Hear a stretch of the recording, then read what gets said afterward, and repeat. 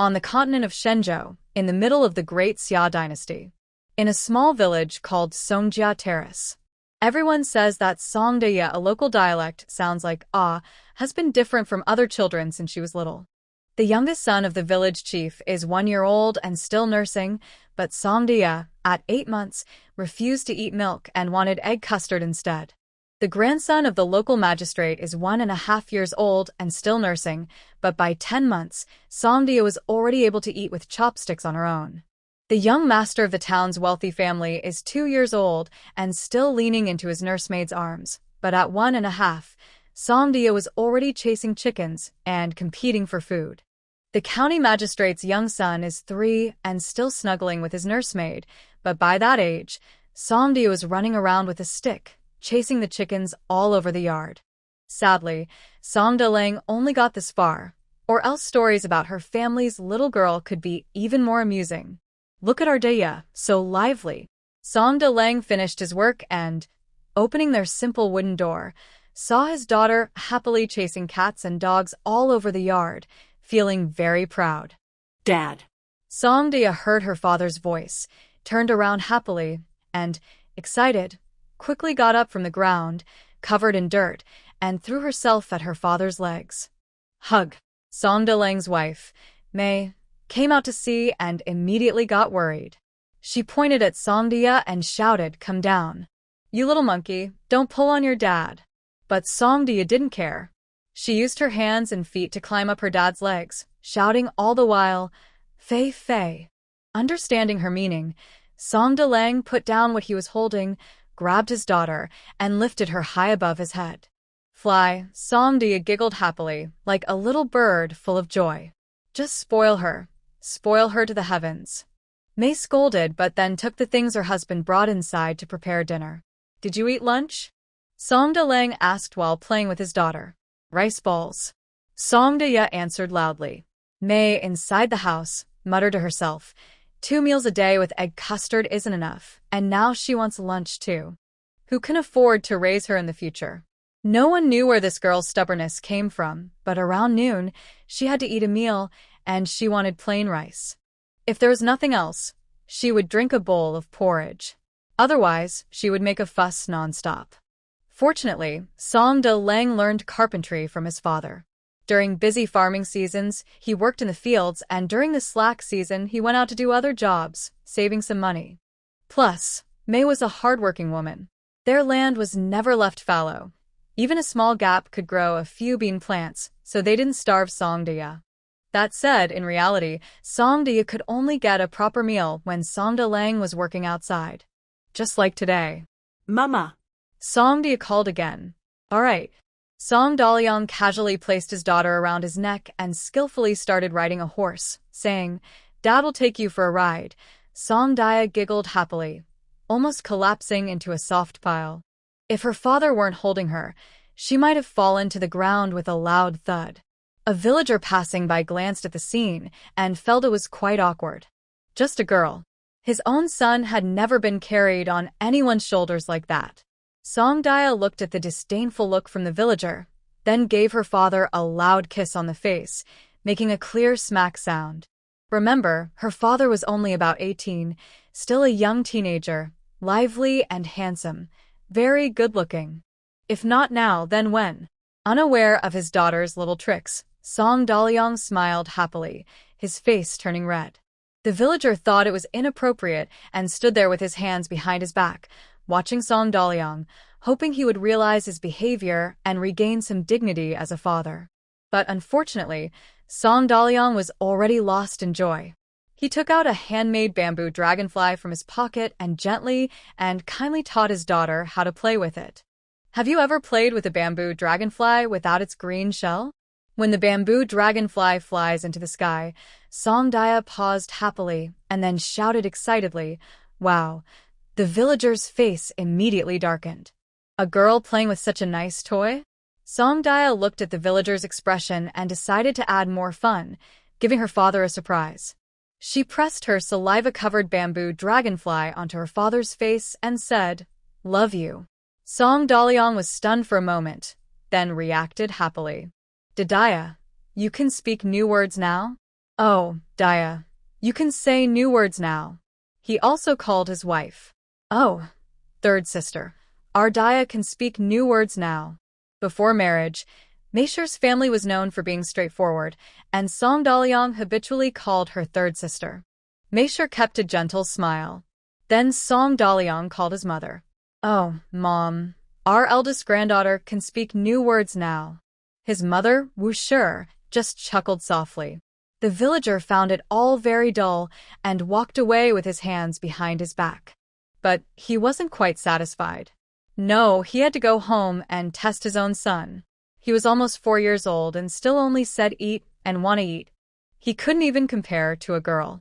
Eat, eat. Today, if he couldn't say anything else, he wouldn't eat. Just then, Meisher had finished preparing the meal and called out, eat. The food was placed in the courtyard, and they ate in the daylight to save oil on lamps. Wu Shi, Song Daliang's mother, was a gentle, soft person who didn't talk much. She carried her bowl and some dishes to eat alone. Meisher wouldn't allow it. My daughter, our family has only a few people just eating at the table. Mother-in-law, eat. Mother-in-law is a local dialect meaning grandmother. Everyone in the village calls her that, and Song Daya is used to it. Since Meisher came in, old lady Wu has never been harsh to her daughter-in-law. Naturally, Meisher wouldn't intentionally be mean to her own mother-in-law. As for old man Song, he passed away last year, but he had been ill for several years. At that time, old man Song was building a house and fell from the roof, injuring his lungs. He spent all the family's savings on treatment and also owed a lot of debt. At first, May's family didn't know about this. After Meisher had been married for 3 months, old man Song finally revealed the truth. Meisher was so angry she cried and went back to her parents' home that day. But she returned the next day because she was pregnant.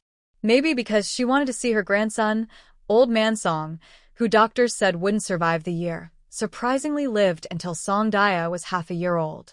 So now, Song Daya's family has only 4 members. It's very simple. For Song Daya, this start is okay. After all, she came through with her eyes closed.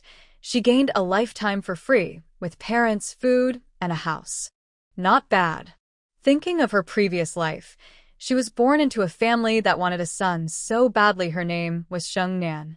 After years of studying hard, she finally got a job at a city company, working her way up to a powerful executive assistant with a nickname Jenny Song. She is 28 years old, young and vibrant, but exhausted from work, losing hair. One day, working late into the early morning, she had a heart attack in the elevator and couldn't survive. And then she came here. In her previous life, she was a strong woman for over 20 years but died suddenly, without even receiving her year-end bonus. This life, she just wants to live more peacefully. Whether Sheng Nan is a good or bad name doesn't matter. Why panic? Life is so long. Why rush to the end? Anyway, as a top boss, as an assistant, given time, she believes she will become a shining star in the Song family. Unaware of the passing time, it always flies quickly. In the blink of an eye, Song Daya, the shining star of the Song family, is 3 years old. During this time, besides being a little more articulate, cleverer, and less easily fooled by adults than other children, she hasn't shown anything unusual. Mostly because she is afraid. Imagine a 3-year-old girl acting like this. People would just praise her for being smart. If she were to speak out with the wisdom she accumulated in her past life, it wouldn't be cleverness, it would be extraordinary talent. She would be in danger of being burned alive. So, Song Daya clearly knows her role, to endure quietly, smartly endure, quietly endure, and create a good life and a free new world through patience. Take it slow, but move faster. Speaking of which, last winter's snow was very heavy. 2 children from the neighboring village disappeared, and 1 from their own village also went missing, which frightened May very much. May spent the whole winter watching over Song Daya, and whenever she had a slight headache or fever, she was terrified. She would hold her if possible, carry her if necessary, and try not to let Song Daya touch the ground to avoid catching cold. Only after spring turned into summer and the weather stabilized did May finally let go of her. This made Songdaya now full of energy, like wheat seedlings after a long winter and spring. The most obvious sign was that she woke up earlier than the chickens at home. "Dad, wake up." Songdaya called to Songdalyuang, "You promised to take me to play today." The word "me" here sounds a bit like play. Unfortunately, Songdaya was very fond of dialects in her past life, and after thinking about it so long, she still couldn't figure out which dialect it was from. So, she also couldn't figure out where she was from.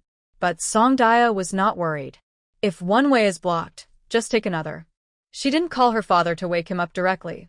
Instead, she climbed to his side and shouted loudly, "Dad, in a small family, there aren't many beds." Songdaya always slept with her parents. Since Songdalyuang was still in his filial period, he mostly just hugged his wife at night and couldn't do much else, so Songdaya didn't feel embarrassed. Songdalyuang, still sleepy, opened his eyes and saw it was still dark, so he said, "Daya, the chickens haven't even crowed yet. Maybe you should sleep a little more." "No, I can't sleep." Songdaya shook her head firmly. "Daya, your dad was tired from working in the fields yesterday. Let him sleep a little longer, okay?" May, who was awakened, also got up to comfort him. "If I let Dad sleep a little longer, will he be able to take me to the village to play later?" Songdaya asked. Sadly, she had grown up and never even left her small yard. She had long wanted to see the world. "No, that's not possible." May refused without hesitation. "You're still young, you can't go anywhere. Just stay at home and play honestly." In this era, medical care was not advanced and children were hard to raise. A cold could be life-threatening, so May kept a close watch on Songdaya. Songdaya understood. But she couldn't be kept at home every day, could she? "The chicken can still peck a little in the vegetable garden," said Songdaya as she plopped down beside her father's head, pouting. "I can't even go out the gate." She sounded so pitiful that May couldn't help but laugh out loud. Songdalyong also stopped sleeping. He lifted the blanket, rubbed Songdaya's round face, and said, "Dad will take you to play." But unfortunately, as people plan, heaven also has its plans. Just after breakfast, the father and daughter were about to go out when a loud thunderclap sounded from the sky, and it immediately started to rain. Songdaya pouted her lips, looking up at the sky, almost crying. Now they could only stay inside and play. The Song family's house was built with earthen walls, topped with thatched roof. Inside and outside, the ground was made of hard mud. Songdaya sat in the main hall, watching raindrops hit the courtyard skylight, creating small mud splashes. The splashes quickly burst, forming tiny streams of muddy water. The small muddy streams meandered through the yard, gathering into larger puddles. Songdaya was eager to jump into the puddles, but she knew she couldn't do that in front of her mother. So she had to give up that idea, wait patiently until nightfall, and then go to sleep. The rain lasted quite a while, until midnight before it stopped. The next morning, the puddles in the yard had turned into muddy holes. Songdalyong wanted to go to the fields to check the situation. Yesterday's heavy rain must have flooded the fields. "Maybe we need to drain some water out," he said, holding a bowl, slurping his porridge. "Wait a moment, I'll clean up the dishes and go with you," May said. Hearing this, Songdaya picked up her bowl, drank a few sips, then ran to hold her father's leg. "Dad, I want to go too. Take me along." "No." May reached out to pull her daughter away. "Your father is going to work in the fields, not for fun. Don't cause trouble. I just want to take a quick look, I won't do anything else." Songdaya circled her father's leg to avoid her mother, still trying to get her way. "Just a quick look, isn't that okay?" If she wasn't allowed outside to get some fresh air, she felt she would go crazy. "No, the ground is still wet, and stepping on it will be muddy," May still refused. "Then, Dad, hold me tight?" Songdaya knew her mother was hard to fool. She hugged her father tightly. "I'm not heavy, Dad, I won't be a burden." "Dad, right?" Songdalyong teased his daughter. "Your dad also has to listen to your mom." Songdaya's little face immediately fell. "Dad, you've changed." "How have I changed?" "You don't love me anymore." "Huh.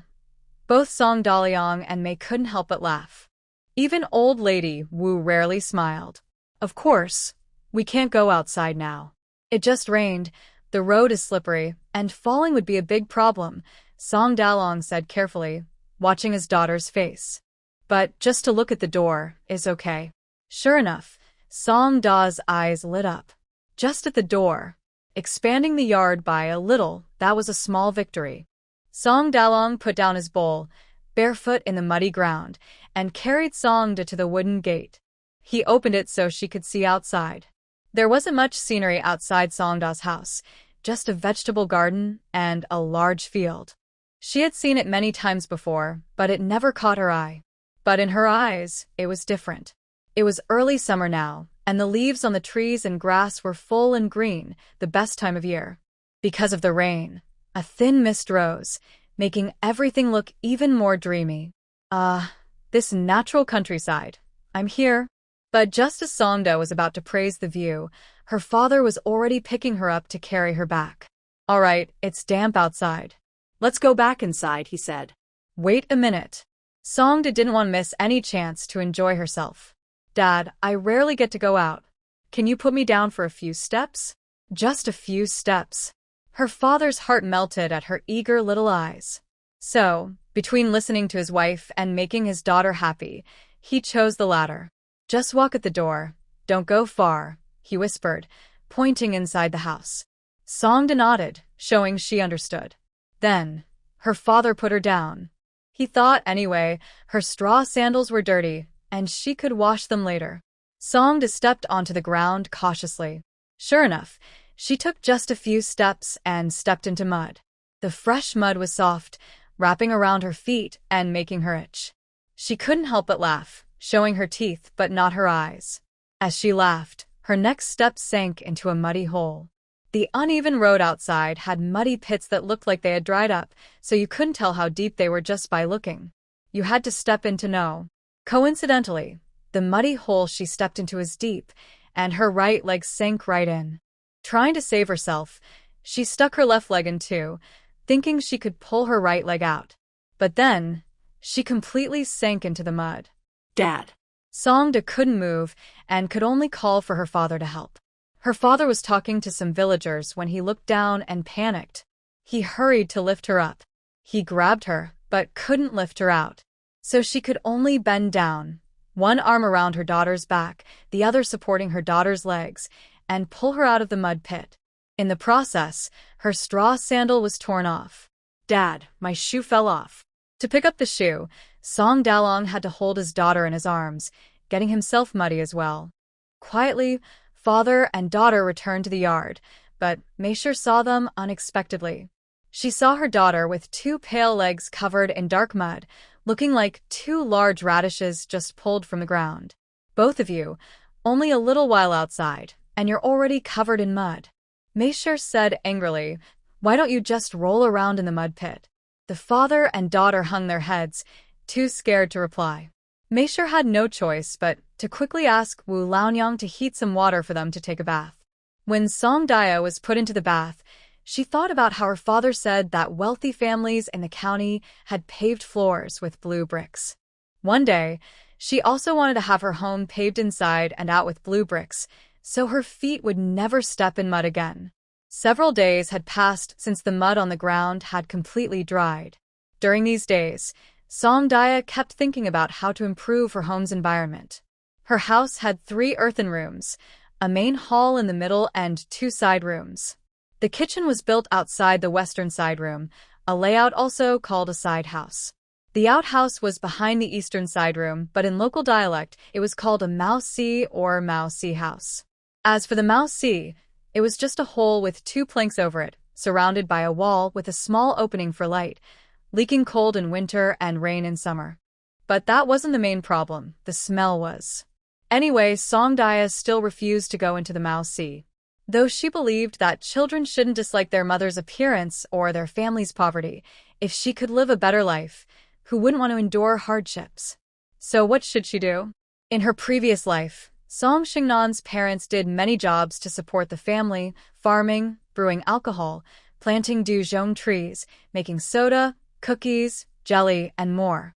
Her father even apprenticed with a sugar-making master, making candied sugar, sesame candy, melon seed candy, peanut candy, and selling them, and the business was quite good. All of these were handmade. Song Shungnan had watched and helped a little, so she knew some skills. But none of these were things Song Daya could do now. After thinking carefully, Song Daya noticed the bamboo grove next to her house.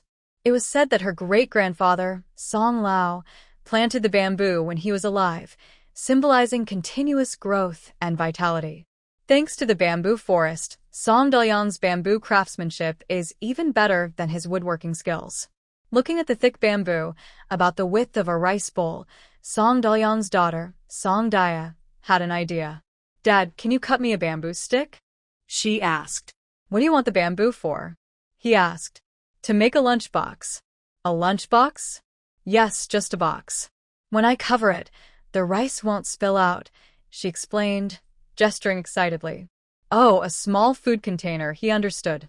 People in the village didn't care much about these things. During busy farming times, they would put rice in a bowl, cover it with cloth, and carry it in a bamboo basket. Only wealthier families paid attention to such details. Song Dalyang saw others using lunchboxes only when working outside. But Song Daya had never seen one. "How do you know about lunchboxes?" he asked. "I don't know," she said confidently. "I just thought of it." "How did you think of it?" "Doesn't my mother have a box?" "A box for clothes. Can it be used for rice?"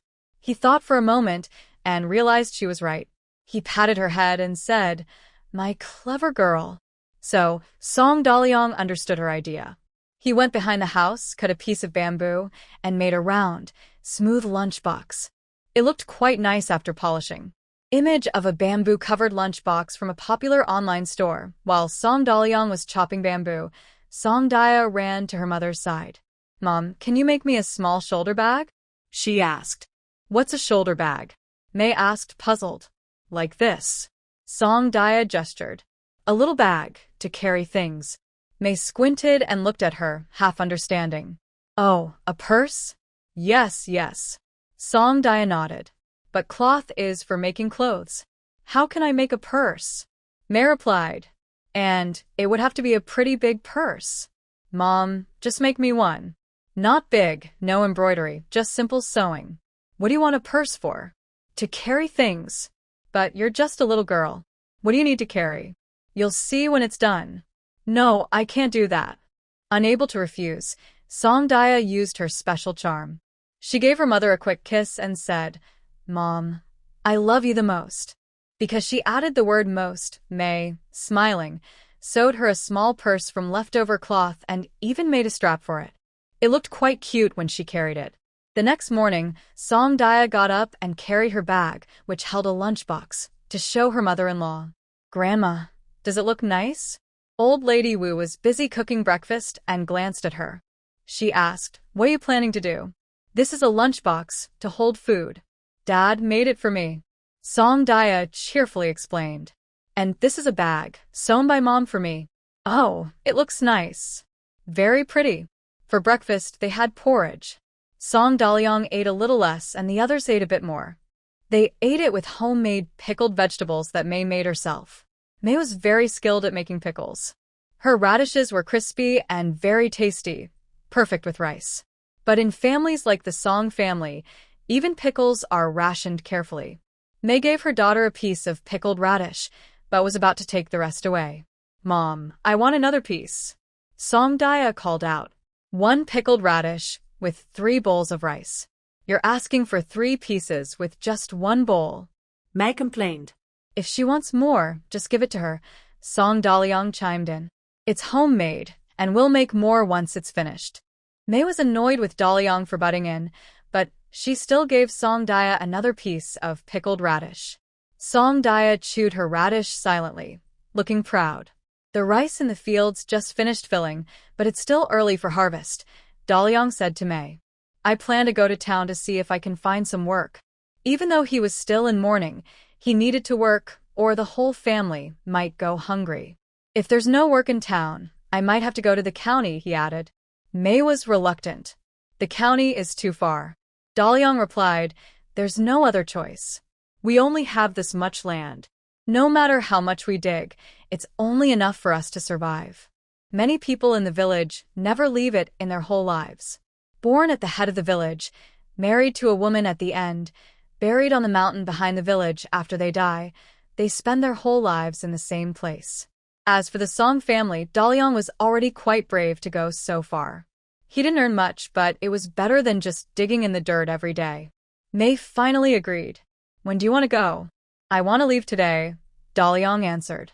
"Then I'll cook some rice for you to take along." Mei quickly cooked some plain rice, made a few rice balls, wrapped them in fresh lotus leaves, and packed them as dry food for Daliang. This was how he usually prepared for trips. There was a little leftover rice, which Mei mixed with some crispy rice grains to make 2 small rice balls for Song Daya's lunch.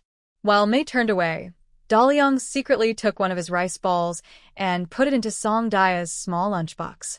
"Don't tell your mom." Father and daughter whispered to each other, smiling so much that their teeth showed. Although Mei was washing dishes in the kitchen, her mind was always on the father and daughter. She secretly peeked and chuckled. "Oh, that girl is so clever. She carries both a lunchbox and a bag, probably to prevent theft. She should know by now that mice have been stealing grain for a long time. How could she not notice? Could she hide any movement in this room? Those 2 mischievous kids." In the evening, Song Daliang returned home. He was covered in dust and looked tired, clearly having no good news. "It's not that I didn't work, it's just that they want to sign long-term contracts, not short ones," Song Daliang said weakly, wiping his face with a cloth Mei handed him. Song Daliang's daughter, Song Daya, with sharp ears, heard this and ran over to hug her father. "Dad, why don't you make and sell bamboo helicopters?" Earlier, Song Daliang had made these simple toys before, selling them in town and earning a few coins. He bought a string of candied hawthorn for Song Daya, which she remembered well. "It's not hard to make, but everyone is copying it now, so it's hard to sell," he said. Thinking about it, Song Daya understood. Right now, there are no patents or intellectual property protections. As soon as something new appears, others copy it quickly. "Then what else can I make?" Song Daya's eyes lit up. She handed her small lunchbox to her father. "Let's make small lunchboxes." "Why make that? Who would want it?" Song Daliang was confused. Song Daya climbed onto her father's lap, sat up straight, and asked seriously, "Dad, there's a school in town, right? Everyone needs to eat, right?" Her father looked a bit puzzled. "Yes, there is," he replied. "But what does that have to do with lunchboxes?" "Exactly." Song Daya's eyes shone brightly. "Dad, our village doesn't have a school. Kids have to go to the next village, Shao Village, to study." She started acting like a bossy boss. No, she was helping her father open his mind to new ideas. "Oh, it's about 10 miles round trip," she counted on her fingers. "It takes a while," Song Daliang casually answered, "about half a day. Kids walk slowly, and they like to play along the way. Whether they go fast or slow, it's about the same." "That's strange. You're just a kid who's never even left the house, yet you know all this?" Mei asked curiously, while setting the table. "Dogo told me," Song Daya replied. That day, Dogo came to brag at Song Daya's house about catching a big green caterpillar. He originally wanted to scare her into crying, as revenge for some trouble from a year and a half ago. Song Daya proudly showed off the candied hawthorn her father bought her, making Ergo Z cry with envy. "You're still talking?" Ergo Z will go home and ask his father to buy some, causing trouble for his family. Meisher glared at Song Daya. "He should thank me instead." Song Daya wasn't afraid of her mother. "Look how quick he is to speak now." Ergo Z's father no longer came to visit Song Dalang, but Ergo Z often came to bring news from inside and outside the village for Song Daya. Ergo Z says his older brother goes to school, just takes a small cake, nibbles on it randomly, and Ergo Z feels sorry for him. Actually, Ergo Z envies his older brother for having something to eat. Ergo Z told me his brother is busy with work, just like going out to do manual labor with their father, and it's pretty tough. Song Dalang still didn't understand what Song Daya meant about the stove. Meisher seemed to understand better. You mean you can put rice in your small lunchbox and take it with you? Yes, yes. Oh, my mother is so clever. Songdia gave her mother a thumbs up and kept opening the door to a new world. Father, mother, look at this lunchbox. The couple looked over together. It can hold rice, vegetables, cakes, even porridge and soup. Songdaya demonstrated. As long as you don't tip it over, it won't leak. And the lid keeps it warm. Although it's not as good as modern insulated lunchboxes, it's ancient times. Plus, Father, you can make a smaller one to hold chopsticks and a spoon that fit inside the lunchbox.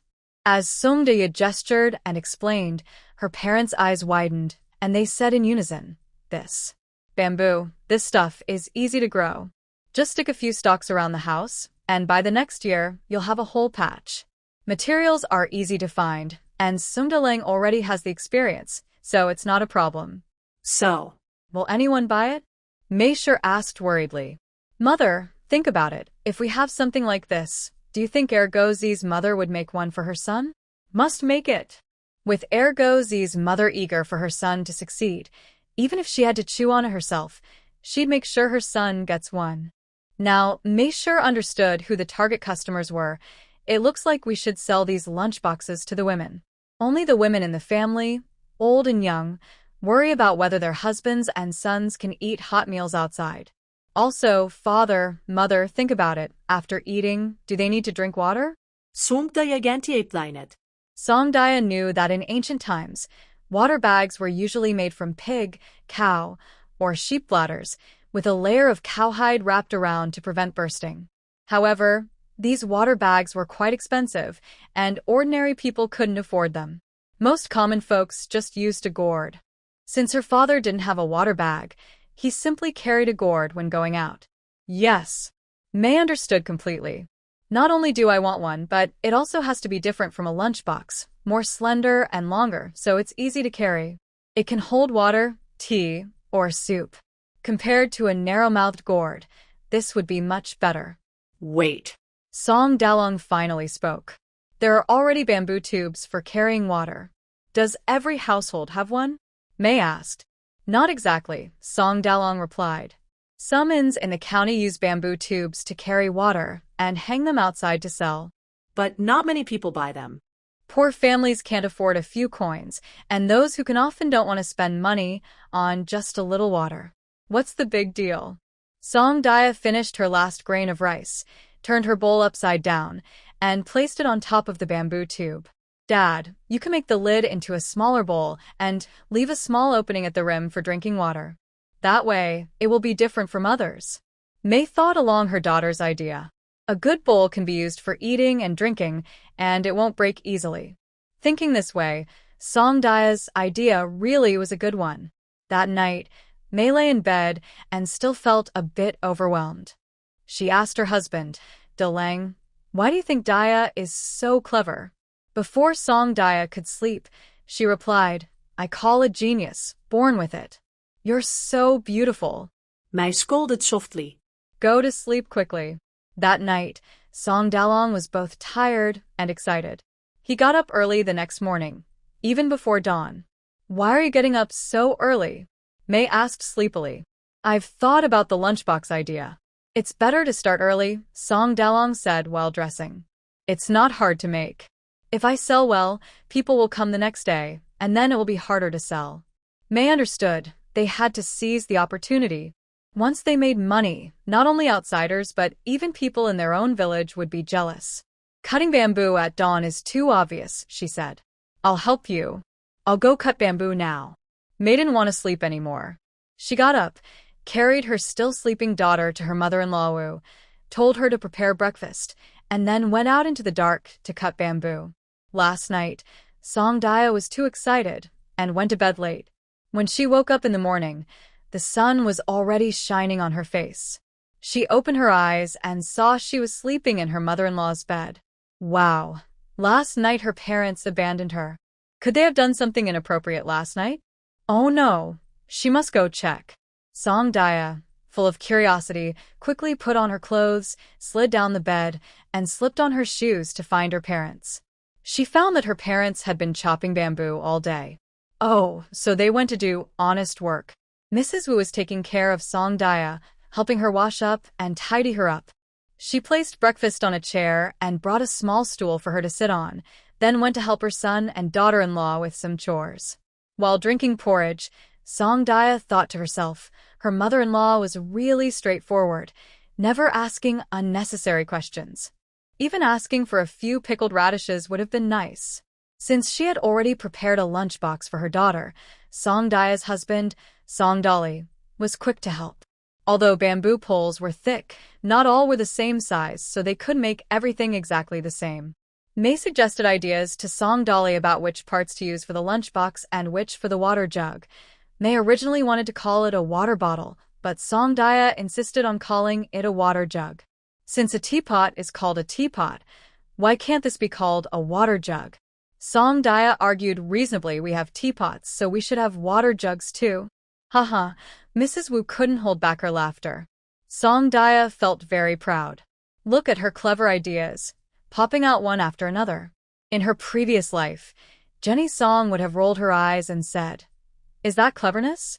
Or just borrowing light?" Song Dolly was very skilled at woodworking.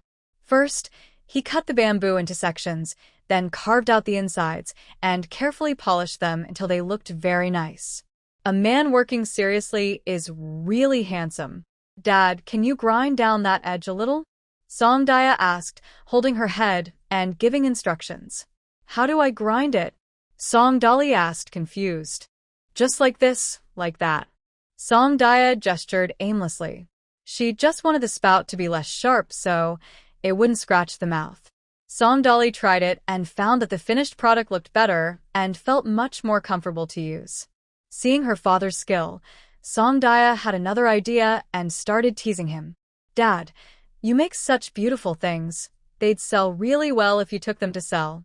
Maybe, Song Dolly replied quietly. He was young and inexperienced, and his craftsmanship still needed improvement.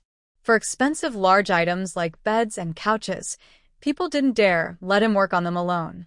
He mostly made benches, shelves, small tables, boxes, and cabinets, and occasionally crafted clever little gadgets. Song Daya thought that was enough. Dad, have you ever thought about making a name for yourself? Song Daya squatted on the ground, playing with her dad's finished items, seemingly casually saying. Song Dalong had thought about it. After all, doing craftsmanship work, having a good reputation or not makes a big difference. You've seen those famous master craftsmen. When they go to do work for someone, the host treats them with respect, invites them in, offers the best seats, good wine, tea, and food. As for others, just being able to eat a simple meal with some meat is considered generous. Song Dalong was partly influenced by his father. Otherwise, just wanting to follow this path wouldn't get him anywhere. Even if he apprenticed with someone else, he wouldn't be able to become a master without 10 years of hard work. It's hard to build a good reputation. Song Dalong sighed. Dad, look, there's a guy named Zhang in the next village who opened a blacksmith shop.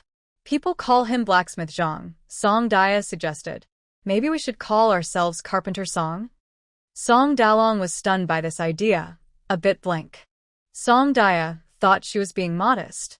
Listen to the names of famous craftsmen like Zhang Shaoquan, Wang Matzi, or the 18 Sons. Aren't they all named after themselves? Dalong, I think that name is pretty good. Mei sure liked it. Mei sure noticed that Song Daya had a natural interest and persistence in naming. She often changed the way she called things, focusing on a simple, straightforward image. At first, the couple wasn't used to it, but after a while, they found it was easy to remember. Just making these few things, it's not good to call ourselves Carpenter Song. Song Dalong felt a bit embarrassed. Seeing her dad's shy look made Song Daya happy. Her dad was hooked. You're a carpenter, you make woodwork, and your surname is Song. What's wrong with calling yourself Carpenter Song? Mei sure supported her daughter. No, I feel this name is too big. Song Dalong still shook his head. Master craftsmen wouldn't dare to call themselves that. Then, let's not call it carpenter. How about skillful worker? Mei sure suggested eagerly. Look at what you make. Without some clever ideas, you really can't do it. Song Dalong reached out to pat his daughter's head, loving and proud. All thanks to Daya's idea. Without her, I couldn't do this. Dad, I also think skillful worker song sounds nice, Song Daya decided. I've made up my mind. Our family's name will be Skillful Worker Song. Song Daya didn't realize herself that when she said these words, a commanding presence radiated from her, surprising Song Dalong and Mei. Does that look a bit like a village sword? Song Dalong muttered to himself. You're so full of ideas. Mei laughed, then asked, Where did you hear about the blacksmith Zhang? Arguzi. In this way, without even knowing it, Arguzi earned the title of #1 best friend in the Song family in Song Daya's heart. By the way, Dad, since we've decided on the name, you should carve it onto the lunchbox. Selling one like this is almost like advertising. Song Dalong hesitated. He didn't dislike the idea. Many well-known shops in the county did the same. But the words skillful song are a bit long, and the bamboo lunchbox and water bottle aren't very valuable items, so carving the words might take more time than making another one. It would slow down the process and be a loss. How about just carving the character song? Mei suggested. Draw a circle around the character song. Song Daya added. Her original idea was similar to a trademark mark from later generations, but she thought her father might not understand. So she changed her wording. Don't draw a circle, draw a plum blossom shape to represent Mom. That way, both Mom and Dad's names are on it. Mei was stunned for a moment, then realized her daughter's meaning, and her eyes involuntarily reddened. Song Daya's eyes twinkled, and she saw Old Wu, who was silently working without saying a word, and said, Plum blossoms have 5 petals, so Grandma's name is included too. Old Wu felt her eyes sting, and quietly got up to go inside. Song Dalong felt both moved and proud. Moved because his daughter cared for the whole family, proud because she was so clever. We all have ours now, what about you? Song Dalong teased his daughter. Song Daya thought this was easy. Just carve the character's song bigger. That's me. Mei chuckled. It turned out they were all just highlighting her. Some things only become clear when compared. Like now, our family is poor, but the parents love each other. The mother-in-law and daughter-in-law get along well, and the family has no strict demands on Song Daya. Unlike in her previous life. Her parents in her past life were farmers, and she was born in the countryside. Plus, she was an only child, so her parents had very high expectations. They wanted her to outshine the boys in the village in everything, even fighting. Later, she fought her way out, and her colleagues said she had a fierce spirit, firm, decisive, stubborn, daring to challenge her boss. At that time, she was very jealous of a female colleague in the next office. She grew up hearing praise from her parents and was always complimented on everything she did. Although her features were quite ordinary, she had a bold, confident beauty that stood out. Later, she thought if she could live again, she would definitely not live as stubbornly as before, trying to be stronger than men. Now, she was happy with her life as it was. At night, after Song Daya fell asleep, Song Dalong and his wife also talked about their daughter. Dalong, do you think Daya is too clever? She knows so many things we don't understand. Mei felt uneasy inside. Old villagers used to say that some children are born smarter than others. Maybe Daya is one of those, Song replied casually. But being too clever might be. Mei hesitated, worried about what the old folks said about smart children. They also said such children might not live long, but Mei dared not say those words aloud. Don't worry, Daya won't be like that, Song reassured her, holding her gently and speaking softly. It's late now, go to sleep. Who knows what new tricks Daya might come up with tomorrow. The next morning, Song Dalong went to the neighboring Shao village to buy some cakes and pastries. He visited the best calligrapher at the school to write the character Song. In his early years, when Song's father's family was well off, he had sent Song Dalong to school for a while. Later, after his father was injured and the family couldn't afford it, he stopped studying. So, Song Dalong knew a few characters but wasn't good at writing, so he had to ask for help. In the rural school, the villagers were poor, and the teachers usually only accepted some cured meat as tuition. When Song Dalong received the honeyed cakes and pastries, he was very happy. He took out his brush and wrote several different styles of the character Song. The different styles are regular script, running script, cursive, and clerical script, the teacher enthusiastically explained. If you don't like these, I can also write seal script or official script. Song Dalong thought, there's no need to trouble so much.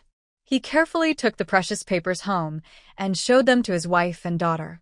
May and Dia both chose the regular script because it was simple and easy to recognize.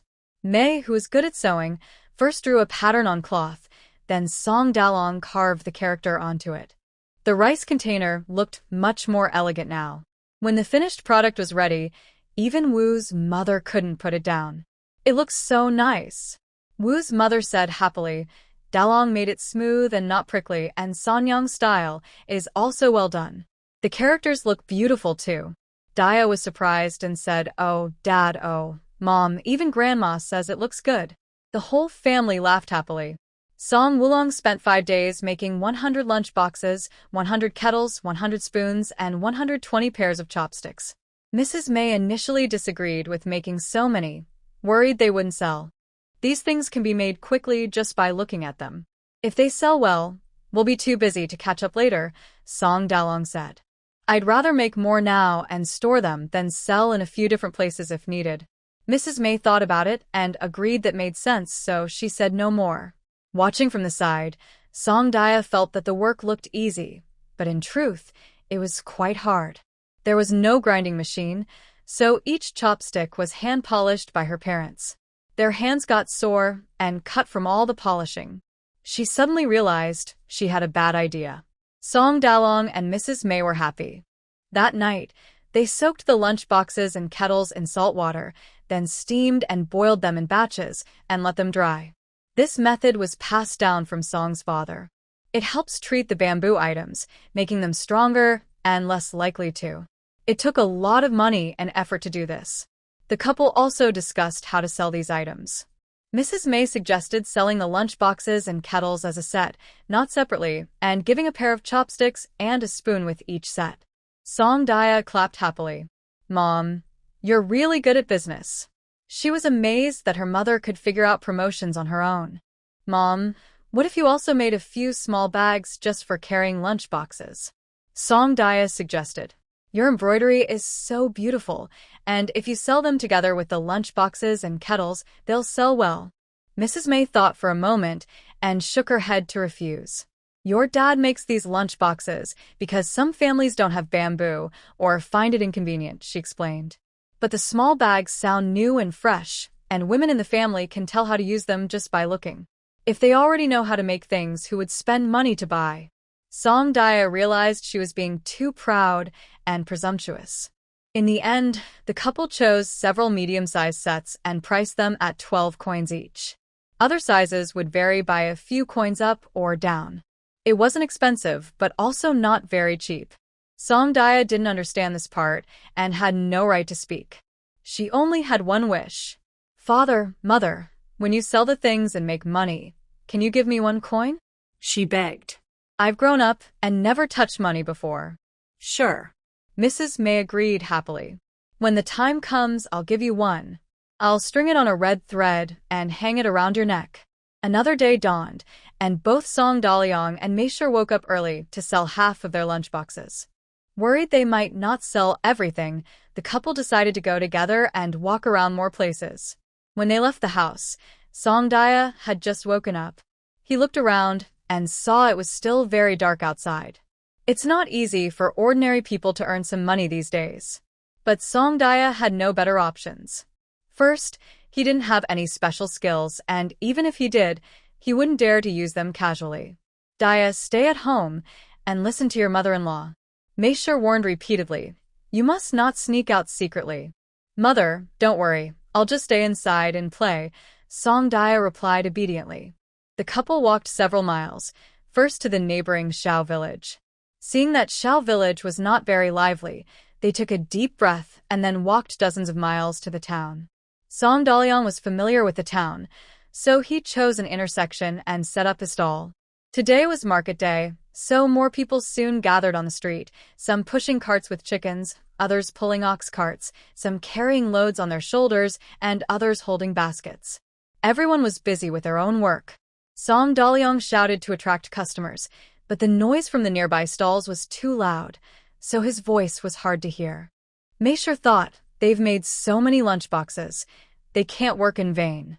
They must sell them. She was a smart woman and started shouting along with others on the street.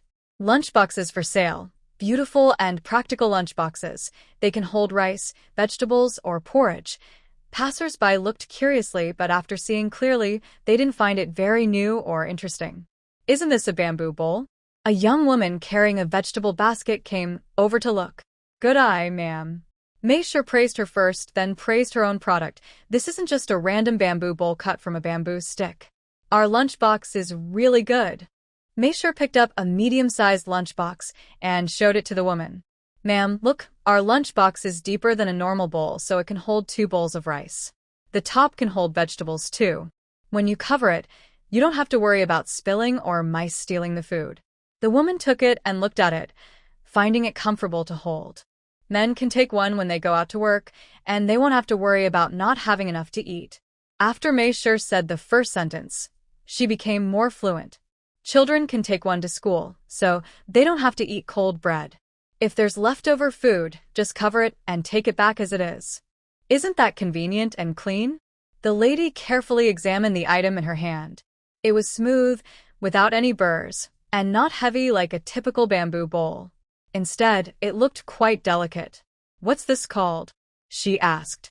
Rice box, Mei replied. Rice box. The lady softly repeated. This item wasn't as refined as a food box, but it was still quite nice. It wasn't as elaborate either, with only 1 layer, but it was smaller than a food box. Inside a food box, you'd usually find bowls and plates, but this one didn't need that. Just pack everything in all at once. Made of bamboo, it wasn't like ceramic or porcelain bowls, so it wouldn't break easily if dropped. For ordinary families, using it to hold rice was fine. Here I also have a water jug.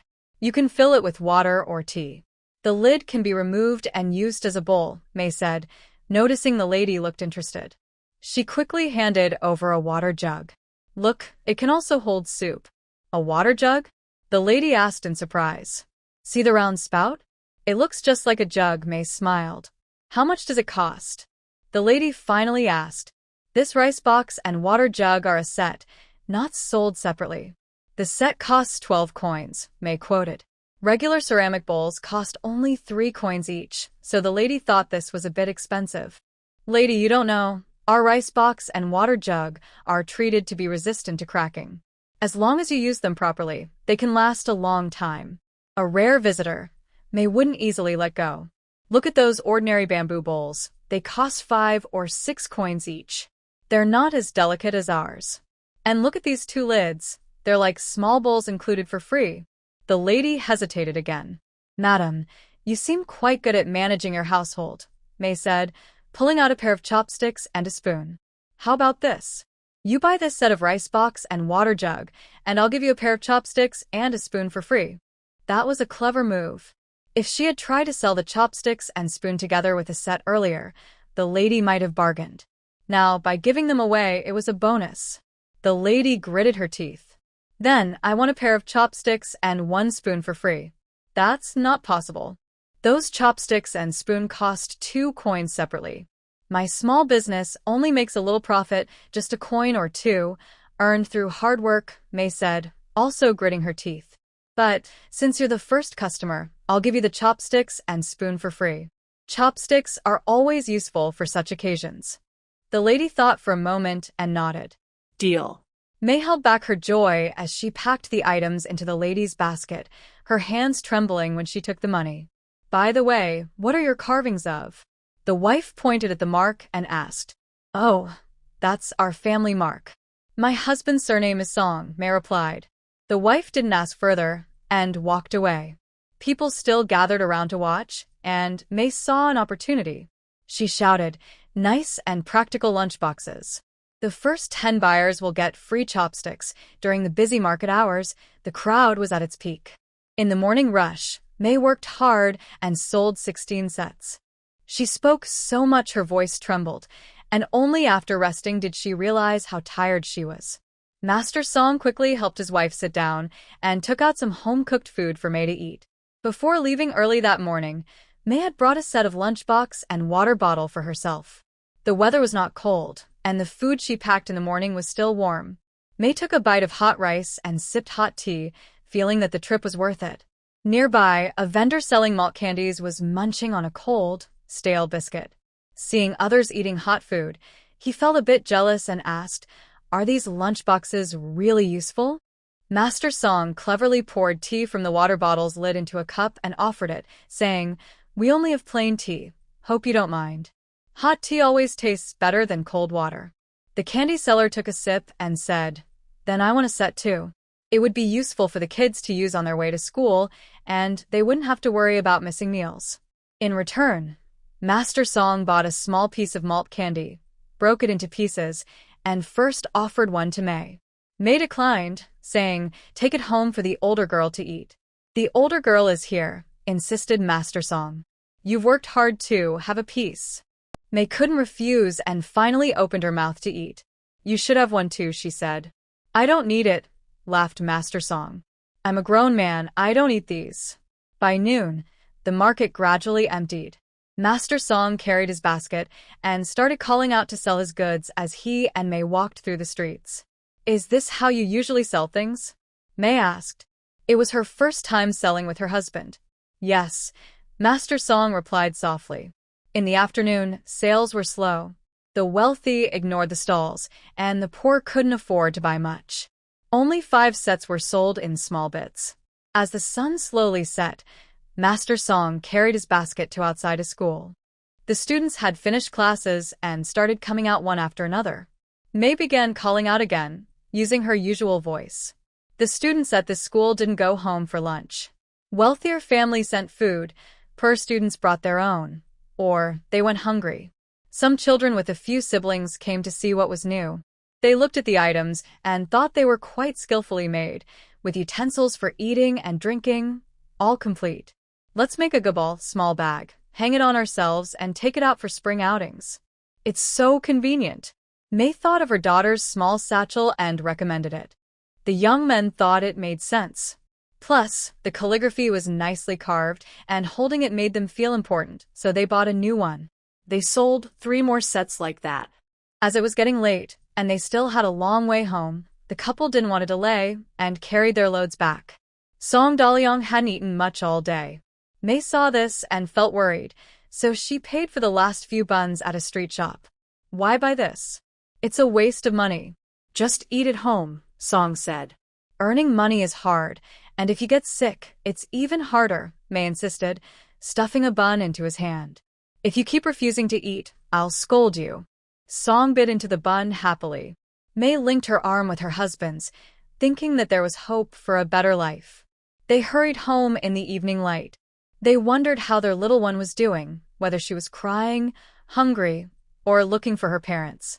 Since the sun started setting in the west, Song Daya kept watching their house's door. But until the moon climbed the treetops, her parents hadn't come back. In ancient times, there were no streetlights, flashlights, or internet. Robbers and bandits seemed always present, which worried Song Daya a lot. She worried so much that she fell asleep at the dining table. Old Lady Wu wanted to carry her to bed but couldn't lift her, fearing she might fall, so she let her sleep there. She took a banana fan and fanned away mosquitoes nearby. Just when Old Lady Wu was about to doze off, the door finally opened. "Mom, we're back." Old Lady Wu turned on the light and opened the door. Song Daliang went in first, with May closing the door behind him. In the main room, they saw Daya sleeping in a chair. "Why is she sleeping here?" May said with concern, a little upset. "She wouldn't go to bed and wanted to wait for you," Old Lady Wu explained. "I couldn't carry her, afraid she'd fall." Old Lady Wu was 39 when she married Song Daliang, and now she was nearly 60. Since May married in, she hadn't done heavy work. Her strength had gradually faded from disuse. May understood. "I'll carry her to bed," May said, picking up Daya and taking her inside. Song Daliang put down his things, washed his face, and went to find some food in the pot. Although her mother didn't speak much, She could still do simple chores like boiling water and cooking rice. Sure enough, the rice was still in the pot. When Song Dalong saw it, he thought there was quite a lot and asked, "Mother, haven't you eaten yet?" "Yes, waiting for you all," old Lady Wu replied. "Mother, if we come home late in the future, you and big sister should eat first and not wait for us," Song Dalong said. Old Lady Wu didn't respond. After finishing her chores, Mei left the children and came out to give Old Lady Wu the remaining buns, telling her to eat them early tomorrow morning, then wash her face and eat. After finishing her meal, she tidied up the bowls and chopsticks and started to count the money. Old Lady Wu instinctively moved aside. "Today, we sold 25 sets in total, and there are 24 left." Since Mei married in, she learned to recognize some characters and could do simple calculations. "We earned 317 coins in total. Subtracting the cost of buns and malt sugar, there were still 301 coins left." "Oh my, this is..." Mei exclaimed in amazement. The fishers in the village usually earn about 50 coins a day, but the couple earned the equivalent of 6 days' work in one day. "It took us several days too." Song Dalong reminded his wife not to forget their hard work in the previous days. "I understand. How could I forget?" Mei looked at the table of money and said, "I just feel that doing business really has its sweet rewards. No wonder whenever the fields are idle, Song Dalong wants to go out." "So, what should we do with the remaining money?" Mei asked again. "Let's go to the town to sell for a day and see if it works. If not, then go to the county," Song Dalong replied. "Making money is like forging iron. You have to strike while it's hot." After chatting, the couple packed up the money and hurried to bed. The next morning, Song Dia woke up a bit late. Song Dalong and Mei had already gone out. Old Lady Wu brought a copper coin with a red string and hung it around Song Dia's neck. "This is from your mother." Of course, it was a promise Mei had fulfilled earlier. Along with the copper coin, there was a small paper bag. Song Dia opened it and saw malt sugar, carefully broken into small pieces about the size of soybeans. "Grandmother, open your mouth. I want to see your teeth," Song Dia said. Old Lady Wu opened her mouth without suspicion. Quickly, Song Dia stuffed a piece of malt sugar into her mouth. Old Lady Wu was reluctant to eat such a precious thing and hurriedly took it out, wanting to feed it to Song Dia. But Song Dia didn't dare take it. "Grandmother, here, this is for you. Eat it." They pushed and pulled, and the sugar melted. Old Lady Wu had no choice but to put it back in her mouth, feeling sweet inside her heart. Song Dia achieved her goal and turned to play with the copper coin again. In her previous life, she had seen copper coins that were either black or rusted green. "The coin in my hand looks shiny and new." Usually, old coins have the emperor's reign name on them, and this one says Longxing Tongbao. Historically, Emperor Xiaozong of Song used Longxing as his era name. Unfortunately, Song Dia, who is quite curious, still doesn't know exactly which dynasty or era this coin is from. But that's okay. After all, Song Dia and Mei are ordinary villagers who spend their days taking care of their families. Who has time to discuss national affairs? Besides, they don't know either. Even if they did, who would bother to tell a 3-year-old? Luckily, there's Guzi. Guzi doesn't hold grudges and often comes to visit Song Dia, bringing her news from outside. Today, after Song Dia finished breakfast, Guzi arrived. "Dia, I know the answer to the question you asked last time." Guzi boasted. "Oh, tell me," Song Dia encouraged eagerly. She knew he had probably asked his older brother about it. That was exactly what she wanted. Guzi's older brother is 3 years older than him. As one of the few children in the village who is just starting to learn, he is very eager to show off. Song Dia used Guzi to chat with his brother and found out that his brother has a very good trait. He's stubborn and likes to act important. This trait shows in his willingness to answer questions and his honesty when he doesn't know something. He won't pretend to know. Of course, she didn't realize this at first. She would ask her teacher later and get the answer in a few days. Also, Guzi's brother keeps secrets and never talks about this kind of thing in front of adults, so Song Dia has never been caught. He's a really good brother. But what about her own brother? Song Dia wondered. So, without her knowing, Guzi's brother earned the title of second best friend in the Song family in her heart. Our country now is called Xia, and people call it Great Xia, Guzi said proudly, with his hands behind his back and chest puffed out like a little rooster. Our Great Xia has had 2 emperors so far. The first was the founding ancestor, who reigned. The proud little rooster scratched his head. For how many years? 7? 8? 9? Never mind, just keep going, Song Dia said generously, waving her hand to signal she was okay with that. She only needed to know roughly. Now, the current emperor has been on the throne for. The little rooster looked downcast. 4. 13 years. Or 31 years. Song Dia understood. Guzi always struggles with numbers. All right, remember. Oh no, you're already so impressive for knowing so much. Song Dia comforted Guzi. Afterward, she felt a bit insincere and thought that she would still rely on Guzi a lot in the future, so she quickly made up for it. Oh, not that. It's better to prepare in advance. You are the most talented among my friends. Song Dia, the only friend she had, patted Guzi's shoulder and cheerfully encouraged him. As long as you keep going, you'll be the shining star of Songjia Terrace too. What is a shining star? Guzi asked, confused. It's a glowing bead, Song Dia answered simply and directly. Poor Guzi had never seen much of the world and didn't understand. Are there glowing beads in this world? Song Dia thought to herself, there are plenty. Close by, the emperor's family has luminous pearls.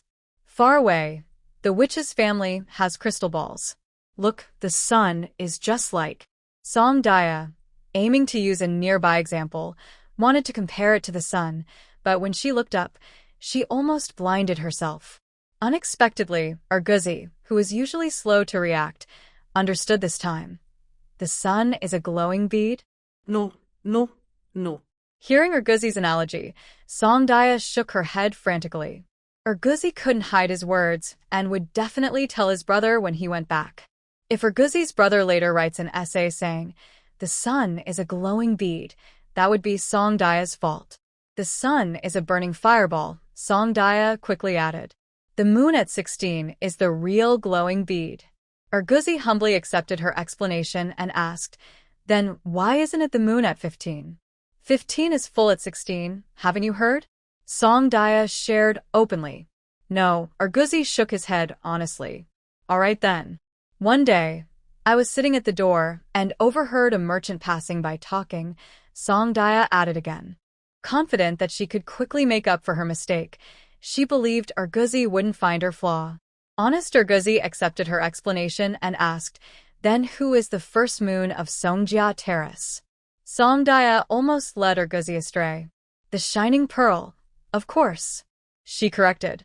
Then she patted her chest proudly and said, the number 1 shining pearl of Songjia Terrace is me. Guzi looked shocked. What? The number 1 moon of Songjia Terrace. Oh no, the number 1 shining pearl is actually Song Dia? Why isn't it his brother? Song Dia did not wait for Guzi to reply. She reached out and patted his shoulder, asking Guzi, do you want some candy? Guzi's eyes lit up. Do you have any? Song Dia took out a small paper bag with candies from her little bag and showed him one corner. You really have some? Guzi's eyes widened immediately, and he drooled. Candy? As for wealth, Song Dalyang's family in Songjia Terrace is just average. But when it comes to spoiling children, Song Dalyang is definitely famous within 10 miles.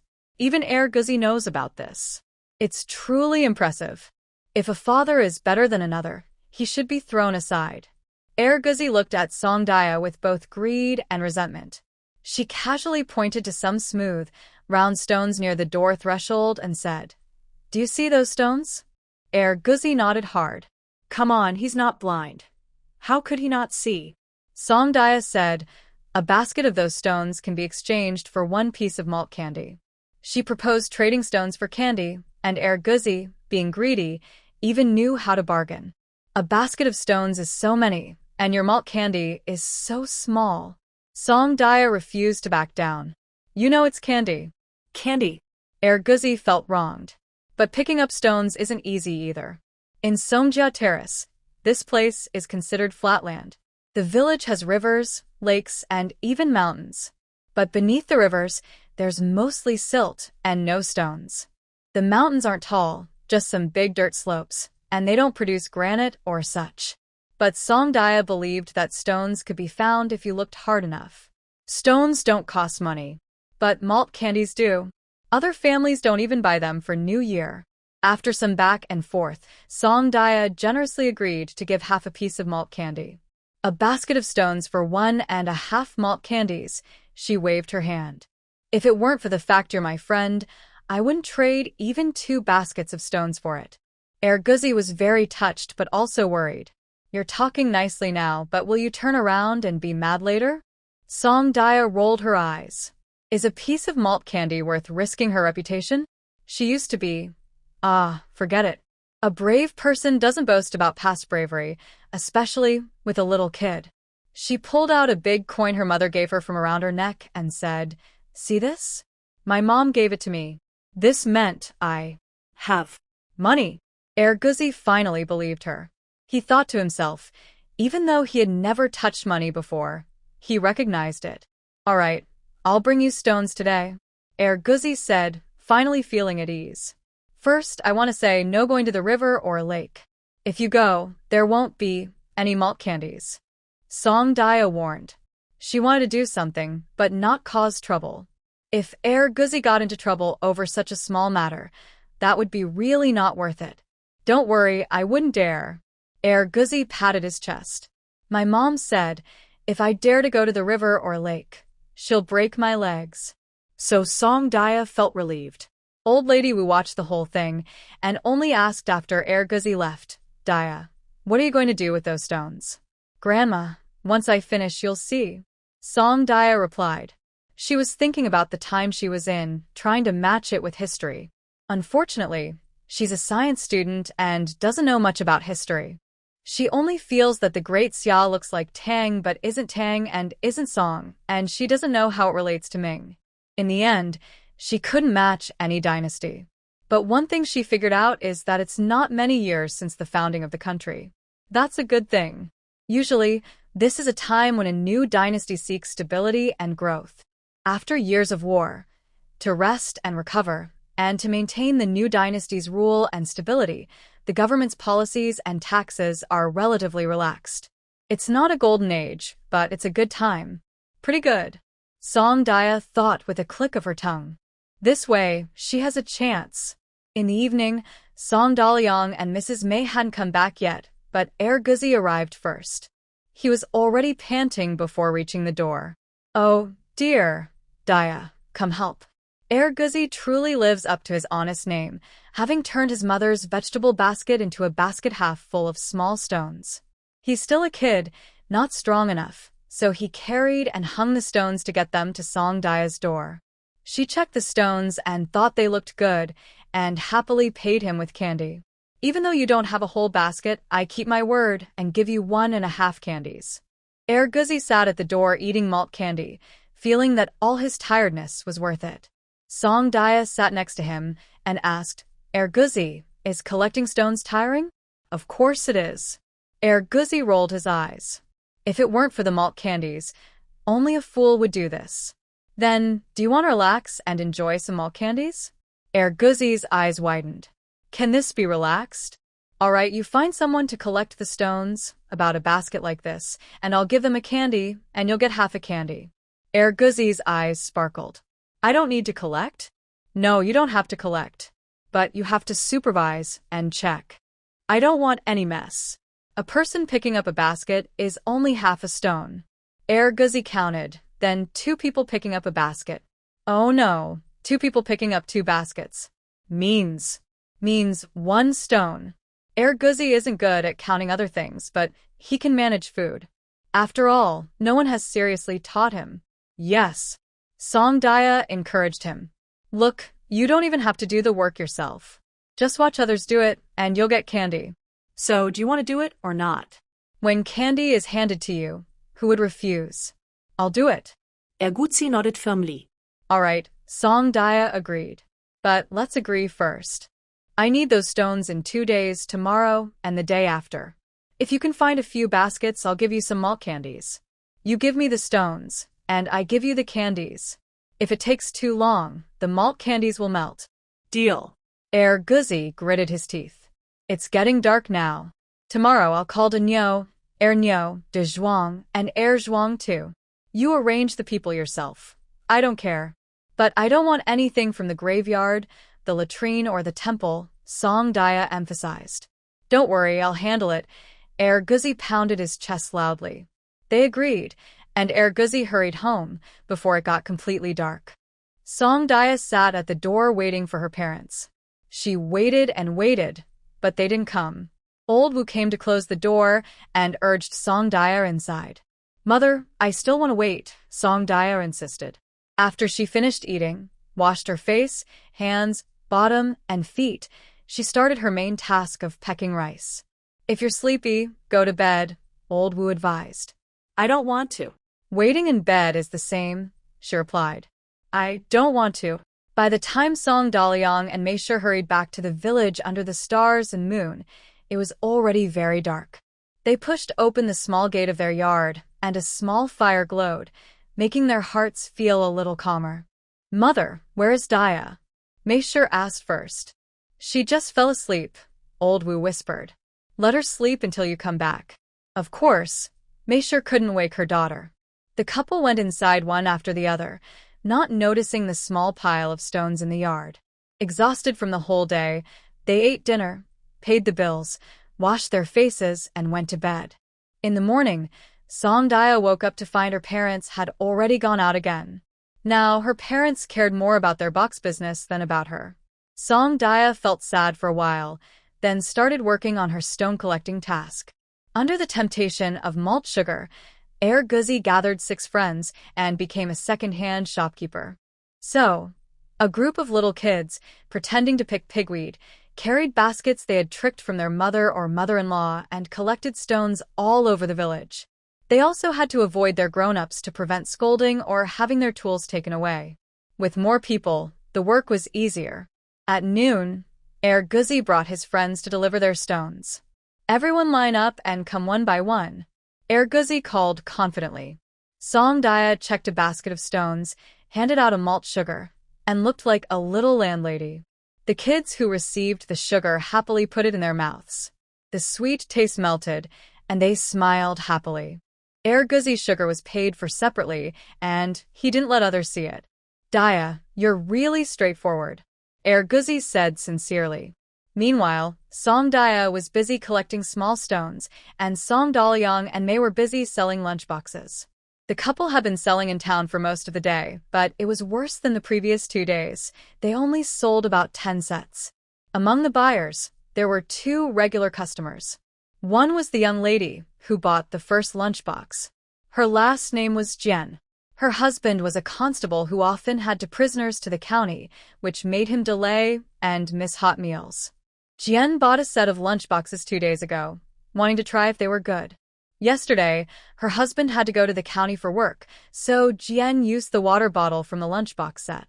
Her husband didn't think much of it at first. When they arrived at the county and finished their work, her husband took out the rice. He opened it, and the rice was still warm, as was the tea.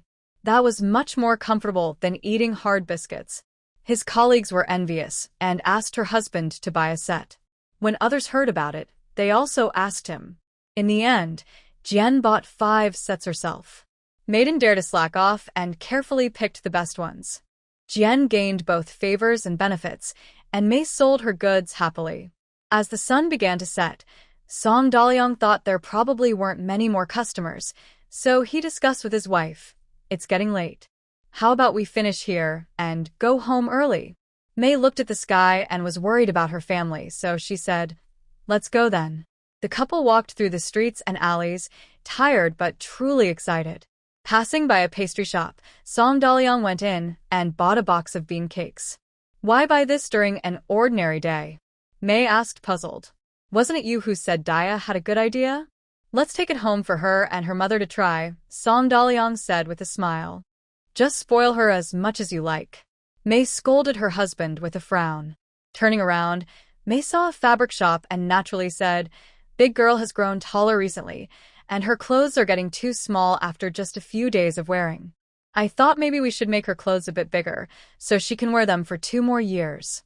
Song Dalong didn't point out his wife's stubbornness and soft heart, but just smiled and said, "You decide.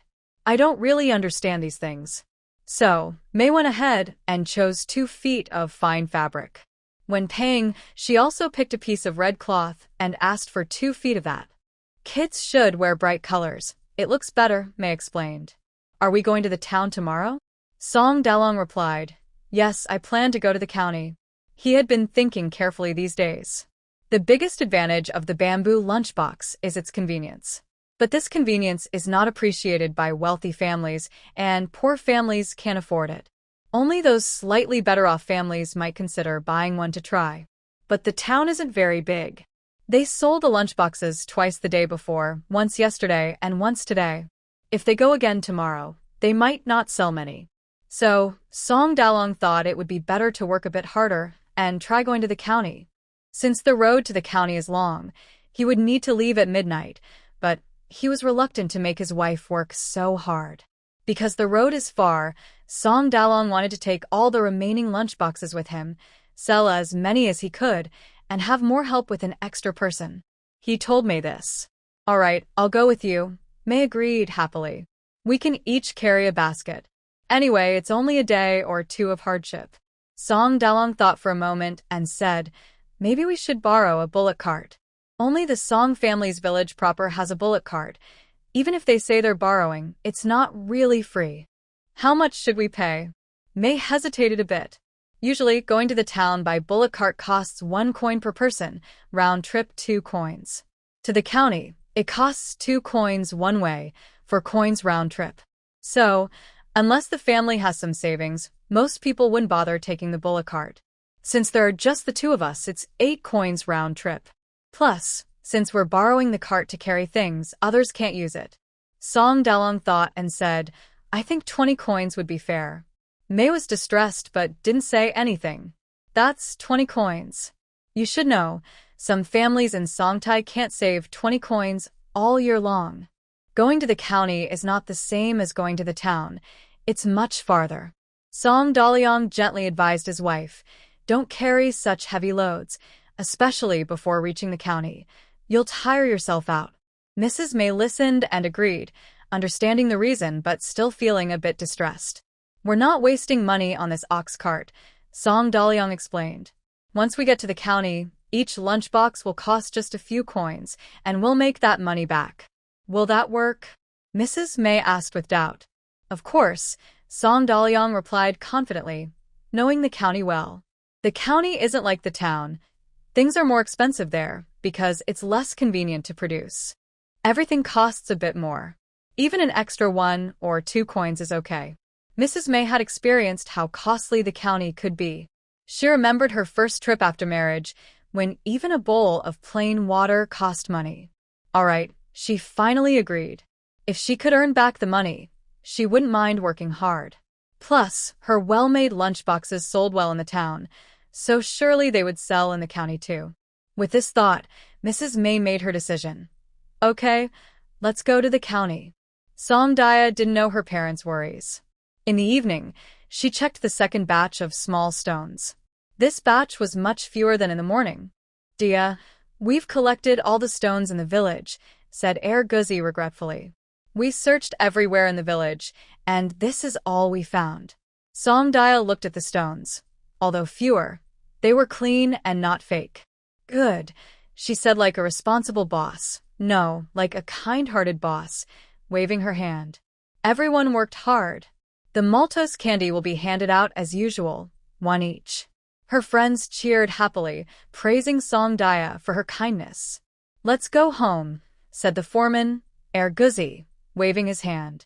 And remember, if anyone tells their parents about today's work, I won't take them to play anymore. Got it, the children nodded, understanding. Finally, Guzi took his share of the candy.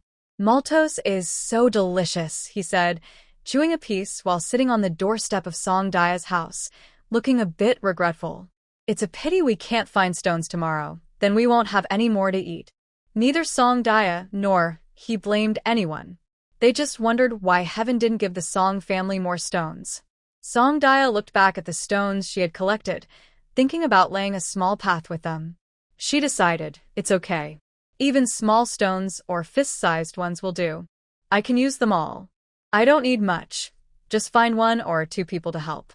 I'll tell you how much sugar to give, and I'll calculate it for you. Song Dia thought for a moment and added, this needs to be done before noon tomorrow. Is that okay? Guzi patted his thigh and nodded vigorously. Yes, I promise you'll be happy. Picking up big stones is much easier than small ones. Once the plan was settled, Guzi left, thinking as he walked. Just a few stones to gather, and some malt candies to get. Such a good thing. Who should share it? Dinyo and Nyo are his cousins, and Zhuang and Zhuang are also his cousins. Who should he give to? This matter isn't easy to decide. Song Dia didn't expect that just a few candies would make her the big sister among the children in Songjiatai, almost without realizing it. Song Dalong and Mrs. May hurried back to Songjiatai under the stars. The village dogs were already asleep. Of course, Song Dia was asleep too. Old Wu was lying in bed but couldn't sleep. She was taking care of her granddaughter and listening carefully to the sounds outside. Mom. Song Dalong knocked softly on the firewood door and called out. Old Wu was anxious and quickly turned on the light to open the door when she heard him. The couple was worried about going to the county tomorrow. Plus, the yard was dark and quiet, so no one noticed the large pile of small stones in the yard. Mom, tomorrow I and Sanyang are going to the county to sell lunchboxes. We need to leave early. Look, is there anything to eat at home? Help us prepare some. Song Dalong said while drinking water. Old Wu asked about the exact time of departure and replied, cooking rice might be too late, so I'll make a few pancakes, boil some eggs, and brew some hot tea to take along. Okay.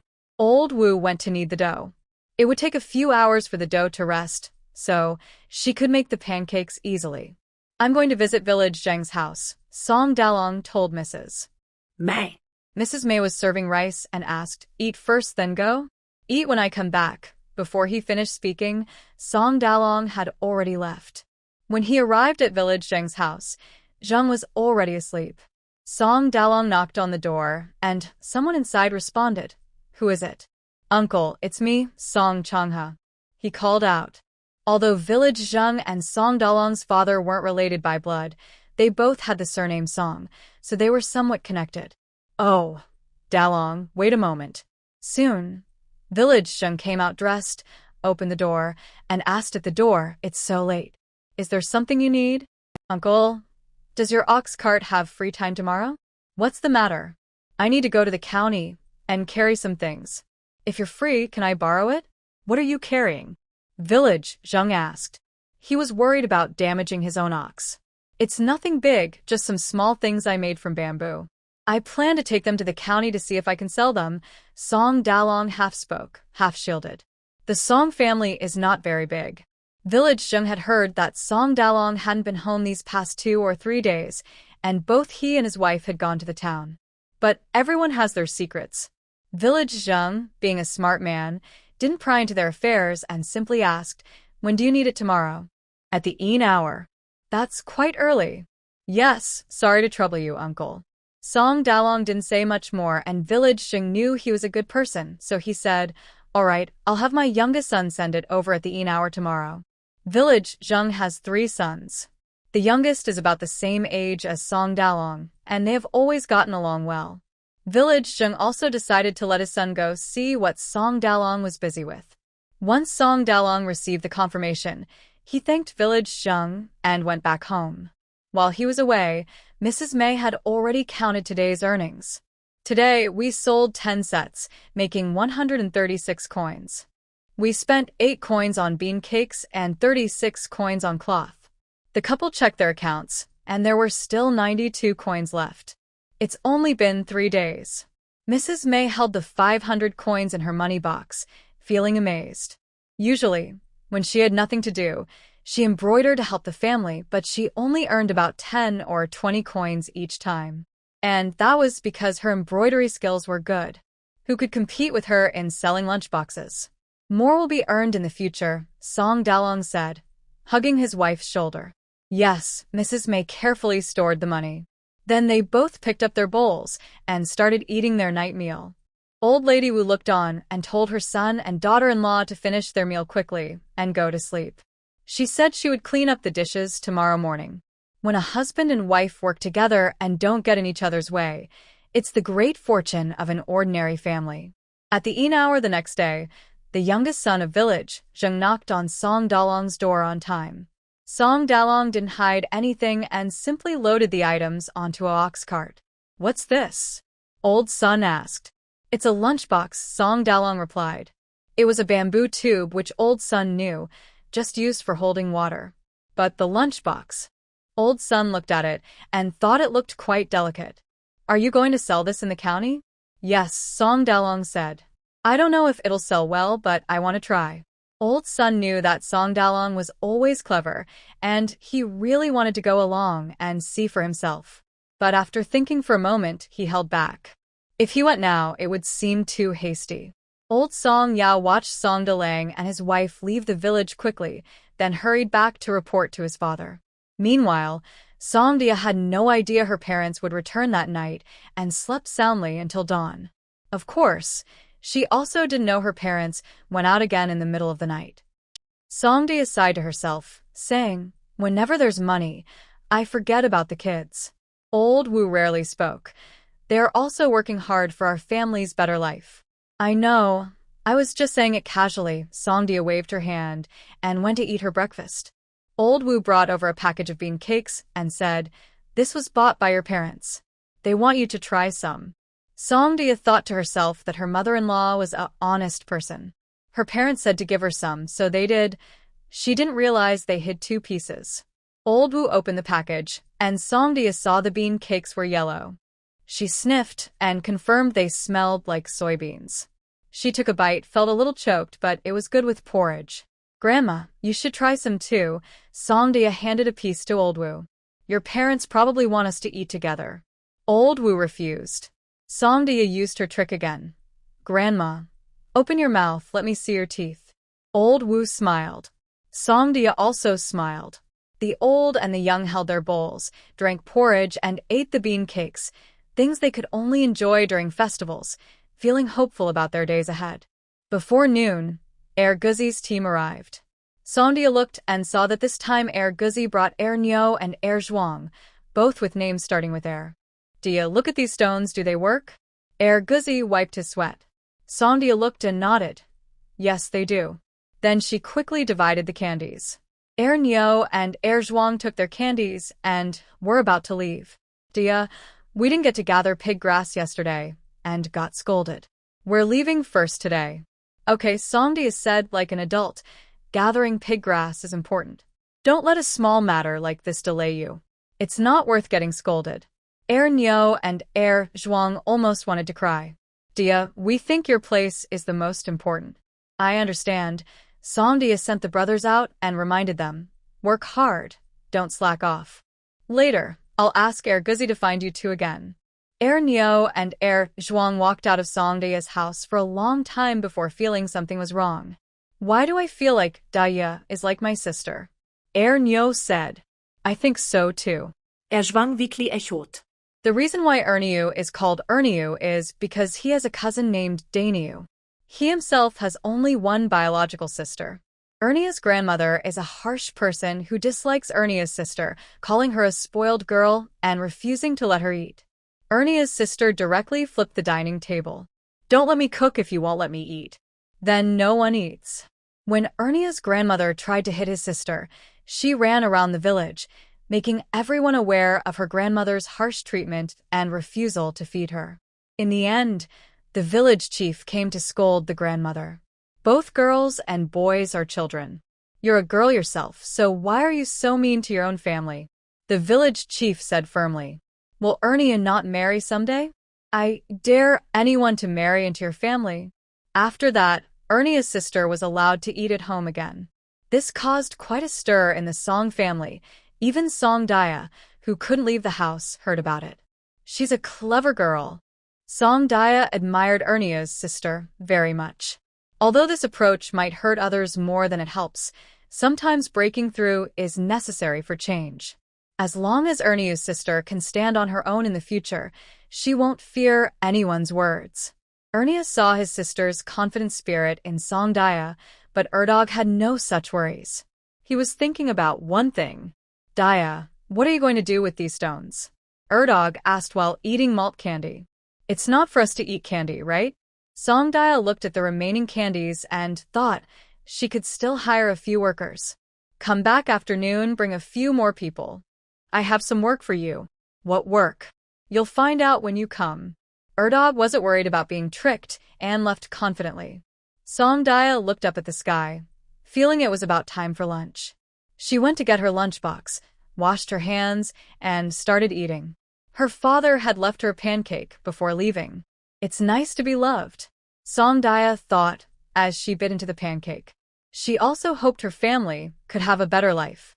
After lunch, Songdaya strolled around the yard, found a stick, and planned to draw a line between the main gate and the firewood gate. Should she draw double parentheses? Or a snake shape?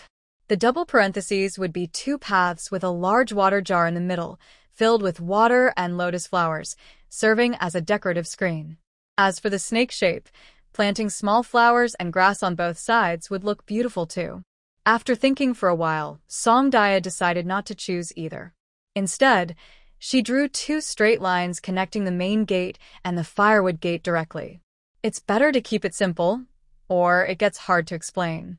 Then, she asked Old Mother Wu to help pour a few buckets of water, wetting the ground so that later, Dogo and the others could work more easily. In the afternoon, Dogo arrived, bringing Erniu and Zhuang as usual. Songdaya frowned, feeling there were too few people. There's no choice. The others really went to gather pig grass. Dogo wiped his sweat and said, "These two are also supposed to watch the house. I borrowed them out. In the village, especially for girls, as soon as they can walk, they start working. Some pick up firewood, some gather chicken droppings, some help in the kitchen, and others do different chores. Only those with a prefix heir in their name, who have older brothers or sisters at home, have it a bit easier. For someone like Songdaya, not to mention distant places, the entire Song family platform is unique." "Then, let's get started," Songdaya said without much fuss, pointing from her house's door to the firewood gate. "Do you see those two lines on the ground?" Dogo and the other two heir boys bent down to look carefully and nodded seriously. "We see them. They're so thin. What do you want to do?" "Very simple. Use big stones to lay along these two lines," Songdaya said, bringing two large stones, using one to knock the other into the ground, demonstrating herself. "Just like that, knock halfway and leave the other half out." Because Old Mother Wu had poured water on the ground earlier, the top layer of soil was now soft. Dogo was the first to follow Songdaya's example, thinking it wasn't very hard. "Like this?" "Yes." Nio and Zhuang also imitated, bringing stones and knocking them with their butts. Songdaya held a stick, tapping here, looking there, showing her confident style. "This stone needs to go a bit deeper. Who did this here? The gap is too big. Make it tighter, tighter. Close together." For the sake of caramel candy, the three heir boys knocked the two lines tightly and firmly. From a distance, it looked quite nice. "These two lines are done. Everyone take a break now." Songdaya, who knew a lot about good tricks, called her three friends to rest under the eaves. "How about some candy?" The three friends all agreed. Once they got the candy, they each picked one, held it up to their mouths, and ate it, afraid of dropping it on the ground. That would be a real shame for Songdaya's chickens. In the end, the three little friends neatly licked their fingers, making sure not to waste even a tiny bit of sweetness. Fortunately, Song Mingzhu had told them to wash their hands beforehand. All three felt very happy. Oh, candies are just candies. The taste of candies can't be replaced by drinking lots of sweet water. Old Lady Wu watched for a while but didn't quite understand what her granddaughter was trying to do. She thought these kids were quite busy, so she brought some water and called them to drink. Guzi thought, "They just ate candy and now are drinking water, so they have a stomach full of sweet water. Their mouths and stomachs are both happy." After the kids finished, the mean boss, Song Daya, said, "Now it's time to fill in the small stones." She demonstrated by placing a few small stones, still knocking half into the dirt and leaving half on the ground.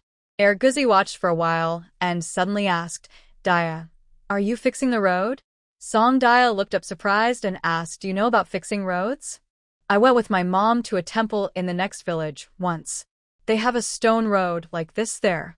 Since they got along well, when Song Daluo asked how he thought of the idea, Song Daya used Erguzi's words to explain. Erguzi didn't realize he had contributed, and he was very happy because Song Daya secretly told him she could give him 2 more pieces of malt candy. So, Erguzi worked extra hard.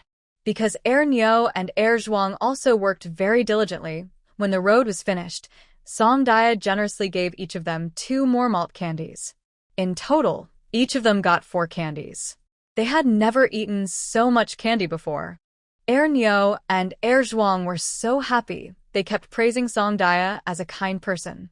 "This is way better than picking up stones."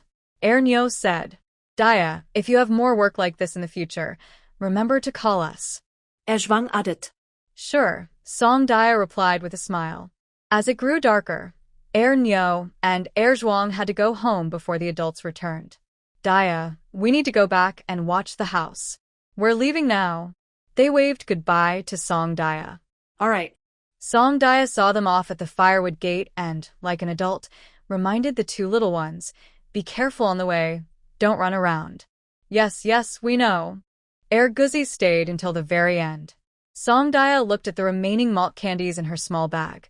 There were 4 left, and gave them all to Erguzi.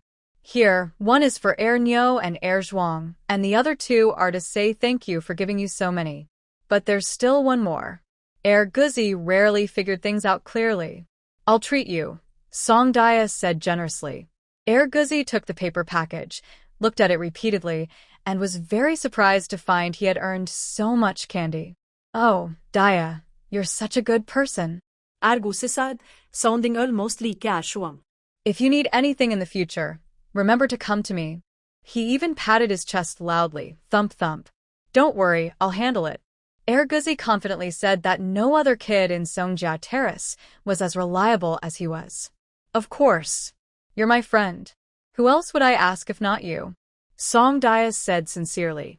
"Just joking, without Erguzi, who would help her carry the burden." "Don't worry, if I have good news, you'll be the first to know," Song Daya said, patting Erguzi on the shoulder as she watched him happily walk away. Looking back, the setting sun was just right. The orange glow shone on the newly repaired stone path, adding a rare touch of elegance to the dull farmyard. Wu Laonyang, who lacked experience, couldn't find the right words, but thought it looked quite beautiful. "Wow, Daya, how did you think of that?" Wu Laonyang asked. Her words were few, but that didn't mean she was confused. It was clearly Daya's idea. "A few days ago, I stepped into a mud pit," Song Daya began explaining. "I was thinking, how can I avoid stepping into mud? Maybe lay some stones? Let's try it." Watching her chattering granddaughter, Wu Laonyang thought the old man's wife, who married her son, was good. Her granddaughter was smart too. But why did the old man have such a short life? He never saw these good days. Song Daya didn't see Wu Laonyang wiping tears behind her back. She was busy planning how to slowly turn her family's dirt and thatch house into a big brick house with tiles. Meanwhile, while Song Daya was busy at home, Song Dalong and his wife hurriedly finished selling their lunch boxes and rushed back. Halfway, May's head was also dizzy. "Dalong, we sold all our lunch boxes." "Just like that?" "Exactly," Song Dalong said with a smile while driving the ox cart. "Aren't all the money in your arms? That's why I feel it's hard to believe." They sold for 3 days in town, but couldn't compare to selling in the county for just 1 day. "My Daya is truly a lucky star," May said sincerely. When they returned to the village, it was already dark. Song Dalong first took his wife home. Wu Laonyang heard the noise, lit a lamp, and came out to open the door. Master May, exhausted, stepped through her own yard gate, but immediately sensed something was wrong. She backed outside the gate and carefully examined the ground under her feet by moonlight. suddenly noticing a new path in her yard. Oh my, is this really our home? Master May didn't realize that not only her family was upset, but several other families in the village were also disturbed. That night, many families in Song's village found it hard to sleep. First was Guzi's family. His mother's suspicion about the sweet taste in his mouth was finally confirmed. Under her threatening stick, Guzi cried and handed over the maltose he had worked hard to earn these past days. Wow, you stole money from home to buy candy. I didn't. Guzi weilet. Then where did this candy come from? Did it fall from the sky? I earned it by working. Oh, what kind of work do you do? I pick up stones. To her surprise, she asked more, and Guzi's mother became very angry. You even go to work for others? Why don't you do any chores at home? Big sister gave me candy. Someone gave you candy, and you went? How stupid are you? A big piece of sugar bought you over? I worked for you too, but I didn't see you buy me candy. Guzi's mother felt uneasy inside. She was angry at Guzi for being useless and also at Songdaya for being so clever and sneaky at such a young age. Songdaya is no good. You're not allowed to play with her anymore. Guzi couldn't argue with his mother and wanted to play with Songdaya again, but he felt it was too hard. He could only cry loudly. His crying woke his father. His father looked in and said to his mother, if he wants candy, just buy some. It's only a few cents. Why make it so difficult? His mother, not saying anything, suddenly exploded. Even this candy costs at least 2 or 3 cents. Do you think you can buy it whenever you want? She counted the family's expenses on her fingers.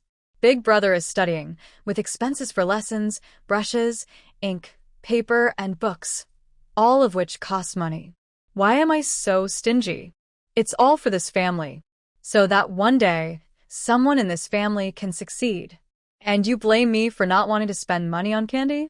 You should go out and earn money like Songdaro and spend it on us. Ah? Her words made Guzi's older brother lose interest in the conversation. I want to eat candy, but you won't buy it for me. And the candy I earn myself, you also won't let me eat. Guzi felt more and more wronged and turned around to run outside. You're not my mother at all. His older brother looked at their parents, then decisively turned to chase Guzi. Little brother, it's already dark outside. Where are you going? Guzi cried as he ran, accidentally running up to the back mountain. He only stopped when he couldn't run any further at the top of the mountain. His brother followed closely behind and also went up to the back mountain. Standing on the mountain top, they could see the entire Song family farm clearly. Guzi sniffled for a while and asked his brother, Brother, do you think when I grow up, I can leave this place? People in the village say Guzi is slow, but he is not really slow. He understands very well inside. He always felt he was right to help Songdaya pick up stones to exchange for candy. Yes, you can, his brother said, putting an arm around him. I'll take you out. Whatever candy you want, I'll buy for you. His brother is a student and has changed how he speaks, no longer saying I Azan, but Azwa. His brother is the oldest son in the family. Their mother said that the whole family is tightening their belts to support his education. He must do well, because the family depends on him in the future. So his brother also understands this deep inside. The back mountain is full of graves. The brothers stood among the graves, clenched their fists, and silently vowed to live a good life. They hoped their ancestors will bless them. Songdaya had no idea that her accidental action had ignited a fire in the hearts of 2 village boys. At Guzi's home, because both sons ran away, the whole family came out with lanterns to look for them. Guzi, the second family that couldn't sleep, was the village Zheng family. When Songdalao was still using a bullock cart, he bought a seal. When village Zheng got it, he felt it was heavy. When he closed the door and opened it, he saw 20 big coins. Changha, what is this? Village Zheng smoked his pipe and squinted, sighing, looks like you made some money. Village Zheng is very clever. Although he rarely asks for things himself, when villagers ask him for help, he never takes a cut. This morning you told me to find out about something. I did. Brother Changha has been selling bamboo tubes in town these days, Song Leizui said. The short ones are for rice, called lunch boxes. The long ones are for water, called water jugs. Village Zheng listened to his son explaining the use of these items and sighed. Changhe's mind is definitely sharper than others. Dad, we also have bamboo forests at home. Maybe we can make some too, Song Leikoi said. Let's see first, Village Zheng said, still clear-headed. Changhe is skilled at this. Do you know how to do it? Old Song blushed and said, I think it's not that hard. Jianzheng didn't say it was okay or not. He just told his son to go to bed. All right, go sleep now. Old Song returned to his own room, looking at his sleeping wife and children, feeling uneasy inside. Why could Song Changhe do it, but he couldn't? Tomorrow he would try cutting 2 bamboo sticks. The third person who couldn't sleep was Song Dalong himself. He had just returned with the ox cart and stood at the gate, looking at the gravel road, feeling a bit afraid to step on it. He was worried that stepping too hard might damage the road. Mother, do you think this was built by Daya?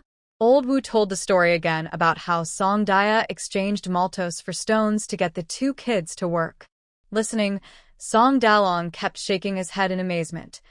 Wow, this road really was built by my daughter. Even Mei, who had heard the story before, still found it unbelievable. How could her little brain think of these things? Wow, my daughter built a road for us. Song Dalong said proudly, different from Mei. Yes, she's our girl after all. That maltose was worth every penny. The couple, feeling proud, went into the main room, closed the door, and ate their meal quickly. If asked whether chopping bamboo was hard, of course it was.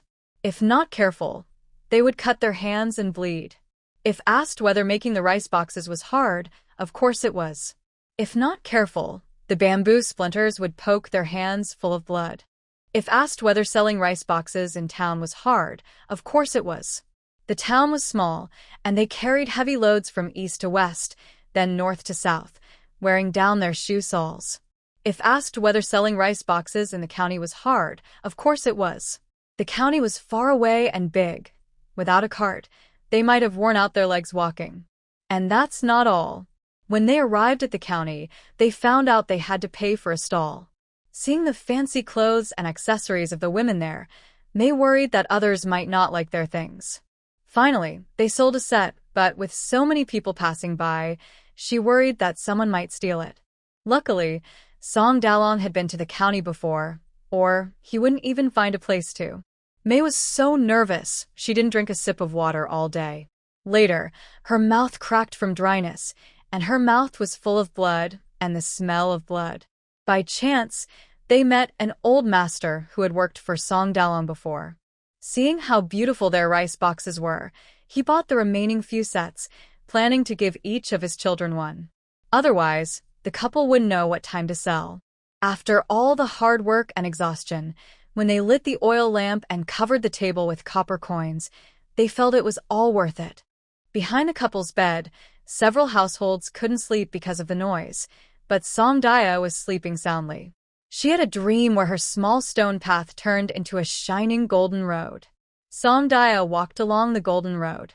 She kept walking until she suddenly woke up, and it was morning. Her parents were actually at home. Father, mother. Song Daya, who hadn't seen them for days, happily ran to hug them. Song Dalong reached out to catch her, but unexpectedly, Song Daya turned and threw herself into Mei's arms. Song Dalong. Mei wondered, hey, why didn't you come to your father first today? Song Daya giggled. Mother is very important. Song Dalong felt a bit jealous. Then isn't father important?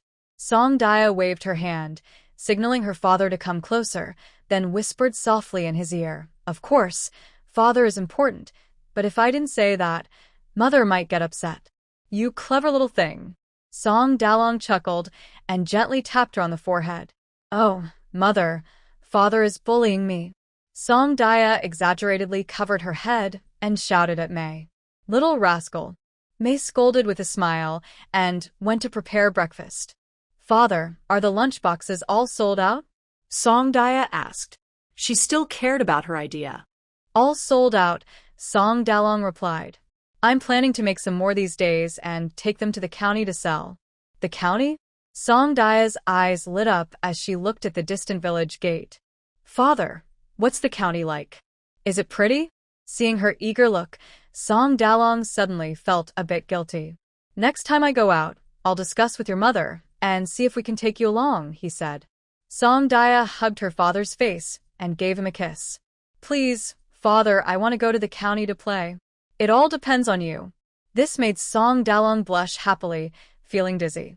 Although the couple had been very tired these days, they only rested for half a day before starting to work again. This time, they didn't hide it.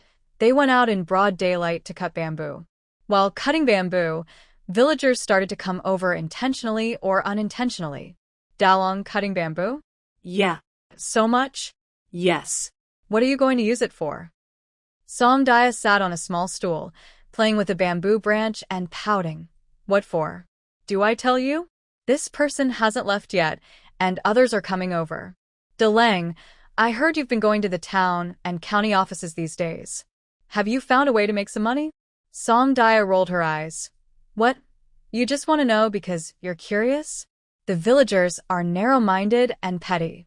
They don't know how much Song Delang has earned, but since they think he's making money, they get jealous. Actually, Song Daya understands. People say that money is the root of all evil, and heroes are willing to risk everything for it. A little money can make a hero lose his mind. She doesn't mind helping the villagers, but only if her family is doing well first. Her family has just started to get a foothold and hasn't even made a profit yet. They haven't earned enough to share, and people already want a piece of it? That's really shallow. Cough. Song Daya feels it's necessary to remind her father, cough, cough. Hearing this, Song Delang can't help but smile inside. His daughter is really clever. She's small but thoughtful, and he's also warm-hearted about it. She's his little quilted jacket. Song Delang gives Song Daya a look that says, I understand, meaning, don't worry, your dad knows. And so, a back and forth, honest chat begins. Whenever someone says Song Delang is making money, he and Mei Shi first complain, then reply back. Making money? We can't even afford to eat meat, so what money? Someone from your family is making money? I saw him drinking and slaughtering animals in town. Didn't he invite you? And then that person hurriedly left. They don't know where they're going, but their expression shows they're not in a good mood. If someone says it's easy to earn money, Song Delang just shows them his hand to prove it. See? That's hard-earned money. If it's so easy, you go earn some too. The other person grinds their teeth, but isn't convinced. Is it really easy to make money? Meaning, you should just accept it. Of course, the county's dung collector makes even more money. Song Delang replies, living in a big house with green bricks and black tiles, more luxurious than the county magistrate's house. The dung collector is the one who collects manure. The county has a special official for that. He has several servants and maids, living better than the county lord himself. Too bad I don't have that ability, Song Delang sighs regretfully. The other person just feels dirty from listening and reluctantly walks away, pinching their nose. They don't know where they're headed, but their expression shows they're not happy. Whenever someone says it's easy to earn money, Song Delang shows them his hand to prove it. See? That's hard-earned money. If it's so easy, you go earn some too. If someone says they can make money easily, Song Delang just shows them his hand as proof. See? That's blood and sweat money. If it's so easy, go earn some. The other person grinds their teeth, but is still not convinced. Is it really that easy to make money? Meaning you should just accept it. Song Dalong openly said, we are all from the same village. I won't say much. An apprentice takes 3 years to help and 8 years to become a master. Someone was surprised. Does it really take that long? Is that so? Song Dalong replied, go ask around outside. We all see each other as teachers and parents for life. If the master has no children, the apprentice will also have to care for him in old age. You're just scaring me. The person laughed. Scare you? Song Dalong said seriously. We are from the same village. Everyone knows my skills. Today I say this. If anyone wants to learn my craft, I don't want them to be half-hearted. As long as they follow the proper way of apprenticing outside, respectfully become my student, I will teach them. Village Zheng just happened to pass by Song Dalong's house and overheard this. He couldn't help but praise Song Dalong. bright as the long river. Finally, he scolded the onlookers. People in Changha work hard from dawn to dusk to earn their money. You all just watch. Poor folks have short ambitions. It's fine to ask how to make money, but it's not okay to be shameless. If you really want to learn someone's craft, just honestly follow what Changha said and properly become a student. What's the point of mocking others? Village Shim looked at everyone. Don't talk about anything else. Do you even understand your own few acres of land? Has the water been turned on? Have the pests been caught? Has the fertilizer been applied? Don't just store grain when the harvest is good. Wait until the bad years and then drink the northwest wind? And you're all just wasting time here? Go back now. Village Zheng was someone who truly took benefits when available and stepped up when needed. He was highly respected in the village. After everyone was scolded, they found it pointless and awkwardly dispersed, laughing. Uncle, come inside for a cup of tea. Village Zheng eased Song Dalong's worries, and Song Dalong didn't want him to leave empty-handed, so he called out. All right. That suited Village Zheng. Since Village Zheng was going to his house, Song Dalong and Mrs. May put down their work. Song Dalong's daughter didn't sit on a small stool anymore. She happily stood up, wanting her father to carry her. She couldn't help it. Her legs were short, and she couldn't keep up. Without hesitation, Song Dalong reached out and picked up his daughter. Village Zheng glanced sideways, thinking that Song Dalong spoiled his girl too much. But if Song Dalong was willing, what could he say? Moreover, in just 2 days, Song Dalong's daughter had fixed a road at home, causing chaos in others' homes. Now he saw the road coming. Village Zheng stepped into Song Dalong's yard through the firewood gate, looking suspiciously at the road made by Song Dalong's daughter. This road in Song Dalong's village was only recently paved in the morning, making it smoother. When Village Justice stepped on it, he immediately felt the difference from the dirt road. He stepped again, carefully feeling the surface under his feet. It's quite amazing, just a small stone path, but it can be built with hands. It's also very beautiful, like the little path in the garden of the town's wealthy family, unique and practical, no more muddy shoes on rainy days. Why is Song Dalyang's yellow-haired girl so clever? Village Justice couldn't help but look at Song Girl thoughtfully. Receiving Village Justice's curiosity, Song Girl smiled happily, not afraid at all. The more Village Justice looked, the more he thought Song Girl was very pretty, bright and lively, with big, round eyes like a cow's.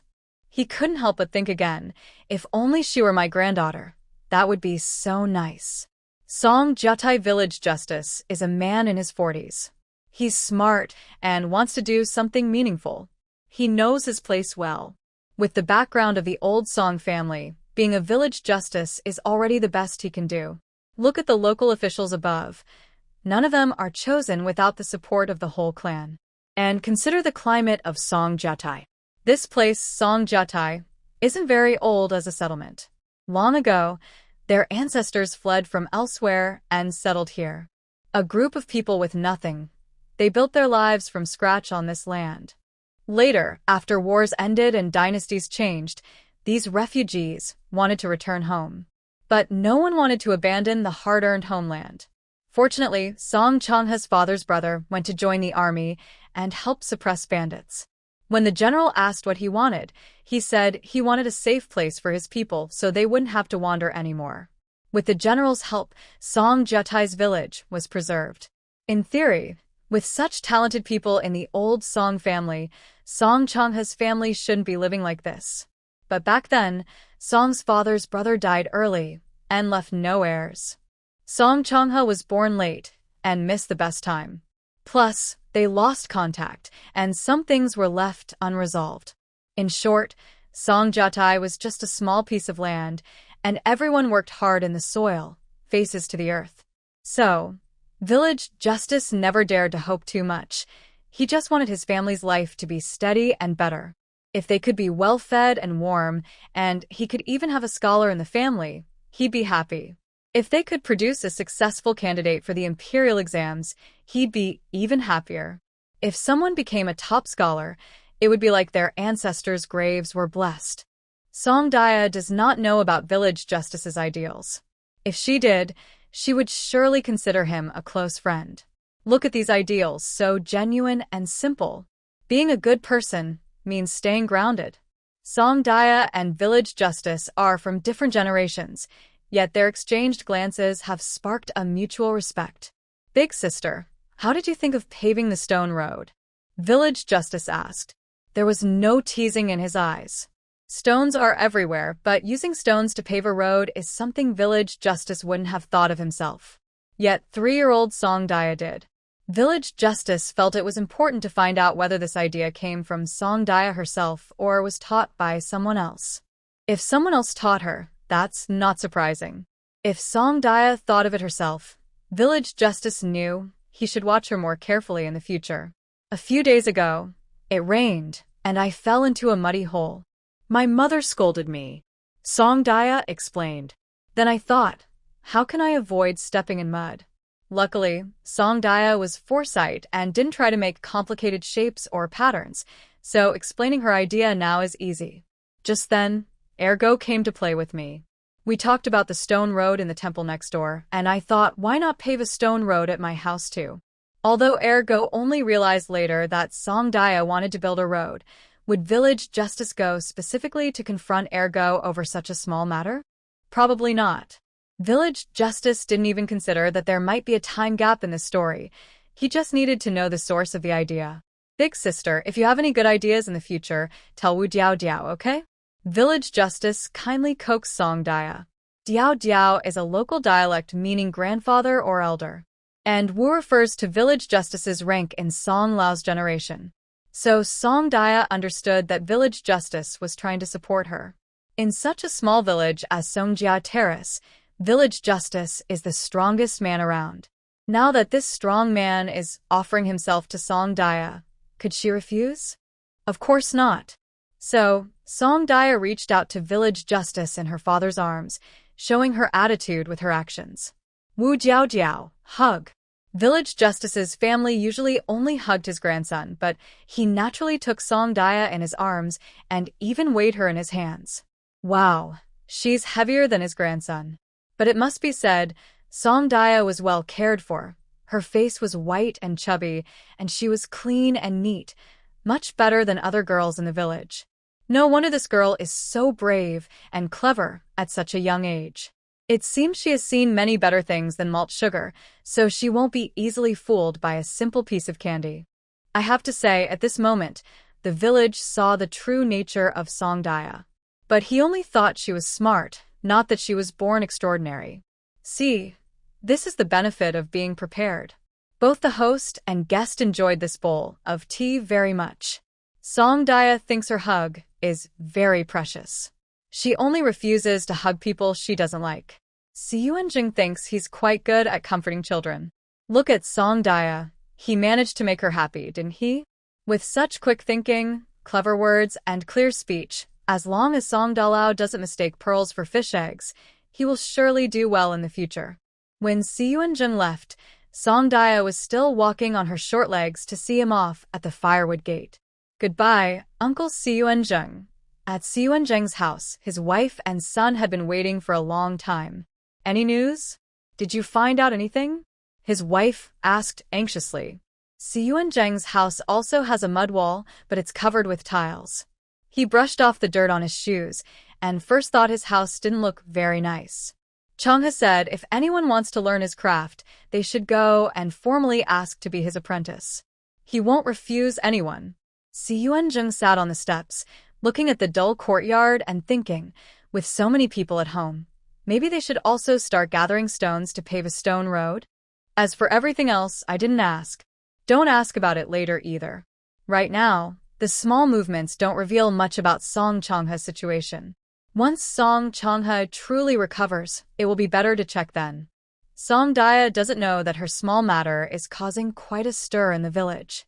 Even if she knew, she would only sigh that the temple is small, the demons are many, the pond shallow, and the turtles numerous.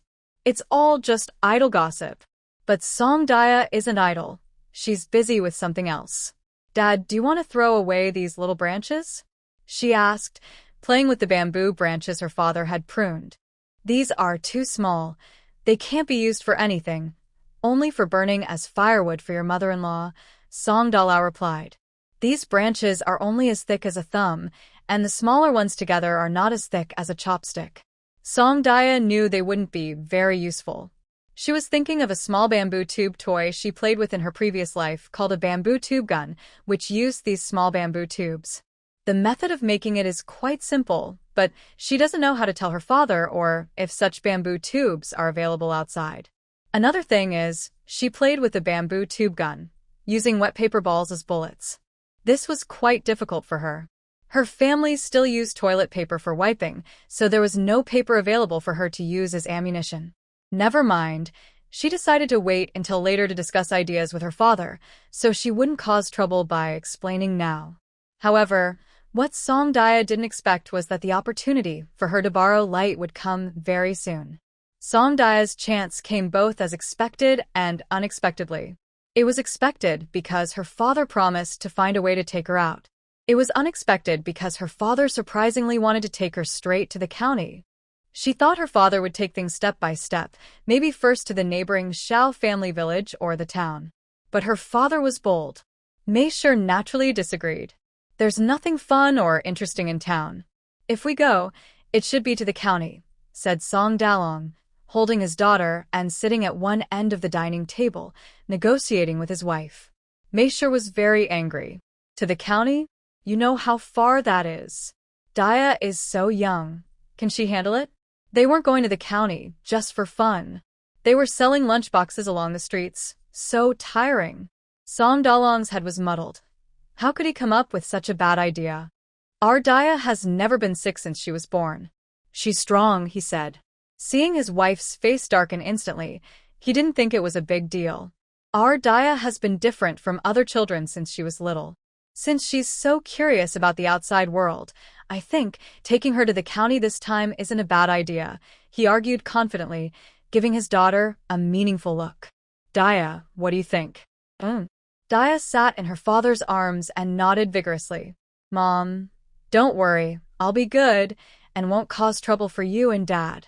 Nowadays, children are very prone to illness, and if they get sick, they might not survive. Usually, children need to be at least 7 years old to be able to walk farther with adults. Daya understood her mother's feelings, but she really wanted to go out and see the world. Right now, she was like a frog sitting in a well, knowing nothing about the outside world. It's said that parents' heights determine their children's starting point. Daya didn't dislike her small earthen house. On the contrary, she loved it here.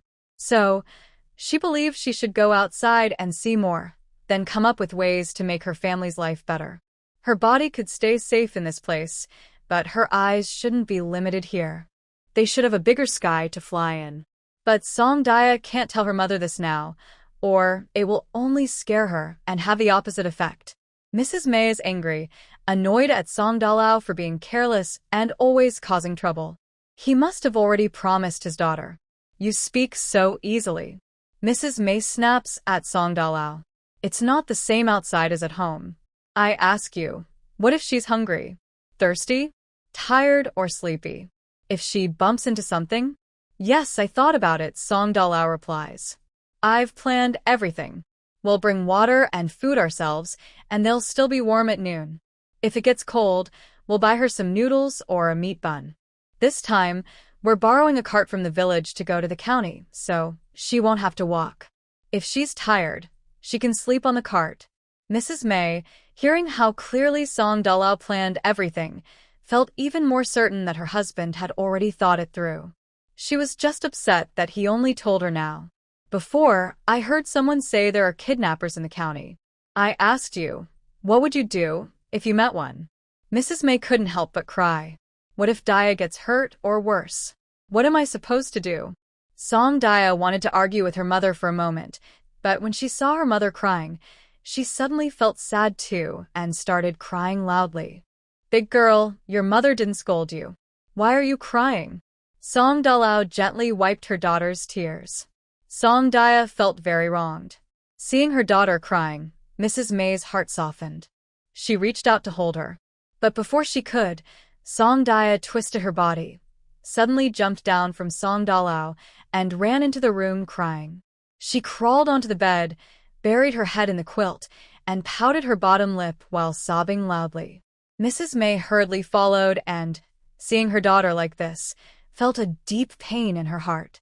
She thought her big girl had been very obedient since birth, and this was the first time she had thrown a tantrum. Mrs. May also climbed onto the bed, held Song Daya in her arms, tears streaming down her face as she comforted her daughter. "Be good, Daya. Don't cry anymore. I didn't scold you."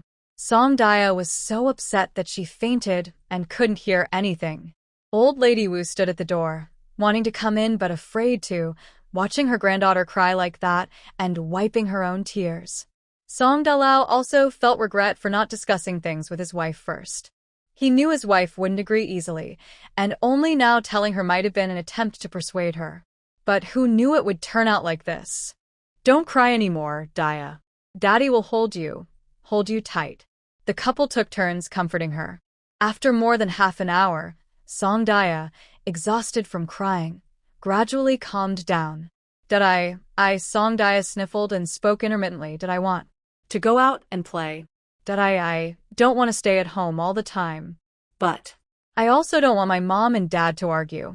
Hearing this, Meisher also started crying. "She wants to go, then take her," old Wu advised nearby.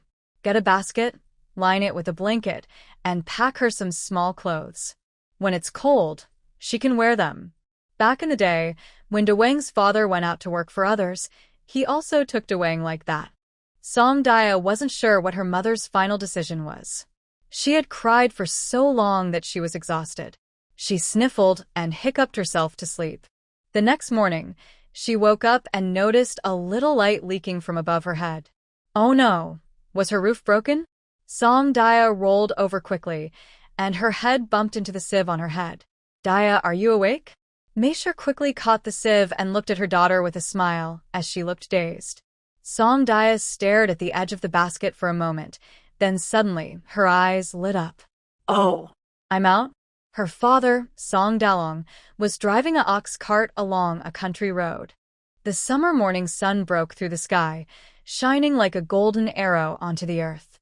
The grass by the roadside was lush green, with dew hanging precariously. Not far away, a few earthen houses dotted the landscape, rice fields and vegetable gardens intertwined. The small path twisted and turned, with chickens clucking and dogs barking. A yellow cow grazing by the roadside lifted its head at the sound of the cart wheels, looked at the road, and greeted the passing cart. Moo. The cow from the village also nodded in reply. Song Dalong, while driving the ox cart, looked back at his daughter with a gentle smile. "Dad, Mom, are these two cows related?" Song Daya was so happy she wanted to climb out of the basket. "Mom, can you hold me so I can go out?" no." Meisher said, both annoyed and amused. "You cried all night just to come out.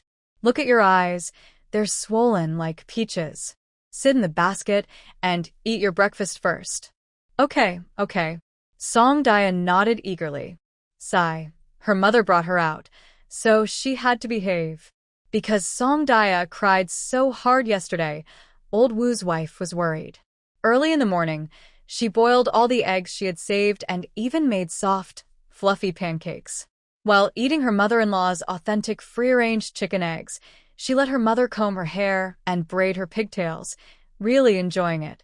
As the ox cart climbed over a hill, a grayish-blue city suddenly appeared in front of Song Daya. "Wow, Dad, is that the county town?" Since seeing the county town, Song Daya refused to sit in the basket anymore. "Father, I want to go ahead."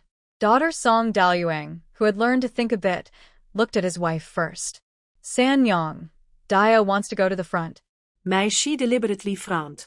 "What's wrong? Don't like the basket?" The ox cart from the village was only so big. The couple squeezed tightly to make room for the basket, tying it securely with rope. They made sure that even if the ox cart broke apart, the basket wouldn't fall.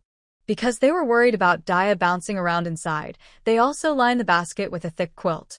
It was a perfect seat. Such is the love of parents. Hee hee. Daya grinned and started to act cute. "Mom, I want to go ahead." I can see far from up front. After crying so much last night, Meisha was now a little afraid of her daughter. She was beginning to understand. Her girl seemed well-behaved on the surface. She was sensible and didn't cause trouble. But you couldn't just assume she'd always be like that. Deep down, this girl was very serious. Once she made up her mind, not even 9 oxen could pull her away. Look at her quietly building a stone path at home. Meisha still found it unbelievable.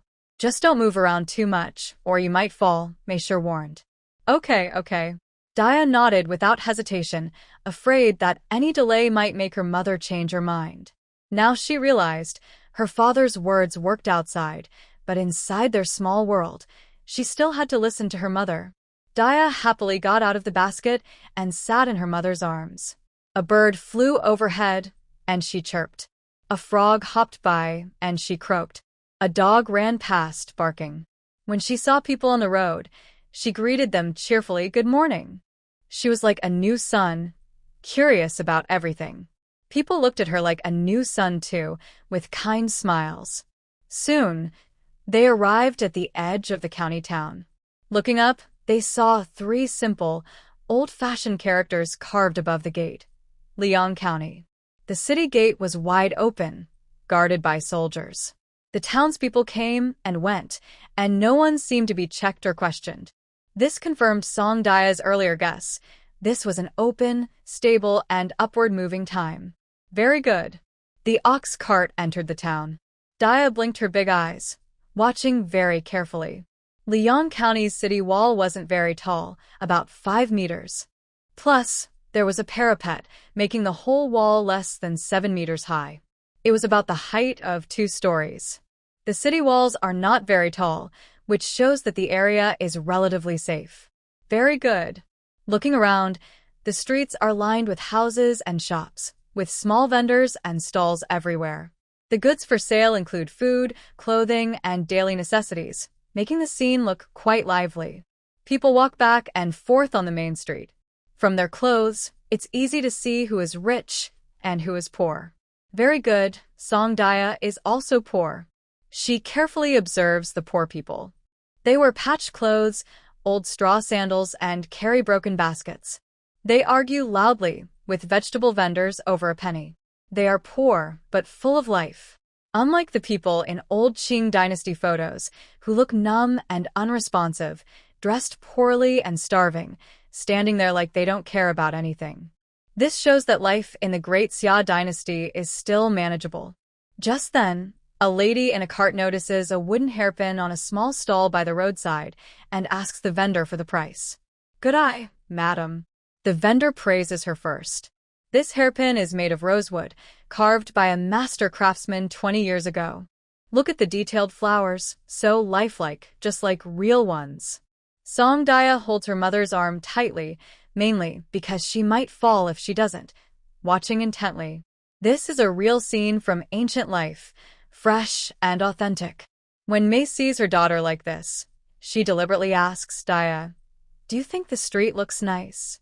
"Yes, it looks nice." "Where does it look nice?" "Everywhere. Honestly, the roads in the county town are not very wide.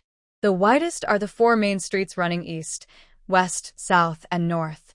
But even these main streets are only about 7 meters wide, about the width of 2 modern vehicle lanes. Other roads are even narrower.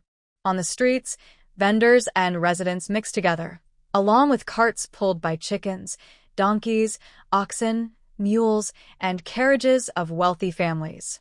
People and horses, carts, and carriages all share the same space.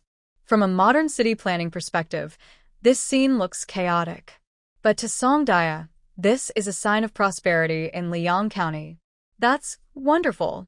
There's a saying, better to be a peaceful dog than a person in chaos. Song Daya sincerely hopes she will not face a chaotic world. After all, if she was destined to dominate the world, she would have been a powerful CEO in her past life. Song Daro confidently finds the spot where they previously set up their stall and parks the ox cart. As soon as they are settled, a few people gather around. "That's the stall," one older woman points out to the others. This lady has slightly gray hair at her temples. Although her clothes are old, they are very clean, and her confident manner shows a spirited personality. She looks like the capable older Auntie Song met in her past life, someone who gets things done quickly with a roll of her sleeves. This Auntie then said to Song Daliang, "Young Sir Song, your lunchbox is so good that neighbors ask about it the next day. But we've come several times and haven't seen you. I thought you wouldn't come anymore." Song Daliang immediately understood. She is a returning customer. Because visitors arrived, Meisher put her daughter back into the basket. Song Daliang was not afraid of strangers and smiled happily at the women and men of all ages, which made the auntie, who brought the neighbors, quite curious. "Sir Song, is this your daughter?" the auntie asked. "Yes, she insisted on coming along, so I brought her," Song Daliang replied. Song Daliang noticed that these aunties liked to talk to her father. After all, who wouldn't like a young man as fresh, clean, and handsome as her father? How old is she? The auntie asked again. 3 years old, Song Daliang answered herself. "Oh, she talks quite quickly," the auntie said happily to those around her, "and she looks so lively." Meisher's own clothes were patched but very clean. However, she had made a new, light blouse for Song Daliang, red fabric with an apricot-colored collar, embroidered simply with a few green bamboo shoots, giving it a poetic feel. With Song Daliang's round face and twin buns, she looked like a sweet rice cake decorated with red flowers during the festival. Very adorable. "Grandma, do you want to buy our lunchbox?" Song Daliang didn't want to disappoint everyone's liking for her and spoke up, "Grandma, you have good taste. Everyone who has bought our lunchbox says it's very useful." Her innocent voice was like a pearl, touching everyone's hearts. This made the auntie and her neighbors laugh happily. "Oh, look at this little girl. She's really good at talking." "Yes, my granddaughter is 7 years old, but she's not as quick-tongued as her." One younger woman couldn't help teasing Song Daliang, "Since so many of us are here to buy lunchboxes, do you think you could give us a little discount?" Song Dia was not familiar with the ancient imperial examination system, but from the tone of the lady in front of her and others' attitudes toward her, she guessed that her son must be a talented student. "Oh, this situation is perfect for selling practice exams and mock tests." But she couldn't say that openly. Otherwise, it would seem strange. Mei was already a clever person and had seen many scenes lately, so she naturally wouldn't let the atmosphere turn cold. "Oh, congratulations to the lady," Mei said. "At this age, children are growing taller, and studying takes a lot of effort. You should choose a big one so that the meals look more abundant. Get a big one." Song Dia nodded in agreement.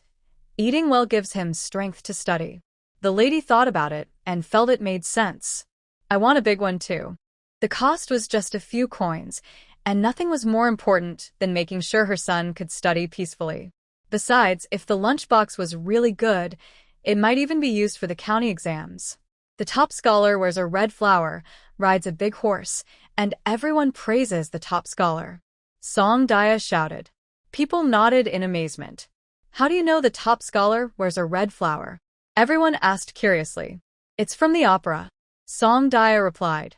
Last year, the village elder's mother celebrated her 60th birthday and invited a troupe to perform in the village. Mei and Old Wu's mother also took Song Dia to watch.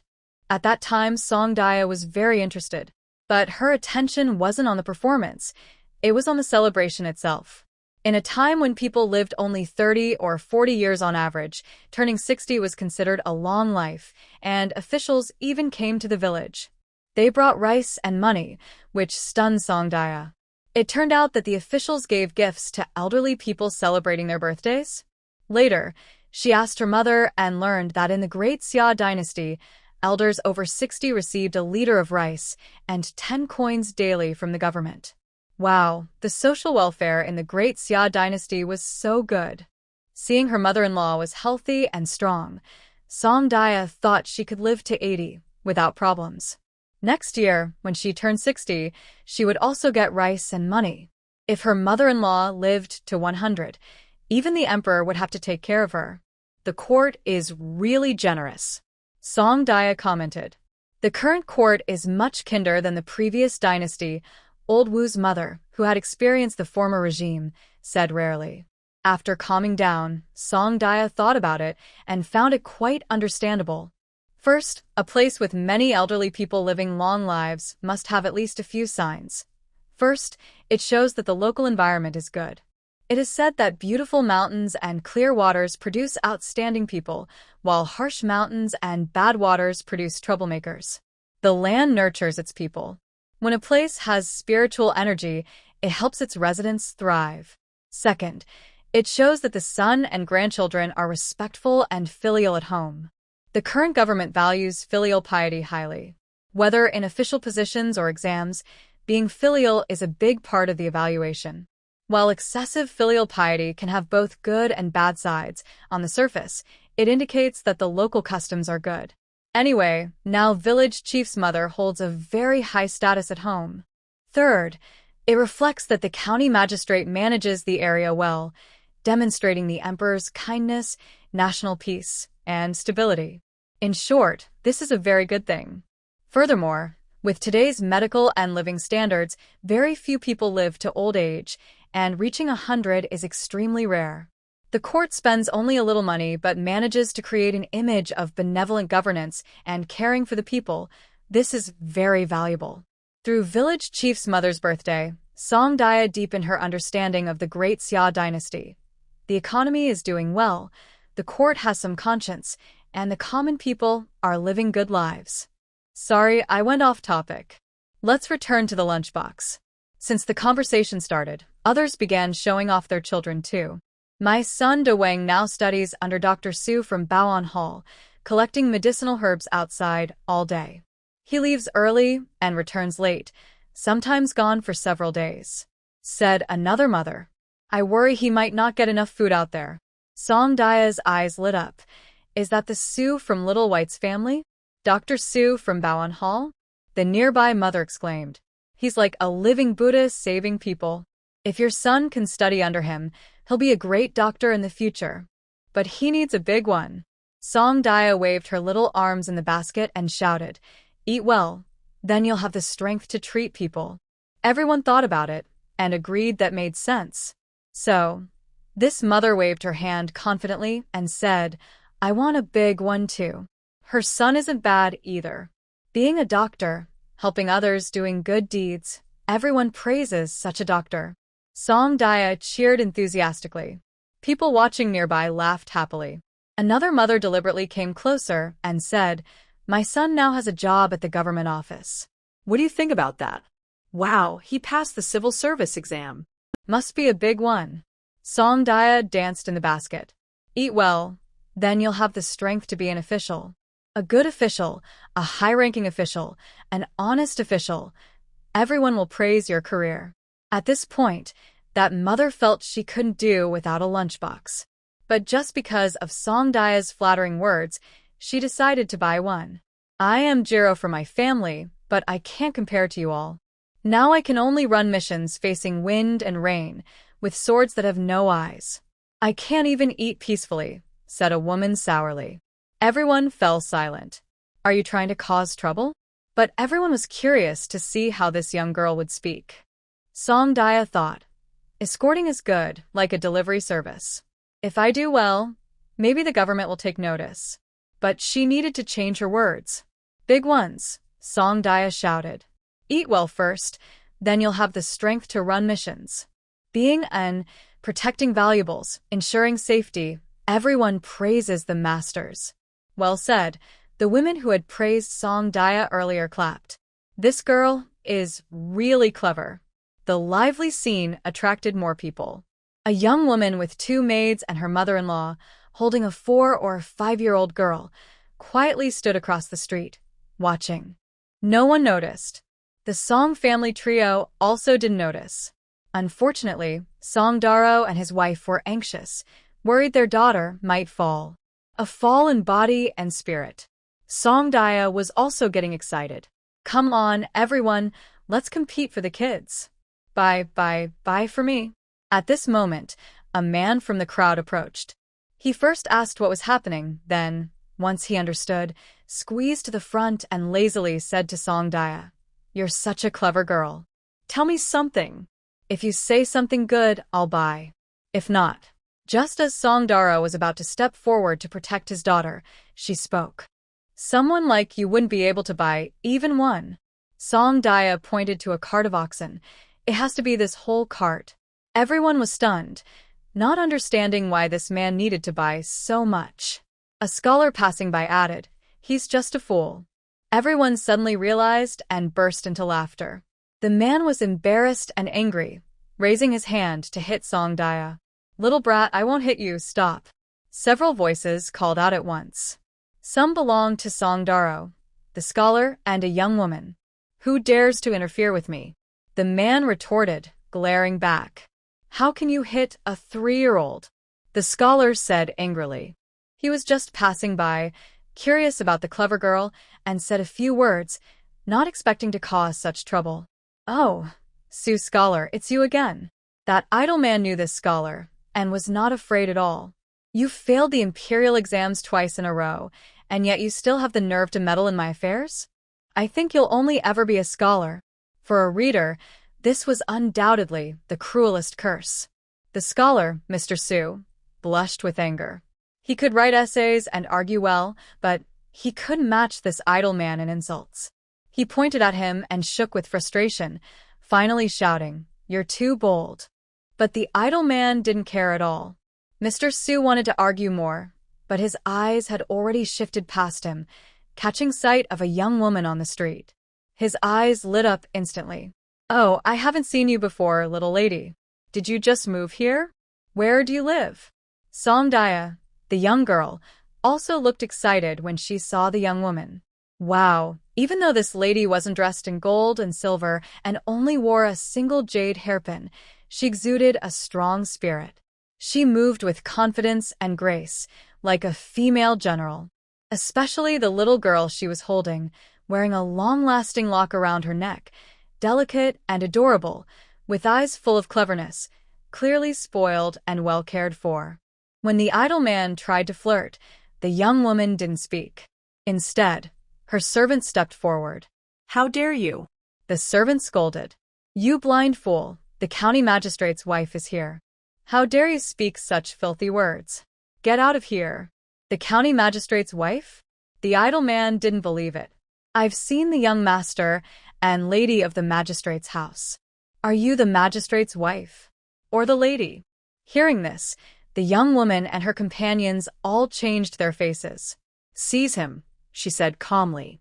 Suddenly, a maid behind her darted forward, quickly reaching out and grabbing the idle man in one move.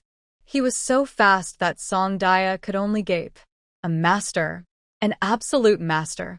"Oh no!" The idle man cried as he was pressed to the ground and couldn't move. "Oh no. This person has probably bullied others before. Take him back to the county office for the magistrate to deal with," the young woman said. The maid immediately pulled the idle man up, effortlessly broke his arm, and firmly led him away. Songdaya was filled with envy. The young lady was so brave. She was truly a hero. "Ah!" The idle man finally regretted it. "Miss, I was wrong. You're the magistrate's wife. Just treat me like and let me go. I'll never dare to do it again." "Quiet," the young woman said again. The young maid immediately lifted the idle man's clothes and covered his mouth. This move was smooth and practiced, showing she had done it many times before. Big Sister Song was surprised and thought, "Wow, she's really skilled." Then her eyes lit up. "Wow, she's so impressive." The young lady received the admiration from Big Sister Song, smiled gently, and kindly asked, "Little girl, what's your name?" "My name is Big Sister Song." This name is okay in the village, but outside, Big Sister Song felt a bit less confident. Although everyone has the right to choose their name, it's not always easy to do so. In their Song family village, children are usually called by their birth order. First sister, second sister, third sister, big brother, second brother, third brother. Some people choose nicknames or pet names. Boys often wait until they are 6 or 7 years old to get a proper name when they start school. Many families just give simple, informal names like second dog, which means easy to care for. For example, Song Chungha's father was nicknamed Dog Left, and he only got the full name Chungha at age 7. That's already a cultured way of naming. Most people's names are based on their birth date, their rank, or the sum of their parents' ages. For example, Emperor Ming Taizu was called Chongba, 8th. His father was called Wu Si, 54. His grandfather was Chu Yi, 1st. His great-grandfather was Si Jiao, 49. His great-great-grandfather was Bai Lu, 106. Don't worry, Ming Taizu only remembered 5 generations. You see, people's names are often quite simple, and their characters are usually plain. That's a good name. It sounds strong, the young lady said kindly. Big Brother Song and Mei sure weren't fools either. They quickly thanked the young lady and Mr. Su. Thank you both for saving us. Basically, it was just some thugs bullying innocent people.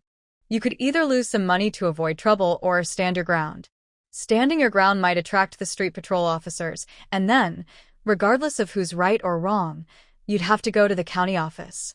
That would take a lot of time. Big Brother Song understood what was right and wrong here. No.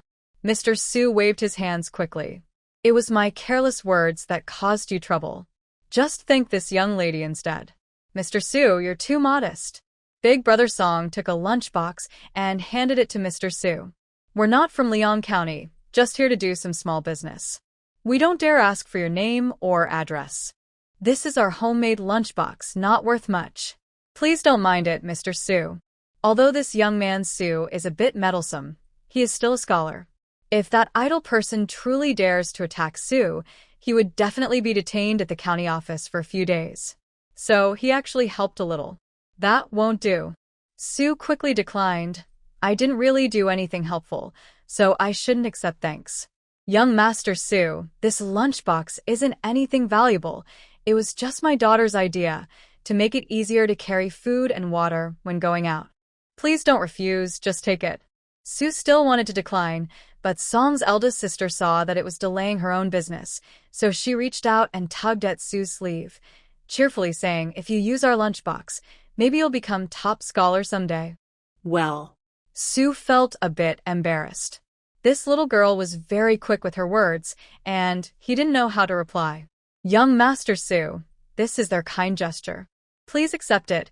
The young lady also spoke kindly to persuade him. Su felt shy and finally accepted the lunchbox. I need to go to the academy now, so I'll take my leave. After saying that, he left decisively. One person was sent off, and another remained. Song's eldest brother found it hard to talk to the young lady, so it was Mei's turn. Thank you, madam, for helping earlier and saving our girl. Mei bowed and greeted her politely. May I ask your honorable surname? The maid beside the young lady said she was the county magistrate's wife, but Song's couple wasn't sure whether to believe it. Coincidentally, this year, Liang County had just appointed a new magistrate, so it was true, but they didn't recognize him. My surname is Chun, the young lady said kindly. You can call me Madam Chun. My husband's surname is Tang, and he is the new magistrate of Liang County. So she really was the magistrate's wife. Song's couple hurriedly bowed to show respect. Wow, from her tone and manner of speaking, she probably came from a big city, right? Song's younger sister's eyes lit up again. She secretly observed that her parents respected this young lady, but didn't seem afraid or kneel down, which suggested that the relationship between officials and common people might not be so tense. Madam Chen slightly bowed and returned half a bow. This made Song's younger sister like her even more. Oh, if she could hug her, she might be the strongest girl in Liang County. Just now, I heard you say the lunchbox was your idea? Madam Chen picked up a lunchbox and examined it carefully. This thing doesn't seem too complicated to make, and it should be fine for short trips. I just don't know how it will hold up on long journeys. When Song Dia heard Madam Chen's tone, she felt like she was already on her side. Just as she was about to speak, her mother quickly covered her small mouth with her hand. Song Dia. Oh, mother, what are you doing? Mei suppressed her daughter and, not knowing Madam Chen's intention, answered carefully. Our big girl thought of this from her box, and her father tried making one. Turns out, it works pretty well. Talking about her own lunchbox, May gained confidence and demonstrated how to use it to Madam Chen. Actually, it was simple. Anyone could see how to use it at a glance. But after May's demonstration, Madam Chen realized that this thing would be very useful for people going out. She started to have an idea. "I've bought all these lunchboxes," Madam Chen said. "Just need you to deliver them to the county office." This. The couple was stunned by this unexpected surprise. Really, a whole cartload? Song Dalang and his wife were stunned, but Song Daya was not. Song Daya tugged at her mother's hand, making a difficult but approving sound, bouncing happily, with eyes so bright they seemed to shine for miles. "Beautiful auntie has such good taste." Madam Chen was amused by Song Daya's lively spirit. "Let's settle the money at the county office," she said. Now, even in broad daylight, there were thugs bullying common folk on the streets, and who knew how many were hiding in the shadows. Madam Chen was worried the couple might suffer losses, so she made this suggestion. May couldn't make such a decision and looked at her husband. Song Dalang thought for a moment and nodded in agreement. "Thank you, madam." "Mother, let me down." Song Daya twisted in the basket. "I want to walk by myself." It was awkward for May to hit her daughter in front of others, so she just smiled awkwardly and set Song Daya down. "Our girl is a bit naughty." "I think she's very lively," Madam Chen said, liking Song Daya's energetic spirit. She also introduced her own daughter to Song Daya. "This is my daughter, named Yuju." "Oh, this is like extending an olive branch." The county magistrate's wife is so down-to-earth. Song Daya happily took Yuju's hand. "Oh, Sister Yuju, you're so pretty. I've never seen a girl as beautiful as you." Song Dalang and May looked so embarrassed they almost tore their shoes trying to hide their toes. "Oh, dear. When will this girl stop being so friendly and familiar?" That's the wife of the local magistrate and his daughter. "Are you really the kind of person who can casually call for a hug?" Song Daya completely ignores her parents' feelings and keeps praising people. "Oh, Lady Chen, when you came out to save me, you looked like a female general. I really like you." "Oh, madam, the way you stood out and scolded, you looked so mighty." "Oh, and that big sister who caught someone, is she a heroine? She's so impressive." Lady Chen's daughter, Tang Yuju, was originally a shy girl, but since she was still young, she quickly became lively after seeing Song Daya. "You said that big sister isn't a heroine. She's a soldier in front of my grandmother, and she's very skilled in martial arts." "Wow, a soldier." Song Daya cheered. "A woman soldier. A heroine." This made Lady Chen slightly stunned. She didn't expect such a young girl like Song Daya to know about women soldiers. She already liked this lively little girl, and now she looked at her with more interest. "How do you know about women soldiers?" Tang Yuju asked curiously. It wasn't surprising that she knew, but it was strange for a small girl from the countryside to know about it. "We sing big operas in our village, and that's what they say in the plays." Song Daya boldly asked for information. "Yuju's sister, where are you from? You don't look like anyone from around here at all." "I'm from the capital city." "Oh, the capital city?" Song Daya looked up at the sky, pretending to wonder what the city looked like, making Lady Chen and the others laugh quietly. "I come from Songjia Terrace. It's a small village far from the county seat. My parents and I borrowed an ox cart from our village. See that big yellow ox? It's very capable." Before dawn, my parents set out. They only arrived when it was bright, after a long journey. But I was placed in a basket by my parents, and I slept through the trip. Song Daya was determined to help build a happy village, so she seized the chance to boast about their Songjia Terrace. After all, this was the daughter of a high-ranking official's family in Liang County. Getting a referral from the official might help her future work. Unfortunately, Song Daya's parents didn't understand her grand plans and felt embarrassed, wishing they could dig a hole and hide. "Oh, girl, Songjia Terrace and the capital city are like heaven and earth. How could you compare them?" "Yuju sister, don't think our Songjia Terrace is small, but it's very beautiful. Our village has many lotuses. In summer, white, purple, and pink lotuses bloom all over the ponds and lakes. They are very beautiful. When the wind blows, the fragrance is so lovely.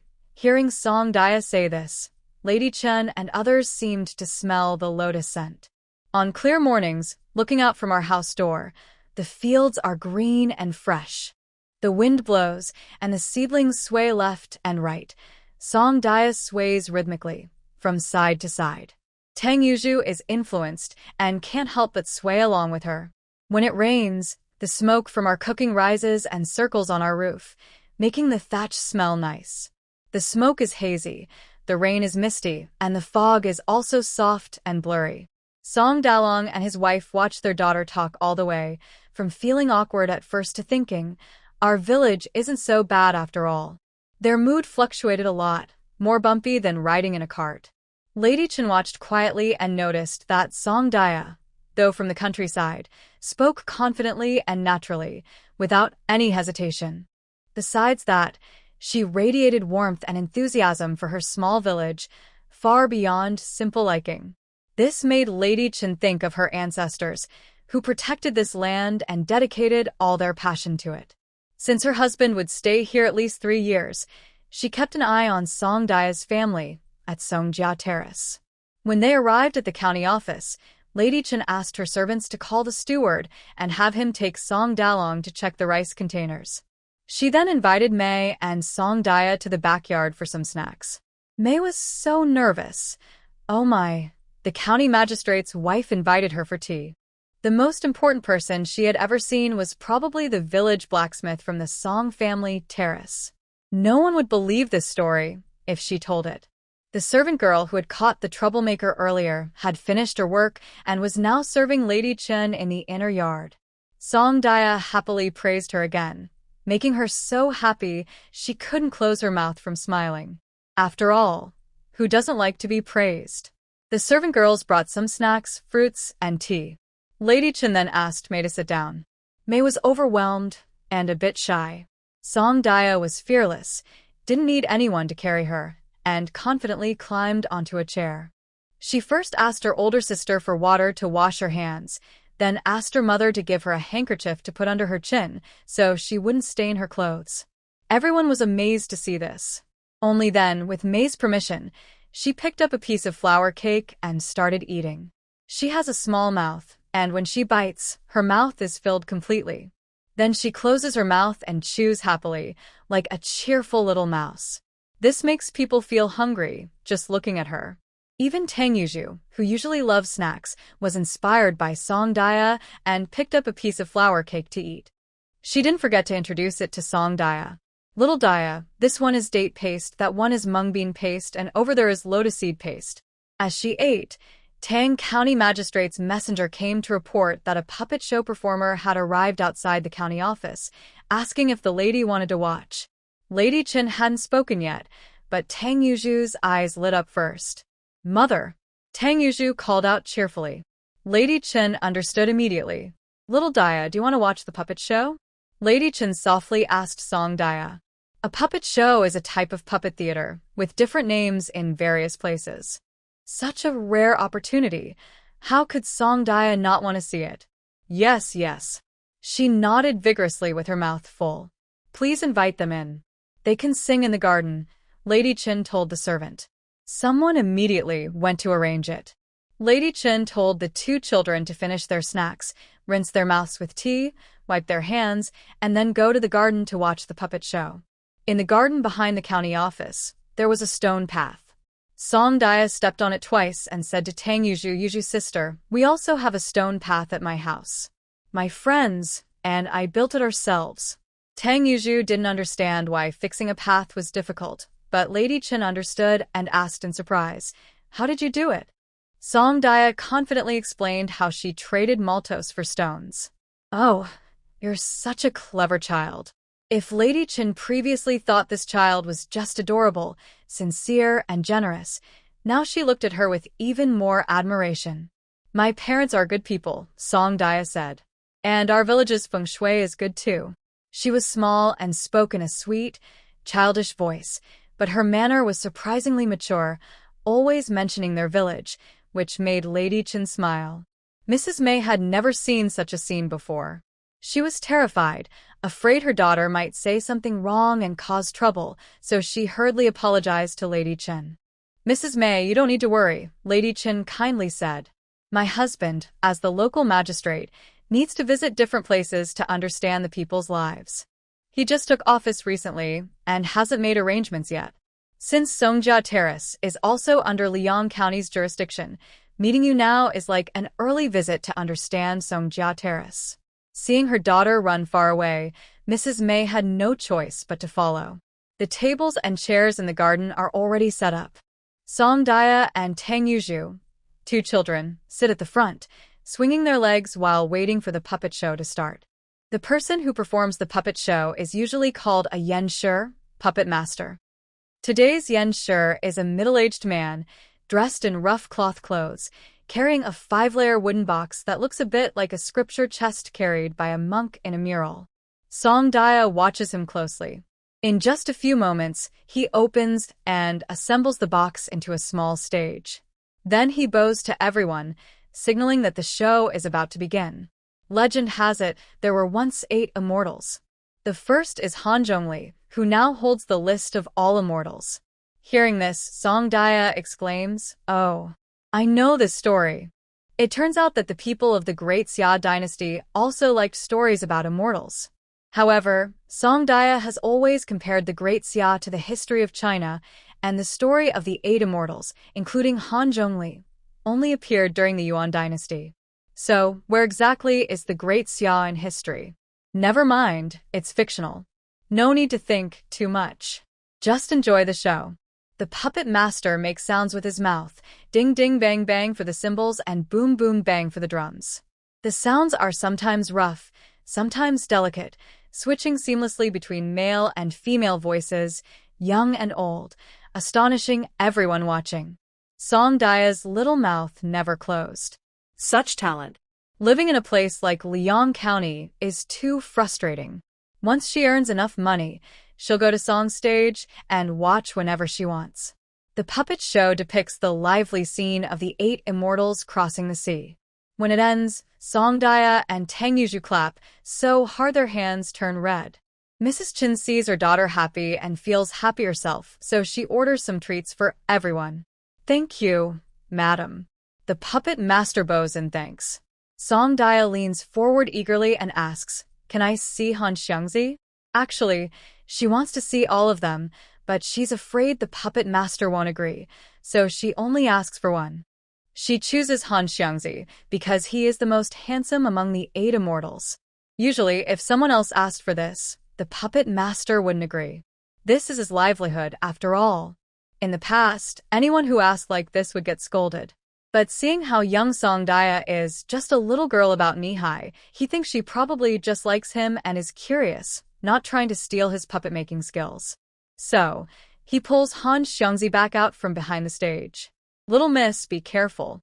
You can look, but don't touch." Okay. Song Dia nods very politely, even hiding her small hands behind her back, solemnly saying, "I won't touch." Everyone thinks this girl is very well behaved. Just then, Song Dia speaks up again.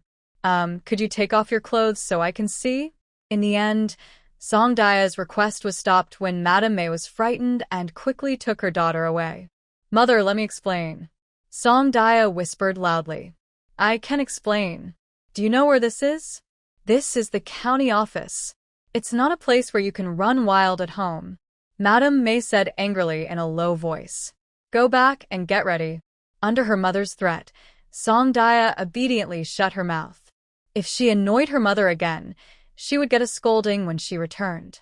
Madame May was so angry, she wished she could find a hole to hide in. "Madam, I want to see my husband," Madame May said as she took her leave from Lady Chen. "That's good. I also have something I want to discuss with both of you," Lady Chen replied, turning to send someone to call Song Dalong. Even though Song Dalong had received instructions from the county magistrate's wife, there were many affairs at the county office, so he waited a long time before it was his turn. But since it was a small matter, he didn't expect the magistrate himself to handle it personally. The staff quickly took care of it. He carried a pouch of coins, feeling heavy in his pocket, and heard the magistrate's wife call him over. so he went. First, he looked at his daughter, who had a red face, clearly happy from playing.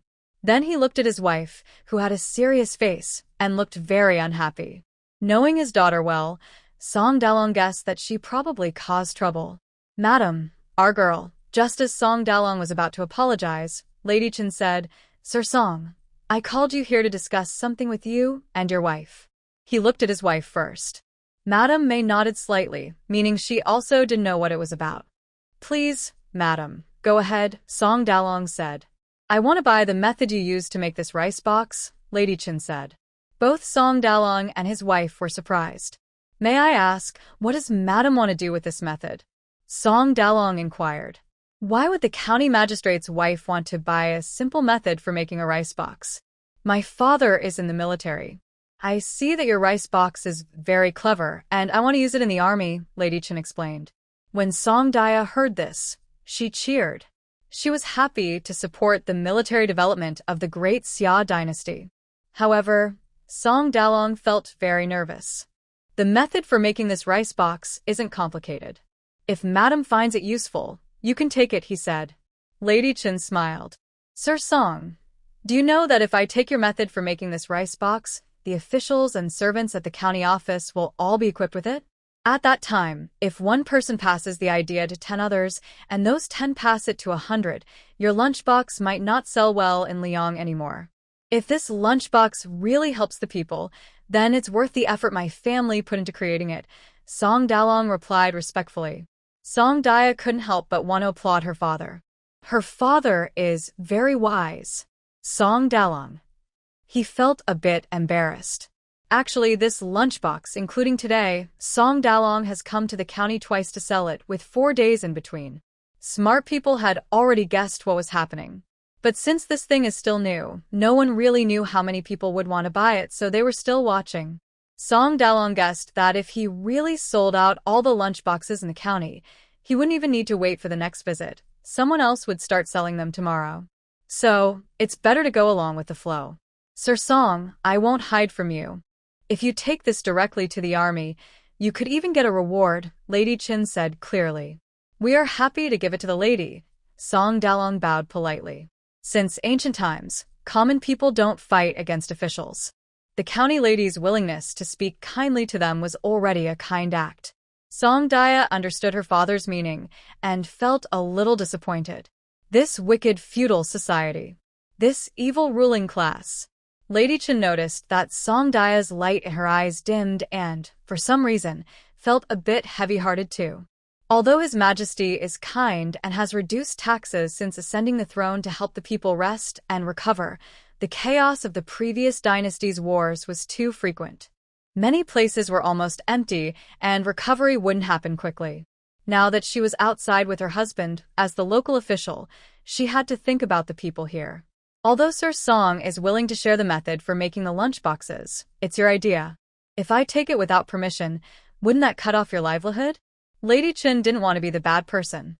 She smiled slightly and said, "I want to buy the method for my father. How about 100 taels of silver?" 100 taels? Song Dalong and his wife were stunned. They had never seen that much money in their lives. It was like silver falling from the sky. Only Song Dia looked excited. Wow, 100 taels. Her father wouldn't have to sell lunchboxes anymore. Lady Chen is just like a powerful CEO. 100 taels was something they couldn't even imagine. But for Lady Chen, 100 taels wasn't just about the money. It was about gaining a good reputation. Her father has tens of thousands in the army, which is very valuable. Of course, if you still want to sell in the county later, you can do so, Lady Chen added. Song Dia reached out and tugged her father, signaling him to agree quickly. Then, Song Daliang and his wife realized what was happening, exchanged glances, and both bowed to thank Lady Chen. "Thank you for your great kindness. Do you want silver notes or cash?" Lady Chen asked again. Song Daliang thought for a moment and chose silver notes. 100 taels of silver is too obvious. Someone might notice as soon as they leave the county office. Lady Chen nodded approvingly, instructed her trusted maid to bring the silver notes, and sent someone to call a clerk to come forward and write a contract in front of Song Daliang, proving the source of the 100 taels of silver. Song Daliang checked everything carefully and pressed his thumb to seal it. By the time all this was done, it was already noon. Just then, Magistrate Tang finished his official duties and came back for lunch. So, Song Dia saw the most important official in the area. Magistrate Tang was only in his 20s, with sharp eyebrows and bright eyes, looking very handsome. Most importantly, he carried himself with calm confidence, like a seasoned veteran of the official world. Yes, he was definitely a second-generation official. Magistrate Tang never expected that the little girl in front of him would see through his true nature. He thought her eyes were surprisingly bright, almost like he was. A delicious piece of meat. Song Dia genuinely gave Magistrate Tang a big smile. Wow, she had just arrived in the county and already latched onto the most powerful supporter, truly blessed by heaven. Greetings, Magistrate. Song Daliang and his wife bowed to Tang. No need for formalities. Lady Chun had bought a cart of bamboo lunchboxes and had told Tang about hiring someone to watch a puppet show in the garden. She also mentioned how she planned to buy a way to make the lunchboxes, which Tang thought was a good idea. Tang Magistrate also had some questions for Song Daliang, so he decided to let the family eat lunch at the county office before leaving.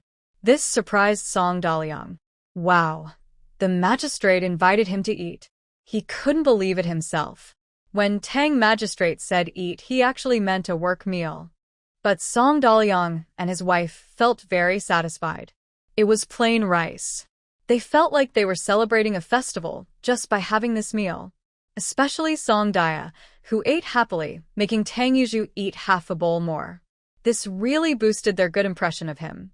After eating, Magistrate Tang asked Song Daliang many questions. Song Dia doesn't know exactly what was discussed because she was sleepy and needed a nap. She is a very disciplined child. When she wakes up, she is already in the returning basket. Oh no, when she wakes up, she is already on the returning ox cart. This new county magistrate seems like a good official. Song Daliang didn't realize his daughter was awake and was chatting casually with his wife. Thinking about the courtesy they received at the county office today, May couldn't help but say that the magistrate and his wife seemed fine.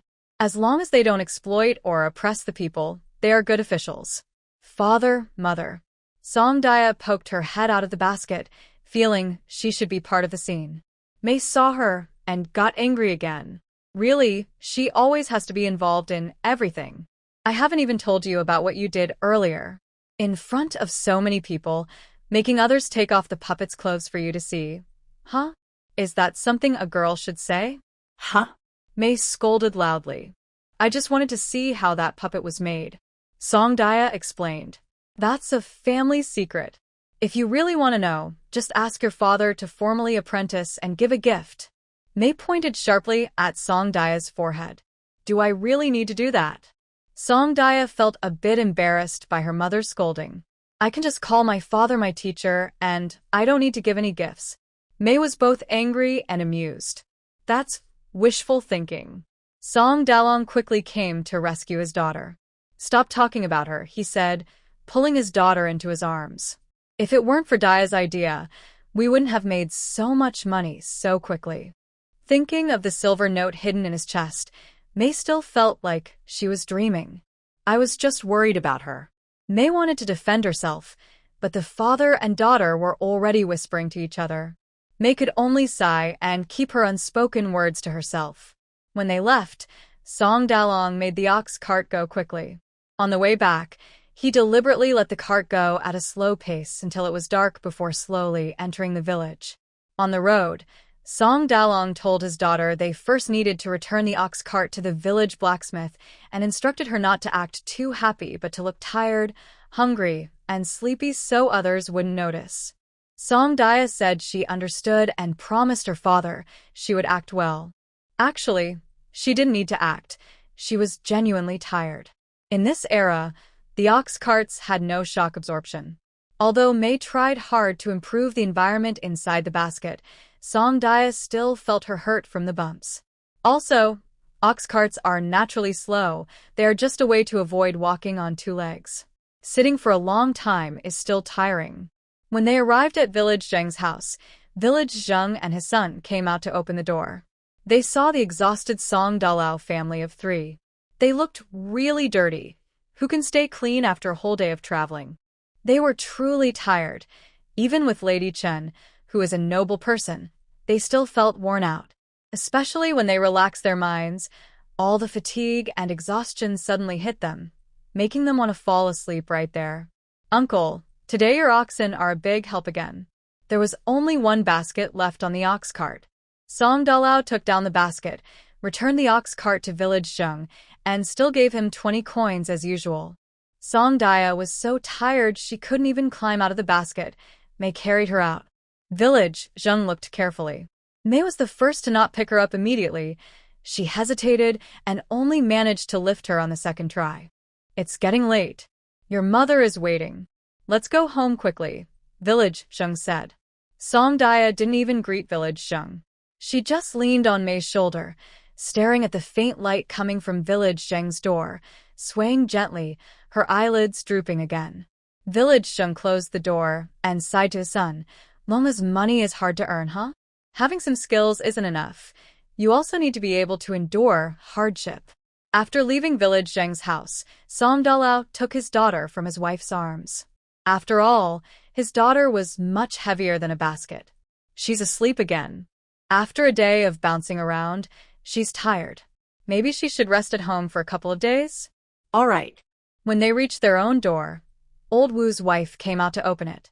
Seeing her, she felt heartache. What happened to Dia? Nothing serious. She's just too tired and fell asleep. Should we wake her up for dinner? No need. She's full from eating on the way. Before leaving, Lady Chen packed some snacks, specifically for Song Dia. Song Dalao also bought steamed buns and packed a bowl of dumpling soup in his own lunchbox. Especially when buying dumplings, the vendor and some customers saw Song Dalao bringing his own lunchbox and expressed envy. When they learned he made the dumplings himself, they wanted to buy some. But when asked, they found out they were already sold out, and they patted their thighs in regret. In short, Song Dia's stomach was never empty all day long. May was even worried she might have indigestion. So, no one knew how Song Dia left that day, or how she got home. It was still Song Dalyang who put her on the bed, while May prepared a damp cloth to wipe her face, hands, and feet. Song Dalyang's wife was not awake the whole time. The couple tidied up the money they earned today, and they didn't tell old Lady Wu about the 100 taels of silver, fearing it might scare her. Then they washed their faces and hands, and went to bed to sleep. The next morning, Song Dalyang's sister got up and felt sore all over. She had little energy and sat on the threshold of the main hall, lost in thought. Erguzi came to see her and, noticing her condition, asked quickly, "Oh, Dalyang, what's wrong? Are you sick?" These days, the biggest worry when raising children is illness because sickness can be very serious. Erguzi, being older than Song Dalyang's sister and knowing more, was especially worried. "No, I'm not sick," she replied weakly. "I just sat in a cart all day yesterday and I got shaken up. My bones feel loose." "I've never ridden in a cart before," Erguzi said with envy. "You got your jostled into 8 pieces." Song Dalyang's sister, expressionless, took half a piece of flour cake from her bag and handed it to Erguzi. "My dad bought it yesterday. I thought you're my best friend, so I didn't eat it all and kept half for you." Erguzi's eyes widened in surprise. "Wow, Dalyang, you're so good to me. Eat it quietly, don't tell anyone." "I know." Erguzi almost started crying. "Dalyang, you treat me better than my own mother." Song Dalyang's sister responded with a sigh, but she didn't want to compare her to Erguzi's mother. "No. Your mother is your mother. No one can compare. I told you, you're my best friend, and friends can't replace mothers." She didn't want any trouble over half a cake. From now on, boundaries must be clear. Erguzi finished the cake at Song Dalyang's courtyard, still craving more. "Dalyang, do you want to pave your courtyard with stones?" Erguzi asked, licking his lips. Now, Song Dalyang had been to the county. No other child in the Song family could compare to her. With such strong legs, Erguzi couldn't help but want to hold her. "That's not possible," Song Dalyong shook her head. If the whole courtyard was paved with stones, they wouldn't be able to dry rice, mung beans, or peas. But since Song Dalyong's family always drew water from the pond in the village, she thought about digging a well in her own courtyard. But she couldn't make that decision alone. What about you? First, learn to read with your brother. I'll keep thinking of ideas here. If I come up with a good one, I'll let you know. Don't wait until I call you, and then find you can't do it, Song Daya told Erguzi. Erguzi thought for a moment, and agreed that Song Daya was right. Don't worry, Daya. You're my best friend, and I definitely won't let you down. Erguzi promisit. So, when Erguzi's older brother finished school and came home, he was greeted warmly by his younger brother. Big brother, are you tired? Big brother, are you hungry? Big brother, I'll help carry your bag. Erguzi's brother pulled his younger brother close and asked in a low voice, Are you causing trouble at home again? How many times has mother scolded you? Seeing his brother so enthusiastic, he decided to cut him some slack. I didn't cause any trouble today. Erguzi raised his head happily. I want to learn how to read and write from you. As for Songdaya's family, honestly, Songdaya didn't really understand. If you say she's stingy, she would even go without food, drink, or new clothes herself, just to send Erguzi's older brother to school. If you say she's reasonable, she still wouldn't let Erguzi's brother teach Erguzi.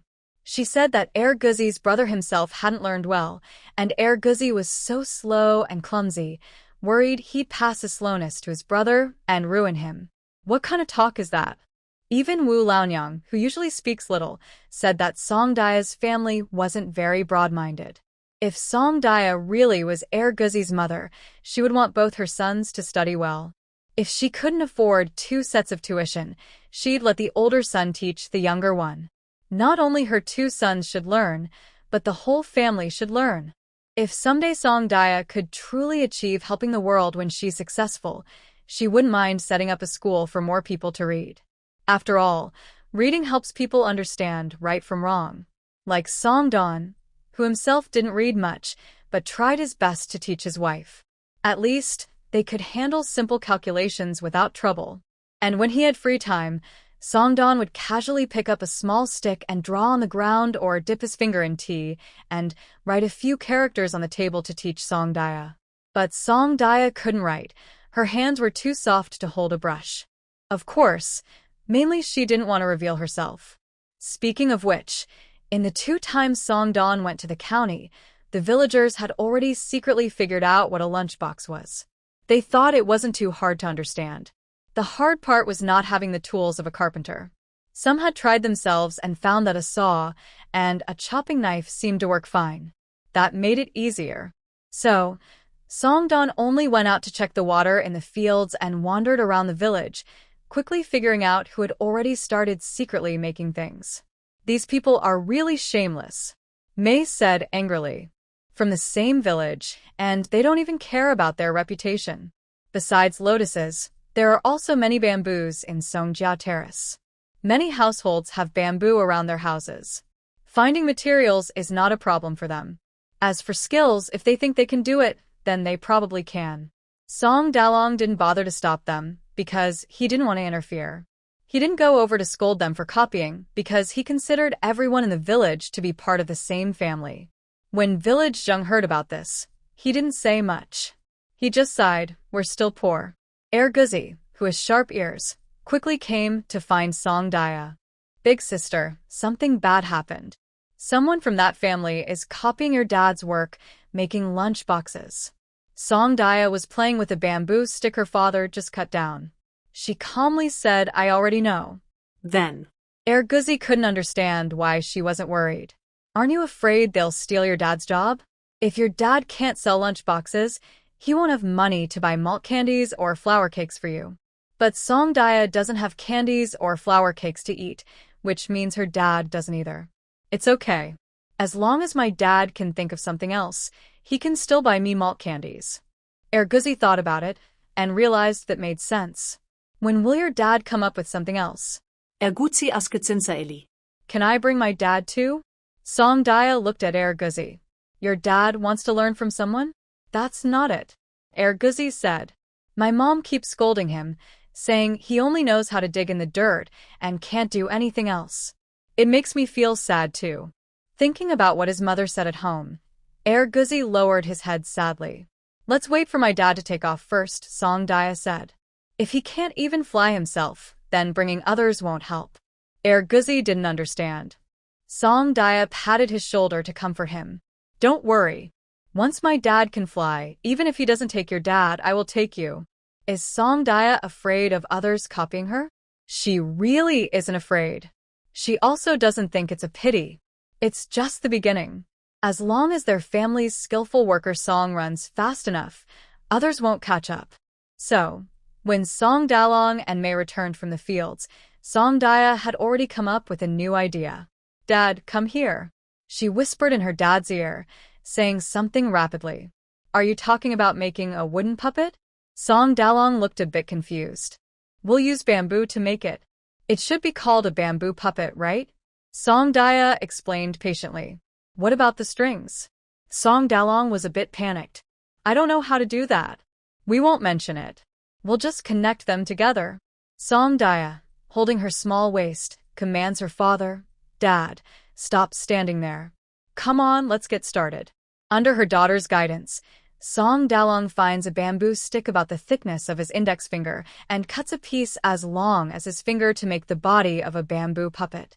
Then, using the length of the body, he cuts 4 more bamboo pieces into 2 parts each to make arms and legs.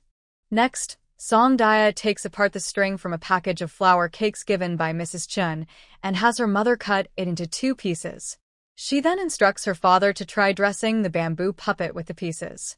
Oh my, Daya. Mei is shocked. You really understand how puppets work? Not quite yet. Song Daya is busy fiddling with the makeshift bamboo puppet her father just made. I'm working on it now. She means, Mom. Don't interrupt. Just watch and see. Dad, in puppet shows, the puppets usually have magic tools. We need to add weapons to ours too. Song Daya says after fiddling for a while, then lifts her head. Otherwise, it won't feel right. Song Dalong tries out the bamboo figure and feels something's missing. Not quite right. What kind of weapon do you want? He asks. A little sword, of course. She replies casually. Okay. Song Dalong carves a small sword from a bamboo piece, then straps it onto his right hand. It looks more like a proper weapon now. But the puppet can't stand steadily. Song Dalong frowns. That puppet is wearing shoes. Song Daya also frowns. Ours. They look at each other for a moment. Suddenly, Song Daya says, Dad, bring me 2 coins. I have an idea. Mei, who had previously been ignored, doesn't speak up now. Instead, Song Dalong happily borrows 2 coins. Song Daya. Oh, her mother is still upset. Song Dalong threads the coins onto the puppet's feet, and Song Daya glances at it, then casually suggests, Dad, I think if we want this puppet to stand up, we should make a small platform with 2 slits. Like a stage for a puppet show, just like the one in Yenshire, but with the strings on top. Our strings would be underneath. Actually, a cardboard box would work better and be easier. But there were no such things in this era. How come you know so much? Song Dalong asks in surprise. I sit in the front row and watch carefully. Song Daya confidently replies. If Mom didn't stop me, I could see even clearer. Thinking about his wife saying their daughter wanted to take off her doll's clothes, Song Dalong was finally convinced that his daughter might have some talent in this area.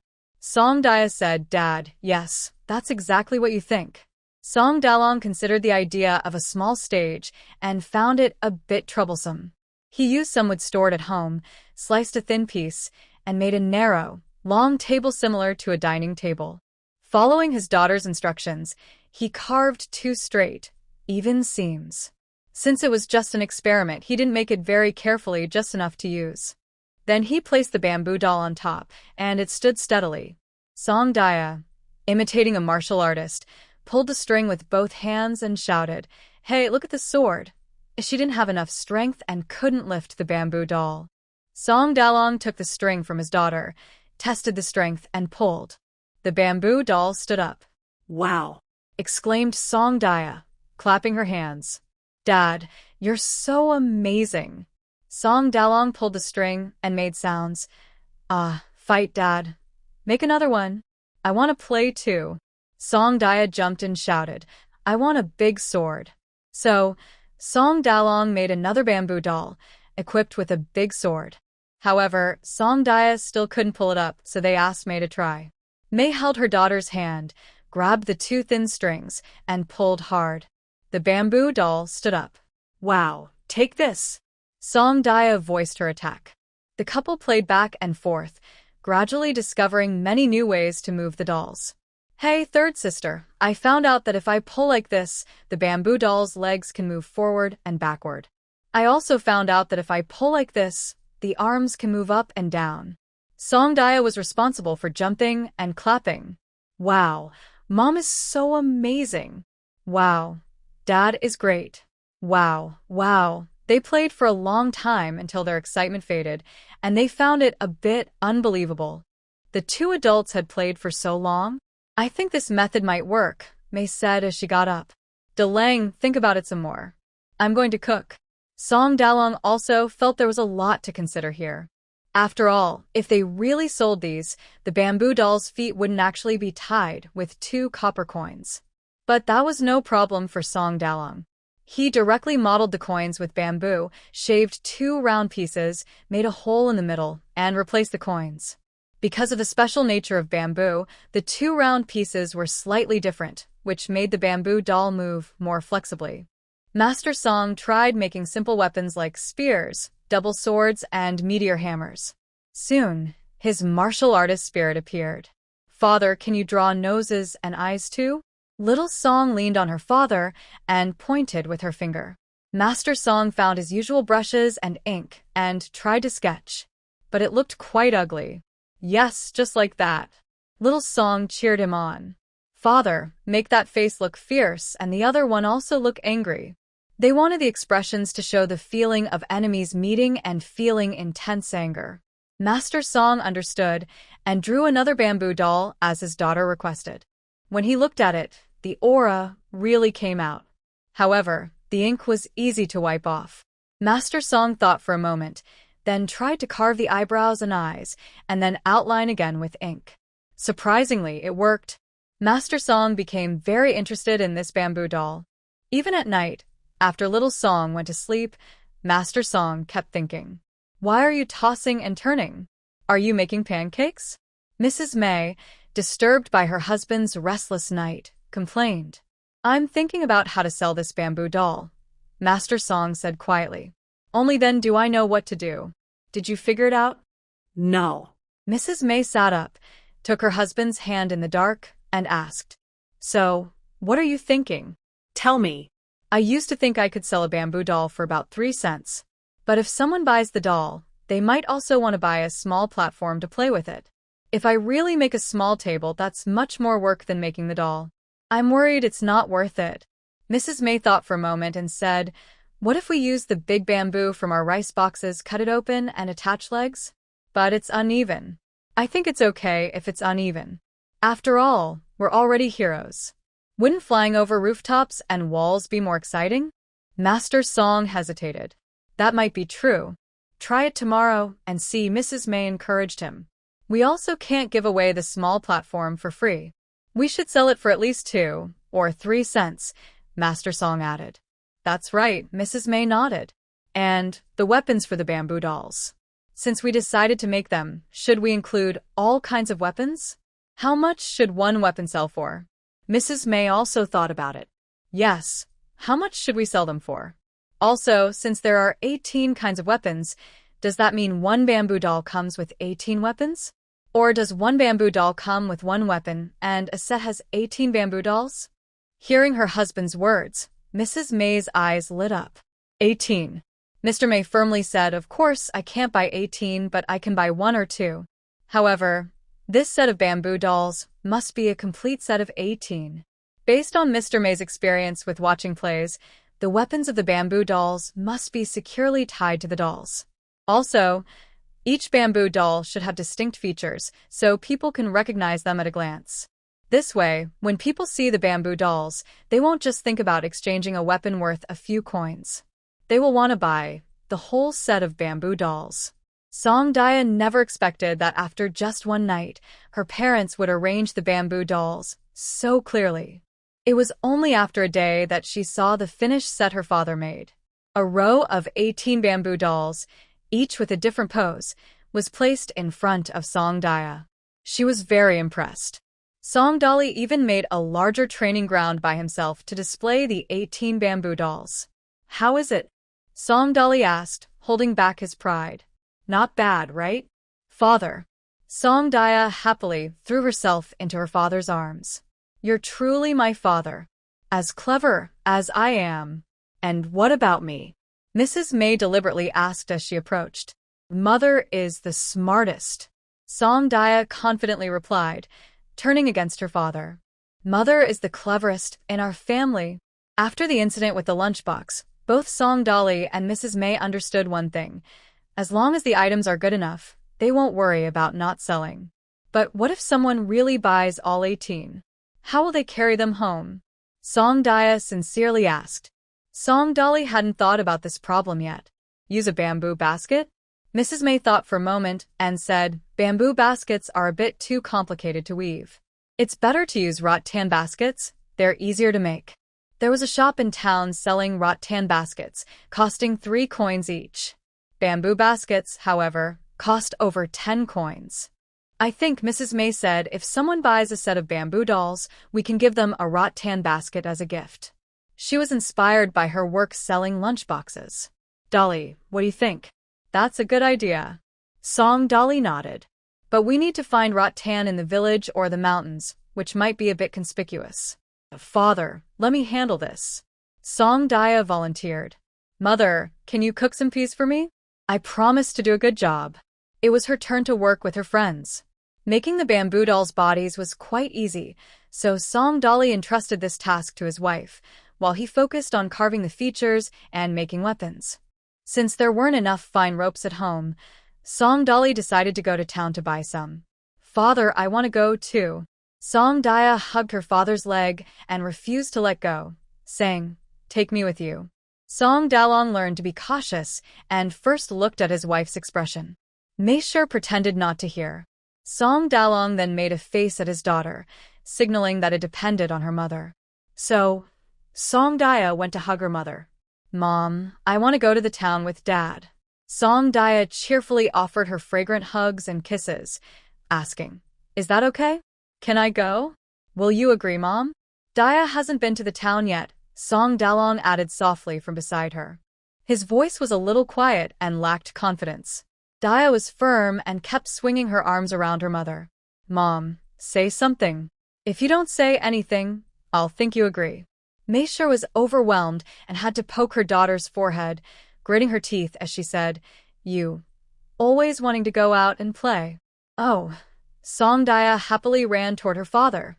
"Dad, Mom agreed." "Have I given birth to a monkey?" Meisher said angrily. Songdaya's voice floated from the doorway. "I am a monkey.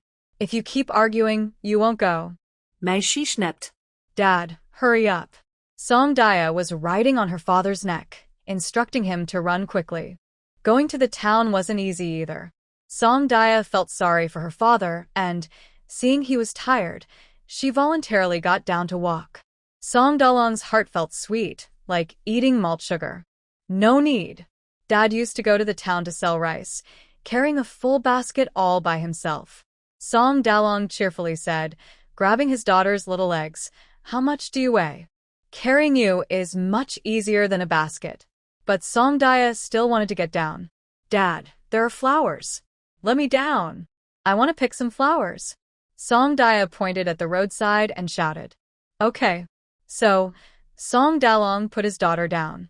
Songdaya happily ran over, plucked 2 flowers, and handed them to her father. "Dad, put these in my hair." Songdalong followed her instructions. "Wow, my girl is really beautiful."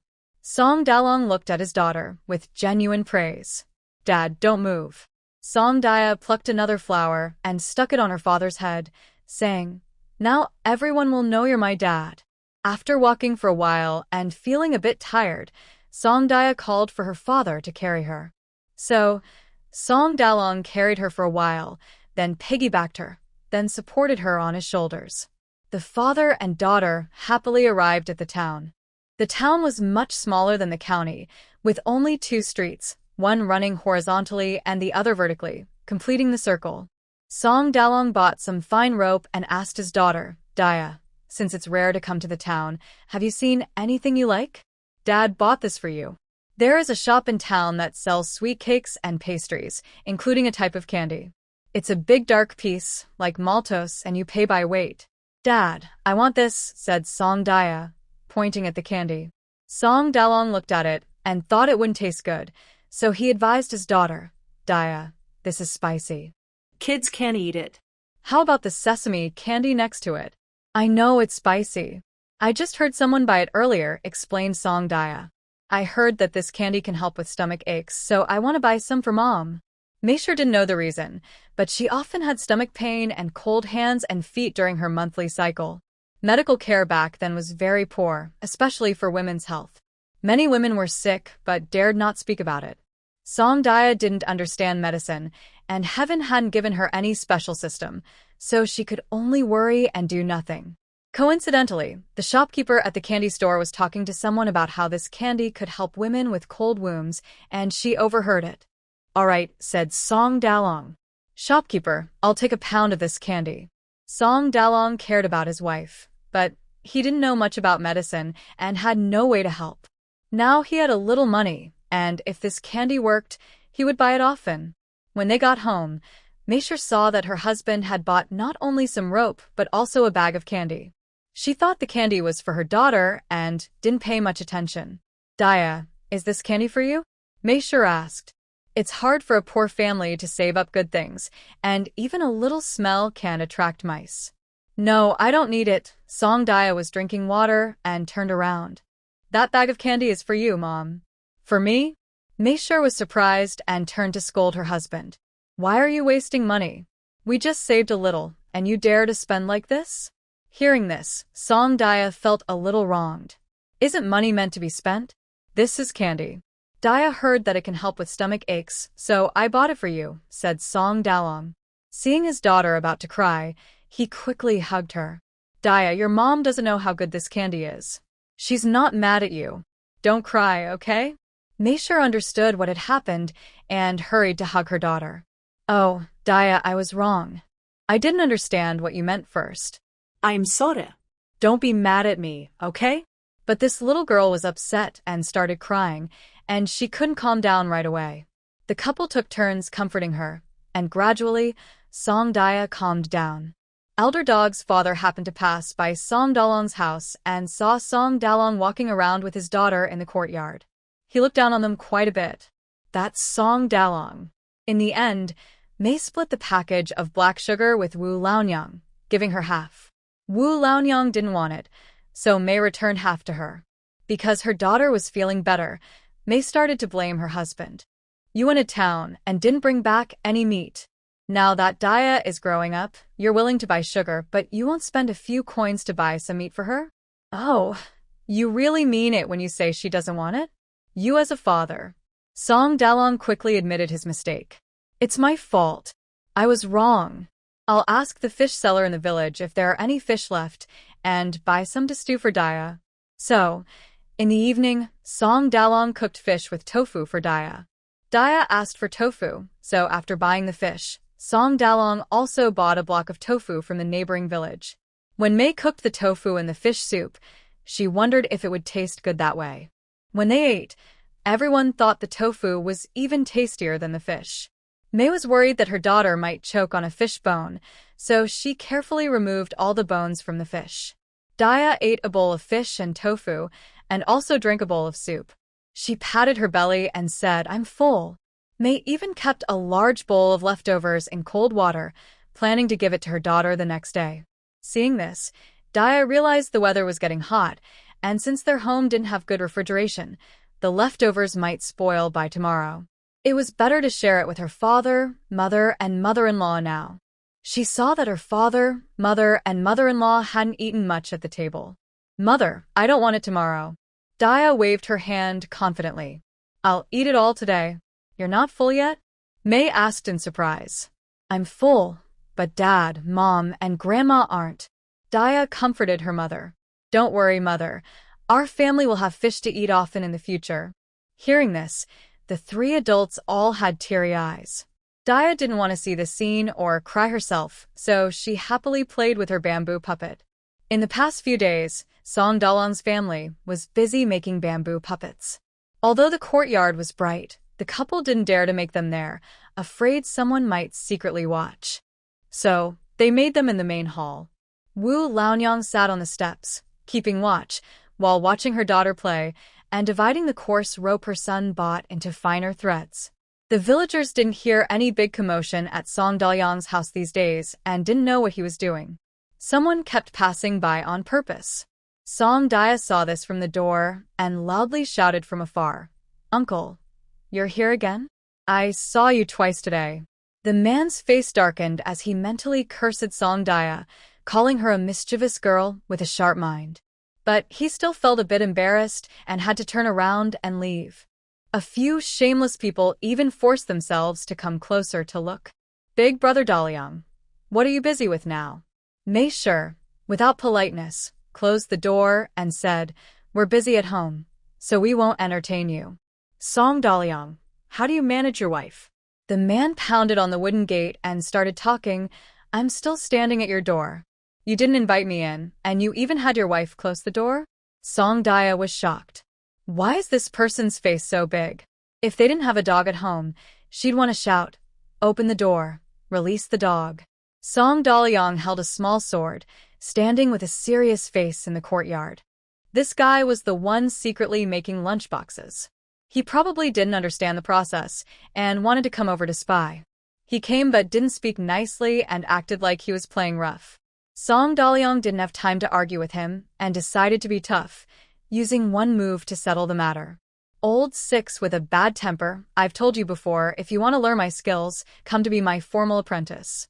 Don't think I don't know you're secretly learning how to make lunchboxes. I only kept quiet because we're from the same village. We see each other often, and it's not worth tearing our faces over. That's why I didn't go to your house to scold you. But now, you come here to spy on me, and you even point fingers at my wife and insult her. If you don't want this hand anymore, I'll cut it off for you today." Song Dalyang loudly pushed open the wooden gate and stormed out. "You..." Old six with a bad temper shrank back when he saw Song Dalyang was serious. "How dare you?" "Why wouldn't I dare?" Song Dalyang raised his small sword, pretending to strike at old six's hand. "My mother worked hard raising chickens, and sometimes one goes missing. In this whole village, only your family doesn't raise chickens, yet you still smell chicken. How many chickens did you steal from my family? Today, we're going to settle this account together." Wu Laonyang was an honest person who didn't have much courage. When her chickens went missing, she just felt responsible and often couldn't sleep for several nights. There were only a few poor families in the village, and everyone knew who often stole chickens or did sneaky things. Song Dalyang also wanted to go over and talk to him, but Wu Laonyang stopped him. They said that the two families still had some kinship from old Song's generation, but if things got worse, it wouldn't look good. So, they decided to pretend it was a gift for someone to eat. At this moment, Song Daya hated her mother-in-law even more. Look at Nyo's mother-in-law. Not only did her family lose a chicken, but even a single feather from her chicken's tail could cause a big fuss in the village. Anyway, relying on Wu Laonyang to handle this was useless. It had to be Song Dalyang who resolved it. This time, Song Dalyang was determined to teach Lao Lu a lesson and also warn others in the village who were thinking of causing trouble. Don't think Song Dalyang is easy to bully just because he's patient. If you want to learn from him, do it quietly. Don't shamelessly bring your tricks to him. Otherwise, don't blame him for losing his temper. Oh no. Lao Lu was afraid Song Dalyang might really cut his hand, so he turned and ran, shouting loudly, "Song Changha has killed someone." Half the village was frightened and came out to see what was happening. "You old fool, Lao Lu. You stole my family's chicken and even dared to insult my wife. Today, I will teach you a good lesson." Song Dalyang also scolded. His words made half the village aware of what Lao Lu had done. Lao Lu ran out of breath, running all the way to the village head's house, and shouted, "Uncle, help!" Village head was pounding rice when Lao Lu suddenly grabbed his leg, almost pulling down his pants. "Let go." Village head frowned and shook Lao Lu off, adjusted his pants, and asked loudly, "Changha, what's going on? What did Lao Lu do to your family?" "Uncle, since you're here, please judge fairly." Song Dalang then told him everything Lao Lu had done before, including today's trouble. All clearly. The village isn't only your family making bamboo products. Why is it that only your family can make lunchboxes? Can't we do it too? Lao Lu hid behind village head, jumping around, thinking village head would surely side with him. After all, who isn't jealous of Song Dalang? He hoped village head would step in, force Song Dalang to reveal his method for making lunchboxes so he could do it openly and proudly. Village head learned what had happened and, angry, kicked Lao Lu in the back. "Lao Lu, you're an adult, yet you keep doing shameless things." Village head scolded. Everyone in the village knows that Changha came up with the idea for the lunchboxes. You tried to learn from him without success and even went to challenge him? He gave you face and you still think it's just for you? Thinking about Lao Lu's past misdeeds, village head was furious. Thinking back to when your father was still alive, he was hardworking and took good care of everything inside and outside the house. Whenever there was trouble in the village, even if his own family was busy, he would go help others. Who in the village didn't praise him? Unfortunately, he fell and hurt himself in the mountains during rain and passed away. Look at you now. Since your father died, you've become lazy and careless. You've stolen everything valuable from the house.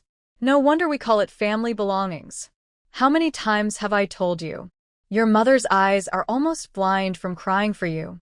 Village Zheng hates to see you fail so badly. Your father only left a few years ago, and you've already wasted all his hard-earned property. Even our cows know not to cause trouble at home. But you're worse than an animal. The cows at Village Zheng's are eating grass, and they lift their heads to moo in annoyance. Who are you talking about? I can still earn money for the family. If it weren't for your father's reputation, I'd have kicked you out of the village long ago. Seeing that Village Zheng isn't helping him, and being scolded in front of so many people, lazy-head old Six decided to give up and give in. "Uncle, I used to respect you as a Village Zheng. Don't think I don't know you've taken bribes from Song Changha. Since he's having a hard time, no one else should be better off." Village Zheng was so angry at this ungrateful person. "Since you call me uncle, I'll act like one today." Village Zheng shouted to his sons, "Big brother, hold him down. Second brother, bring the stick." Lazy-head old Six, who had not gained anything at Village Zheng's and even got beaten up, hated these two men deeply. Song Dalong saw his expression and understood everything. "Lazy-head old Six, I know you're unhappy and want to get revenge on us. I'll say this clearly. From today on, if our windows are broken, walls cracked, bamboo behind the house is missing, or anything else disappears, I'll blame it on you. Even if someone in our family trips on the road, I'll say it's your fault." That scoundrel. When San Myong first married in, he even tried to climb over the wall with bad intentions. Song Dalong really hated this worthless person. "Shameful thing. Get out of here." Village Zheng scolded. Lazy-head old Six covered his backside and left Village Zheng's house, his expression making Village Zheng want to hit him again. "Thanks, uncle, for standing up for me." Song Dalong respectfully bowed to Village Zheng. Village Zheng, exhausted from all this, waved his hand and said, "Go do your work." Finally, he turned to the villagers watching and said, "Did you all see what just happened? I don't expect any of you to produce a top scholar, but at least do your part well. Only when a person does their best can things turn out well.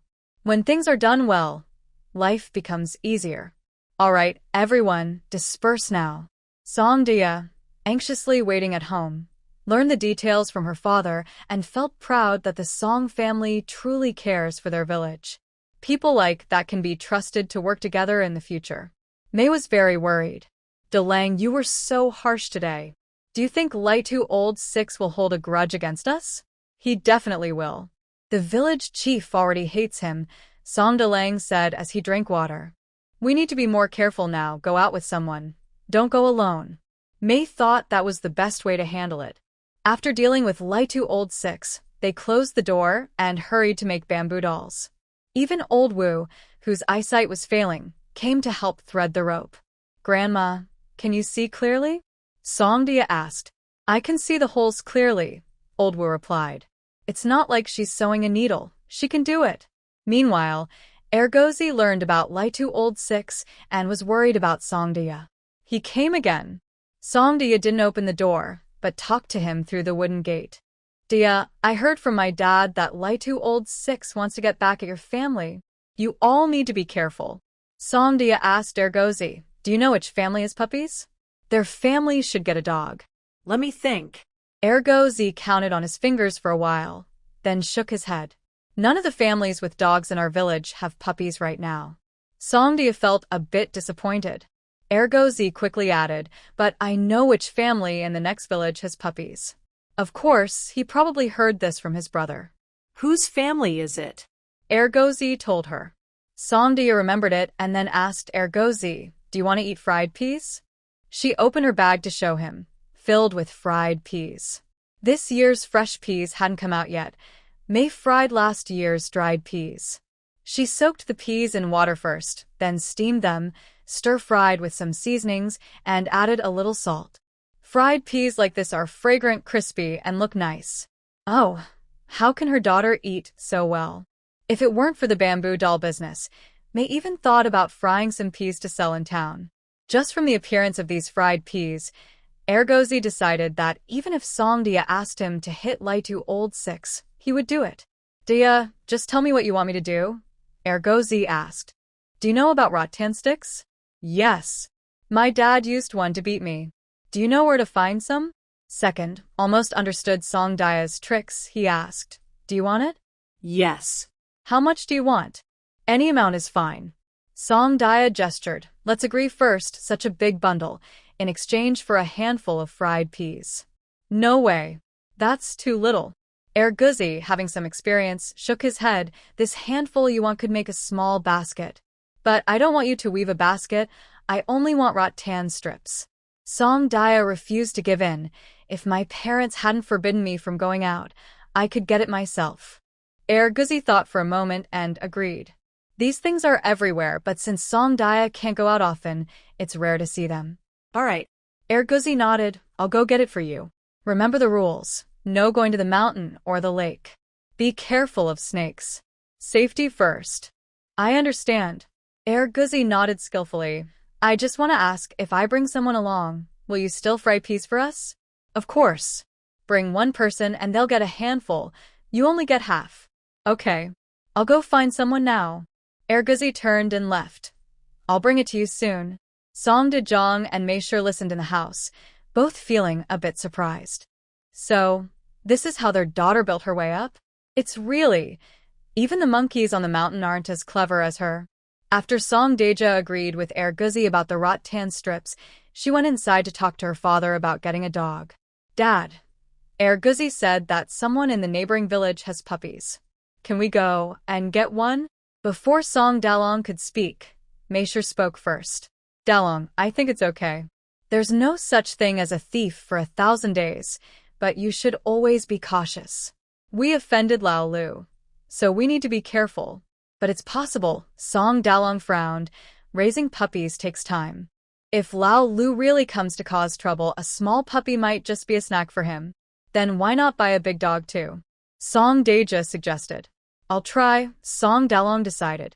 Nowadays, it's different from the past, where killing a dog was punishable.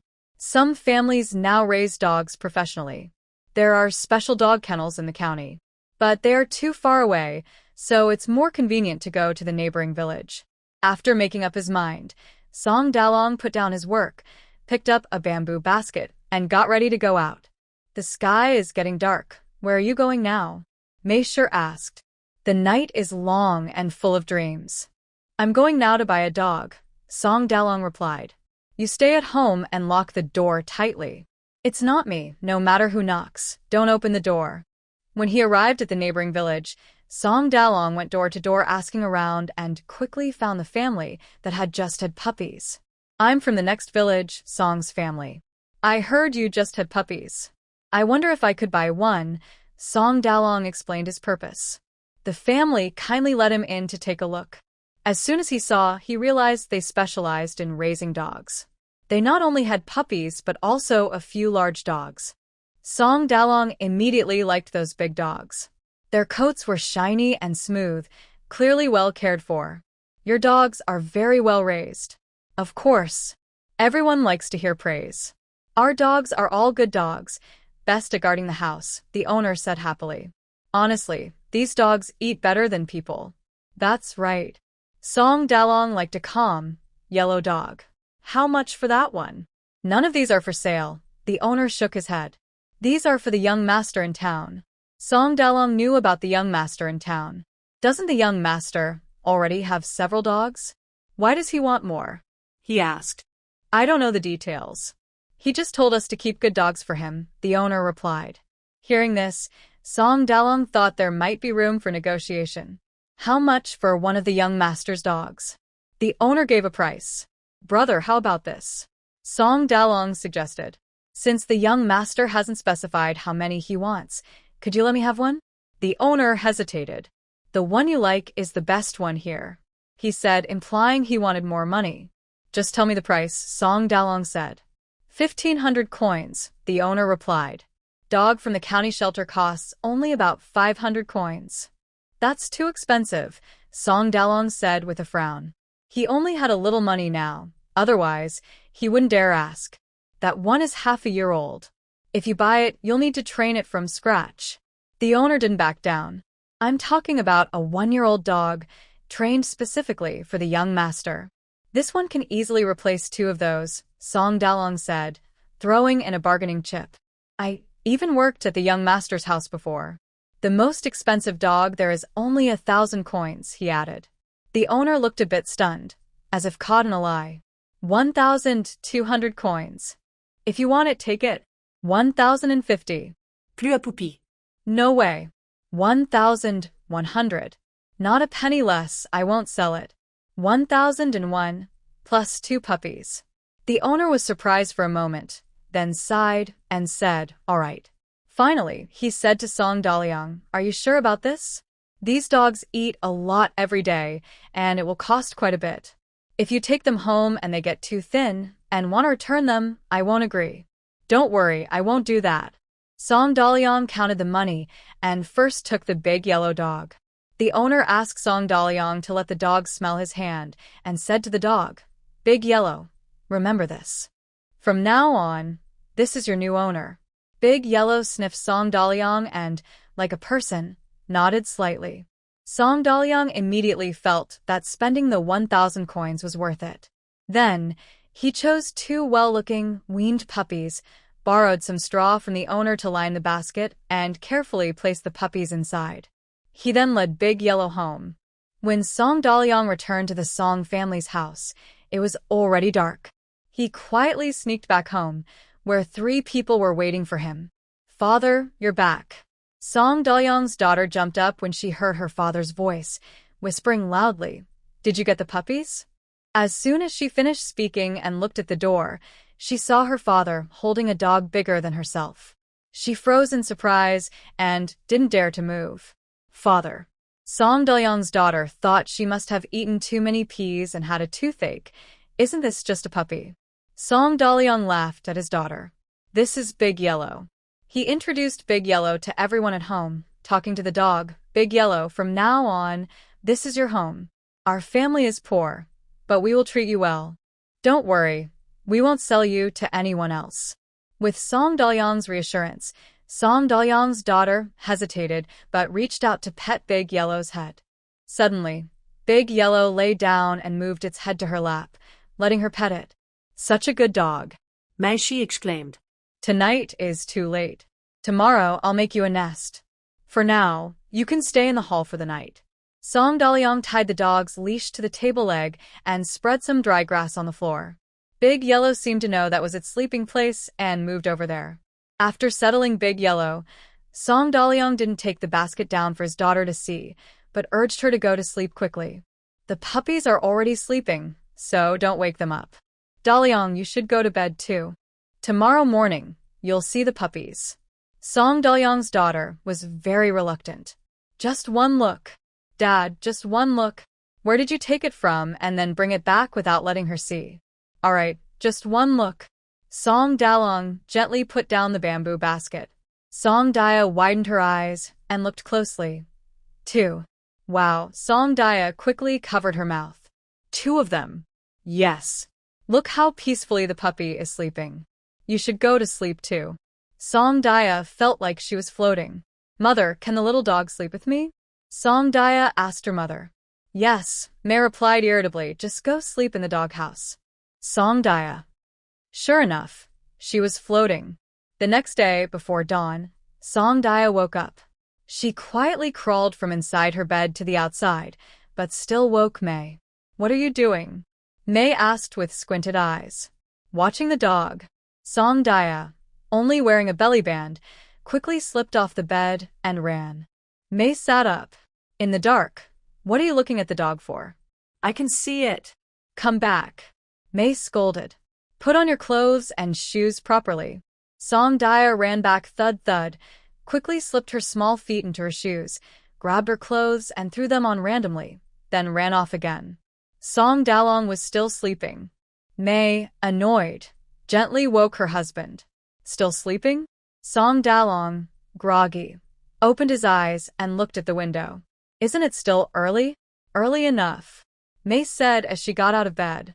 Your girl has already run off. Oh. So Song Daliang realized he was involved. Our family only earned a few coins in total. How can you buy 3 dogs all at once? How are we supposed to feed them? This had been bothering May all night.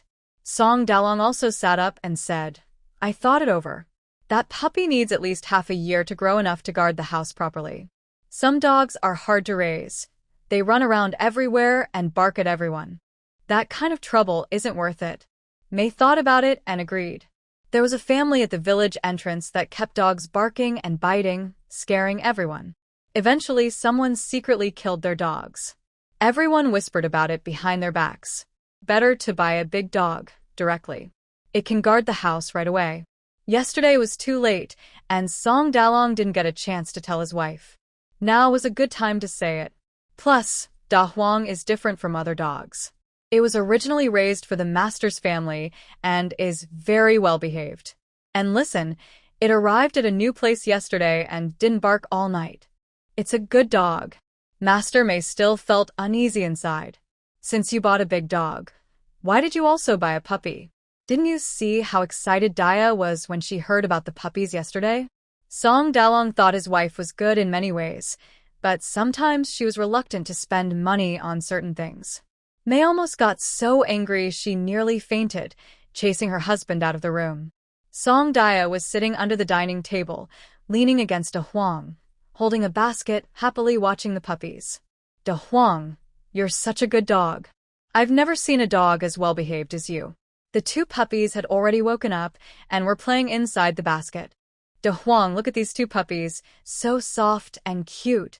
As for her parents arguing? Sorry, she didn't see it. May scolded Song Daliang as she chased him. How much money did you earn in just a few days? Do I look like I can't spend it? How much money did you make for me to spend? Blah blah, blah blah. The couple tacitly agreed, not to mention the 100 taels of silver again, pretending it didn't happen. Old Lady Wu heard the arguing and looked in through the door, then quietly closed it again. Seeing that his wife was truly angry, Song Daliang remembered past lessons, and his confidence waned. I just thought Dia was working hard for the family, doing so much. It's not too much to buy her a puppy. He silently signaled his wife to look at their daughter. Dia was leaning against one puppy, holding another in her arms, with a third at her feet, surrounded by dogs, completely happy. Oh, Dia was the happiest girl in the Song family. And the other one? May asked, eyes wide with annoyance. I was just about to tell you that. Song Daliang pulled his wife into the room, whispering so their daughter wouldn't hear. Wasn't Lady Chin the one who bought a way to make our family's lunchbox and also invited Daya to watch a play? I was thinking, next time we go to the county to sell bamboo dolls, we could take Daya with us. When we get to the county office, you can ask Daya to give the other puppy to Miss Tang. May immediately understood what her husband meant. Are you trying to get close to County Magistrate Tang? Not exactly trying to get close, just showing up a few more times so he remembers us. This kind of favor, once you start, it can grow. It seemed Song Dalong had learned his daughter's cleverness. No, her shamelessness. Oh no, I mean her quick wit. But he's the county magistrate. He's seen all kinds of fine things. He needs a simple little dog like this. May glanced outside. Clumsy little flower dog? Exactly, giving him this kind of gift shows our sincerity, Song Dalong said. May felt a little dizzy in her head. Suppose someone asks where we got the dog, what should we say? Should we say we bought it specially? That would be too obvious. I think, for such small matters, Big Girl can handle it, Song Dalong said, looking at his daughter, who was so focused on the dog, she forgot her parents. Do you think Big Girl can really give this gift? May still found it hard to believe. Probably. After all, your daughter is as confident as the ox from the village, proud wherever she goes. I am the ox from the village. I am Song Dalong from Song's family. Big Girl Song had no idea she had already been given a big responsibility by her parents. Dad, you promised Da Huang yesterday that you'd make a nest for him today. Yes, I will, Song Dalong replied loudly. Mum, I'm hungry. Go cook some rice, May also responded. And Da Huang, De Gua, and Xiao Gua are all hungry too. May wanted to send her daughter, son, and the dog all out together. After breakfast, a long while later, the foreman Air Guzi arrived. He was followed by a group of people with the Air prefix in their names. Each carried 2 bundles of vine sticks, ready to exchange for fried peas. Song Dalong and May both went to the fields. Only Wu Laonyang was at home. Since it was the family staple food, they couldn't afford to lose it. Yesterday evening, Wu Laonyang had cooked a big pot of tea while preparing dinner. After soaking overnight, it was just right to drink now. She called some children into the courtyard to drink. Big Girl, your tea is really good, Air Guzi said, holding up his bowl. Big Girl's grandma, can you give me another bowl? Most ordinary families nowadays didn't buy good tea, just drinking rough tea leaves. Song Dalong's family, however, once met a traveling merchant from another place when he went to the county last year. The merchant fell ill, and Song Dalong kindly helped him see a doctor. When the merchant recovered and left, he gave Song Dalong a bag of tea leaves called 1 match can. It meant 1 tea leaf could brew a whole pot of tea. Wu Laonyang would only put 2 or 3 leaves into a big pot. This tea, called 1 match can, had jagged edges like saw teeth, very sharp. The brewed tea was reddish in color, with a strong aroma, and wouldn't spoil overnight. In fact, the flavor became richer and sweeter after sitting overnight, making it very refreshing and thirst-quenching, perfect for cooling down and boosting energy. The children loved it very much. But only 1 or 2 bowls each. Wu Laonyang wouldn't dare give more. She was afraid they might get sick from drinking too much. After resting, Big Girl Song started checking the goods. Air Guzi, the boss of the construction team, did a good job. He kept a close eye on the quality of the rattan, making sure no one was cheating. Song Daya happily handed out roasted peas. Because Air Guzi had warned his friends beforehand, everyone had prepared in advance. Some had asked their older sisters to sew small pockets. Those without sisters worked with their brothers, borrowing a piece of cloth from their mother or mother-in-law, which was enough. After handing out the roasted peas, everyone started eating eagerly. Didaya, your roasted peas are so delicious. Salt and sugar are precious. No one would just use them casually. Especially when paired with the tea they just drank. Simply perfect. Don't eat them all yourself. Share what's meant to be shared when you go home, Song Daya reminded them. She wasn't blind. She could tell that these second helpers had brought some friends. If anyone causes trouble or makes things difficult for me, I won't play with them anymore, Song Daya warned. She didn't refuse help, but if the helpers she found caused her trouble over uneven sharing, they would be blacklisted. The helpers with second in their names all promised they understood. Don't worry, Daya. We won't cause trouble. When I went out, I told my sister that she could help me find rattan while working outside, and I'd share half of the roasted peas with her, Nyo said confidently, betraying his sister. The friends all scolded Nyo for being sneaky. Oh, no wonder you quickly got 2 bundles of rattan. Your sister helped you. Yeah, Nyo, you're so clever. Nyo got nervous and pointed at his friends' noses. Why are you only criticizing me? Didn't you all ask your brothers for help too? Everyone stop arguing. Guzi said with a frown, stepping in to stop the fuss. Why are you shouting so loudly? Are you trying to scare someone? The friends looked at Songdaya and all lowered their heads in shame. Guzi then tried to flatter Songdaya again. Hey Daya, are you still collecting rattan? Of course. Songdaya patted her bag confidently. Today I'll collect as much as I can. Hearing this, Guzi felt relieved. Did you hear that? He waved his hand. Everyone, hurry and find some rattan. After everyone left, Guzi counted his own share. His brother even lent him a cloth bag used for making pancakes for this task. Whether they fought or scolded, nothing could stop the clear and real good things from reaching their stomachs. The 2 brothers worked together, very kindly. So, under the temptation of frying peas, a few friends brought a batch of vine branches before noon. They worked so efficiently that Songdaya couldn't help but be amazed. Fortunately, today was cloudy, without strong sun, or else a couple of cases of heatstroke could have caused big trouble. Let's finish up like this in the morning.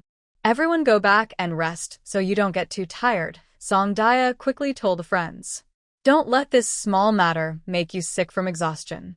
As long as the Green Mountains remain, there will be firewood. This also reminded Songdaya. In the future, always think carefully before doing anything. Then, when Song Dalong and Mrs. May returned from the fields, they saw a pile of vine branches in the courtyard. Look at our Daya, so capable, Song Dalong said with admiration. Only Song Daya could do this. If adults did it, it might seem like they were bullying children. In the afternoon, we won't go to the fields. Let's work harder on making bamboo dolls, Mrs. May said. Today, they caught a few loaches in the ditch, perfect for boiling into soup to feed the puppies. Since they decided to give the dolls as gifts, they wanted to raise them well. Mom, can we let Da Huang and the others out now? Songdaya asked eagerly. Knowing that Guzi and the others would come, the couple had already sent the dogs into the inner room when they went out. First, they were worried about scaring the children. Second, they didn't want the villagers to find out immediately. All right, Mrs. May nodded. But only in the main room to play, not outside. Songdaya happily went to rescue her beloved dogs. After about 10 more days, Song Dalong and his wife finally finished the first batch of bamboo dolls.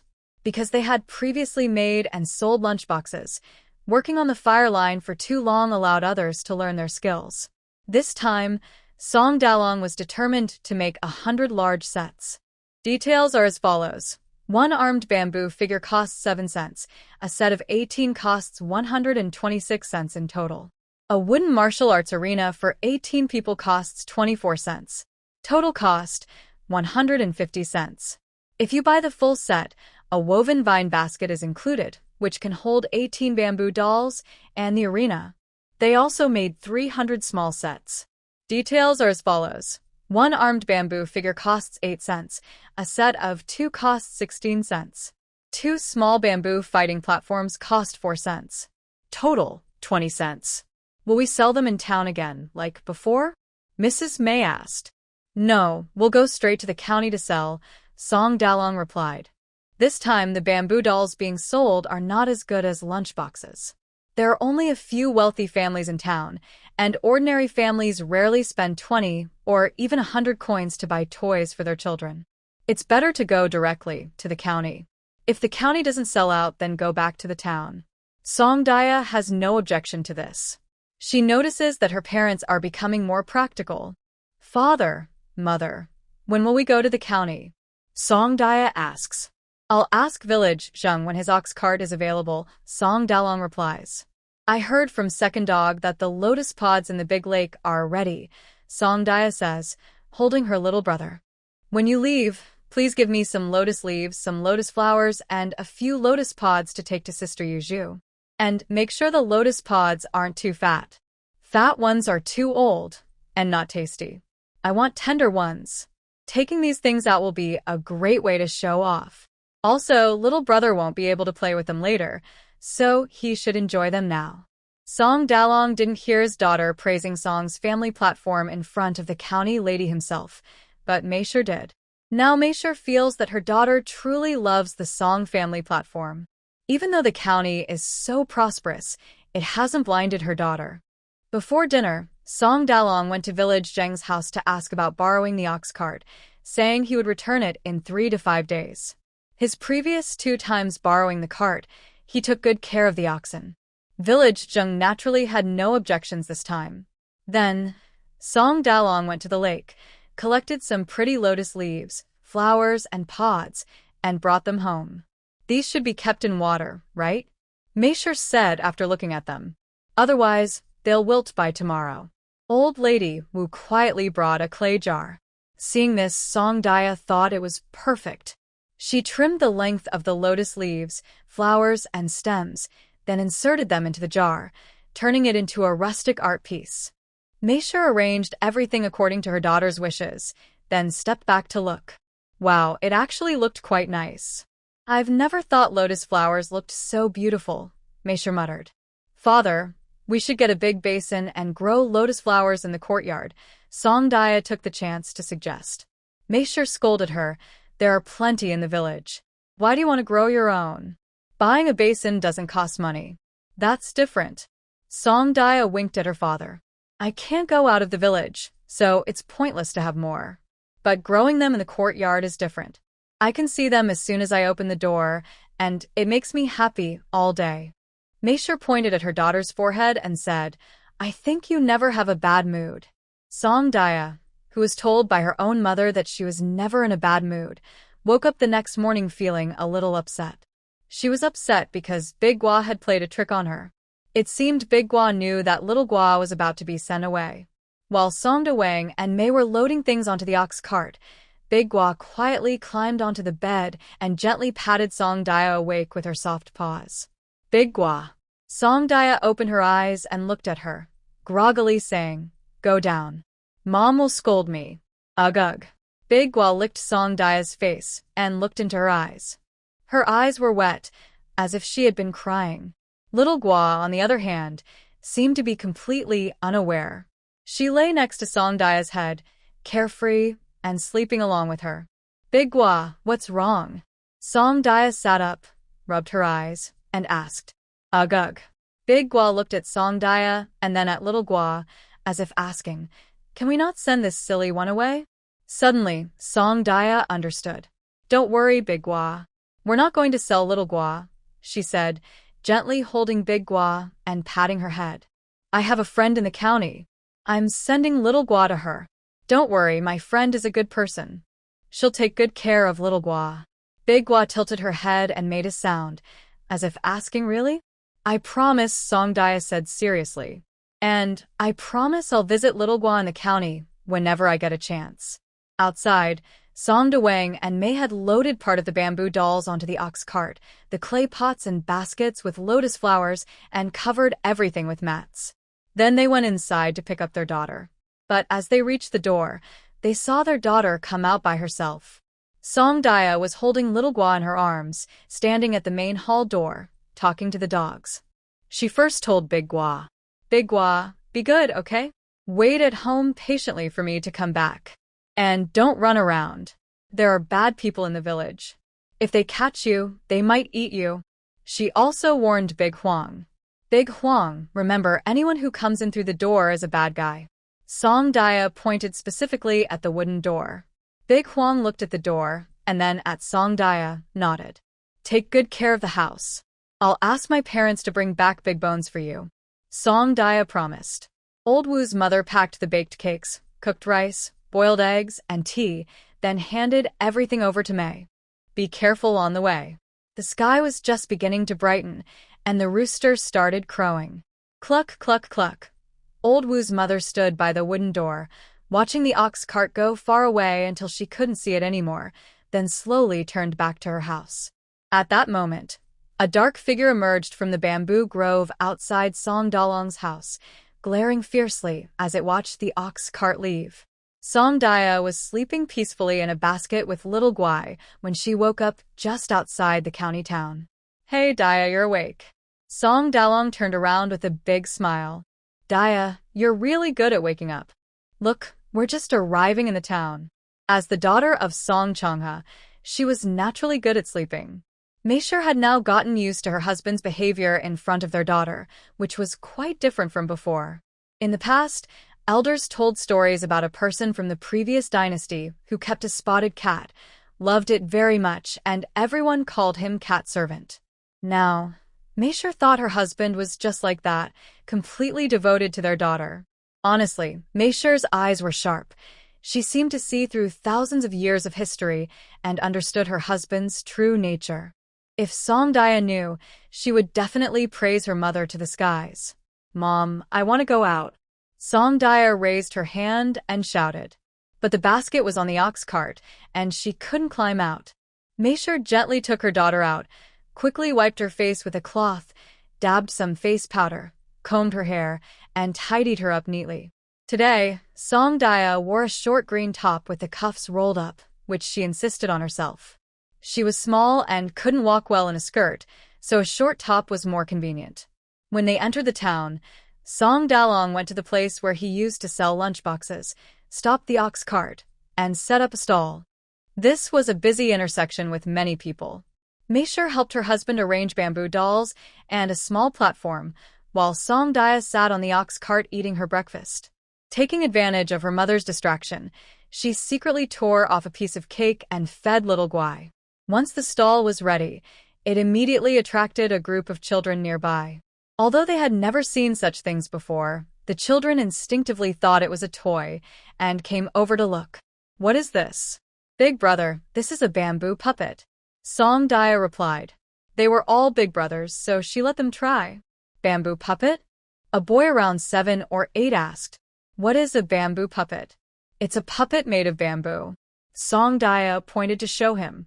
It can move and even fight. Song Dalong and Meisher each held a bamboo puppet and used a small platform. Big brother, this is how you play. Song Daya started narrating. First, she challenged.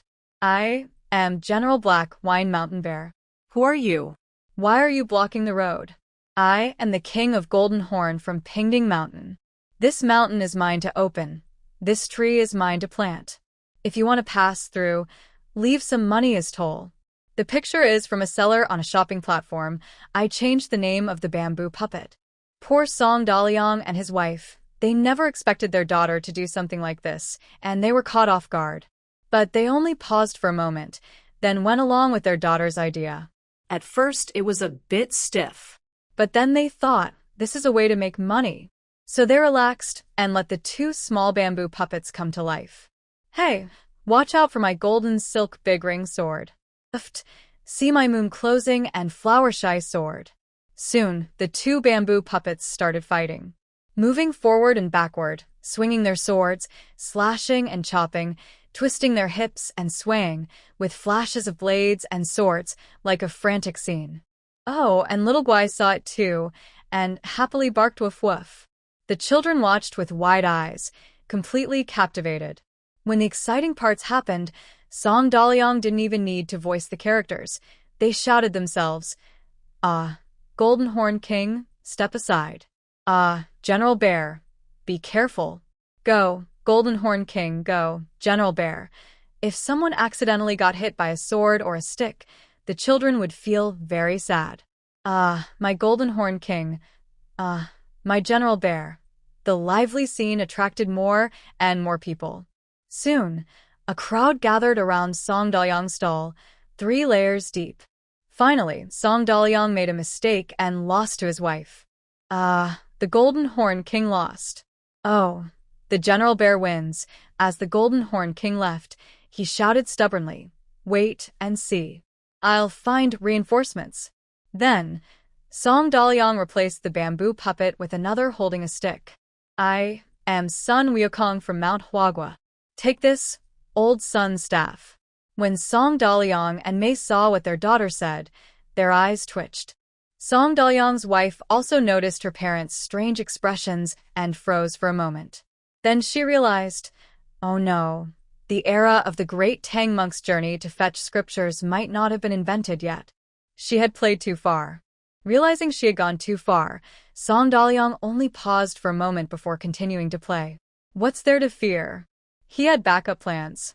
After 2 rounds of bamboo puppet battles, someone finally asked for the price.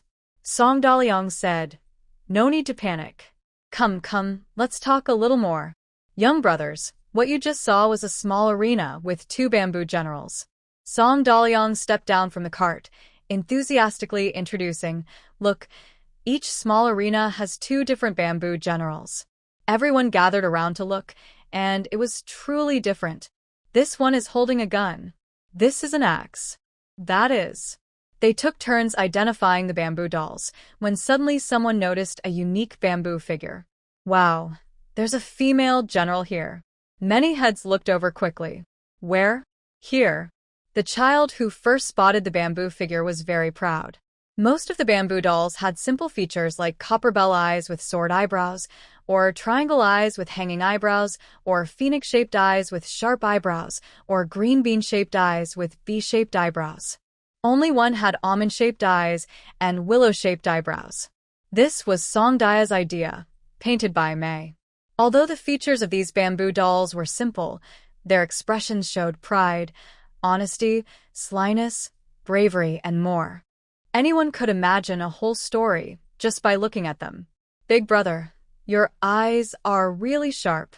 Song Daya clapped her hands and sincerely praised him. Our set has 18 bamboo dolls, and only one is a female general. You found her right away. Big brother, maybe when you grow up, you can also become a great general. Others felt both jealous and a little jealous, and they all tried to show off in front of Song Daya. Little sister, when you say a full set of 18, do you mean the ones behind you? Yes, that's right. Song Daya answered with a smile. Why is that stage so big? Because it's a martial arts arena. The place where the general chooses soldiers and officers. Song Daya stretched her chubby little hand and pointed. Now, I am the general, and I am choosing soldiers. Song Daliang and Mei worked together to move the arena to the front. They arranged 18 bamboo dolls in different poses, looking very impressive. Wow! The children exclaimed in amazement. You, Iron General, step forward. Song Daya pretended to be serious as she pointed at a bamboo doll. Song Daliang took out the doll and placed it in the center of the stage, speaking in a voice. The soldier is here. You, Red General. Song Daya pointed at the almond-eyed, willow-brow bamboo doll and asked, are you willing to fight the Iron General? Mei brought her almond-eyed bamboo doll onto the stage and loudly declared, I am willing to fight. Good, start, ordered the general. The 2 bamboo generals immediately began to fight. Spectators started cheering for both sides. Go, Red General. Come on, Iron General. You can't lose. Song Daya didn't plan to let the fight end with a clear winner. She waved her small hand above the arena and shouted, all right, everyone stop now. The 2 bamboo generals each retreated to opposite ends of the battlefield. You 2 generals are truly the pillars of the nation. You are both very impressive. Now, please return to your ranks. So, the 2 bamboo generals returned to the line. The display was enough. Now it was time to make an offer. Little brothers, for just 20 coins, you can take home 2 bamboo generals and a small fighting platform. 20 coins. The little brothers whispered to each other. One appeared confident and bargained. 20 coins is too expensive. Can it be a little cheaper? Cheaper? Impossible. Even 1 coin less would mean Song Daya loses. Sir, last time I came to the county, my dad bought me a bowl of wonton for 10 coins. How many bowls of wonton could 20 coins buy? Someone below started calculating. 2 bowls, Song Daya answered himself. For just the price of 2 bowls of wonton, you can take home 2 bamboo generals. No need to leave home. You can set up the arena and defeat armies of thousands. Isn't that worth it? Some onlookers couldn't help but think, oh, just 2 bowls of wonton. I'll tell my mom I want wonton, then come by the bamboo generals. They hurried off. Others were still watching.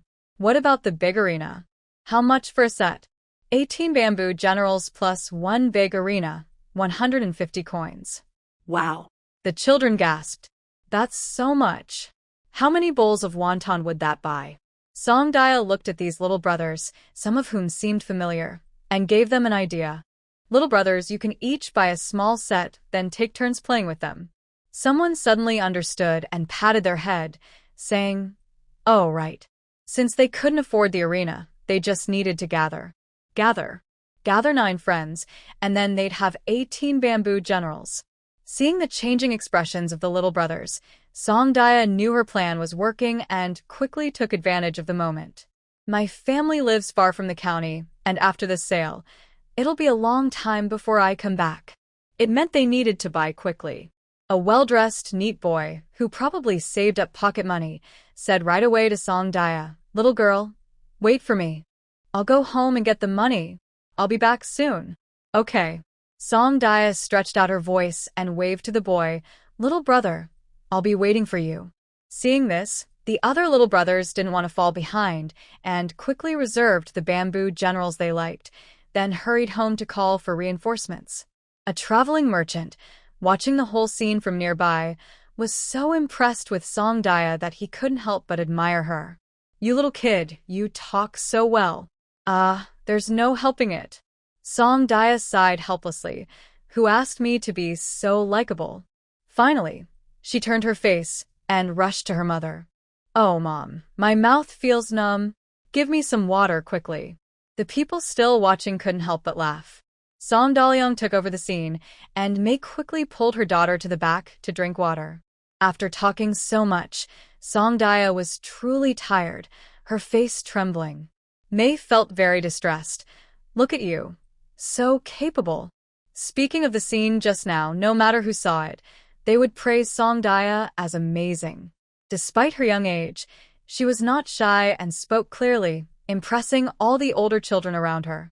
Everyone had to admire her. The merchant also stayed nearby, setting up a stall next to Song Dalyong and occasionally chatting with him. Soon, the boy who had gone to get money returned. He was sweating heavily and out of breath. Songdaya went to greet him. Hey, little sister. I want. She thought he was asking for the small item in front of her, but he pointed behind her. I want a full set of bamboo general and martial arts arena. The little brother was very confident. Little brother, you're our first customer. I'll give you a woven basket. Songdaya happily took a woven basket and handed it to her parents.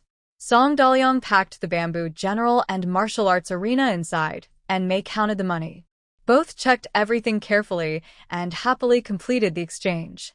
Little brother, there's our family mark on the martial arts arena. Our family name is Song, skilled craftsman Song. Make sure you recognize it, okay? Songdaya cheerfully said goodbye to the confident little brother. She was also very enthusiastic about the other boys who bought bamboo general, even though they sacrificed their money for wonton. Protecting the country is everyone's duty. Although she didn't know if the current emperor favored arts over martial skills, it was good to be cautious. What if she could brainwash him? Little brother, keep it up. The little brother blushed all over and left. When others came to ask later, Songdaya ignored them. She told her mother to put the basket on the ground, then crawled into it herself, hugging her little one and pretending to be a fixed star. Mostly, she was just really tired. This lively scene was soon seen by the street patrol officers. Recently, in the county office, from the magistrate himself to the guards, everyone received a set of bamboo lunchboxes and water bottles from the county lady. This is a gift from the lady, regardless of status, and everyone is happy to receive it. It's important to know that the magistrate was personally appointed by the emperor. They are secretly observing his temper, how easy he is to get along with, and whether he has any clever tricks. The magistrate is the head of the county. The Lord is kind and generous, and the common people are blessed. In short, When everyone received the lady's gift, some people started to ask about where it came from. This wasn't a difficult matter. The Song family, with 3 members, had appeared at the county office. After connecting the dots, everyone understood. Those who hadn't seen the Song trio before, after asking around, also learned the story. Although the lady magistrate didn't say much, everyone could tell from the magistrate's family's attitude how they should treat that family. So, whenever they went out for inspections or errands, they would glance at the place where Song dollies sold lunchboxes. Today, they happened to pass by. Someone was sent back to report. Soon, Magistrate Tang learned that Song dolly was back in the county selling things. Then, he sent someone to inform his wife. Soon after, Madam Chen also found out. Mom, is the eldest daughter coming to the county? Tang Yuzhu still remembered Song Dia. Her eyes lit up. Can I go find her and play? She followed her father from the capital to Liang County. Her childhood friends had all lost contact. She also met some officials' families, including some young girls her age. But those girls, each flattering and flattering her, tired her out. She was also exhausted. None of them were as simple and natural as Sister Dia. They came all this way to the county, not just to play with you, Madam Chen told her daughter. Having seen enough of official manners, she didn't want her daughter to treat Song Dia as a toy to be called and ordered around. Tang Yuzhu was smart and understood her mother's meaning immediately. Mom, you said that quality matters more than quantity in friends, she defended herself. I really want to be friends with Dia. Although she was young, Tang Yuzhu came from a noble family and had been carefully raised since she was little. Her parents often told her about social interactions. So, she understood from a young age that, even in the capital, many people would support her because of her background. Now, she genuinely wanted to forget about rules and etiquette and happily be friends with Dia. Since that's the case, I'll ask someone to see if Dia is free. Her mother finally agreed, seeing her daughter's firm attitude. Song Dia sat bored inside a basket, smiling slightly whenever she saw the young master and lady with her little brother, acting as a lucky charm to bring good fortune. Suddenly, a cheerful face appeared in front of Song Dia. Dia, do you remember me? Song Dia's eyes widened. Oh, Sister Weifoam. Seeing that Song Dia remember her, Sister Weifoam was very happy. My name is Ing Hong. She introduced herself first, then smiled and said, My young lady heard you came to the county town, so I came to see if you are free. She wants to invite you to visit the county office. Of course, Song Dia was polite. Sister Ing Hong, you're so kind to come. I was just about to find Sister Yuzhu too. Song Dia pointed to a jar of special local products from Songjiao Terrace, indicating for Ing Hong to take it. This is our Songjiao Terrace's lotus leaves, lotus flowers, and lotus pods from Lake Dahu. I brought them especially for Yuzhu. Unfortunately, my mother is busy and can't take me to the county office. But luckily, Sister Ing Hong has come. Ing Hong bent down and picked up the clay jar. Wow, these are the lotus flowers from Songjiao Terrace? They really come in 3 colors. Ing Hong had initially thought Song Dia might be exaggerating a little. Yes. And these lotus pods are from white lotus flowers, Song Dia explained. The lotus pods from white lotus flowers are big and tasty. Really? Then I thank you on behalf of the young lady first, Ing Hong said with a smile. She then formally told Song Dia's parents her purpose. My young lady would like to invite Dia to visit the county office. I wonder what Lord Song and Lady May think. Lord Song and Lady May looked at each other. Since she had said so, what else could they say? Anyone who trusts Chen Yangzi and Run is not a fool. Ing Hong saw that the couple was a bit worried, so she added, Lord Song and Lady May, please rest assured. I will protect Dia. Song Dia hugged her little brother and looked at her mother. Lady May, you still notice me? You promised someone else, so why are you looking at me? Then it's settled, Sister Ing Hong, Lady May said with a bow. I will go to pick her up in an hour. No need to rush. You can go after selling your things, Ing Hong replied. Lady May, don't worry. No one will bully Dia. After getting her mother's permission, Song Dia reached out a hand to hold Ing Hong's and walked with her little short legs. Dia, do you want me to carry you? Ing Hong asked. No. Songdaya shook her head. I can walk by myself. Inghong is used to the young ladies in her family often needing to be carried. Now she watches a little girl trying to keep up with her, and she feels a bit sorry for her. Really don't want to be carried? No need. Songdaya cheerfully replies, although I don't plan to be a female general, this little road isn't too hard for me. Inghong finds this child quite interesting. Her words are very funny, and she thinks of many things she hadn't considered before. She is very sweet-tongued.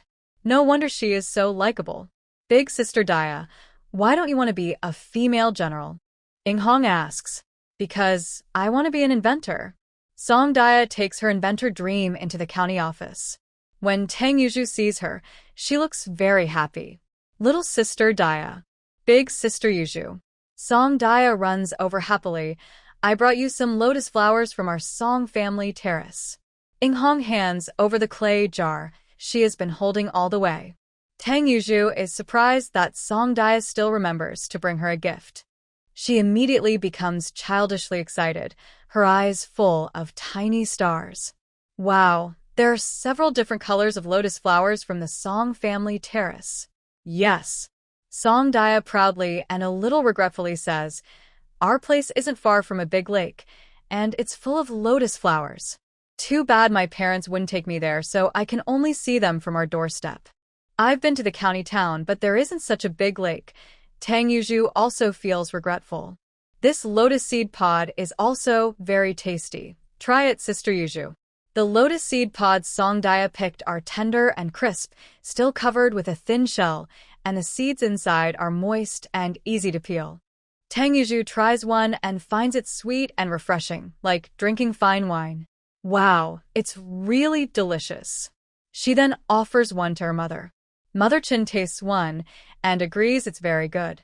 In the capital, they don't lack lotus seed pods, but everyone considers large, full ones to be the best.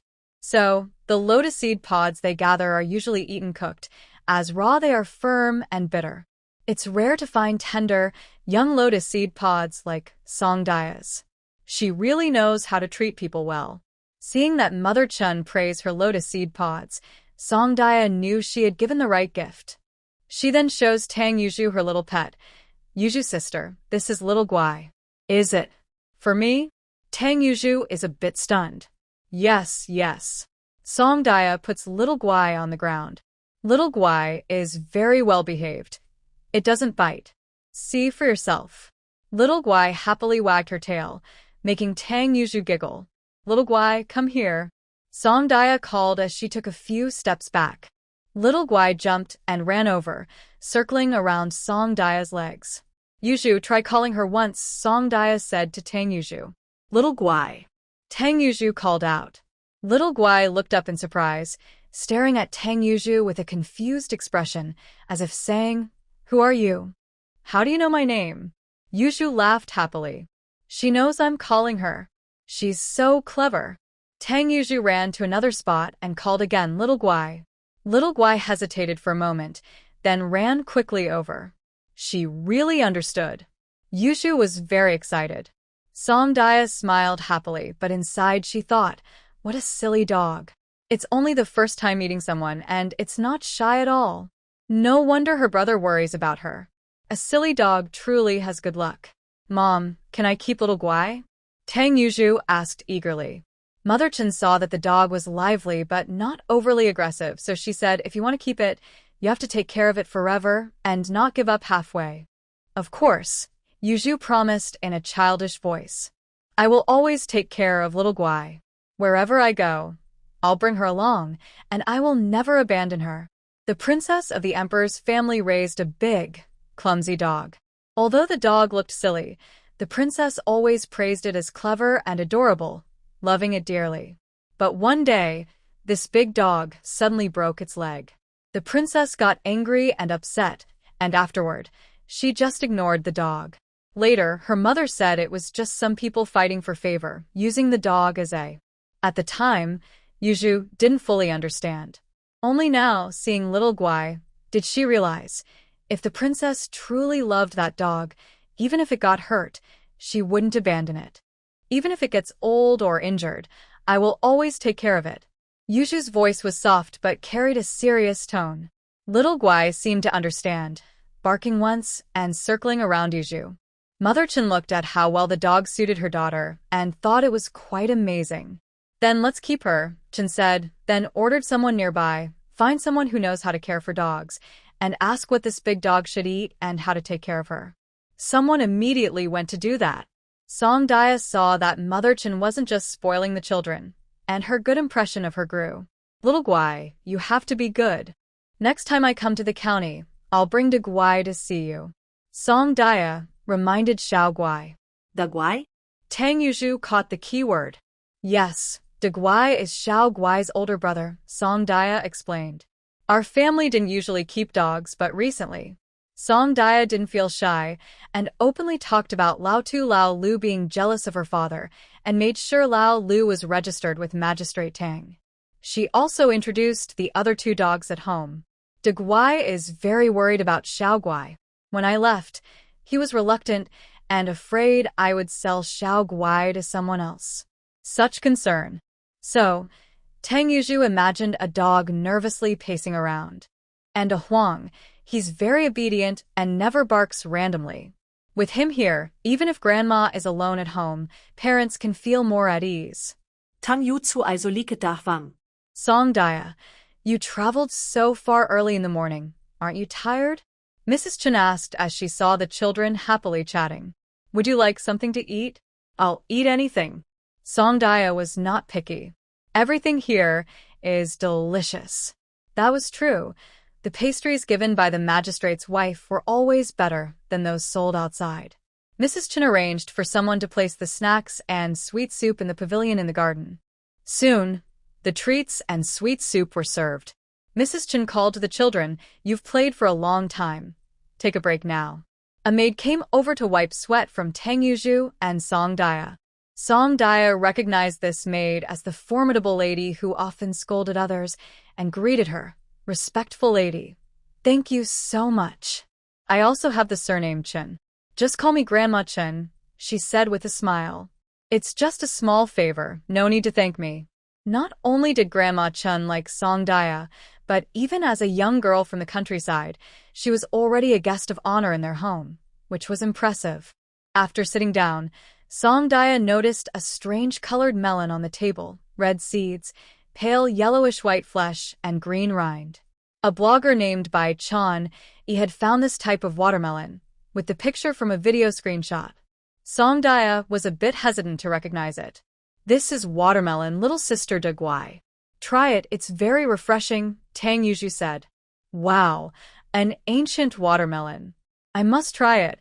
Song Dia picked up a slice, took a bite. It wasn't very sweet, but it was very juicy and very thirst-quenching. After eating a slice, she felt refreshed and clear-headed. Then she had an idea. "Madam, can I have some of these seeds?" Song Dia asked Mrs. Chen. "Do you want to take them home to plant?" Mrs. Chen asked. "Yes." Song Dia nodded and said, "Our Song family farm doesn't have watermelons yet.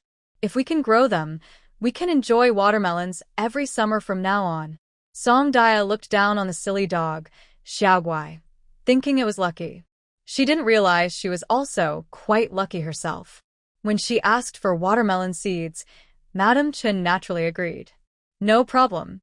I'll have someone save some seeds for you," Madam Chen said. "Eat slowly, and don't worry about your parents. I'll send someone to tell them."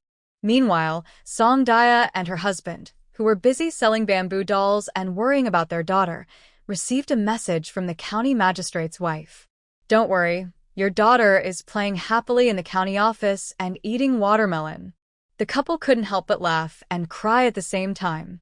What does their daughter think of the county office?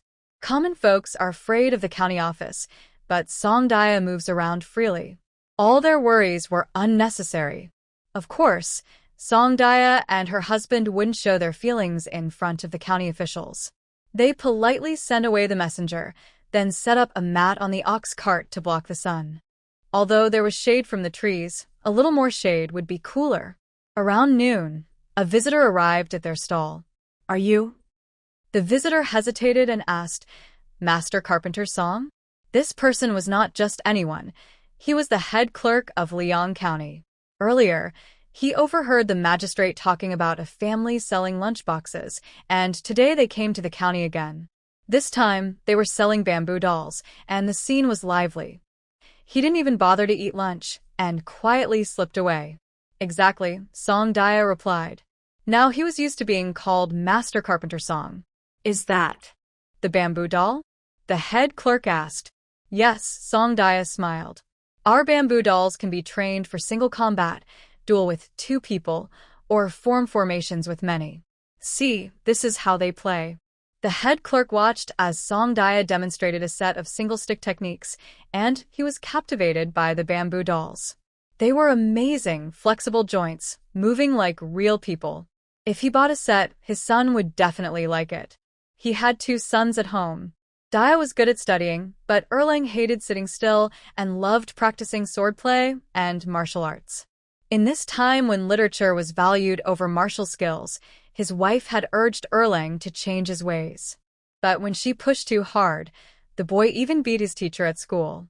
He also made a bold statement. As long as the husband could defeat him, he would follow the husband's lead, whether it meant going to heaven or entering the earth. This made his wife very angry. But the chief clerk thought that his second son was not suited for studying. He definitely wasn't cut out for it. It might be better to let him try martial arts exams. If the second son truly had talent, he would persuade his wife to find a master for him to learn proper martial skills. That would be better than letting him learn bad habits from the wrong crowd. And what if he actually succeeded? Bring me a set of those 18 generals, the chief clerk said. After thinking for a moment, he added, oh wait. He just thought of it, his county magistrate's family also had a son. Maybe he could send a set there too? It wouldn't cost more than 100 coins. Even small gifts during festivals usually cost more than that. Now, giving gifts is quite tricky these days. If they are too expensive, people might think they are showing off. If too cheap, it doesn't seem sincere. They also can't seem too flattering, but the gift should be presentable.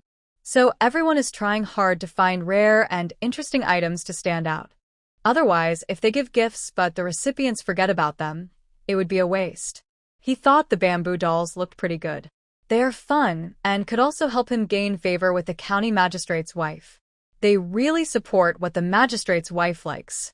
Thinking this way, the chief clerk came up with a plan. Get me 2 sets of those 18 generals. Oh no, 3 sets. Although the magistrate doesn't have a son, he still needs to be considered. Otherwise, the magistrate might think they are forming factions or excluding officials from the capital. After giving gifts to the higher-ups, they also need to consider their subordinates. Even though higher officials have more power, if their subordinates don't do their jobs well, they will also face consequences. But not everyone needs to be given gifts, just a few key leaders will do. As for the size, naturally, get me a set of those double generals, and coincidentally, there were others in the county office who shared the same idea as the chief clerk. So, by noon, when it was their turn on duty, Magistrate Tang received 3 sets of bamboo dolls of the 18 generals. For those working in the government office, giving gifts is a very important matter. But for some wealthy families, it's just buying a small toy for fun and to entertain the children at home. Interestingly, these bamboo generals are more lively when many people are playing with them. So, the children at home couldn't resist and hurried to show off to other children. When the other children saw this, they exclaimed, "Wow, such a fun thing. I have one too, but I don't have this." That simply wouldn't do. So, he immediately took someone to buy them. These young masters naturally wouldn't buy small ones. With a wave, he bought a set of 18 bamboo generals, then proudly carried them back, ready to arrange his troops. After a while, a familiar person appeared at the stall. Turns out to be that scholar Sue from last time. I heard the children in the school say there's a seller of bamboo dolls on the street, named Song. I think it's you, so I came to take a look, Sue said. Actually, a child bought a set of double generals bamboo dolls and took them to school, which distracted the other children from their lessons. Sue had no choice but to confiscate their bamboo dolls.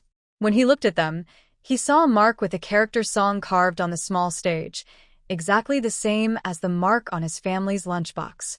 That's how he knew who made them. When class ended, Sue returned the confiscated bamboo dolls to the children, told them to study hard, and then went to the street to find Song Daliang and the others. "I want a set of double generals," Sue said, while pulling out money. Song Daliang naturally refused. "Mr. Sue, if you like, just take them." "That's not okay." Sue insisted strongly, stuffing the money into Song's hand. Then he carried the bamboo dolls and the small stage away. Back home, his wife came out and looked a bit unhappy. "These things, you can't eat or drink them. Why did you buy them? You might as well cut some meat to bring back." With his limited income, every penny had to be spent carefully to support the family. There was no way to afford such waste. But Sue's twin children ran over, looked at the bamboo dolls on the table, and instantly understood what they really were. "Dad, are these for playing? How do you play with them?" Sue began to teach his children. "You each take a bamboo general, pass it through the small stage, then pull." The two children exclaimed in unison. "Wow, the bamboo general is standing up." Sue tried to pull the string, and the bamboo general moved up and down. "Wow, it's moving, it's moving. The bamboo general is moving." He patiently explained to his children, "I can only make one bamboo general move. What should I do about the other one?" The children's heads turned together toward their mother. Mom. The little boy quickly ran to his mother. "Mom, help me stand up the bamboo general. I want to beat my sister's bamboo general." Su Xiuzai's wife turned around and shot her husband a sharp look, then walked across to face him, full of anger, as they started a heated exchange. Enough. As the organizer of the bamboo puppet show, Song Dia was still enjoying herself at the county office. She had no idea that her parents' bamboo puppets had already sold out. She also didn't know that in some corners of Liang County, a whirlwind of excitement about the bamboo general was spreading quickly. Even Song Dia and her husband marveled that these bamboo puppets sold even better than lunchboxes. After all, even the kindest wife would haggle over a lunchbox costing just a few cents. But buying a bamboo puppet for 20 cents was much more straightforward. Of course, the children's efforts played a big part. Unfortunately, a cart couldn't carry everything, or else, don't be greedy.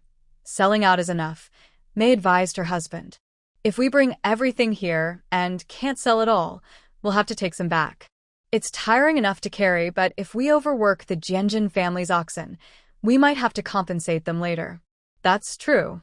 Song Dia and her husband packed up their stall, ready to go to the county office to pick up their daughter. Suddenly, Song Dia's husband spotted a vendor selling mung bean soup and went over to buy some. Green bean soup, with ice. Cooling and refreshing green bean soup. He called out to the vendor, asked the price, bought a bowl, and packed it into their own lunchbox to give to May. Why buy this? May hesitated. We brought tea ourselves. It's hot today, and this will help cool us down, Song Dia said with a smile. May pretended to complain, but was secretly happy. She took a sip and suddenly thought of their daughter. It's a pity Dia isn't here. She's probably eating well at the county office, Song Dia said, a bit speechless at the thought. But they had to admit, Lady Chun had really helped them out. The weather was getting hotter and hotter. Adults could manage, but children. Next, when they went to the county, Song Dia wasn't planning to bring his wife and daughter along. It really does help cool us down. You should try some too, May handed him the lunchbox. A normal couple, living an ordinary life, just going about their day. After finishing the mung bean soup, they stood up, ready to pick up their daughter. Nearby, a traveling merchant had finished selling his goods and came over to greet them. Sir Song, please wait a moment. May I ask what's the matter? Song Dia asked politely. My name is Wang. I'm from Jiangling County. I often travel between Jiangling and Liang County, Wang introduced himself. Jiangling County. Song Daliang knew that their family had escaped from Jiangling County before. The two counties are close to each other, and both belong to Jinghu Road. I think the bamboo dolls that Lord Song makes are very interesting. I want to order some to sell in Jiangling County, Wang said clearly. Would you like to discuss this at the tea stall? The tea stall Wang mentioned is right across the street. Song Daliang wasn't worried about being tricked. But it's inconvenient to go there with a bullock cart, and he didn't want to leave his wife to watch the cattle. Lord Wang, why don't we talk here? Song suggested. That's fine, Wang agreed. Lord Song, we usually have two ways to work together. One is consignment. For example, you send your goods to me to sell, and you set the price. I just take a fixed fee, but I don't guarantee whether the goods will sell or not. Song shook his head. He knew that consignment usually takes a high commission. If it were that way, he might as well sell in the county himself. The second way is that I buy your goods, Wang explained in detail. I will buy your items at your asking price, but I will set the selling price. Whether they sell or not doesn't matter to you. Similarly, how much profit is made doesn't concern Song. Song and his wife Mei were smart and understood that Wang wanted to lower the price. So, Lord Wang, how many sets of bamboo dolls do you want? Song asked. Wang was generous and directly offered 100 sets of 18-person dolls and 500 sets of 2-person dolls. Hearing this large order, Mei's eyes brightened. Song remained calm and asked directly, "What price do you offer, Lord Wang?" Wang knew that if he set the price too low, Song wouldn't agree. He lowered the price of the 18-person dolls to 120 coins each and the 2-person dolls to 15 coins each. After discussing, the couple realized this would save them over 5,000 coins compared to selling on their own. They weren't very happy about that. Wang didn't insist and simply gave the name of a guest house, saying, "I stay at this inn. If Lord Song changes your mind, you can come find me." The three politely said goodbye. Song and his wife then drove the bullock cart to the county office to pick up their daughter. Meanwhile, Magistrate Tang left the office, carrying the bamboo dolls back to the backyard to find his daughter. When Song Dia saw this, he was happy. "Big Sister Yuju, this is the bamboo doll I told you about." Earlier, while playing, Song Dia had already told her about what her parents were selling this time. It's not that Song Daliang and his wife are reluctant to give a set of bamboo dolls to Tang Yuju, but because they just accepted a silver note from Madam Chen last time. Now, with a new idea, they are eager to give something, but it feels a bit deliberate. The couple thought for a long time, but ultimately decided not to let their daughter send the bamboo dolls to Tang Yuju. Otherwise, Madam Chen might give money again, and they wouldn't know whether to accept or refuse. Madam Chen, on her side, guessed what Mei's family was thinking, but didn't say anything. As for Tang Yuju, she didn't think it was wrong that Song Daliang didn't give her bamboo dolls. Of course, the main reason was that Song Daliang said her parents had been cutting bamboo for several days. Tang Yuju believed that her parents had worked hard to make the dolls and needed to sell them to earn money. Otherwise, they couldn't support Daliang, Da Huang, and Daegu. Yes, that was the most important point. "How do I play with this?" Tang Yuju asked Song Daliang. "You do it like this first." Song Daliang demonstrated to Tang Yuju, then like this, and then like this. Madam Chen watched for a while and suddenly had a thought. Earlier, Madam Mei said that the lunchbox was something Song Daliang thought of from the box. She also remembered that last time she asked Song Daliang to watch a puppet show, and Song Daliang wanted to take off the puppet's clothes. So, does this bamboo doll have any connection to puppet shows? The more Madam Chen thought about it, the more she was frightened. She asked Daliang, "Did you come up with this bamboo doll yourself?" "Yes," Song Daliang answered while playing. "How did you think of it?" "Last time, lady, you asked me to watch the puppet show, and I thought." Song Daliang didn't hide anything and explained how he and his father brainstormed, experimented, improved, and finally made the bamboo dolls. Of course, hiding nothing completely was impossible. But he insisted on being reasonable and logical. Song Daliang said, "It's so troublesome to pretend to be smart, and even more so to pretend to be a prodigy." Madam Chen and County Magistrate Tang exchanged glances, both thinking that at such a young age, Song Daliang could come up with such an idea. He was truly very clever. So, when Song Daliang and Mei arrived at the county office, they received earnest advice from County Magistrate Tang. "Song Daliang, I've heard you can read. Here are a few basic educational books. Take them home and teach Daliang well." Song Daliang never expected that the stern and big-eyed County Magistrate Tang would give her a set of children's enlightenment books. Is this something a person should do? She was still just a fragile child. Sitting on the ox cart with a serious face, Song Daliang sincerely wondered who had brought her to her current situation. And she realized. It was herself. She had hidden something. She swore she had hidden it. But life was right in front of her, and she couldn't pretend to be naive or turn a blind eye. Born in this era, if she didn't show her value properly, how could others notice her? Just like her parents' love for her.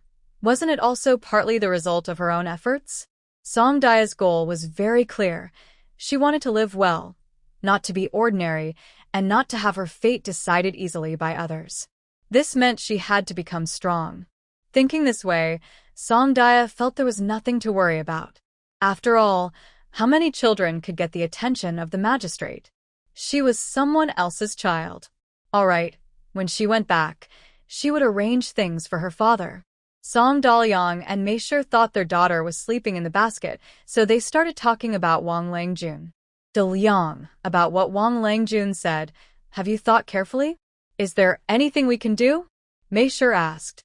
Now that they had calmed down and thought about it, their recent trips to the county to sell things had actually benefited from Daya's help. But Daya was still so young, and as the weather got hotter, it wouldn't be possible to bring her every time. Even if the weather cooled down and she could come once or twice, what about when it got cold or snowed? They couldn't keep relying on Daya every time. Meisher shared these worries with her husband. I've thought about this too, Song Daliang said. This time when we go back, you and Daya stay at home. Don't come out anymore. From now on, I'll go to the county alone to sell. Although traveling so far alone to sell things was hard, the family also needed someone to manage the farm. If both husband and wife went out for 3 or 4 days, the work in the fields and at home would fall behind. Meisher understood this and felt sorry for her husband working outside, but there was no better solution. I have one more concern. Meisher looked at the basket. Although Daya's idea of making bamboo dolls was very clever this time, no one can guarantee she will always come up with good ideas. If her ideas stop working in the future, and selling what she makes becomes as difficult as when we first sold lunchboxes in town, what should we do then? Song Daliang thought for a moment and said, then I'll go to more places to sell. Making money was never easy. No, what I mean is, if we only focus on making the things and not on selling them. Meisher said carefully, we might earn less, but life could be easier. Song Daya couldn't help but clap for her mother. Her mother's idea was very forward-thinking. Mother, your words make so much sense. Song Daya roughly lifted the sieve covering the basket, revealing her small head. Actually, I don't want you all to run around so much.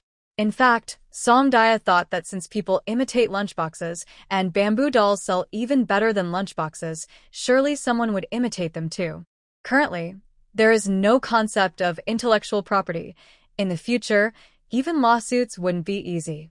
Her parents only had 2 pairs of hands. How could they stop the countless hands reaching outside? That's impossible. So, Song Daya believed her parents should learn to split their business and consider outsourcing some parts. And surprisingly, May herself thought of this idea. Her mother was really clever. But Song Daya couldn't say that aloud. If only Dad goes out to sell things, I worry about him, she said, making her brother feel warm inside. But if Dad and Mom go out together, only I and Grandma will stay at home. The old and the young. If something happened, they wouldn't be able to handle it. May's eyes turned red. Song Daya looked at her wife and her sensible sister and thought for a moment. When we get home, I'll think carefully about how to handle this. Seeing the tense atmosphere, Song Daya interrupted. Dad, Mom, have you ever eaten watermelon? The couple shook their heads together. They had never even seen one. They only heard from plays that a fruit called watermelon was brought as tribute from the western regions. That's when Song Daya realized she had really gained a big advantage today. As for how the watermelon got from the western regions to Liang County, that wasn't her concern. At least, she couldn't reach that now. Mom, this is a watermelon seed. You can plant it. Song Daya took a small pouch from her bag, proudly offering it to her mother. Next year, we'll have watermelons to eat. The couple looked a bit stunned. Hey, you ate it and you brought the seed back? I asked Sister Chun, and I think our Song family farm is quite suitable for growing watermelons. As for how to grow them, that wasn't her problem. And Song Daya's parents looked at each other, seeming to see an opportunity again. Song family farm. For some attentive people, today was another day of stretching their necks to look toward the village entrance. They wanted to see how Song Daya's business was doing. But for old Wu, today was just another day of longing. Her son, daughter-in-law, and granddaughter had all gone out early and returned late, leaving her alone to guard the house. She felt uneasy. Today, De Huang seemed strange. He kept pacing inside the house and wanted to go outside. Old Lady Wu remembered her son's instructions and didn't let De Huang go out. De Huang, be good. You can't go outside, she said, petting his head to comfort him.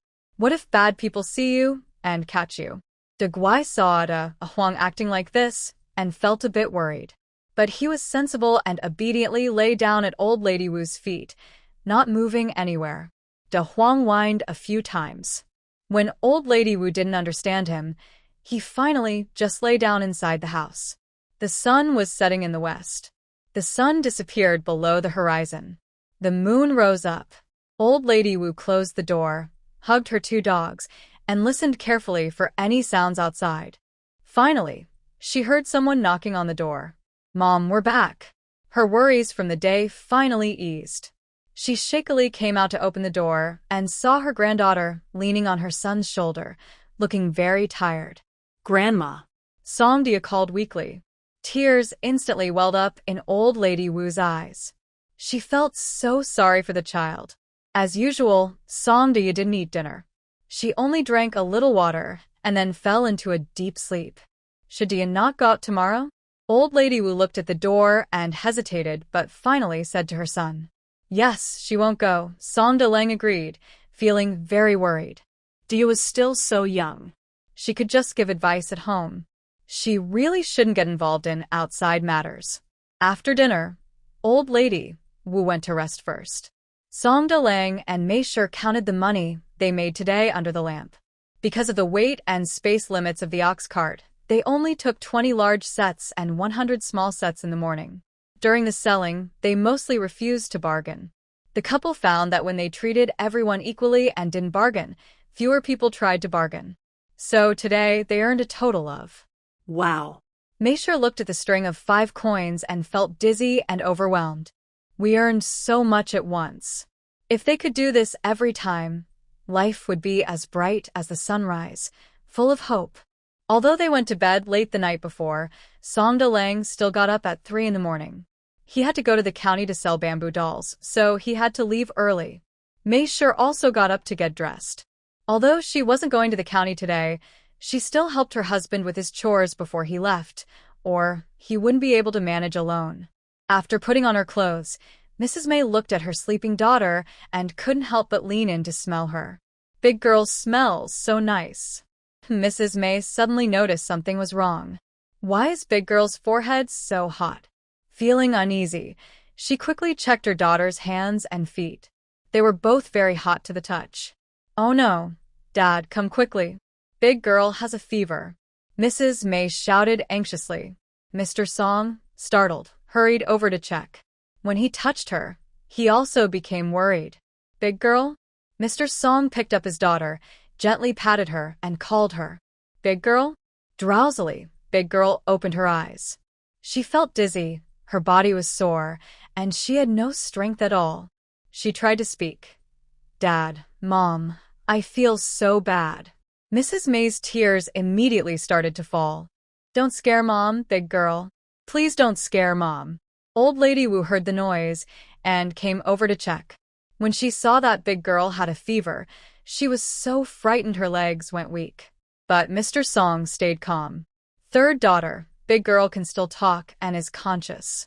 Don't panic yet. Mr. Song held his wife and advised her. First, use cool water to wipe Big Girl's hands and feet. I'll go pick some bamboo leaves and dandelions now. Mom, quickly start a fire, boil water, and later give Big Girl some herbal tea. This was a method Mr. Song learned from his father. Back then, his father was sick and often had fevers, unable to sweat it out. The family didn't have much money or energy to run around for treatments. Later, a kind doctor told his father that boiling these two things in water could help urinate and reduce fever. Luckily, these plants grew right beside their house. Mr. Song reached the bamboo grove and was about to pick some leaves when he suddenly saw a figure inside the bamboo. He was startled. "Who's there?" Mr. Song called out. The figure was startled too and quickly reacted. It darted out from behind the bamboo. By the time Mr. Song chased after it, the figure had disappeared into the morning fog. He wanted to follow, but thinking of his feverish daughter, he decided to gather bamboo leaves and dandelions first.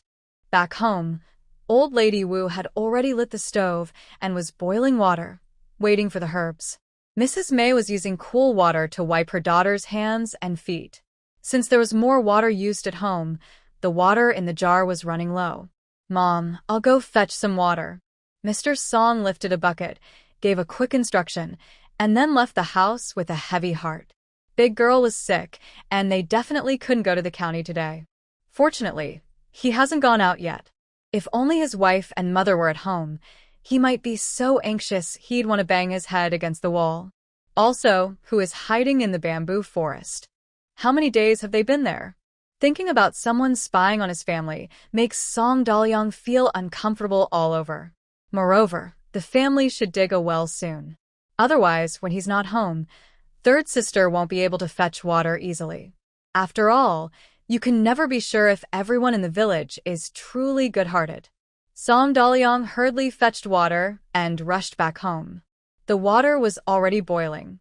Old Lady Wu was half-hugging Songya, and May took a spoon, blew on the herbal water to cool it, and fed it to Songya. Songya was feverish and dazed, unable to drink properly, and ended up soaking herself. "What should I do now?" May cried anxiously. Song Dalyong made up his mind and said, "I'll do it." He pushed aside his mother, picked up his daughter, supporting her head with one hand and opening her mouth with the other. "Quick, feed her." May quickly fed a spoonful of water into her daughter's mouth. Songya was uncomfortable and struggled desperately. Old Lady Wu quickly came to hold her legs down. "Daya, don't move. Drink more water, okay?" May gently advised. "Once you drink enough, you'll be fine." But Songya couldn't listen. She kept struggling, and she didn't drink much water, instead sweating all over. Song Dalyong, May, and Old Lady Wu were exhausted from her fussing. In the end, Songya was too weak, so Song Dalyong and May took the opportunity to give her half a bowl of herbal water. After drinking, Songya fell into a deep sleep again. The whole family was covered in sweat and very tired. May didn't care about herself and hurried to wipe her daughter's body and change her clothes, while Song Dalyong helped nearby. When his wife finished, Song Dalyong said, "I'm not going to the county today. You and Mother stay at home to watch over Daya. I'll go call the doctor." Their village, Songjia Terrace, didn't have a doctor. The neighboring Shao village had a wandering doctor who usually traveled around nearby villages. He wasn't good at treating serious illnesses, but was effective for headaches and colds. Song Dalyong decided to go call this doctor. "If I don't come back, don't open the door for anyone outside," he warned as he stepped out of his house and then turned back to give instructions. "If you really need to open, take something with you first, and bring Da Huang along." May heard this and felt confused. "What's wrong? Is there something going on?" she asked softly. "Someone's watching us," Song Dalyong whispered. "Anyway, I won't be back before dawn. You and Mother stay inside, and don't come out." May felt even more anxious. "Who is it? Who's watching us?" She quickly thought of someone and suddenly remembered. Could it be Lao Lu from Lao Tu? Apart from Lao Tu Lao Lu, Song Dalyong hasn't offended anyone lately. "I can't be sure either," Song Dalyong said. Lao Tu Lao Lu is thin, but the figure Song Dalyong saw in the bamboo forest didn't look skinny. Of course, it's possible that Lao Tu Lao Lu was disguised. Song Dalyong wanted to visit Lao Lu's house, but now his daughter is more important. "Just be careful at home," Song Dalyong warned his wife. "And don't tell your mother about this. She's too old to handle shocks." "I understand," May said. She saw her husband off at the door, then quickly went inside and locked the door tightly. A little while after Song Dalong left, a figure emerged from the other side of the bamboo forest. It looked around to check if anyone was nearby, then climbed into Song Dalong's courtyard. The person was covered from head to toe, so their face wasn't visible. They approached the main gate, bent down, and reached out to scratch at the bottom of the door. Meow, meow. Old Lady Wu was cooking breakfast when she heard the cat's cry. She grabbed a fire poker and came out of the kitchen, calling to May, "Third sister, someone's cat is scratching our door." Old Lady Wu wasn't stupid. It was still early morning. The sun hadn't risen yet. Whether it was a cat or a dog, no one was opening the door for anyone. May was inside watching her daughter. Hearing Old Lady Wu's words, she felt a shock in her heart. She had been married into the Song family for several years and had never seen a cat scratch the door before. Why today, right after Dalong left, did a cat come? Was it just a coincidence? If you ask whether May was afraid of this, she definitely was. But she had seen some things with Song Dalong and knew that, no matter if it was a cat or a person outside, she couldn't show weakness now. So, she told Old Lady Wu to go inside and watch her daughter. She took a stick in one hand and her husband's bamboo knife in the other, standing behind the door and scolding. "Which family's stupid cat is this, coming to make trouble at our door? Oh, just a whiff of fish smell, and it's drawn here? Get lost." The cat was bold and even responded with a meow. Da Huang was standing by May's leg, crouched low with teeth bared, ready to pounce at any moment. May understood that something was definitely wrong outside. "What are you meowing for? Say it in human language if you dare." May shouted, imitating the village women, scolding while hitting the ground with her stick. "No matter which family's cat you are, if I catch you, I'll beat you till you're half dead or skin you alive." The cat outside didn't speak human words or meow again. It just scratched at the door. "Keep scratching. If you scratch again, I will pour boiling water on you and burn you to death." May sure threatened, "Don't be shameless. Hurry up and get lost." The person outside, seeing that he wouldn't get any benefit soon and that it was already daylight, headed toward the thatched gate, making a rustling sound, pretending to leave. But he quietly crept back, crouching close to the wall beside the door. May sure listened carefully to the noises outside, pretending to be calm, but her whole body was trembling. Stupid cat. A good cat shouldn't act like a ghost. May sure kept scolding. "If you cause trouble at our house again, I will hit you with a stick." She scolded for a while, then paused until Da Huang came over and rubbed against her leg. "Did they leave?" May sure bent down and whispered to Da Huang. Da Huang relaxed and gently wagged his tail. May sure thought for a moment, then courageously moved closer to the door, pressed her ear against it, and listened carefully. She heard nothing. It seemed they had completely left. May sure sighed in relief and sat down heavily on the ground. She was actually scared and anxious, trying to protect her daughter all on her own, holding on with just her strength. Now that she relaxed, she realized she was soaked in sweat, as if she had been dipped in water. She didn't move, just sat there on the ground until dawn broke outside, and light shone through the door, making her feel alive again. She supported herself on the ground and got up, but then there was more noise outside. "Third sister, I'm back." It was Daleng. May sure put down her stick and bamboo knife, forcing herself to open a small in the door. Seeing her husband and the doctor standing outside, her worried heart finally eased. Song Daleng saw his wife's strange expression, knowing something might have happened at home, and hurriedly asked, "Is big sister?" "No." May sure shook her head and stepped aside. "Let the doctor see big sister first." The traveling doctor had been rushing from behind Song Daleng and was sweating heavily. He hadn't even had a sip of water when he was hurried off to see the patient. Of course, he understood. He understood everything. The traveling doctor examined big sister Song, understood her condition, and explained that she was exhausted and affected by the heat. "She's very young, so it's easy for wind to invade her. It's best not to travel long distances," said the doctor. Yes. Song Daleng and his wife hurriedly agreed. The doctor gave Song Daleng a few pills and said, "These are my own homemade chi-strengthening pills. Take them with water. Adults take one at a time, children half." Twice a day. Good pharmacies are only in the town, and traveling back and forth is too far. Let the patient collect herbs themselves, but I worry they might accidentally drink something harmful. So, the traveling doctor summarized past experiences, prepared some common remedies, and rolled them into pills. These pills are a bit bitter. For children, breaking them into pieces and boiling in water works just as well, the doctor explained clearly. Song Daliang saw the doctor off and went to see the village elder. Old Lady Wu naturally went to prepare the medicine. Mei looked at her sleeping daughter and felt exhausted, as if her body was being pulled apart. She wondered why her daughter, who was fine yesterday, was like this today. She was really scared that this might be a punishment for her daughter's cleverness. When Song Daliang heard his wife mention the cat scratching the door, he didn't hesitate and immediately went to find the village elder. The village elder, Villain Zheng, also felt worried. The Song family's village has always been peaceful. Of course, it's not completely perfect.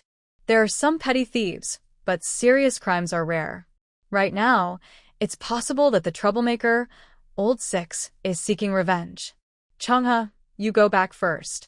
Later, I'll check on Old Six's house, Villain Zheng said. When Villain Zheng's father passed away, he gave him heartfelt advice.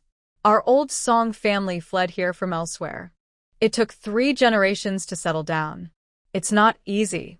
Our family became village elders partly because others in the family supported us, and partly because you worked hard yourself.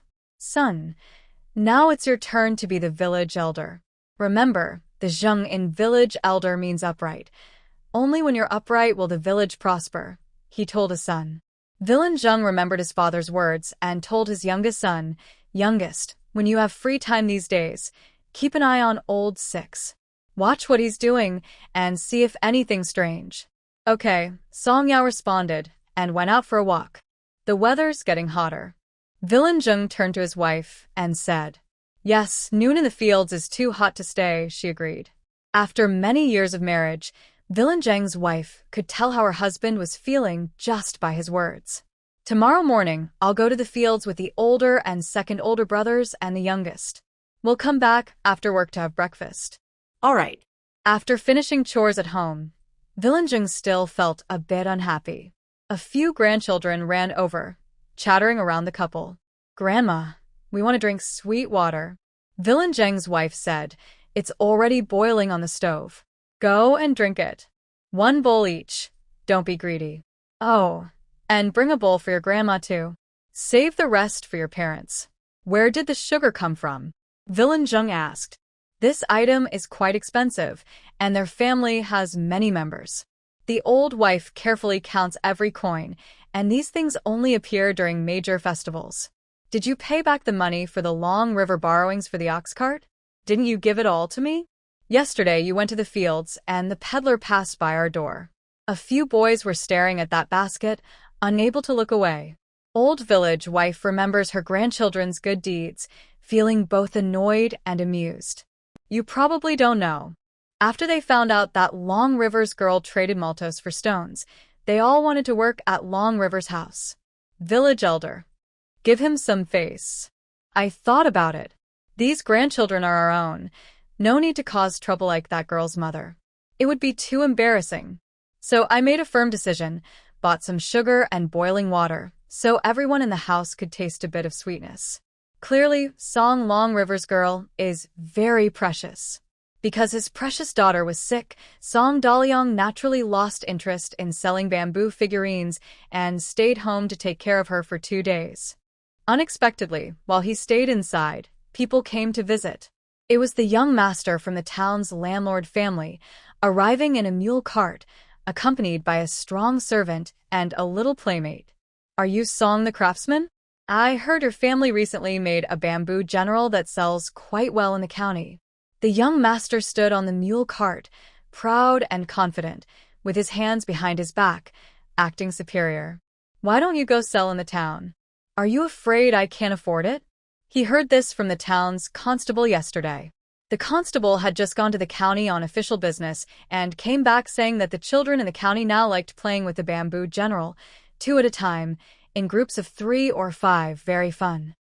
Such a fun thing. How could the young master not want one?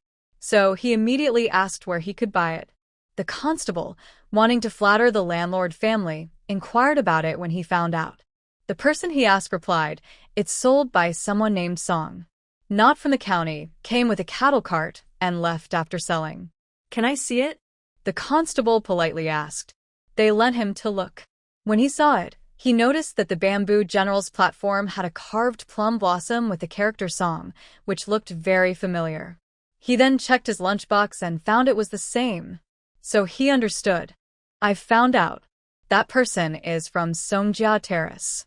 Actually, the constable originally wanted to pay himself and buy a set to give to the young master. The young master always knew how to handle people. As long as he could deliver the items to the young master, he could earn several times the reward money. Unfortunately, that Song gentleman only sold things in the county for one day and couldn't buy what he wanted. There was no choice but to return empty-handed. He used his information to exchange for some tea money for errands, which was considered a small profit. Meanwhile, the young master, upon hearing the news, couldn't wait to rush to the Song family's estate.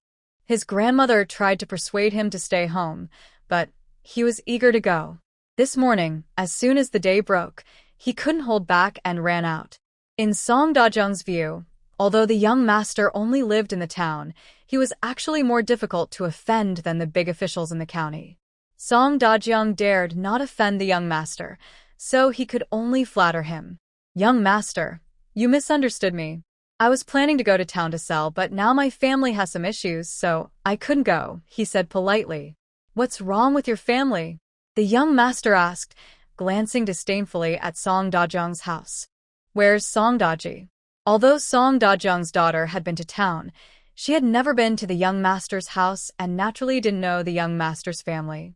It was strange for a young master who had no relationship with her to come looking for her daughter. "I don't know." "Young master, why are you asking about my daughter?" Song Dajung asked politely, clearly refusing. Everyone said that Song Daji's daughter was small and quick to nurse, right? The young master seemed to be embarrassed to ask about it, so he said, "I just want to see if she can run faster than me." His voice sounded quite aggrieved. Song Dajung relaxed. Oh, so he was here to settle a score from when she was nursing. That was something Song Dajung himself had spread. The young master of the estate was not so impressive after all. "Young master, my daughter has been sick these past 2 days and can't race with you," Song Dajung said sincerely, holding back his laughter. Sorry about that. "Oh, Song Daji's sick? Is it serious?" The young master was surprised to hear that. His face softened, and he asked with concern, "Did you call a doctor?" The proud young master's mood changed quickly, making Song Dajung feel strange. It was like his own little cabbage being eyed by a pig. "Thank you for your concern, young master. The village doctor from next door has already come to see her," Song Dajung replied. The young master got anxious. "What good is that village doctor?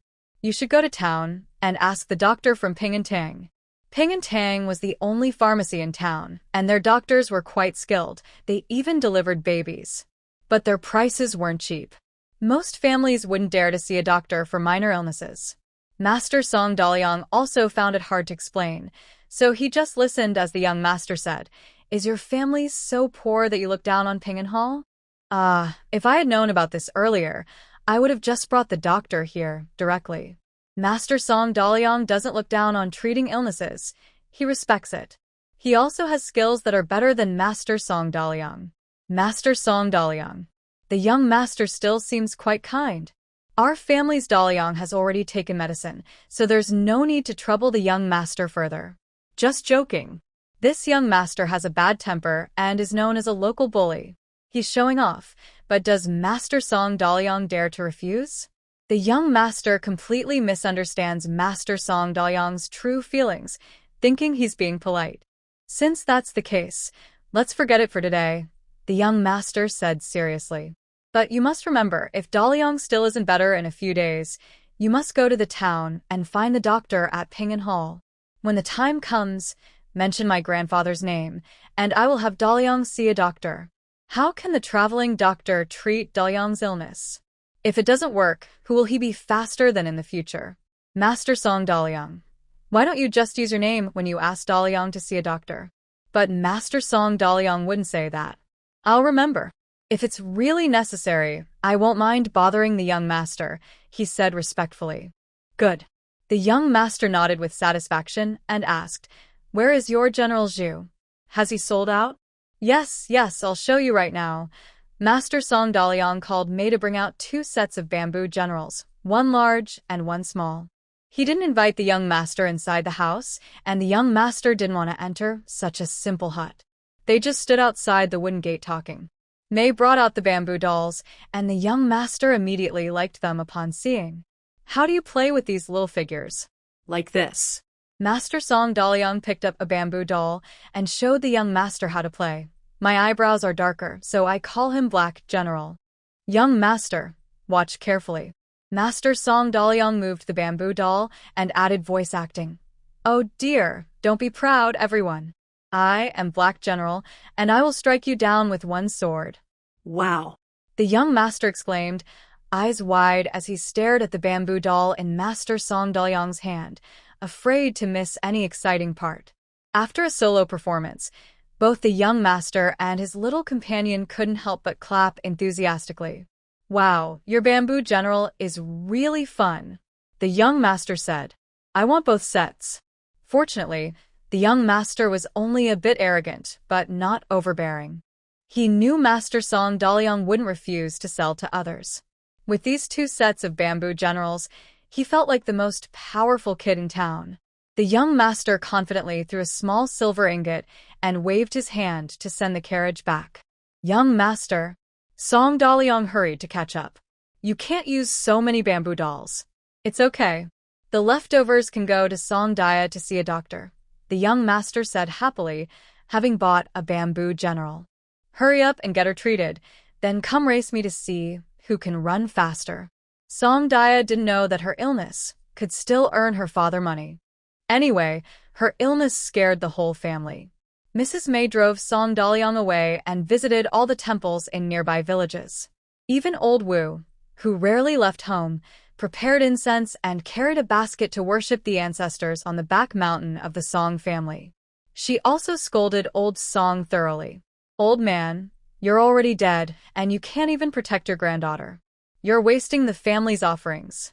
Let me tell you, if Dia has any accident, I won't want to live anymore. Even if I go to the underworld, I won't forget you. Perhaps because old Song got angry and drove away evil spirits, everything calmed down. Song Dia was unconscious for 2 days, but on the 3rd morning, she finally woke up. Mom, I'm so hungry. Hearing her daughter say she was hungry, Mrs. Mei was overjoyed and quickly brought over the meat porridge simmering on the stove to feed her. Dia, how do you feel? Song Daliang sat by the bed and asked. Song Dia was surprised to see that her father had grown a beard. Father, you've grown a beard. Her soft words almost made Song Daliang cry on the spot. His obedient daughter noticed right away that he looked tired. Grandma, where are Da Huang and Xiaoguo? Old Wu hurriedly brought the 2 dogs to the door to show Song Dia. After drinking the porridge and checking the house, Song Dia felt reassured that no one was missing. Mrs. Mei was heartbroken to see her daughter's face thinner. Another day passed, and Song Dia was clearly much better, full of energy, and even sat at the door chasing chickens. Song Daliang, Mrs. Mei, and old Wu all felt relieved and busy with household chores. At noon, a mule cart arrived in the village. May I ask, sir, is this the Song family farm? The visitor politely asked. Yes, it is. The person answered politely. May I ask, which household is Mr. Song Changha's? Oh, keep walking along this road to the center of the village. The house with the most bamboo is Mr. Song Changha's. Thank you, sir. The visitor looked around as he walked, noticing that the Song family farm was full of lotus ponds. A gentle breeze carried the scent of lotus flowers, dispelling the summer heat. I couldn't help but develop a good impression of this small village. When I reached the middle of the village, I saw a thatched cottage hidden among bamboo trees. I guessed it was Song Changha's home. The visitor stopped his mule cart, got off, and knocked on the wooden door. Is anyone here? Is this the home of Song Changha? Song Daliang, inside the house, heard the sound and came out to see that it was Wang Langjun, whom he had met in the county. Wang Langjun? Song Daliang exclaimed in surprise. How come? Wang Langjun smiled and said, I waited for you in the county for 2 days but didn't see you. I guess something might have delayed you, so I asked around for you. People who are good at business are usually very sharp. Wang Langjun paid a little money and inquired with the county officials, learning Song Changha's name. So I came here myself, Wang Langjun said politely. I hope Song Daliang won't mind. Since he came all the way to find him, Song Daliang naturally didn't want to turn him away, so he quickly welcomed him inside.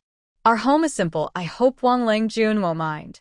Honestly, Wang Langjun had traveled around collecting goods and had seen many humble places, even thatched sheds near latrines. Song Daliang's house was quite ordinary, but the stone path in the courtyard added a touch of elegance. Plus, the courtyard was very clean and tidy, showing that the family was hardworking and neat. This made Song Daliang seem more likable. Old Madame Wu, seeing a stranger, felt shy and went into the inner room. Mei, who had met Wang Langjun before, was more relaxed and came out to help serve tea to her husband. Recently, my youngest daughter has fallen ill. My wife and I have been at home taking care of her, so we couldn't go to the county to sell bamboo dolls, Song Daliang explained. Oh, is your daughter feeling better now? Wang Langjun asked with concern. Thanks to Wang Langjun's care, she's much better today, Song Daliang replied.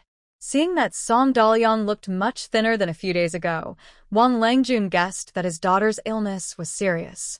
Thinking of Song Daliang's clever and well-behaved little girl, Wang Langjun also felt it would be a pity if something happened to her. I'm glad to hear that, Wang Langjun sincerely said. He was also a parent with children, and he believed that whether son or daughter, they should be raised the same way. Song Daliang, you don't know, while you were away in the past 2 days, everyone in the county was almost going crazy trying to find you to buy your bamboo dolls. Wang Langjun shared the situation from the county with Song Daliang. Currently, under the shade of trees on the streets of Liang County, you often see a group of children gathered together, loudly playing with bamboo puppets. Look at my brave general. Flying general, go up. Black general, don't hold back, cut him down. Oh no, my tiger general has lost.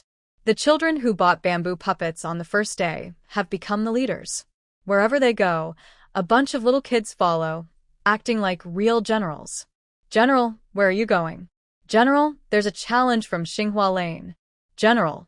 The children who didn't buy bamboo puppets throw tantrums at home. Woof woof. I want a bamboo puppet too. I want one, I want one. Suddenly, the sounds of children arguing fill the air. Some families with extra money still take their children to the street to find Song Daliang. Unfortunately, Song Daliang hasn't come for 2 days in a row. This morning, another seller of bamboo puppets appeared on the street. Wang Langjun also went to see him and found that his bamboo puppets were completely different from Song Daliang's, like night and day. First, Song Daliang's bamboo puppets have polished joints, so they don't scratch or hurt your hands. But the other person's puppets are rough, with no finishing touches, just cut and done. Second, Song Daliang's puppets are all dyed green. People who work with bamboo know that dyed bamboo lasts longer. But the other person's puppets are made from green bamboo that dries out in just a few days. Third, Song Daliang's puppets have carved eyebrows and eyes, making them look lively and realistic. But the other person's puppets have blank faces, with nothing on them. It's obvious he rushed to copy Song Daliang's style to catch the trend, making rough copies quickly. He only made pairs of puppets and sold them for a few coins less than Song Daliang. Some people who don't understand might buy them without knowing. But Wang Langjun could see that in a few days, trouble would come. For merchants like Wang Langjun, their routes and methods are pretty fixed. They buy goods from Jiangling County to sell in Liang County, and vice versa. They focus a lot on reputation. So, Wang Langjun decided to stop relying on copying others and went directly to Song's place. Song Langjun, what do you think of the price I offered last time? Wang asked sincerely. If you think it's okay, You don't need to send your goods to Liang County. I'm willing to come directly to Songjiatai to buy. Wang Lang personally came to Songjia Terrace to discuss the bamboo doll business with Song Dalong, showing genuine sincerity. Song Dalong thought about his family's situation and renegotiated the price with Wang Lang. It seems Wang Lang also figured out that our craftsmanship and work on these bamboo dolls are hard to compare with others. By the way, Wang Lang is from Jiangling County, and coming directly from Jiangling to Songjia Terrace is much closer than going to Liang County.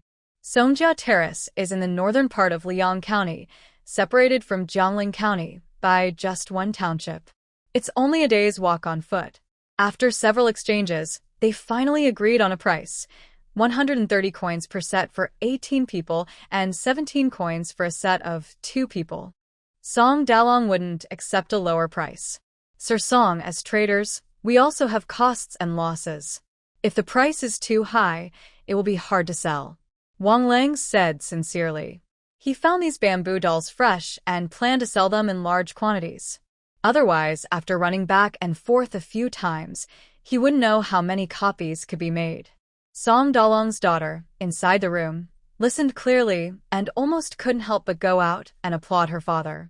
Her father was impressive. He could negotiate a 15% discount with channel merchants, which in later generations would be a top seller. Of course, this also indirectly suggested, with her parents' craftsmanship, perhaps the previous prices were set too low? Song Dalong's daughter didn't go out to cheer for her father because Mrs. May kept Wu Laonyang close, not allowing her to see strangers. She had just recovered and was afraid of causing trouble. Wu Laonyang was also very cautious, keeping a close eye on Song Dalong's daughter. De Huang and De Gua were very obedient, lying quietly under the bed without a sound. Wang Lang talked with Song Dalong for a long time, unaware that there was also a dog at home. He only thought Song Dalong's daughter was very well behaved, no fussing, very easy to manage. In the end, Song Dalong agreed to Wang Lang's proposed price. All right, I still want 100 sets of 18 people and 500 sets of 2 people, Wang Lang said. I see you still have some stock, so why don't you sell me these first? Now that Song Dalong's daughter was recovering, and considering the trouble with Lao Tu Lu, Song Dalong didn't dare leave home too far. Okay, so he agreed. Wang Lang was straightforward. After counting the existing bamboo dolls, he settled the price directly. Since this required a lot of copper coins, Wang Lang and Song Dalong agreed that he would pay with silver ingots. He also paid a 2-string deposit and arranged to pick up the rest in 5 days. Since it was nearly noon, Song Dalong invited Wang Lang to stay for a meal. I brought some dry food myself, so I didn't want to trouble Lord Song, Wang said politely. Lord Wang, who came from afar, said that even if the business didn't succeed, he was still an honored guest and insisted on staying for a meal. Fortunately, the business was successful. Wang couldn't refuse, so he agreed. There wasn't much to entertain guests with at home. May went to the village to buy 2 fish from the fisherman, then cooked a pot of tofu with fish. She also took out a piece of dried meat from the jar, cut a big chunk the size of a fist, and stir-fried it with water celery picked from the riverbank, making a large bowl. This dried meat was cured last winter. At Song's house, families with some extra resources would cure some dried meat every winter and store it in jars. When craving meat, they would take out a few slices, enough to feel like they've eaten meat. So sometimes, a piece of dried meat could last a whole year. Only in good years could they afford to eat meat regularly. In bad years, well, there was no point in talking about it. Besides, there weren't many other things in Song's place, but there was plenty of lotus root. So May made a vegetarian stir-fry with diced lotus root. While Wang was talking with Lord Song in the main hall, he caught the aroma drifting from the kitchen, which made his heart flutter with anticipation, almost wanting to go in and see. When the dishes were served, Wang looked at the table. The milky fish soup was topped with green scallions, bright green water celery complemented the transparent, oily dried meat, a bowl of white jade-colored diced lotus root, soft pancakes browned on both sides, and mixed brown rice with white rice. He felt very touched. Wang had eaten big fish and meat before, but he knew that Lord Song's family was of modest means. Such a feast probably emptied the family supplies for quite some time. It showed that Lord Song truly treated him as a distinguished guest.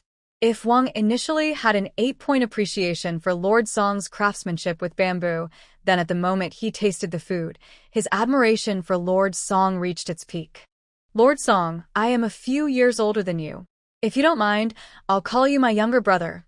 Wang first tried to get closer to Lord Song, then praised Mei's cooking skills highly.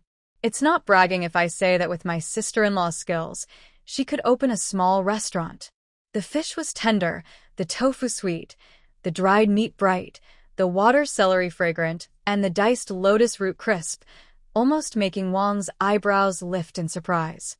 He even thought that if the bamboo puppet business didn't do well in the future, he would persuade Lord Song and his wife to open a small restaurant in the county. He was willing to invest. Mei felt very embarrassed by the compliment. I only know a few dishes. No, little sister-in-law, you don't know. There's a special restaurant in the county that serves seasonal dishes. They don't stick to a fixed menu. Whatever ingredients they have, that's what they serve. It's quite interesting. Wang Langjun praised the restaurant a lot. Eavesdropping, Song Dia understood. Wang Langjun is a foodie. After seeing off Wang Langjun, Song Dalao's family immediately changed their attitude. 5 days? Mei, who had been patient while cooking earlier, got anxious now. How can you do it in 5 days? You've already been working for many days before. And besides, our family only has bamboo. If we only cut small branches, what about the remaining bamboo poles? Last time, they cut bamboo to make bamboo dolls before they had fully grown. Even if their bamboo grove is large, it can't sustain constant cutting. Earlier, I was slow because I was busy with other things. This time, I came specifically to do it, so I think I can speed up, Song Dalao said. Song Dia thought of the grinding machine. If her father had one, grinding would be done in minutes, right? But how should she mention it to her father? She feels she's still too young and weak. But growing up isn't instant. She must study more, read more books to fill her mind. If someone asks her how she knows these things, she can say she learned from books.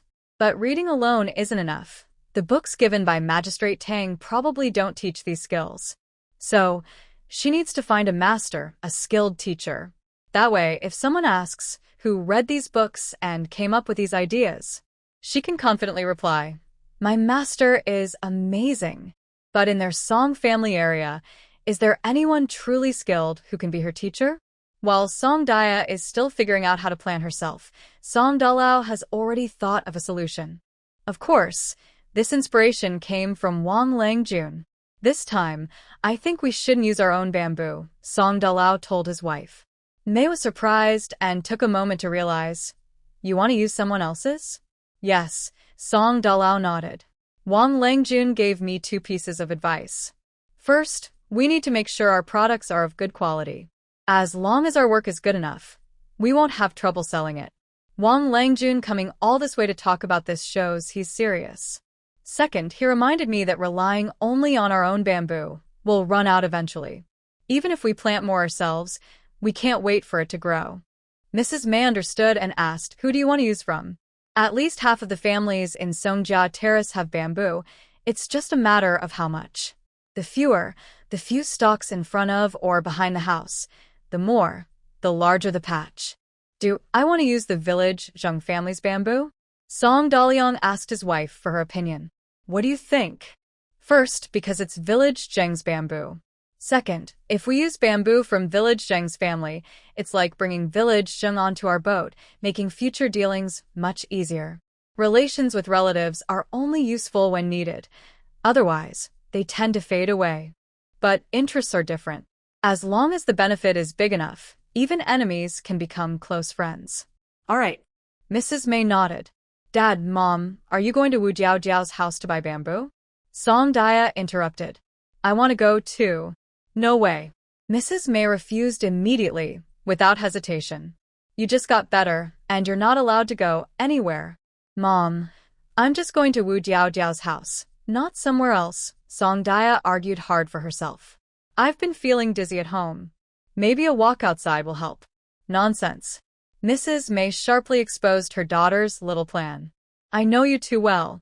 Just when you're feeling better, you want to go out and run around. Our house is small, and I can't keep you in, right? If this happens again, she didn't want to live anymore. No. Mom, our home is a bit small, but it's good. I don't mind. Song Daya quickly explained.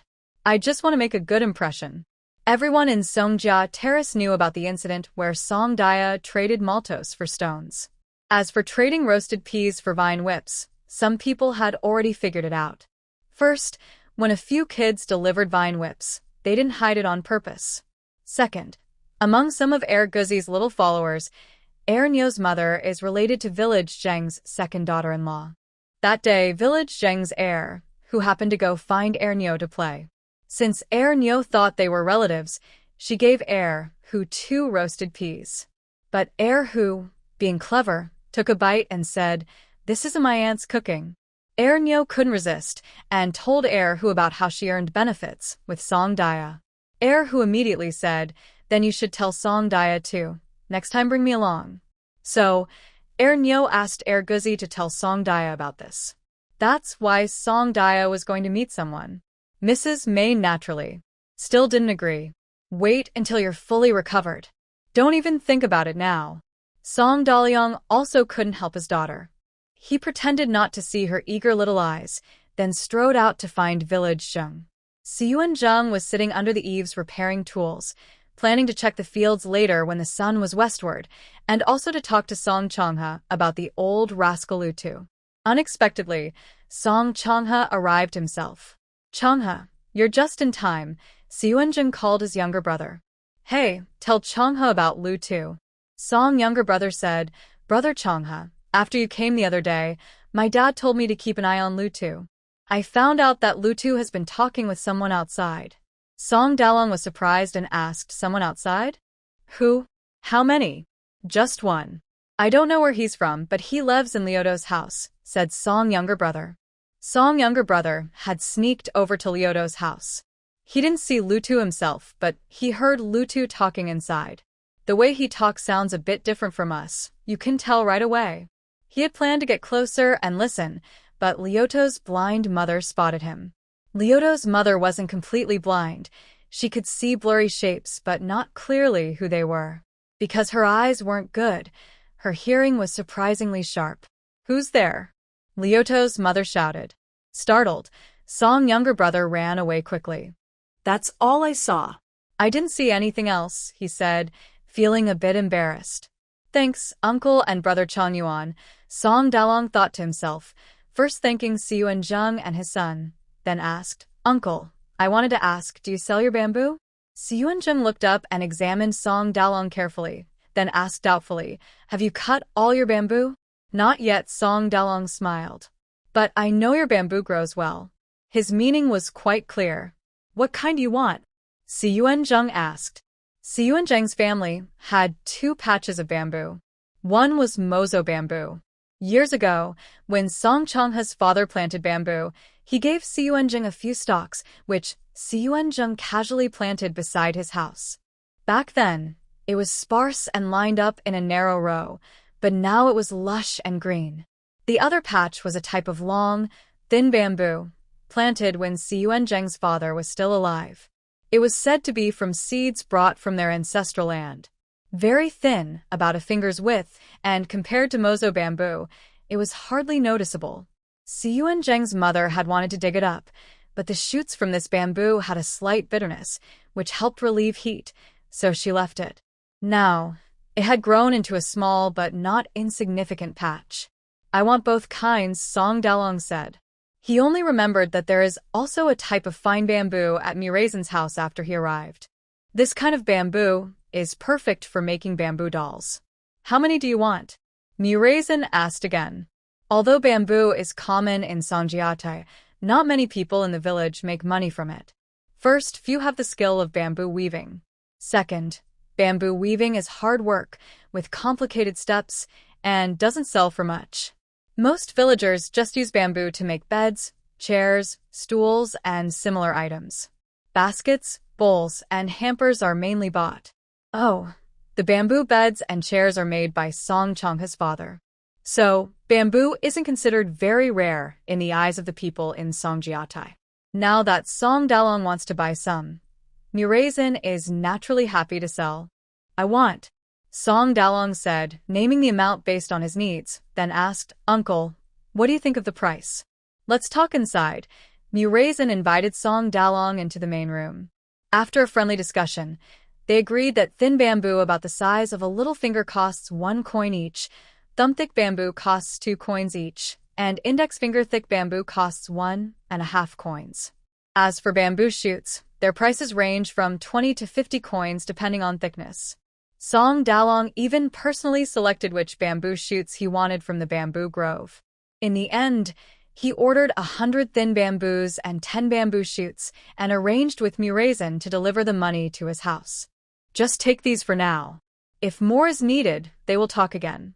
As soon as Song Dalong left, Muraysin's family was in an uproar. Our bamboo grove isn't used for much besides staying cool, digging bamboo shoots, and picking mushrooms, Song Laodao said first. He's usually a quiet, honest man. That's right, Song Laoer echoed, but it can sell for so much money? They didn't really know bamboo could sell for money. It's just that. No one goes far away to cut bamboo and sell it in the county. That would be too tiring for their old ox to earn just a little money. That's true, Song Laoyao, who thought he knew Song Changhe well, said, but not everyone can sell it for that much. Only Song Changhe, with his clever mind, can come up with good ideas. Otherwise, the fate of this bamboo would be to grow in spring, flourish in summer, fall in autumn, and wither in winter. When it dies, it's just thrown into the stove as firewood. That's why some say there are many talented horses, but good judges are rare. So, Changhe is like a bull for our bamboo grove, Song Laoyao summarized. Even Muraysin was amused by his son. Oldest, second, and youngest, take your tools and go cut bamboo, Muraysin called out. Making money is about speed. Otherwise, you see it but can't touch it, and it makes you anxious. The villagers are many, and the father and sons work together. By the time they finish cutting bamboo, it's already getting dark. Don't eat yet. Take this to Changhe first, then come back. Villager Zhang advises the old man. Okay, the money is right in front of us. What does it matter if we eat later? Because there's a lot of bamboo, the 3 brothers can't carry it all at once. Villager Zhang calls over his grandsons, pairing them up to carry a bundle of thin bamboo. Can you carry it? Villager Zhang asks. Don't worry, it's light as a feather. The grandsons reply confidently. Wait a moment. Villager Zhang's wife comes out with a basket, hands it to her youngest son, and says, I heard Dia has been sick for several days. I've saved some eggs and half a bag of brown sugar. Take these to Changhe.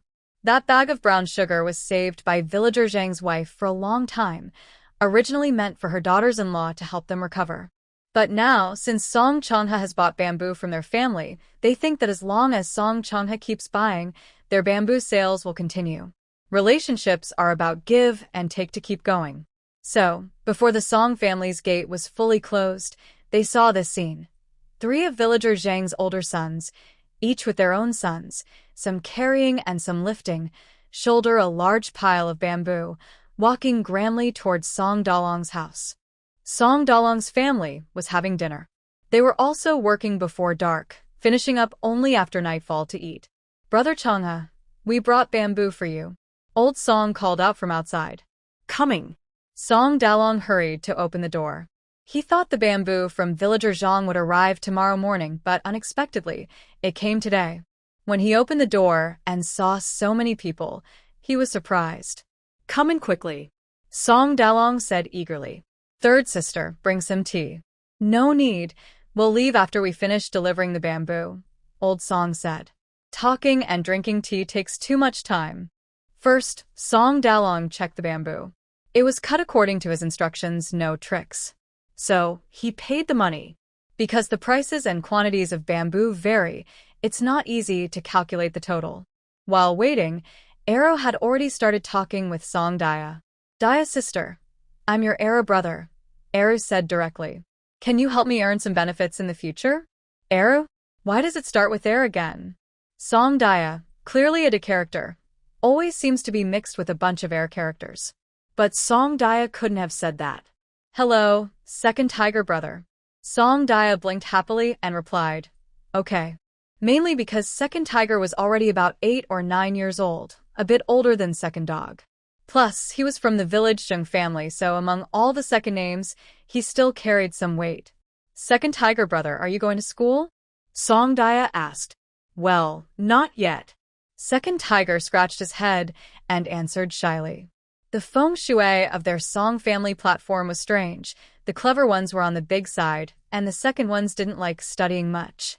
Also, their Song family didn't have a school, so going to the neighboring village to study was too troublesome. Brother Second Tiger, are you planning to work with us for a long time, or just once or twice? Song Daya asked. Of course, for a long time. Second Tiger answered, without hesitation. Actually, Second Tiger was the eldest son of the village Zheng family's second son. At that time, the youngest member of the village Zheng family was still young and liked to play with his nephew. Over time, Second Tiger learned his third uncle's personality and became the most lively third generation in the family. You should know, his biological father was quite a dull person. If it's for a long time, then Brother Second Tiger needs to learn to read and do math. Song Daya started to set her expectations. Brother Second Tiger, you're the oldest among us, so you need to set a good example. Learn to read and do math too? Second Tiger suddenly felt that it wouldn't be easy to mess around with Song Daya. Yes, even Second Dog can write his own name now. Hearing that Second Dog was so capable now, Second Tiger suddenly felt he couldn't fall behind. It's just learning to read and do math. Second Tiger pounded his chest confidently. I'll start studying as soon as I go home. His several cousins didn't understand what was happening, but their father's 3 brothers were all stunned. Oh my! Who doesn't know that Second Tiger from their family doesn't like studying? Just recite Ji Hu Ji Yi in his ear, and he'll fall asleep. Such a stubborn kid, yet he was almost convinced to go study after just a few words from Song Daya. No wonder Song Daya was popular among the village children. If this cleverness was in their own family, their brothers Second Tiger and the others would probably be too lazy to do anything. They'd be chased away in no time. By the way, Sister Daya, when do you plan to find someone to help with work again? Second Tiger asked. Second Tiger brother, I haven't thought about it yet. When I do, I'll ask Second Dog to call you, Song Daya replied. Don't forget, okay? Second Tiger earnestly reminded her. Brother Second Tiger, don't worry. Since I promised you, I won't forget, Song Daya promised. So, Arrow was very happy and said, Big sister ya, don't worry. From now on, if any kid in the village dares to bully you, I'll take my brothers and go teach him a lesson. His older brother and younger brother, who hadn't been keeping up, just looked on silently. No need to include them. Song Dalong counted the money carefully and checked with Song Laoyao, who had no objections. Mei took the money and handed it over. Song Laoyao stored the money away, then handed the basket his mother gave him. Sister-in-law, my mother heard that Big Sister is sick, so she saved some eggs and red sugar to help her recover. Oh, no. That's too much trouble, Mei said, feeling a bit surprised. Although the Zhang family is better off than others, they have many family members, so they have to be careful with food, even for porridge. Each person gets only a few sips. Only the wise old aunt manages the household well. Otherwise, with so many children, they'd be so poor they'd have to eat dirt. Everyone noticed what was happening at Song Chang's house. The person paying close attention was Lao Tu La Lu. Ever since he was beaten and scolded at Zhang's house that day, he vowed to get back at Song Dalong. Why Song Dalong? Because Zhang's family has many members, and he couldn't beat them all. Lao Tu La Lu hid in the bamboo forest outside Song Chang's house for a few days, watching. He saw Song Dalong working on something again, but Song Dalong was very secretive about it, so Lao Tu La Lu couldn't see what he was making. So, Lao Tu La Lu decided to wait and follow him when he went out to sell. It was hard for Lao Tu La Lu. He had to wake up earlier than a rooster every day just to keep watch. Finally, one morning, he saw Song Dalong and his wife leave to sell things. Because it was still dark and they were a bit far away, and the cart was covered. Lao Tu La Lu couldn't see what was loaded on the cart. He thought, if I can't see now, I'll just follow them to the county and I'll find out everything. So, Lao Tu La Lu quietly followed Song Dalong to the county and unexpectedly noticed someone else watching him. People tend to gather with those like themselves, and Lao Tu La Lu immediately saw that this person meant harm to Song Dalong. Brother, can I talk to you for a moment? Lao Tu La Lu approached and greeted him. The other person looked him over cautiously and asked, Who are you? Lao Tu La Lu pointed his chin towards Song Dalong, who was selling bamboo dolls nearby, and asked, Do you have a grudge? That's none of your business, the other replied irritably. If you have a grudge, can you help me settle it? Actually, I do, Lao Tu La Lu said. The two exchanged a glance, like flies attracted to filth, sharing the same foul smell, feeling an instant connection. This person caused me to stay in jail for several days. The other man said bitterly, glaring at Song Dalong. If I don't get revenge, I won't be a real man. Of course, this was the troublemaker Song Dalong met on the day he came to town to sell lunchboxes. I'm from the same village as him. He beat me badly, and I was in bed for 3 days before I could get up, said the bald-headed man, grinding his teeth. Now I can't even stay in the village anymore. Brother, do you have a plan? The troublemaker asked. Let's go somewhere else to talk. This place is too obvious, said the bald man. The two moved to a quiet corner of the street, exchanging information about Song Dalong. At first, they didn't realize how serious it was, but when they heard, the bald-headed man's eyes immediately turned red. What a guy Song Dalong was. He made money, didn't he? And now he thinks he can look down on others? I'll teach him a lesson. The bald man thought angrily. So, the bald man kindly invited the troublemaker to Songjia Terrace. Brother, if you're free, why not stay at my place for a few days? The implication was, come back with me, and we'll work together to deal with Song Dalong. The troublemaker was a bit afraid to cause trouble in the town, especially because the new county magistrate's wife was quite fierce. He was worried about ending up in her hands again. But he heard that Songjia Terrace was far away. If it was that far, the magistrate's wife wouldn't be able to reach them, right? So, the troublemaker happily agreed.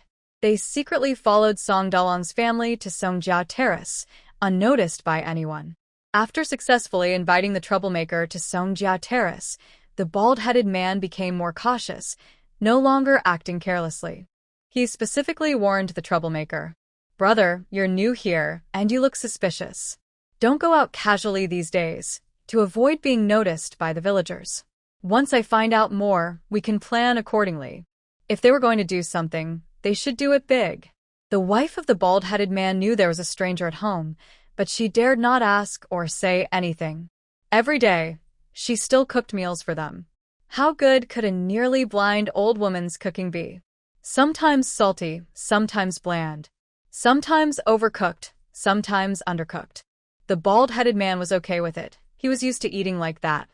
But the troublemaker couldn't handle it. I see he's chopped a lot of bamboo. The things he makes must be more than a cartload. The bald man comforted the troublemaker. Brother, just be patient for a few more days. Once Song Changha sells all this batch of goods, we'll make our move. Song Dalong's business is booming, and everyone can see that. The rough guy, Lao Tu Lao Lu, naturally doesn't want to give up the easy money in front of him. In his view, all the money Song Dalong earns is already his. Once we get it, we can run far away, enjoy good food and drinks, and no one will find us. Isn't that more fun? Lao Tu Lao's mind was especially sharp at this moment. The idle man thought about it, and decided to be patient. Both of them looked forward to Song Dalong going to the county to sell goods and earning more money. But who knew, the next day, Song Dalong went to the bamboo grove to pick bamboo leaves and unexpectedly ran into Lao Tu Lao Lu. Lao Tu Lao Lu hurried back home, and the idle man asked, Why are you back so soon? Bad luck. Lao Tu Lao Lu told him what Song Dalong had discovered. Did he see you clearly? The idle man asked again. Not exactly. Lao Tu Lao Lu was quite experienced in this. I disguised myself and covered my face. It was dark, so how could he see clearly? The idle man thought for a moment and said, Then let's go together and check it out. Over at Song Dalong's place, although he suspected Lao Tu Laolu, he didn't expect him to be so bold as to come back and attack. Lao Tu Laolu and his companion observed for a while and concluded, Song Dalong's daughter is sick. Today, Song Dalong might not go to the county to sell goods. Sure enough, Song Dalong hurried out to call the doctor. I'll go take a look. The idle man volunteered. Be careful, brother. Lao Tu Laolu didn't stop him. You should know, Song Dalong's wife is very pretty. She's famous as a beautiful girl in the Song family. Lao Tu Laolu had been coveting her for a long time. If his brother could trick open her door, they wouldn't wait. They'd act immediately. Open the door and attack. The idle man was quite skilled and imitated a cat very well. Unfortunately, Song Dalong's wife was also fierce and scolded him harshly, calling him a kitten with all kinds of curses. Lao Tu Laolu was worried about making too much noise and being discovered by others in the village, so he told the idle man to retreat. Back at Lao Tu Laolu's house, he and the idle man had a disagreement. When are we going to do it? The idle man asked impatiently. Brother, aren't you afraid now? Lao Tu Laolu's house was small, and the idle man had been holding it in for many days. He was about to reach his limit. Afraid? Who do you think I, Lao Tu Laolu, am afraid of? Lao Tu Laolu said proudly. I just want to make more money for us brothers. Suddenly, Lao Tu Laolu's mother called out from outside. Who's there? Lao Tu Laolu was startled, quickly ran outside, but saw no one. What do we do now? A Shanhan asked. Wait another 2 days. Even if Song Daliang doesn't go to the county, we will act. Lai Tu Laolu said fiercely. Perhaps heaven was on their side, because on the 3rd day, Wang Langjun arrived and left with a full mule cart of goods. It was even more than the 1 ox cart Song Daliang took to the county that day. The Shanhan was very happy. Shall we start?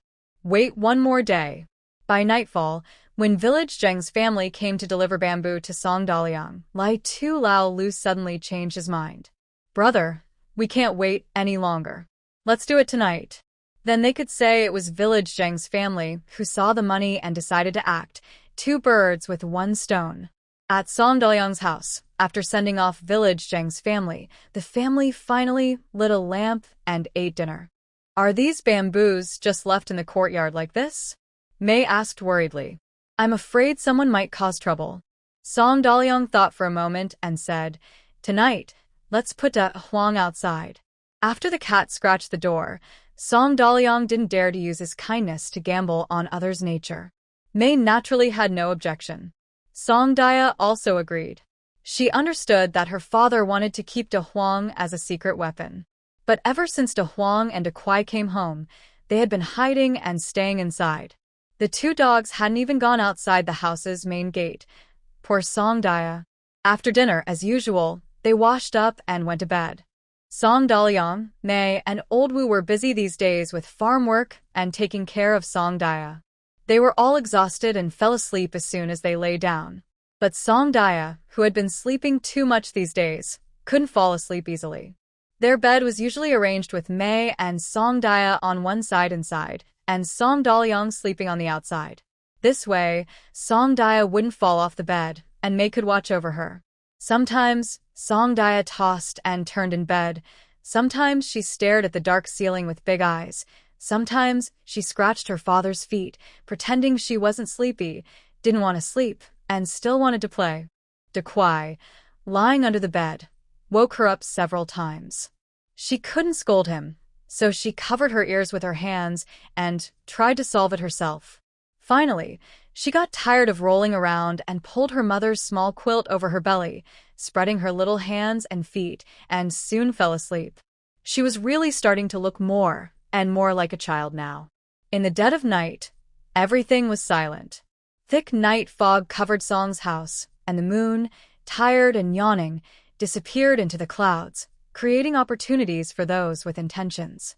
2 figures sneaked out of Lao Tu Laolu's house, looking like 2 big mice, and quietly moved along the small path outside Song Dalong's bamboo grove. They probably hid the money in the east room. Brother, you make some noise outside to lure them out, and I'll sneak inside to find the money, Lao Tu Laolu whispered. Okay, responded the idle man softly. I'll draw them away a bit, then come back to help you. He took a few steps forward, then suddenly turned back and asked, what if we get caught? Getting caught was certain if they made any noise. The people inside the house would definitely come out. The idle man was really asking how big Lao Tu Lao Lu planned to make the operation. If we get caught, set the house on fire, Lao Tu Lao Lu said coldly. If he couldn't get the money, Song Dalong wouldn't have a good time either. With your words, I know what to do, the idle man urged. Hurry up, no long night dreams. The two bypassed the bamboo grove and reached the wooden gate of Song Dalong's house. Lao Tu Lao Lu took something from his pocket and skillfully pried open the latch. Since they decided to go big, they wouldn't bother climbing over the bamboo fence tonight. The door was easier to open. The night fog was thick and heavy, and neither thief noticed that there was a doghouse beside the courtyard of Song Dalong's house. Even if they had noticed, they would just think it was because Song Dalong disliked the smell and moved the chicken coop outside. After all, most people are poor and don't keep many dogs. Even if they did, having a spot under the bed to rest was enough, and who would bother building a special house for a dog? Inside the doghouse, Big Yellow had already heard the noise before Lao Tu Lao Lu and the others arrived at the gate. It didn't bark but quietly slipped out and hid in the shadows. Lao Tu Lao Lu was skilled. He silently pried open the gate. The two crouched and slipped inside, then gently closed the door. The idle man resumed his old trick, pretending to be a cat and scratching at the door. Meow. Lao Tu Lao Lu also acted like a cat on the other side of the door, waiting for the right moment to strike. No one noticed a big dog slowly approaching from behind them. Meow. Song Dalong and Mrs. May were too tired and slept deeply. Song Dalong was awakened by the urge to, and groggily slapped his mother's face. Mom, I need to. Mrs. May woke up and carried Song Dalong off the bed too. There was a jar under the bed, so they didn't need to go outside to the outhouse. Mother and daughter were used to doing this in the dark, so they didn't need a lamp. After finishing, Mrs. May put Song Dalong back on the bed and covered his little belly. Just as they lay down, a cat's cry suddenly came from outside. Meow. Mrs. May shivered suddenly, and her sleepy mind woke up instantly. Song Dia, who was not fully asleep, also woke up. Just as she was about to speak, Mrs. May quickly covered her mouth. Be quiet, Mrs. May whispered urgently. There are bad people outside. Song Dia nodded obediently, promising not to make a sound. Then, Mrs. May gently woke her husband. Song Dalao, still groggy, woke up and was about to speak, but Song Dia quickly covered her father's mouth. Dad, there's a cat outside calling. Song Dia whispered into his ear. Mom said it's a bad person. Hearing this, Song Dalao immediately became alert. Both of you stay still, he whispered to Mrs. May, then carefully reached under the pillow and took out a bamboo knife. He quietly opened the door. Recently, Song Dalao's head had been hot, and the village elders said it was due to a fright. They advised putting a knife under the pillow at night. So, he always kept the bamboo knife there. Now he reached for it easily. Mrs. May was worried about her husband. She softly told her daughter, I'll go help your dad. Stay inside with Dekue, and don't come out. Lock the door yourself. Song Dia nodded, saw her mother out of the room, then tiptoed and quietly locked the door. She was too small, her arms were weak, and her legs short. Going out would probably only cause trouble. Mrs. May grabbed a broomstick in the main room, holding it tightly. Meow. Outside, the cat was still scratching at the door. The couple moved behind the main door. Song Dalao signaled to his wife, ready to open the door. Mrs. May raised the broomstick. Outside, De Huang also found his target. He aimed at Lao Tu Lao Lu's backside, opened his mouth wide, and leapt forward. A sharp, piercing scream split the night sky. Song Dalao suddenly opened the door wide. Mrs. May saw a dark shape on the ground, definitely not a cat, and immediately swung her broomstick. The troublemaker was first startled by Lao Tu Lao Lu, still confused, when he was hit the back with the broomstick. Ow. The troublemaker let out a loud scream, no less than Lao Tu Lao Lu's. Mrs. May, who worked hard all year, had strong hands. The troublemaker, who was used to loafing around, nearly had his back broken by the.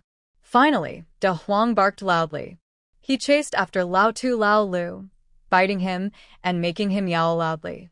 The moon had taken a short nap but was now awake again, slowly emerging from the clouds and casting its gentle light over the land.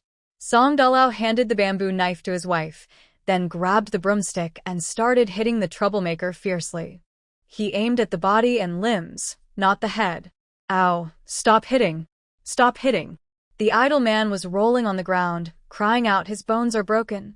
Ah, Song Daliang, you've secretly raised a dog.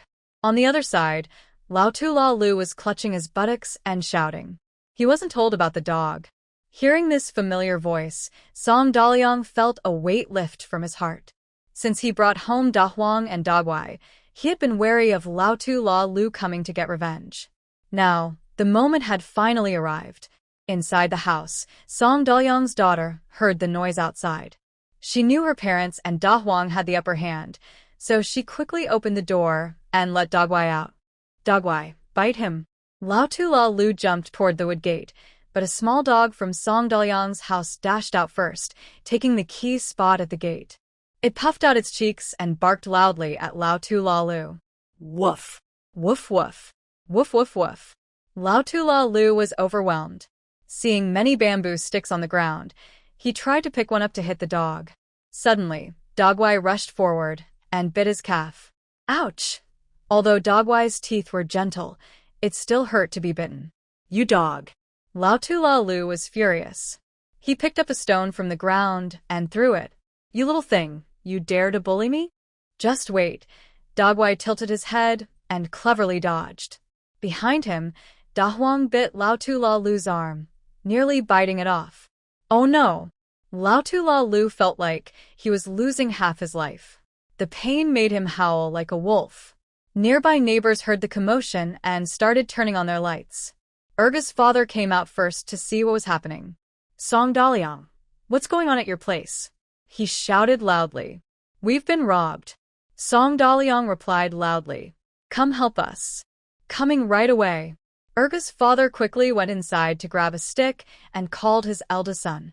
Go call the village chief and tell him Song Daliang's house has been robbed. Urgu immediately jumped up and ran with his brother. Brother, I'll go with you. A few other nearby households heard the noise and came out with sticks and tools. The men told the women to stay inside and prepared to help. Since they were all from the same village, if a thief stole from one house, they might try to steal from others too. Everyone worked together to catch the thief. Also, seeing that Song Daliang was clearly getting richer, many wanted to join him. If they didn't help now, and he became successful later, would they get a chance to benefit? Soon, 3 or 4 helpers arrived at Song Daliang's house. The moon seemed to notice the lively scene on the ground and looked down with wide eyes, illuminating the courtyard of Song Daliang's house so brightly that no lantern was needed. A few men surrounded the 2 people who were crying on the ground. Now, even if they had wings, they couldn't escape. Brothers and uncles. These 2 broke into our house in the middle of the night to steal. Song Daliang pretended not to recognize the ragged old six, pointing at the 2 people on the ground with anger. Erduzi's father stepped forward, holding a stick, and pulled off the torn cloth covering Old Six's face. Old Six? Everyone exclaimed. Old Six was in a poor house, yet he managed to find a piece of cloth to cover his face. Who is that? Someone asked. Erduzi's father reached out again and pulled off the mask from the face of the man nearby. That. He leaned in to look closely and exclaimed, He's not from our village. Song Daliang went over to take a look and was surprised. This person is Song Daliang. Do you recognize him?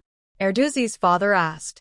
He's a vagrant from the county, usually extorting money, and he's even been to jail in the county. Song Daliang initially wanted to say they had also caused trouble for him, but he changed his words. How come? He's involved with Old Six? The villagers weren't stupid and quickly understood. Wow, Old Six, you actually colluded with outsiders to steal from your own village people. Today it was Song Daliang, but tomorrow it could be them. Good job, Old Six. Yesterday my family's chicken went missing. Did you steal it to eat? Old Six, did you sneak into my house a few days ago? Steal a bowl of rice my wife left on the stove? I thought my son had eaten it, so I scolded him harshly. Turns out it was you, old Six. Everyone was furious and moved to beat and scold old Six. But Song Daliang stopped them. Wait for the village head to come. Leave some room for them. If they beat them to death at Song Daliang's house, it would cause trouble. Do you have any ropes at home? Erduzi's father asked. Yes. Song Daliang replied. Turning around, May took a rope and handed it over, also lighting 2 lanterns to shine into the courtyard. Everyone worked together to tie up old Six and the other man tightly. While tying them up, Erduzi's father found a small bag on old Six and took it out. Inside was a fire starter and some oil. Wow, are you planning to set a fire? Erduzi's father was very angry. He didn't want to argue with this troublemaker or listen to their crying, so he simply covered their mouths with the torn cloth masks. Muramasa received news about the 2 brothers, Deguzi and Urge, and left the second son to guard the house. He hurriedly went with the eldest and the youngest. Did they catch the thief? Muramasa asked immediately upon arrival. Yes, they caught him. It's the scoundrel, Lautu Laulu. Deguzi's father replied.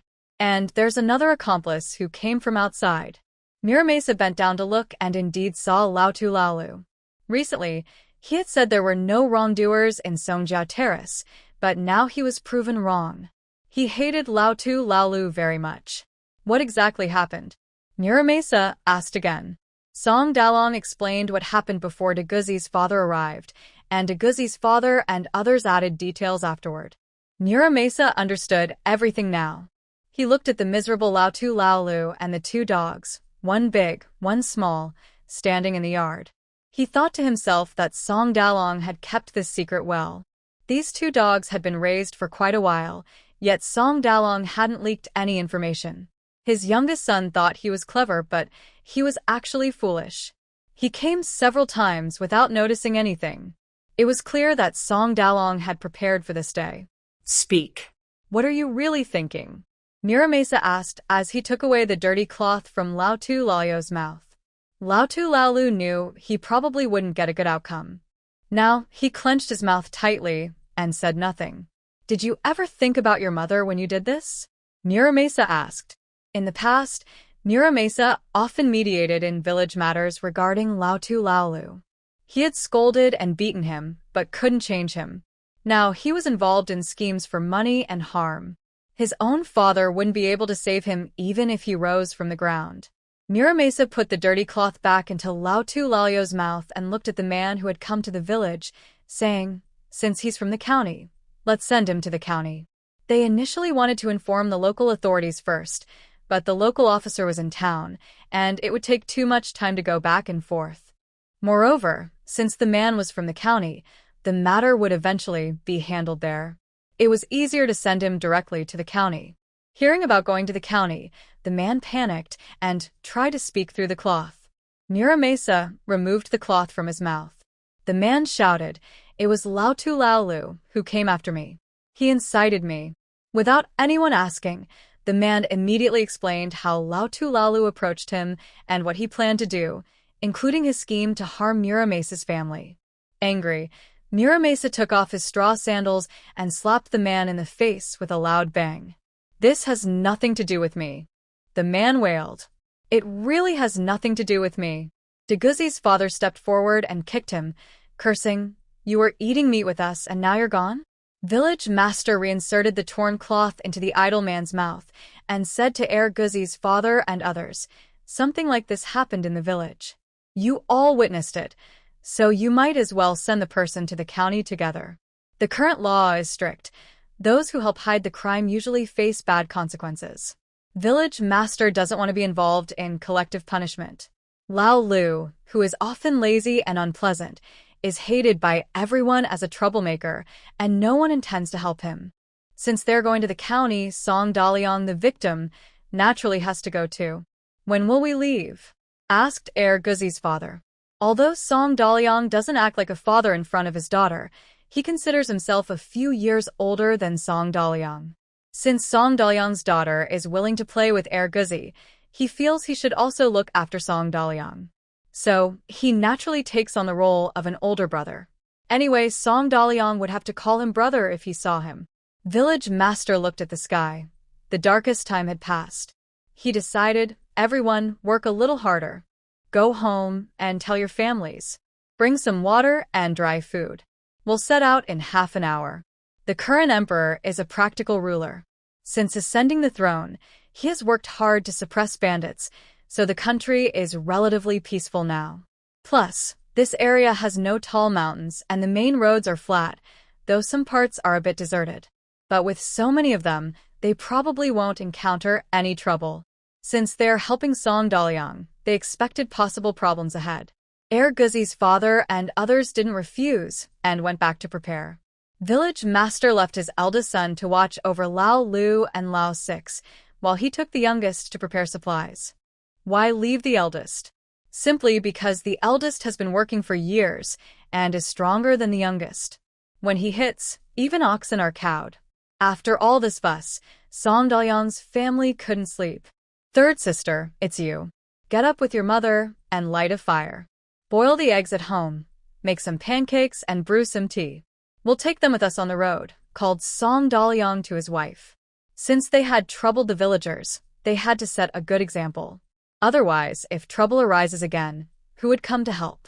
Meisha responded and went with Old Wu's wife to the kitchen to get busy. Song Daliang's younger sister, with nothing to do, sat on a stool at the door of the main hall, watching over her father and the two troublemakers. Old brother Song just thought her eyes were bright and a little hard to look at, so he kept staring at Lao Lu and Lao Six. He was kind-hearted. Seeing Lao Lu's bloodied wounds from dog bites, he was worried Lao Lu wouldn't make it to the county. He kindly tore Lao Lu's clothes and casually bandaged his arm and leg. As for the others, he wasn't a doctor, so he couldn't help. Da Huang and Da Guai were now obediently sitting quietly at Song Daya's feet, not making a sound or fussing, as if they didn't exist. Suddenly, Song Daya remembered something and quickly called her father. Oh, Dad, Da Huang and Da Guai just bit someone. Hurry and get some water to rinse their mouths. Rinse the dogs' mouths? Old Song widened his eyes, feeling he'd never heard such a strange request before. He glanced sideways at Song Daliang, who indeed brought a basin of water, confirming that the villagers weren't wrong. Song Daliang really didn't act like a father. Song Daya wasn't worried about what Old Song thought, but was more concerned that Da Huang had bitten Lao Tu Lao Lu a few times. She didn't want any infections or germs. Da Huang was their family's hero, and Da Guai too. Small but fierce. All the dogs in her family were excellent. Da Huang, you're so mighty, just like a tiger. But remember, you can't eat human food. If you want meat, I'll work hard to earn some for you. And Da Guai, you're also a good dog. If it weren't for you today, that bad guy might have run away. Silent Old Song looked at Da Huang and Da Guai, then at Lao Tu Lao Lu, and thought, this person might be living worse than a dog. Song Daya was still too young. After a while, she started to doze off. Song Daliang carried her to bed, still keeping Da Guai on guard. Da Guai, guard Daya well. Once everything is done, I'll buy meat bones for you and Da Huang to eat. Da Guai let out a soft woof and obediently lay down to watch over Song Daya. Mei and Wu, the mother-in-law and daughter-in-law, hurriedly finished preparing the eggs and pancakes just before the villagers Zhen and his group arrived. They didn't keep any of the eggs sent by Auntie Zhen, they boiled them all. Each person had 3 pancakes. They had no more flour for more. That's all we have at home. Thank you all for your hard work, brothers and uncles. Song Daliang handed out the eggs and pancakes. The 2 Dogo fathers, seeing that Song Daliang had still prepared food for them despite his busy schedule, felt very comforted. Zhen looked around. Since his family had 3 people, he didn't have much to say. All right, big brother, go home and take good care of the household chores, Zhen told his son. He still needed to bring the youngest along. Let's all set out, Zhen said to the others. Lao Tu Lao Lu and the idle man, both injured, found it hard to walk, but Zhen wouldn't pull out the ox cart for them to ride. He didn't whip them, which was already kind and generous enough. From Songjiatai to the county, it was quite a long journey, about 50 miles. Song Dalong and his group traveled for 2.5 hours before they saw the city gates of Liang County. Among them, only Song Dalong and villager Zheng had been to the county before. The others, including young Master Song, were seeing Liang City for the first time. By now, it was already bright and people were coming and going at the city gate. Once inside the city, young Master Song and Dogo's father couldn't stop staring everywhere. Villager Zheng remembered what was important and asked Song Dalong, "Changhe, do you know where the county office is?" "Yes, I do." "Follow me," replied Song Dalong. Coincidentally, halfway there, they ran into street patrol officers. The head officer had just received a pair of bamboo generals from Shangguan and was in a good mood because his young son loved playing with them. "Hey, it's Lord Song." Thanks to the lunchbox and bamboo dolls, not many in the county office didn't know Song Dalong now. "Lord Song hasn't come to sell bamboo generals these days. So many people are waiting for you." "Thank you, officer. Things have been busy at home lately, so I haven't had time to come to the county," Song Dalong replied politely. The officer saw that several people followed Song Dalong, with their pant legs rolled up to their calves and muddy shoes. He didn't dare look directly at them and looked a bit awkward. In the middle, there were two people with 5 flowers, which made the officer suspect something. "What's going on? Our family was robbed. We caught the thief, and there's someone from the county among them. We want to bring him to the county office," they explained. The officer understood immediately. He looked at villager Lao Lu and the other troublemakers, who were hiding their faces. He was not used to this. He reached out and pulled them aside, instantly recognizing who they were. "Oh, it's you. Still not tired of causing trouble at other people's homes? Take them away." The officer's enthusiasm surprised everyone in Songjiatai.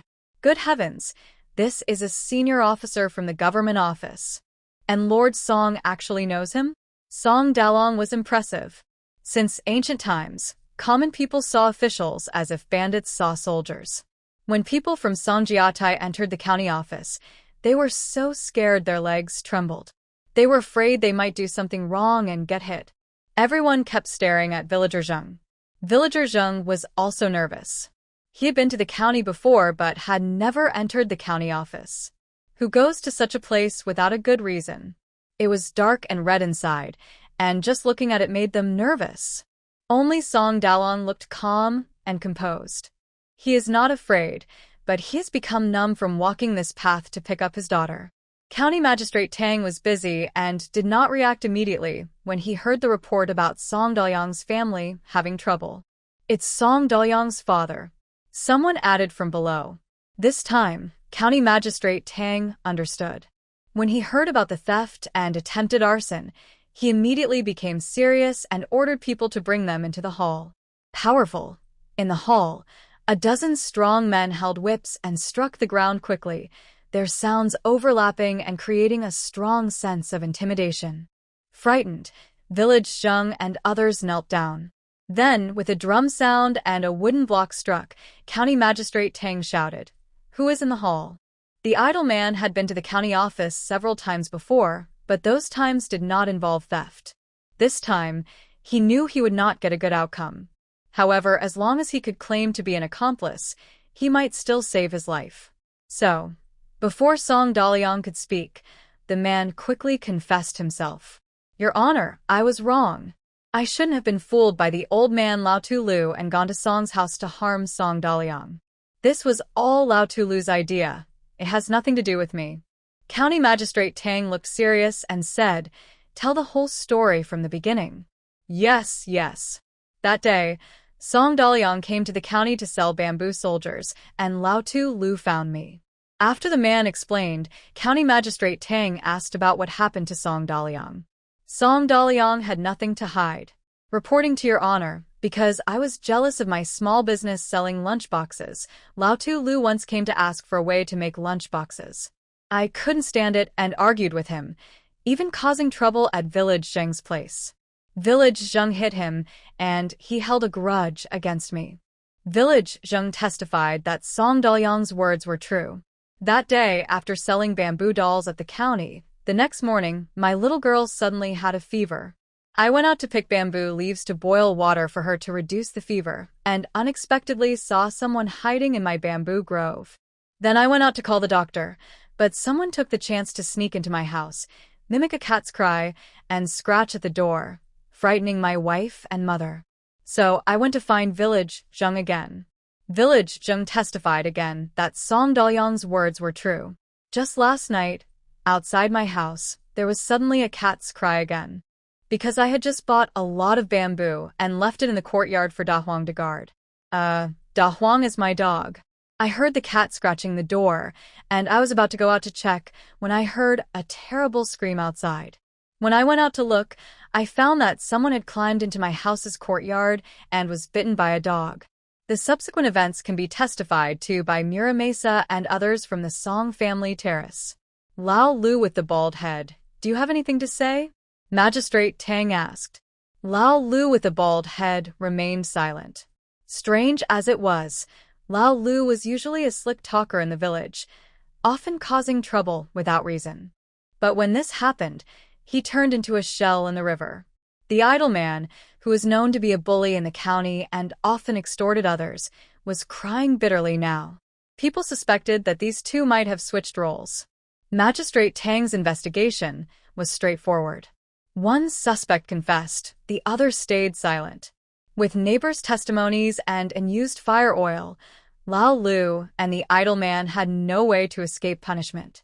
According to the laws of this dynasty, anyone caught stealing worth more than 3 guan, a unit of currency, should be sentenced to death. Even if the theft failed but caused injury, the person should still be sentenced to death. If the stolen goods were worth less and no injuries occurred, the thief would be branded with robber on the forehead and sent to prison. If someone stole twice or more, even as an accomplice, they should be sentenced to death. The idle man saw this and hoped to be considered a first-time accomplice for a lighter punishment. Would Magistrate Tang grant his wish? Take him away, 50 lashes, brand robber on his forehead, and send him to prison. The idle man got what he wanted. During the flogging, no matter how tightly Lao Lu's mouth was shut, he was beaten until his skin split, and he howled loudly. Everyone in Song family terrace shivered and felt frightened, calling out for their mother in their hearts. They decided that after going home, they would advise their children and grandchildren not to get into trouble.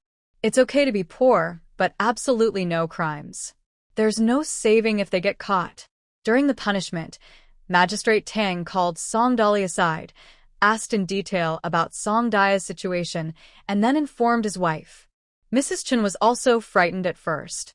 After learning that Song Daya was basically safe, she didn't say much, only asked someone to tell Song Dali that with the weather getting hotter and the heat increasing, he should not take the children outside anymore. Song Dali felt very ashamed. Then Magistrate Tang called Mira Mesa over and carefully asked about the village situation.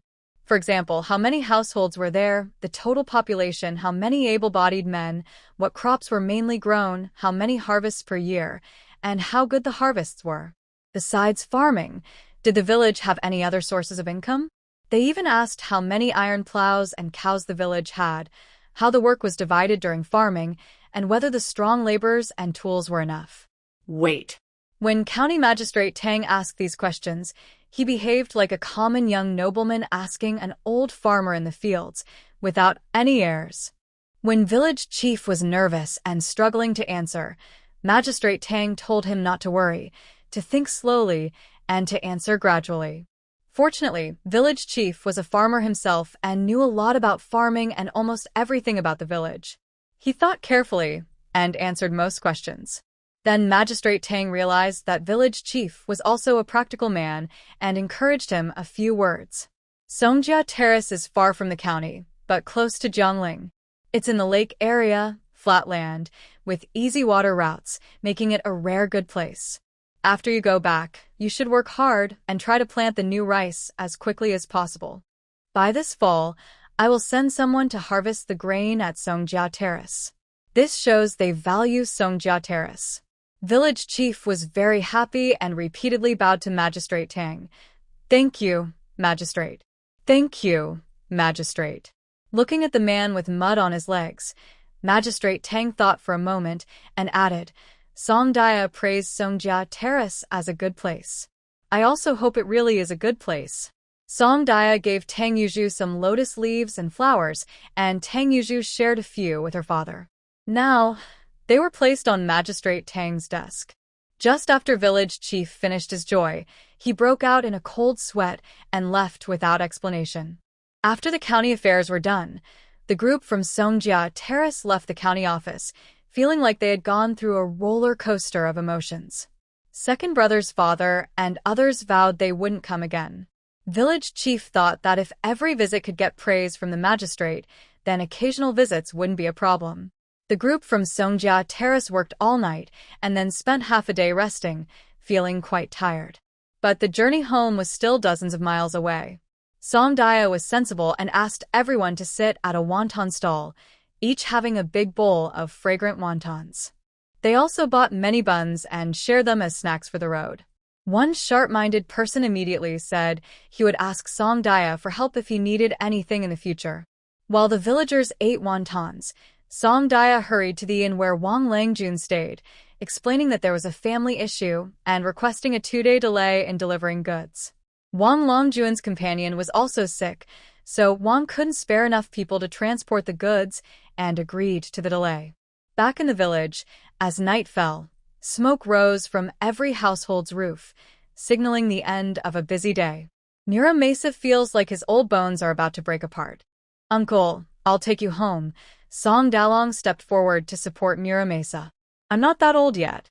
Muramasa shook off Song Dalong and said directly, "Changha, your family is full of the elderly and children. They've been waiting for you all day. Don't delay anymore. Hurry back home." "Thanks to everyone for your kindness today," Song Dalong said. "When I have free time, I'll make some lunch boxes and send them to all of you." Song Dalong's land isn't large, but others have more. Missing one strong worker can make work harder later.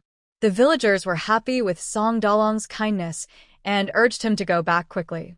When they had gone far, Muramasa said to the others, "I know that since Song Dalong came up with the idea of making lunchboxes from bamboo, some people in the village have been jealous. I also know someone secretly learned how to make them and sold them in town. But how did they sell? That person secretly took their homemade lunchboxes to sell in town. When people saw them, they were poorly made and not even close to what Song Dalong made. They sold for the same price, but people scolded them. You learned their price, but did you learn their skill?"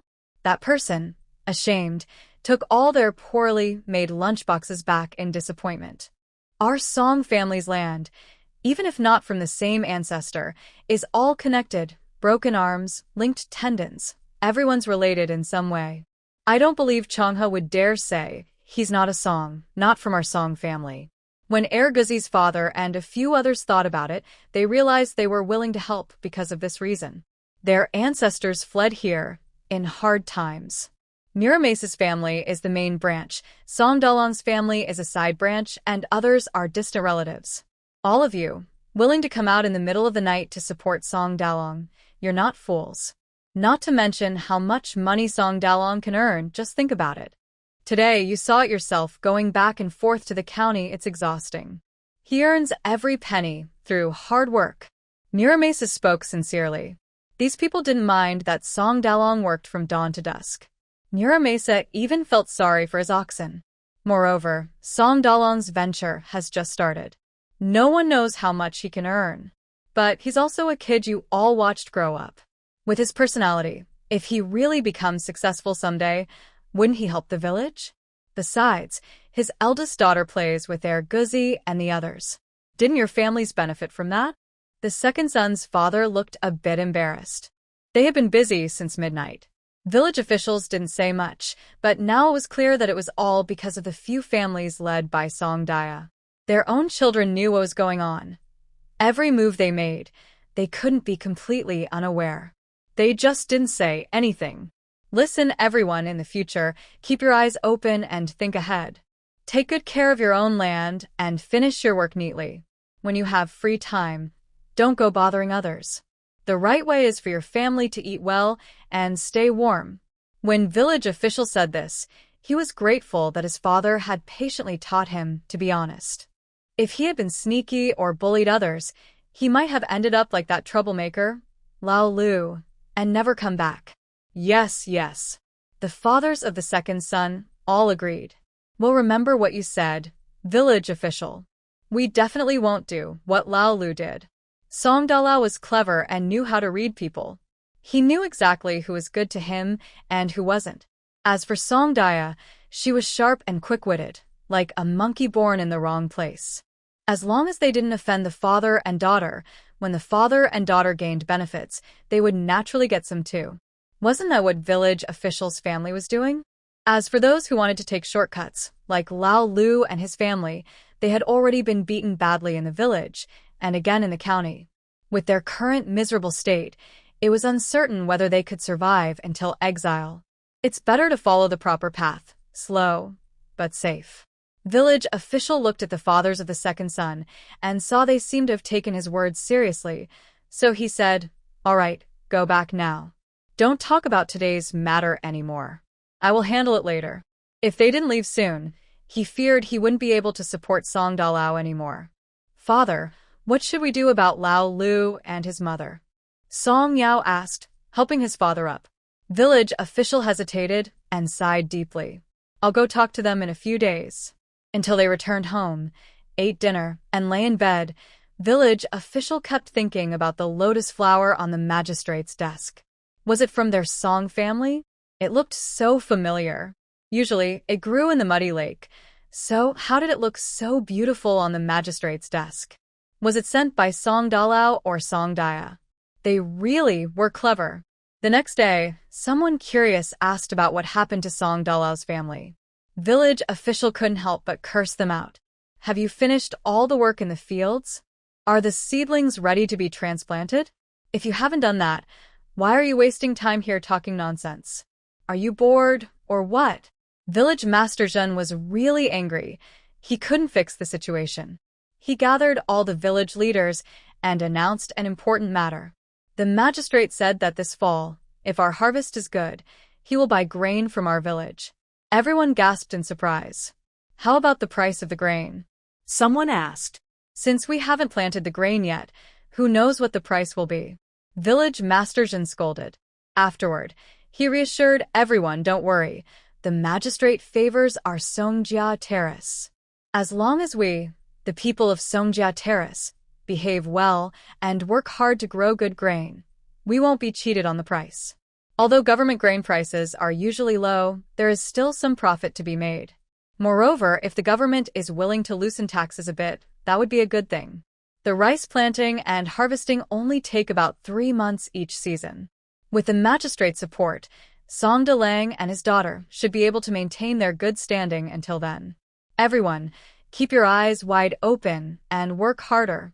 Don't let me find anyone neglecting their fields, or I'll come and scold you. The village head did not target anyone specifically, but treated everyone equally. The new magistrate is a good man. He asked me many questions about the land. He understands how hard it is for us. This is a chance for Songjia Terrace. If anyone ruins this opportunity, they will be enemies of Songjia Terrace. Because of village Master Zhen's words, every household in Songjia Terrace started working hard.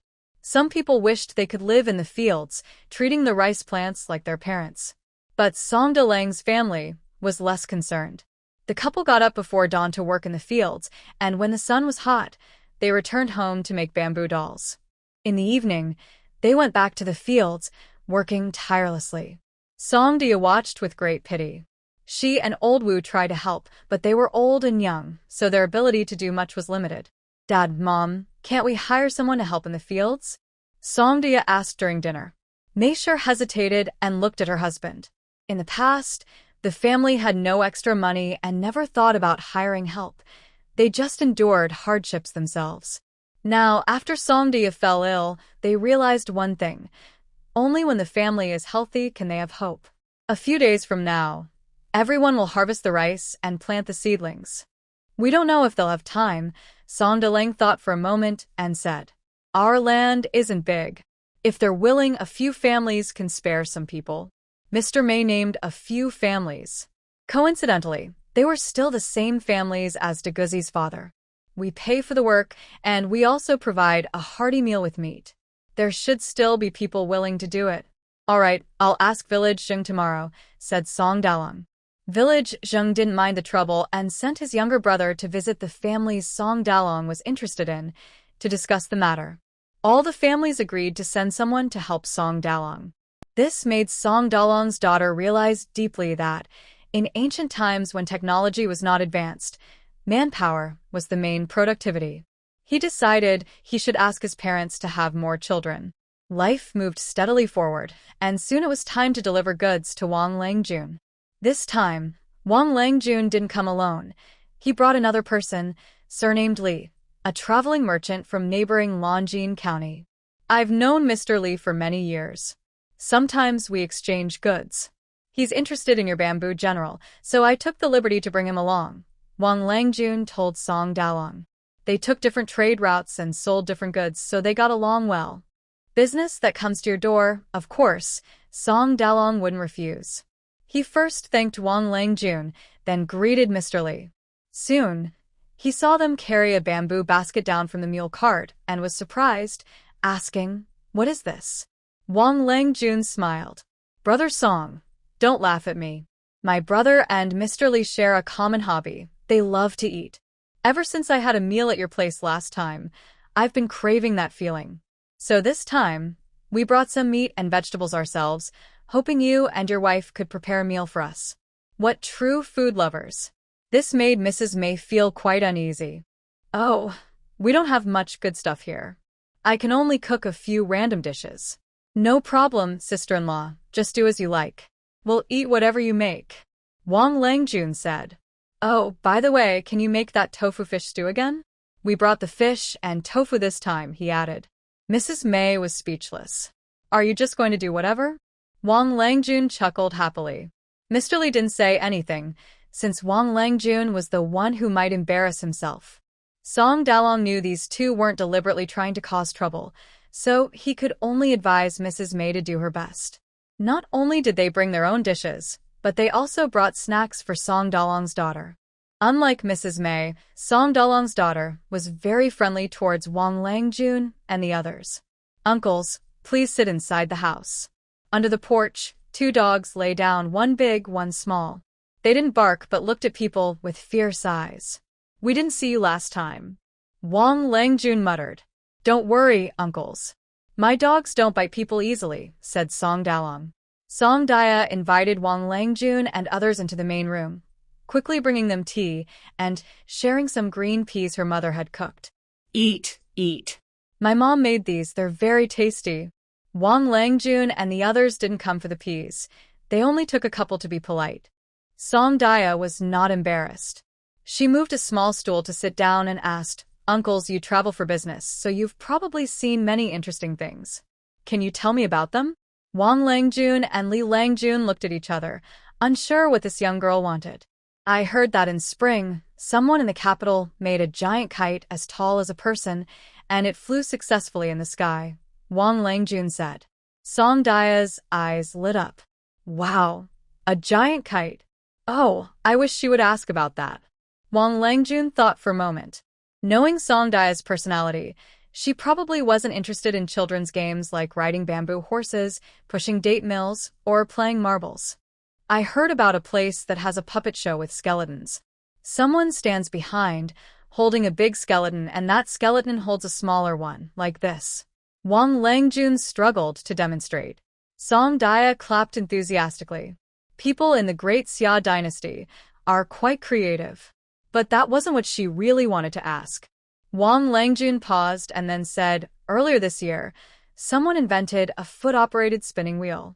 Before he finished, Song Dia's eyes suddenly lit up like lanterns. "Foot-operated?" "Yes, you use your feet to turn it, so your hands are free to do other things." "Yes, that's it. That's what I want to know." Song Dia was so excited she started bouncing on her toes. "Uncle Wang, I want to hear about that." Wang Langjun carefully explained how the foot-operated spinning wheel worked. They were a man in his 30s and a little girl over 3, talking very intently. Lilanjun bacha, amaza. The best part was, their words matched perfectly. How do you put the stick at the bottom? Song Daya sat on her small stool, waving her short arms and legs as she asked, like this? Improving the foot-operated spinning wheel wasn't difficult. Some weaving offices in certain places had already started using it. Wang Langjun was glad he had looked at it out of curiosity, so now he wouldn't be caught off guard by a young girl's question. Like this. Yes, just like that. Song Daya's older brother sat nearby, silent and unable to join the conversation. What should they do? While they talked, Mei was cooking and Wu Laonyang was helping to build the fire. Actually, Mei hadn't cooked many of these dishes before. After all, they are poor families. Being able to cut a piece of meat during festivals is already good enough. Some families don't see any oil in their pots all year round. Originally, Mei's cooking was like that of other women in the village, just wiping the pot with a little oil. But dishes made like that, Song Daya wouldn't eat. Since Song Daya could walk, even for steamed egg custard, if there wasn't a couple of drops of oil and a few grains of salt on top, she wouldn't take a second bite. Mei had no choice but to try adding more oil to the dishes. As she kept trying, Mei gained experience. To make good food, besides controlling the heat well, oil, salt, and sauces are essential. So, Mei's cooking improved a lot. Soon, Song Daya kept asking her mother for different foods to eat. Where does she get so much patience? Mei wondered at the time. No choice, she's naturally picky, Wu Laonyang replied. Just like now, when Mei heard the chatter in the main room, she couldn't help but ask Wu Laonyang curiously, where does she get so many words? No choice, she's naturally talkative, Wu Laonyang said. The aroma from the kitchen wafted eagerly into the main room, sometimes light and fragrant, sometimes rich and strong, making Wang Langjun and Li Langjun feel their stomachs rumble with hunger. But out of respect for the adults, they had to sit properly and quietly. Fortunately, Song Daya kept asking for different foods, so Wang Langjun didn't find it too hard to deal with her. But Li Langjun was suffering. Being overwhelmed by the smell was too much to bear. Earlier, Wang Langjun told him about Song Dalu, who sold bamboo dolls, and how his wife was especially good at cooking. Li Langjun didn't believe it. A countrywoman who hadn't seen many good things, how could she cook such delicious food? But Wang Langjun was very enthusiastic and even bought a basket of meat and vegetables himself. Li Langjun, only because I have a good relationship with you, I brought you here to eat. If it were someone else, do you think I'd still do that? Li Langjun had no choice but to follow along. Now he felt glad he came. When Mei finished cooking, Song Daya had already become friends with Wang Langjun. The two, one old and one young, held hands as they went to the table. When they arrived, Mei hadn't cooked another pot of tofu with fish. Because Wang Langjun and his group brought Christian carp, Mei picked a fresh radish from the field, sliced it thin, and made a pot of Christian carp with shredded radish. Once the radish was cooked, it turned semi-transparent, and with the milky white soup and green scallions, it looked very tempting. This is silver thread carp soup, similar to tofu stewed with fish, and it is my mother's specialty dish. Of course, she came up with the idea. Although Song Daya doesn't know much about the eating habits of the Daxia people, she has learned some through her own observations and hearsay. Currently, people prefer to eat fish either raw or heavily processed, fried first, then boiled and eaten with bones. She fears parasites in raw fish. Heavy seasoning masks the fish's fresh flavor. She doesn't like either of these methods. She prefers fish soup with tofu, white radish, and mushrooms. These keep the fish's freshness while adding the sweetness of other ingredients. The flavors of the seasonings and ingredients complement each other without overshadowing each other. Wang Langjun was about to comment on this colorful, fragrant, and tasty silver thread carp soup when Li Langjun, who had been silent all along, suddenly spoke. That's a good silver thread carp soup. Mei's family was praised, which was almost as good as Song Daya being praised. This is Aunt Mei's tofu, Song Daya said with a smile as she introduced the next dish. Mei used the tofu brought by Wang Langjun and others to make a separate dish. First, she cut the tofu into thumb-sized pieces, then blanched them in salted water to remove the fishy smell. Next, she heated oil in a pot, added mincemeat, and fried until it changed color. Once fragrant and oily, she added chopped green onions, garlic, and her homemade sauce, frying until aromatic. Unlike Song Daya's family, they didn't have Sichuan pepper or chili. If they had, the aroma would be overwhelming.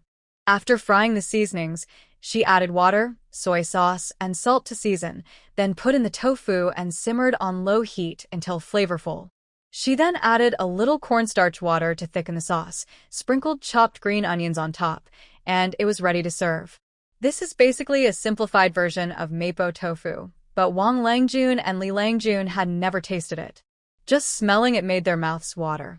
"Why is it called Aunt May's tofu?" Li asked. "Because my mother's surname is May. The tofu she makes is just called Aunt May's tofu." "That makes sense." Wang Langjun and the others brought quite a lot of food. Besides fish and tofu, there was a chicken, a duck, a pig, and some vegetables and fruits. For the chicken, May marinated it with green onions, wrapped it in lotus leaves, and buried it in mud in the stove to cook, making lotus leaf chicken. As for the duck, May cut the meat into small pieces, stir-fried with green onions and garlic, then added a spoonful of rice wine and braised it over low heat until tender. For the pork, May asked Song Daya to go to the lake and pick some water bamboo, which she then sliced thinly and stir-fried with the pork to make water bamboo stir-fry. Wang Langjun and his companions even thoughtfully brought white rice and flour. May prepared a pot of plain rice and cooked a few pancakes for them. Last time Wang Langjun visited, he didn't bring anything, so Song Daliang and his wife prepared the meal themselves and they ate the same food. This time, Wang Langjun specially brought dishes. May didn't want to take advantage, so after finishing Wang Langjun's meal, she started cooking again, planning to steam a pot of brown rice for their own family. When Wang Langjun saw this, he said, "Young sister-in-law, don't work so hard. There are plenty of dishes, share some with us." He insisted on dividing the dishes on the table in half, asking Song Daliang to take them to the stove for his wife and mother to eat. This made Song Daliang feel quite embarrassed. "Old brother Song, you don't need to be so polite." "It's I who should be embarrassed," Wang Langjun said clearly. "I have a thick skin, but I definitely didn't want you and your wife to work so hard and then expect us to eat. Just don't refuse. Let your wife and mother go eat quickly before the food gets cold and tastes bad." He brought so many dishes mainly to avoid adding too much burden to Song Daliang. In the end, May only returned half of the lotus leaf chicken and brought out a few other dishes. "Oh, by the way, Daya, don't go. Eat with your father." But Song Daliang absolutely refused to agree. Wang Langjun took the initiative to compromise, letting Song Daliang sit nearby with a small table for Daya so she could eat with them. Wang also tore off a chicken drumstick and placed it in Daya's bowl. "Thank you, Uncle Wang," Daya politely said. "Can you eat it yourself?" Wang was worried she might not be able to bite through. "Yes, I can." Daya washed her hands, and her father helped her put on a bib before she grabbed the chicken leg and started eating. She ate with good manners and enjoyed her food, which Wang Langjun liked very much. "Oh, if only you were my niece. Just watching you eat makes me want to have 2 bowls of rice." Why is it that none of his nieces or nephews are as clever and lively as Daya? Since Wang Langjun and his group arrived not too early, the marinating of the chicken wasn't enough, so it wasn't very flavorful. But it was juicy, with a fragrant lotus leaf aroma, making one almost want to chew the bones. The duck was stewed until very tender, falling off the bone with a bite. The tofu was fresh, fragrant, smooth, and flavorful. Just 1 spoonful could fill a bowl of rice. If it weren't for other important matters today, Wang Langjun felt he could drink a gin of wine. Coincidentally, Li Langjun had the same idea. 2 people were chasing after a dog in the back. They quickly ate the lotus leaf chicken and fermented duck, mainly worried it would get cold and not taste good, then scooped some tofu over the rice and ate eagerly, with no time to speak. Finally, they had a bowl of silver thread Christian carp soup, which made them feel very satisfied. "Master Song, your wife cooks so well. Have you ever thought about opening a small restaurant in the county?" Li asked. "I asked you that question a long time ago," Wang interrupted. "My sister-in-law isn't interested in opening one." Li was silent for a moment, then suddenly said, "Master Song, Can I buy the recipe for this plum tofu from your wife? When Lee spoke, both May and Song were surprised. Wang smiled. Brother Song, you don't know this, but besides running a business, Lee also owns a guest house. When he finds a tasty dish, he often asks if the recipe is for sale. If someone is in the food business, they usually don't want to sell their recipes. But May is different. Since she doesn't want to open a restaurant herself, Wang thinks she might be willing to sell. Anyway, keeping the recipe in such a small place like Song's family home isn't very useful. It's better to share it so more people can enjoy it.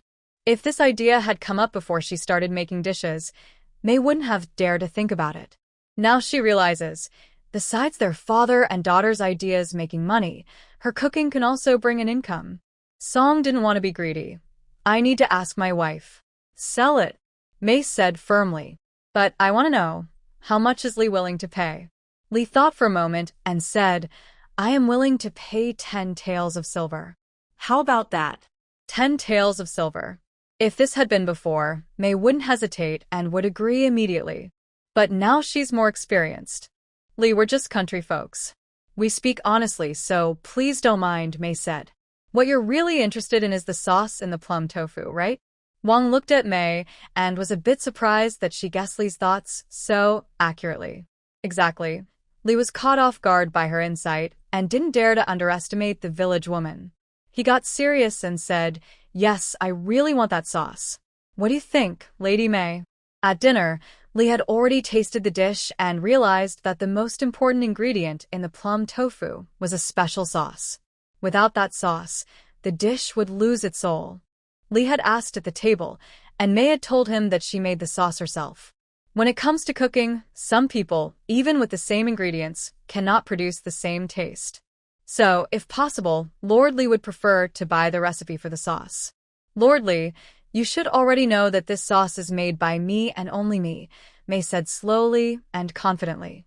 Nowadays, most sauces are made with soybeans, but May uses peas. The reason is simple, Song Dia suggested it. Soybeans can make sauce, so why can't peas? Maybe it will taste even better. May has tried many times before finally creating her current flavor. As Song Dalao says, when your mouth is dull, a little taste of sauce can boost your appetite. If you only buy Meigu's tofu recipe, I can't tell you how to make the sauce. If you want the sauce, you have to buy it from me. May is very firm about money matters. So, Meigu's tofu has its price, and the sauce has its price, she said clearly. Lord Lee was not upset and asked, What do you suggest, May? Buying my sauce recipe and selling the sauce directly would make more money than just selling tofu, May said, revealing her goal. If they only buy small amounts of sauce, it might not be worth the trip. If they buy large quantities, they might have other ideas. It might not work once or twice, but after many tries, they will eventually find a taste that is very close. Then, the streets will be full of tofu from Lord Lee and Wang, and they won't know who to turn to. So, it's better to just sell the sauce recipe directly. Wang burst out laughing and clapped his hands. Your sister-in-law is straightforward. Lord Lee, be more honest too. Give a fair price. With Wang's help, Lord Lee and May bargained back and forth, one offering, the other bargaining, then bargaining again. Finally, they agreed on a price of 60 taels of silver. 10 taels for Meigu's tofu, and 50 taels for the sauce. I have one condition. You cannot sell this type of sauce to others, Lord Lee added. May was about to agree, but Song Dia pulled her aside and whispered a few words. Of course, that's fine. May wouldn't do something that would ruin her reputation or break her promise. At the same time, she kept a backup plan. Although I sold the recipe for Meigu's tofu to Lord Lee, it's just the recipe. If I open a small shop in the county in the future, I can still sell Meigu's tofu. How about that? That's fine, Lord Lee nodded. No matter how much others want to copy Meigu's tofu, there's no way to stop it. Mr. Lee bought some and made a small profit, then took the opportunity to sell the sauce. As long as the sauce sells well, he isn't worried about the tofu business. They agreed that after the busy farming season, Mr. Lee would send someone to learn how to dry the sauce, and Mrs. May must teach him. Mrs. May also asked Mr. Lee to keep the sauce selling secret. He didn't want others to know, so he agreed happily. They made a contract, with Wang and Mr. Li each signing their fingerprint as a guarantee. That settled the matter. Later, Mr. Li also ordered bamboo dolls from Song Deleng. He came today mainly for that. Mr. Li ordered 300 sets of 18-person dolls and 500 sets of 2-person dolls. The price was the same as Wang's, and he paid a 30% deposit directly. Wang thought for a moment and added another 200 sets of 18-person dolls. Since both counties have ferry ports, if they can't sell all the goods locally, they can sell to boat traders instead. Goods only have value when they circulate. Because it was time for summer rice planting, Wang and Mr. Li agreed to deliver the goods after the busy farming season. Both couples received money at once. Before leaving, Mr. Li couldn't help but say, "Mr. Song, I see you and your wife have a talent for business. Why not go into trade directly? I don't have brothers. If I lose my land, it'll be hard to come back," Song Deleng replied. That's true, Mr. Li and Wang agreed. Although the government's policies are more relaxed than before, it's still not easy to grow and succeed in business. Like Mr. Li, he has a family backing him, which allows him to come up with so much money to buy a sauce recipe. That's also why Song Deleng and his wife are lucky. Song Deleng politely saw Wang and Mr. Li out of the village. "Next time, I'll come earlier and bring some pig's feet for my wife to prepare," Wang said happily. Song Dalang. This brother really never loses an opportunity to talk. Back home, he closed the wooden door, led to Huang and a Guai guard in the yard, and then happily went inside to see how his wife earned money. Now everyone in the village knows that Song's family has a dog, so outsiders don't dare to come close, making it even quieter than before. "Dad, my wife is really amazing. She made so much money in one go." Song's daughter happily praised her mother. "That's my mom, isn't it?" Song Dalang also smilet happily. "That's my wife." Mrs. May never imagined she could earn so much money. She felt full and happy inside. "Daughter, don't tell others about Mom selling sauce." May advised her daughter, "Our family is already quite noticeable in the village. Don't let others pay too much attention to us." Song Dia nodded, "Mom. Don't worry, I understand."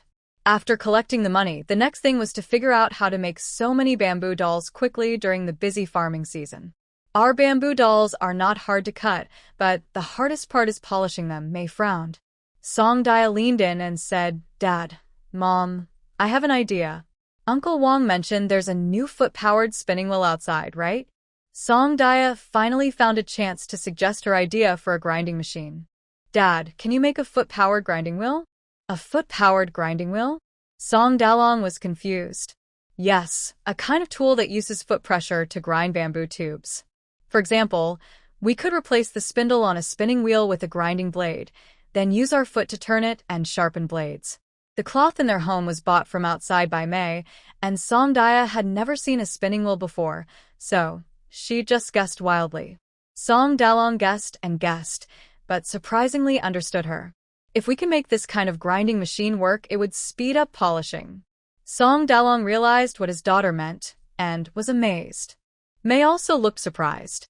"You told Wang about this spinning wheel and we all heard it. Why is it only you who can come up with such ideas?" Song Dia thought for a moment and seriously asked her mother, "Is it possible that I was born to do this kind of work?" May really wanted to slap her. So arrogant. "My daughter is a carpenter, and my husband is a carpenter too. Isn't it normal for me to think of these things?" Song Dia wasn't afraid of her mother's possible slap. Anyway, if her mother hit her, she could endure it for 2 days. "What does this mean?" "It means I inherited our old Song family's talent for craftsmanship. And you, Mom, you're clever in your head." This meant that the May family was smarter than the Song family. "All the good words are spoken by you." May smiled. "All right, let's see if your father can prove the family's talent for craftsmanship. You should quickly learn to recognize the big characters that County Magistrate Tang mentioned. If you go back to the county and can't answer when he tests you, it will shame our old Song family." Song Dia whispered, "How is that shaming the old Song family?" "It's clearly the May family's face that gets lost." May turned her head. "What did you say?" "Nothing, nothing." Mom, you busy yourself. I want to play with Da Huang and Da Wai. Song Dia quickly ran away. Song Dalong's family doesn't have a spinning wheel, but the village's Zheng family does. Because the old aunt raises silkworms. In the past, she only raised them herself, but after she married, she started raising silkworms with her husband. I heard Song Dalong wanted to borrow a spinning wheel, and the old aunt didn't refuse. She brought out an old-fashioned hand-crank spinning wheel. The foot pedal on the spinning wheel was too new, and the wind hadn't yet reached Song's house. Song Dalong immediately started to modify the old wheel he got. First, he added a foot pedal. He had never seen a foot pedal before, so Song Dia used her foot to hook onto the dining bench at home, lifting and stepping, making a clang-clang sound to signal her father. When Song Dia finally made a small hole in the ground of the main hall, Song Dalong finally understood the key to using the foot pedal. Just in time, the summer harvest began. Because it was too hot, the villagers arranged their work early in the morning and late in the evening. They got up before dawn, carrying lanterns to the fields. When the sun got hot, they went back home to rest. In the evening, after the sun set, people came out again to continue the work they hadn't finished in the morning. After harvesting the grains in the fields, they quickly turned the soil and started watering, preparing to plant autumn rice. Meanwhile, the harvested rice still needed to be threshed and dried. They were very busy. These days, even the poorest families in the village didn't dare to save on food. Not just 3 meals a day, but whether they had money or not, everyone would cut some meat to make their stomachs see oil and fat. Otherwise, they couldn't handle the hard work in the fields. Song Dia didn't know if there was a term like double cropping in ancient times, but in Song's village, the climate was suitable for growing 2 rice crops a year. There was water and land, making it a land of fish and rice. As long as the common people worked hard, they wouldn't go hungry. Thanks to Wang Langjun and Li Longjuan's reminders, Song Dalong now understood some things. He wouldn't abandon the land, but there was no need to do everything himself. Now, their family's income from side jobs far exceeded what they earned from the fields, so he no longer cared about a little money. He gathered the heads of the families who promised to help his second son, Heir Nyo, and discussed giving them full control of the work in the fields. They would double the wages from what was originally agreed and add an extra meal each day. When he announced this, those families were eager to bring their whole families over. Everyone in the village knew that Song Dalong's wife was good at cooking, not to mention, just 2 meals a day at Song Dalong's place was worth it. And there was also the wages. Some people started to think about taking advantage of this. The night before work started, Granny Heir Nyo came to visit. "Big nephew, our family wants to send our 6th son," she said without hesitation. "I just want to tell you. The situation at Ernia's family is well known in the village. It's basically a mess. Ernia's father is the head of the family. His mother had 4 children in the middle, but only 1 daughter survived. So, when the 6th child was born and turned out to be a son, his mother was overjoyed and spoiled him terribly." How spoiled? When the villager Zheng family had a grandson, his wife went over to congratulate them. Villager Zheng's wife offered her a bowl of sweet water, which she secretly kept in her mouth, and then fed to her 6th son when she got home. As the boy grew older, she became even more overbearing. She gave him all the family's small benefits. When he wanted to eat fish, she told the eldest son to catch it from the lake.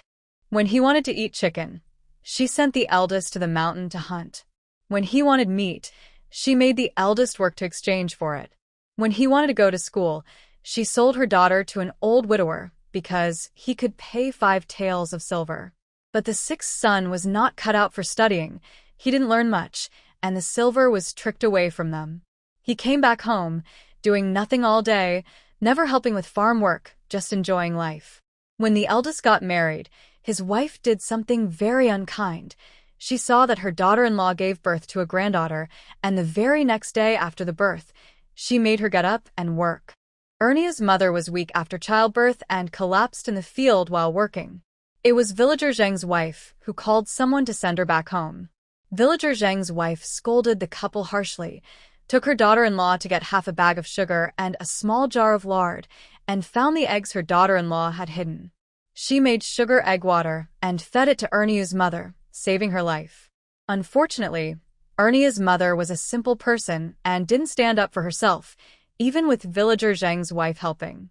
Even after Erniu was born, she continued to be mistreated. "Is your sick son at home?" Song Dalong didn't like this wife and didn't bother to call her aunt.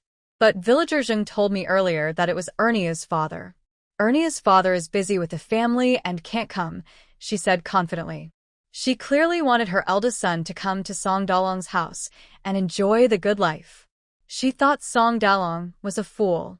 Song Dalong didn't want to argue with her and simply responded calmly, "If Ernia's father is busy, then you don't need to send anyone." In contrast to Ernia's family, villager Zheng's family was very different. After dinner, villager Zheng and his wife sat in the main hall with their 3 sons, resting and discussing who should go to work at Song Dalong's house. "Let the older brother go." Old Master Song spoke, "I will stay at home to do chores." First, his strength was not in physical power. Second, if he wanted to work with Song Daliang, there would be plenty of chances later. There was no need to compete with his 2 brothers for such a small benefit. Siyuan Zheng then asked his other 2 sons, "Older brother, second brother, what do you think?" Song oldest thought for a moment and said, "Let the second brother go. I am the oldest and dad, and I will handle the household chores. We won't make mistakes." Song second also said, "Let the big brother go. He has more children, and he should save more money to expand the house later." Song oldest's wife could give birth and had already had 3 boys. People in the village said that Siyuan Zheng's family had good luck for having boys. Those wanting sons would come to Siyuan Zheng's house to ask for small clothes. Outsiders looked at Siyuan Zheng's family with envy, but in reality, the older aunt and the eldest daughter-in-law were almost worried to death. In the end, Siyuan Zheng made the decision. "Second brother, go." Song second was honest and simple. At home, he was neither the oldest nor the youngest. He was not noticeable and quietly did chores for the family, never fighting for anything. Siyuan Zheng also felt sorry for the son, but his ability was limited. Now, he was willing to let him go out and enjoy a few good meals. However, Song second refused. "Dad, although Long River's land isn't as big as ours, there's so much work that it can't be finished in a couple of days. How about each of us brothers works 1 day, taking turns 3 days in a row?" Song second was also thinking of the family. The oldest and youngest had wives, and all benefits went to him alone. If the older brother's wives got upset later, it would trouble his wife too. He knew this well. It's rare that you brothers are kind and humble to each other. Fine, let's start with the oldest, each taking turns 1 day. Don't argue over who works more or less. Remember, only with unity can we do great things. Whether our old Song family can live well depends on whether you brothers work together or not. The 3 sons went back and told their wives. The wives agreed without hesitation, promising to take good care of the household and let their husbands work well at Song Daliang's house. Although Song Daliang had delegated the farm work, he still had to handle outside affairs. He arranged the farm chores while pondering the foot-powered mill, not noticing the difference. Until the 3rd day, after Mei Shi reminded him, Song Daliang finally saw the point. No wonder uncle can be the village chief. Their family has good morals. The couple didn't say much more because they were busy. During the summer harvest, Song Daliang got up early every day to organize work, then personally went to the town to buy meat and fish, and ate plain rice to fill his stomach. Mei has been focusing on cooking and not worrying about outside matters these days. Old Lady Wu is also busy, helping with washing vegetables, cooking, and watching Song Dia. Song Dia is responsible for eating, drinking, and playing. Because of the hot weather, Song Dia has little appetite and encourages her mother to make pickled vegetables. She asks for things like sour radish, sour cucumber, sour bitter melon, and sour green beans, among many others. Erguzi's mother is skilled at making pickled vegetables. Mei asked for some sour water, and she pickled them the day before, ready to eat the next morning. Worried that Mei might not pickle well, Erguzi's mother came over to check. Mei took a piece of radish to taste, and Erguzi's mother said, "Third sister, Isn't this the sour water I gave you? Why does it taste better than mine? I added sugar, so it's crunchy, May replied. Arguzi's mother clicked her tongue and thought, she added so many good things, no wonder it tastes good. But she wouldn't say this aloud. Her family is still one big household, not divided yet. Now that her husband has gained favor at Song Dalao's place, she can't speak badly of May or it would be inappropriate. Song Daya also encourages her father to buy large bones and then have her mother cook sour soup with the pickled radish. The large bones don't have much meat but are not expensive. Song Daya asked her father to split the bones, and the soup made from them, with its beautiful fat glistening, looks very appealing. Nowadays, no family in the village can afford good meat regularly. Song Dalao's family gets one large piece of meat per person. Besides good meat, they need other ingredients to make up for it. So, they use offal. Offal isn't expensive, but harder to find than meat. Usually, when someone is hired to slaughter a pig, the butcher takes the offal as part of the deal. Of course, if the host wants to keep the offal, they can pay extra. But generally, people prefer to give the offal away. That day, the slaughterer was willing to give the offal to Song Dalao, so he brought back a whole set. Pig liver, pig heart, pig lungs, and pig tongue are fine, but pig intestines and stomach are very troublesome to clean. May first scraped these clean, and the scraps she removed were fed to De Huang and De Gua. Then she and Old Lady Wu used ashes to scrub and wash everything thoroughly, taking a long time to clean them. Such troublesome things, Song Daya didn't want outsiders to eat, so she told her mother, "Mom, I heard from Aunt Chen's servant that people with weak stomachs can eat pig stomachs cooked with pepper to strengthen their digestion."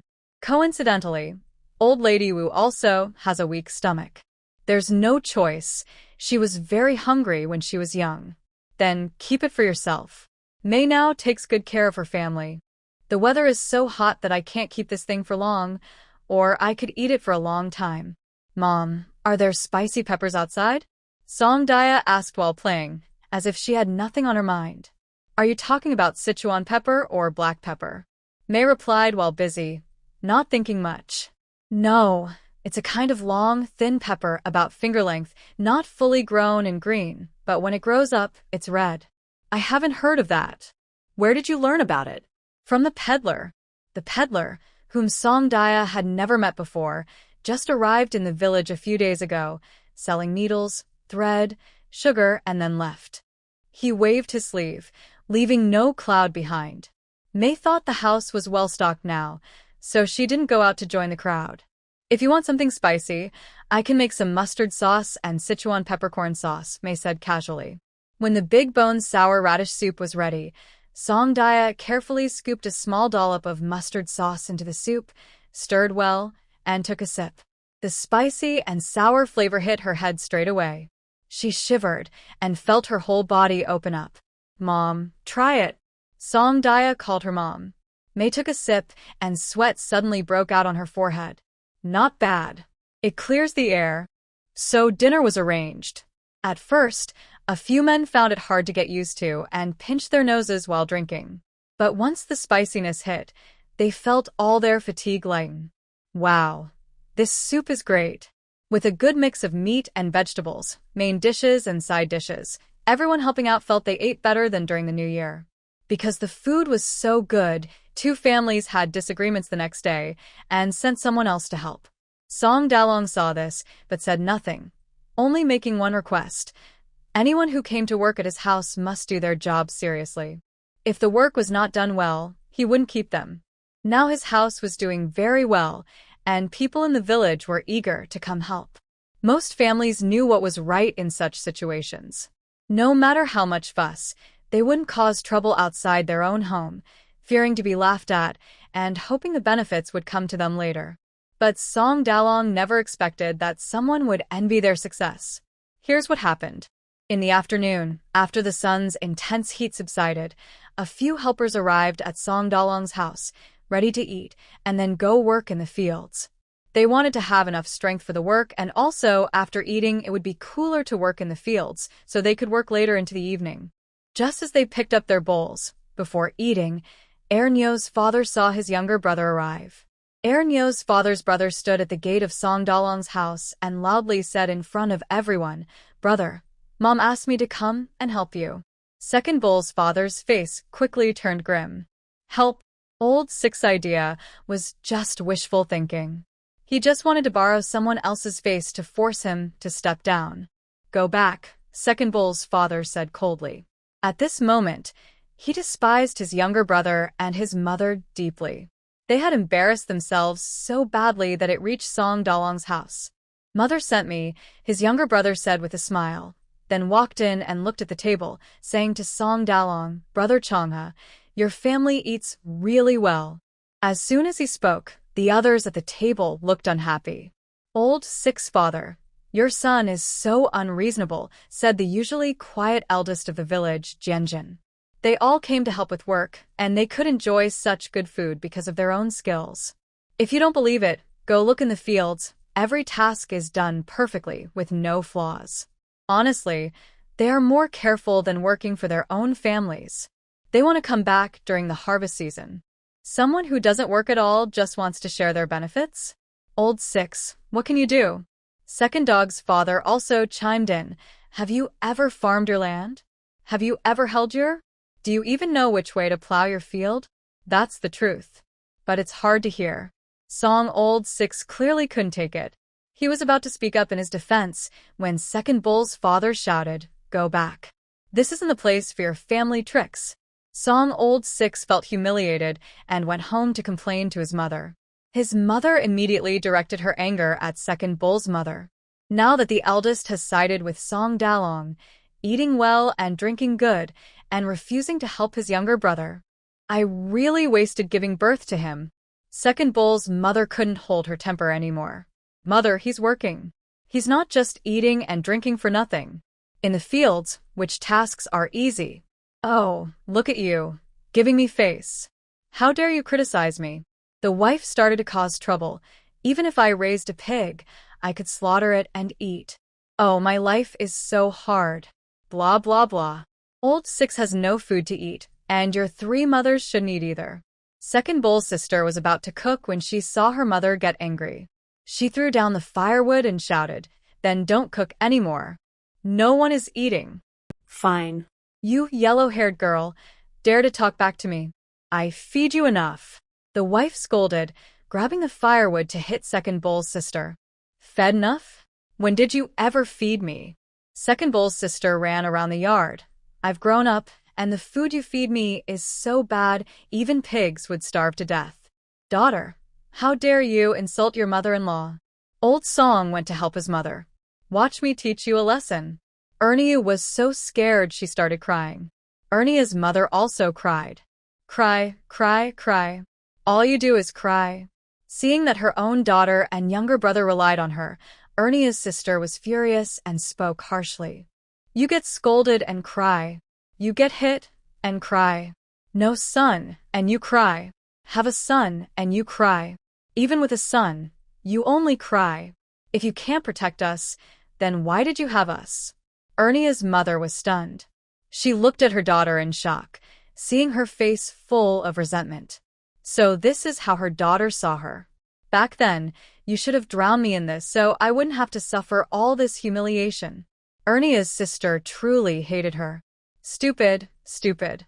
Whenever someone says a word, you just stand there blank. You're completely useless. If you had a little backbone, the three of us wouldn't be living like this. The clothes and food we have come from that old miser and her son, who don't want us. Is my father really her son? He's just a dog she raised. When she needs him, she calls him over for some water and porridge. When she doesn't, she throws him into the dung pit to eat dirt. At this point, Ernie's sister no longer held back and spoke honestly. Both you and my father are so funny. Picking up a pile of dung and calling it a tonic. All your hearts are set on this old miser and her son. I really think I was cursed in my past life to be born into your family. Ernie's mother's heart broke. She knew she was helpless. She just wanted to wait until her daughter got married and her son grew up. Then she wouldn't fear anything. But she never expected her daughter to see her like this. Ernie's sister saw through her mother's plan. She can even sell her own daughter.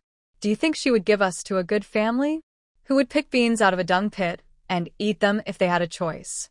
Ernia's sister was extremely disappointed in her mother. Forget it. If you want to stay in the dung pit, stay there. I'm leaving. Ernia's sister skillfully slipped out of her mother-in-law and uncle's circle and left without looking back. Where are you going? Her mother called from the door. The family was in chaos, but Ernia's wife pretended to be deaf and didn't come out to try to stop her. Only after her sister left did her mother come out and ask, "Who cooked today?" This question was so out of place that even her shameless husband and son were stunned. The three of them looked at Ernia's mother. She looked at her family silently, then went into the kitchen, grabbed the clay pot used for cooking, and slammed at the ground. Then she took her son's hand and went out to find her daughter. The old woman was very angry. She thought that her eldest son and his wife had changed because of the trouble caused by Song Dalyang's family. If it weren't for Song Dalyang's family's influence, her eldest son and his wife would still be under her control. She decided she had to give Song Dalyang a warning. So she stopped cleaning the house and went to Lao Lu's place. Lao Lu's mother was partly blind but not deaf.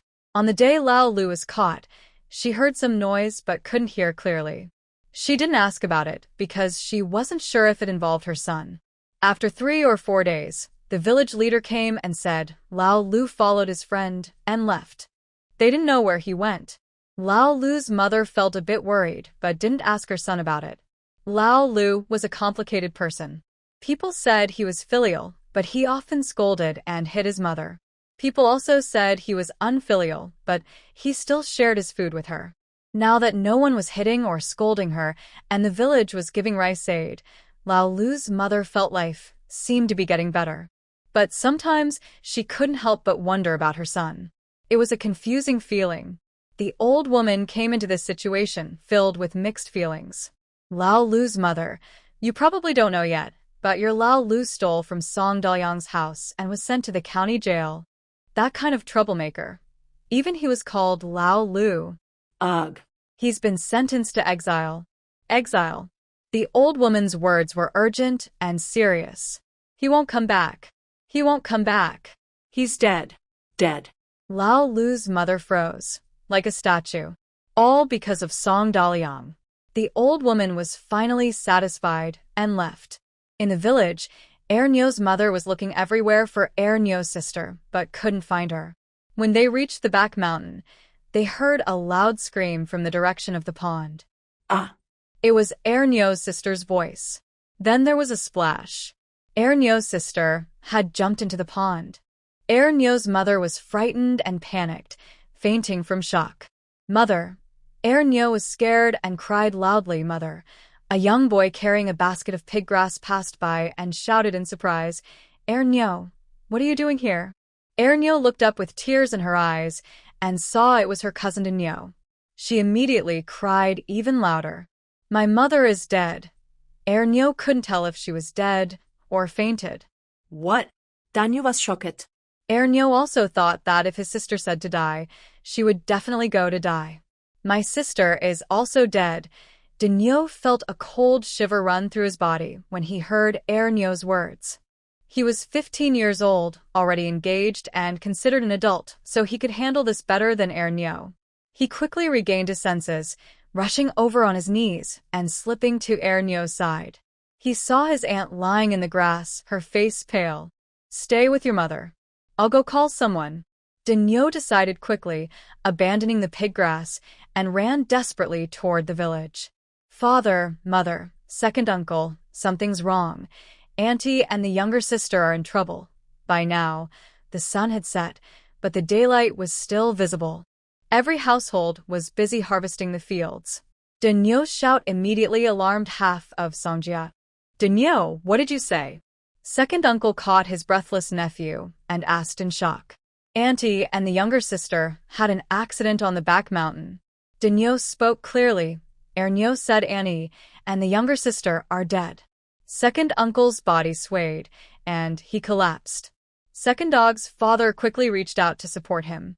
Second Nyo's father pushed away second dog's father silently and staggered toward the back mountain. Fearing Second Yeo's father might get into trouble, Second Dog's father hurried to follow. Song Dalong was at home studying how to convert an old spinning wheel into a foot-powered one.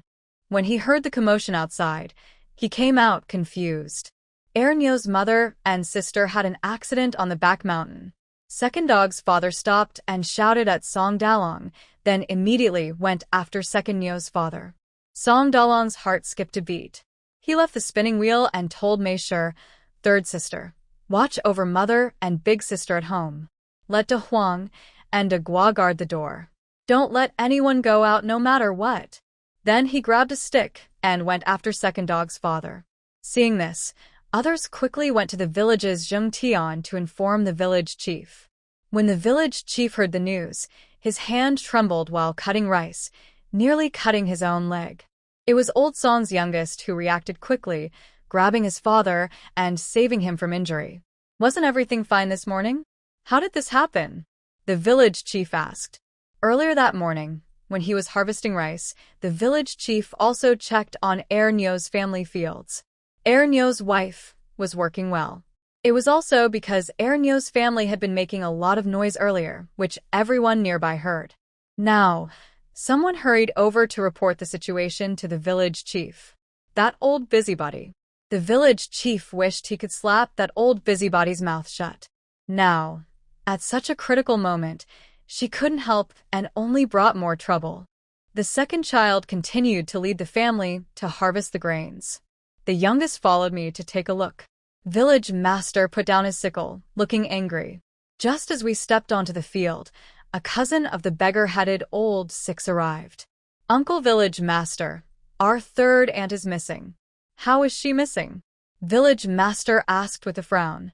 Today, which divine being did we offend? Why do all these troubles come together? My mother went to deliver food to our third aunt.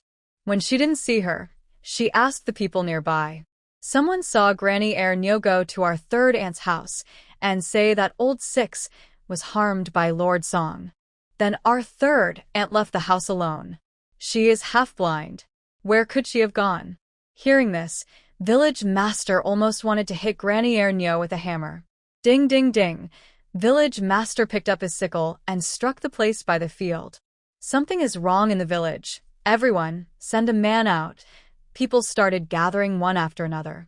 Village Master divided them into 3 groups and assigned tasks. 1 group to find old six mother. 1 group to go to Granny Nyo's house and hold everyone inside, not letting anyone out. 1 group to go with Village Master to the back mountain to look for third aunt and sister Nyo. Before leaving, Village Master gave a quick signal to his youngest son. Song youngest was clever and fell to the back of the team, then turned around and headed to Lord Song's house. Song youngest arrived first at Lord Song's house. After asking around, he learned Lord Song had already gone to the back mountain. He hurried back home to tell his mother about the recent chaos. That old superstitious woman, causing trouble for no reason. Village Master's wife cursed bitterly. Then she turned to her son, saying, "Hurry and help your father on the back mountain." After her son left, she called her eldest daughter-in-law. The 2 women went together to Lord Song's house. "Third sister, I'm here to keep you company." Village Master's wife called out outside Lord Song's house. Mei Shi heard clearly and quickly went to open the door. "Old auntie, why are you here?" That Granny Nyo, the superstitious old woman, forced third aunt and sister to seek despair. And she even stirred up old six's wife to seek revenge on you all. Village Master's wife hated that old woman to death. "I'm worried that Granny Nyo will come to take revenge, so I came to keep you company." Mei Shi realized how serious the situation was and felt a bit scared. "Oh, old auntie, it's really too much trouble for you and the eldest sister-in-law," Mei Shi said gratefully. "No problem, we have many family members, we can handle it," the old auntie said confidently. Song Dia was also frightened. She only knew Granny Nyo was a sharp-tongued, mean person, but she didn't realize she was so malicious and foolish. She committed a mistake at this critical moment, disrupting the entire village's farming schedule. Could the village chief easily forgive her? Could others forgive her? Iri Nyochue was the first to rush up the back mountain. He saw his son standing there, crying heartbrokenly. Nyochue. Nyochue opened his swollen eyes and looked out through the narrow slit. Dad. Nyochue's father saw his wife lying on the ground, stumbling, and fell forward himself.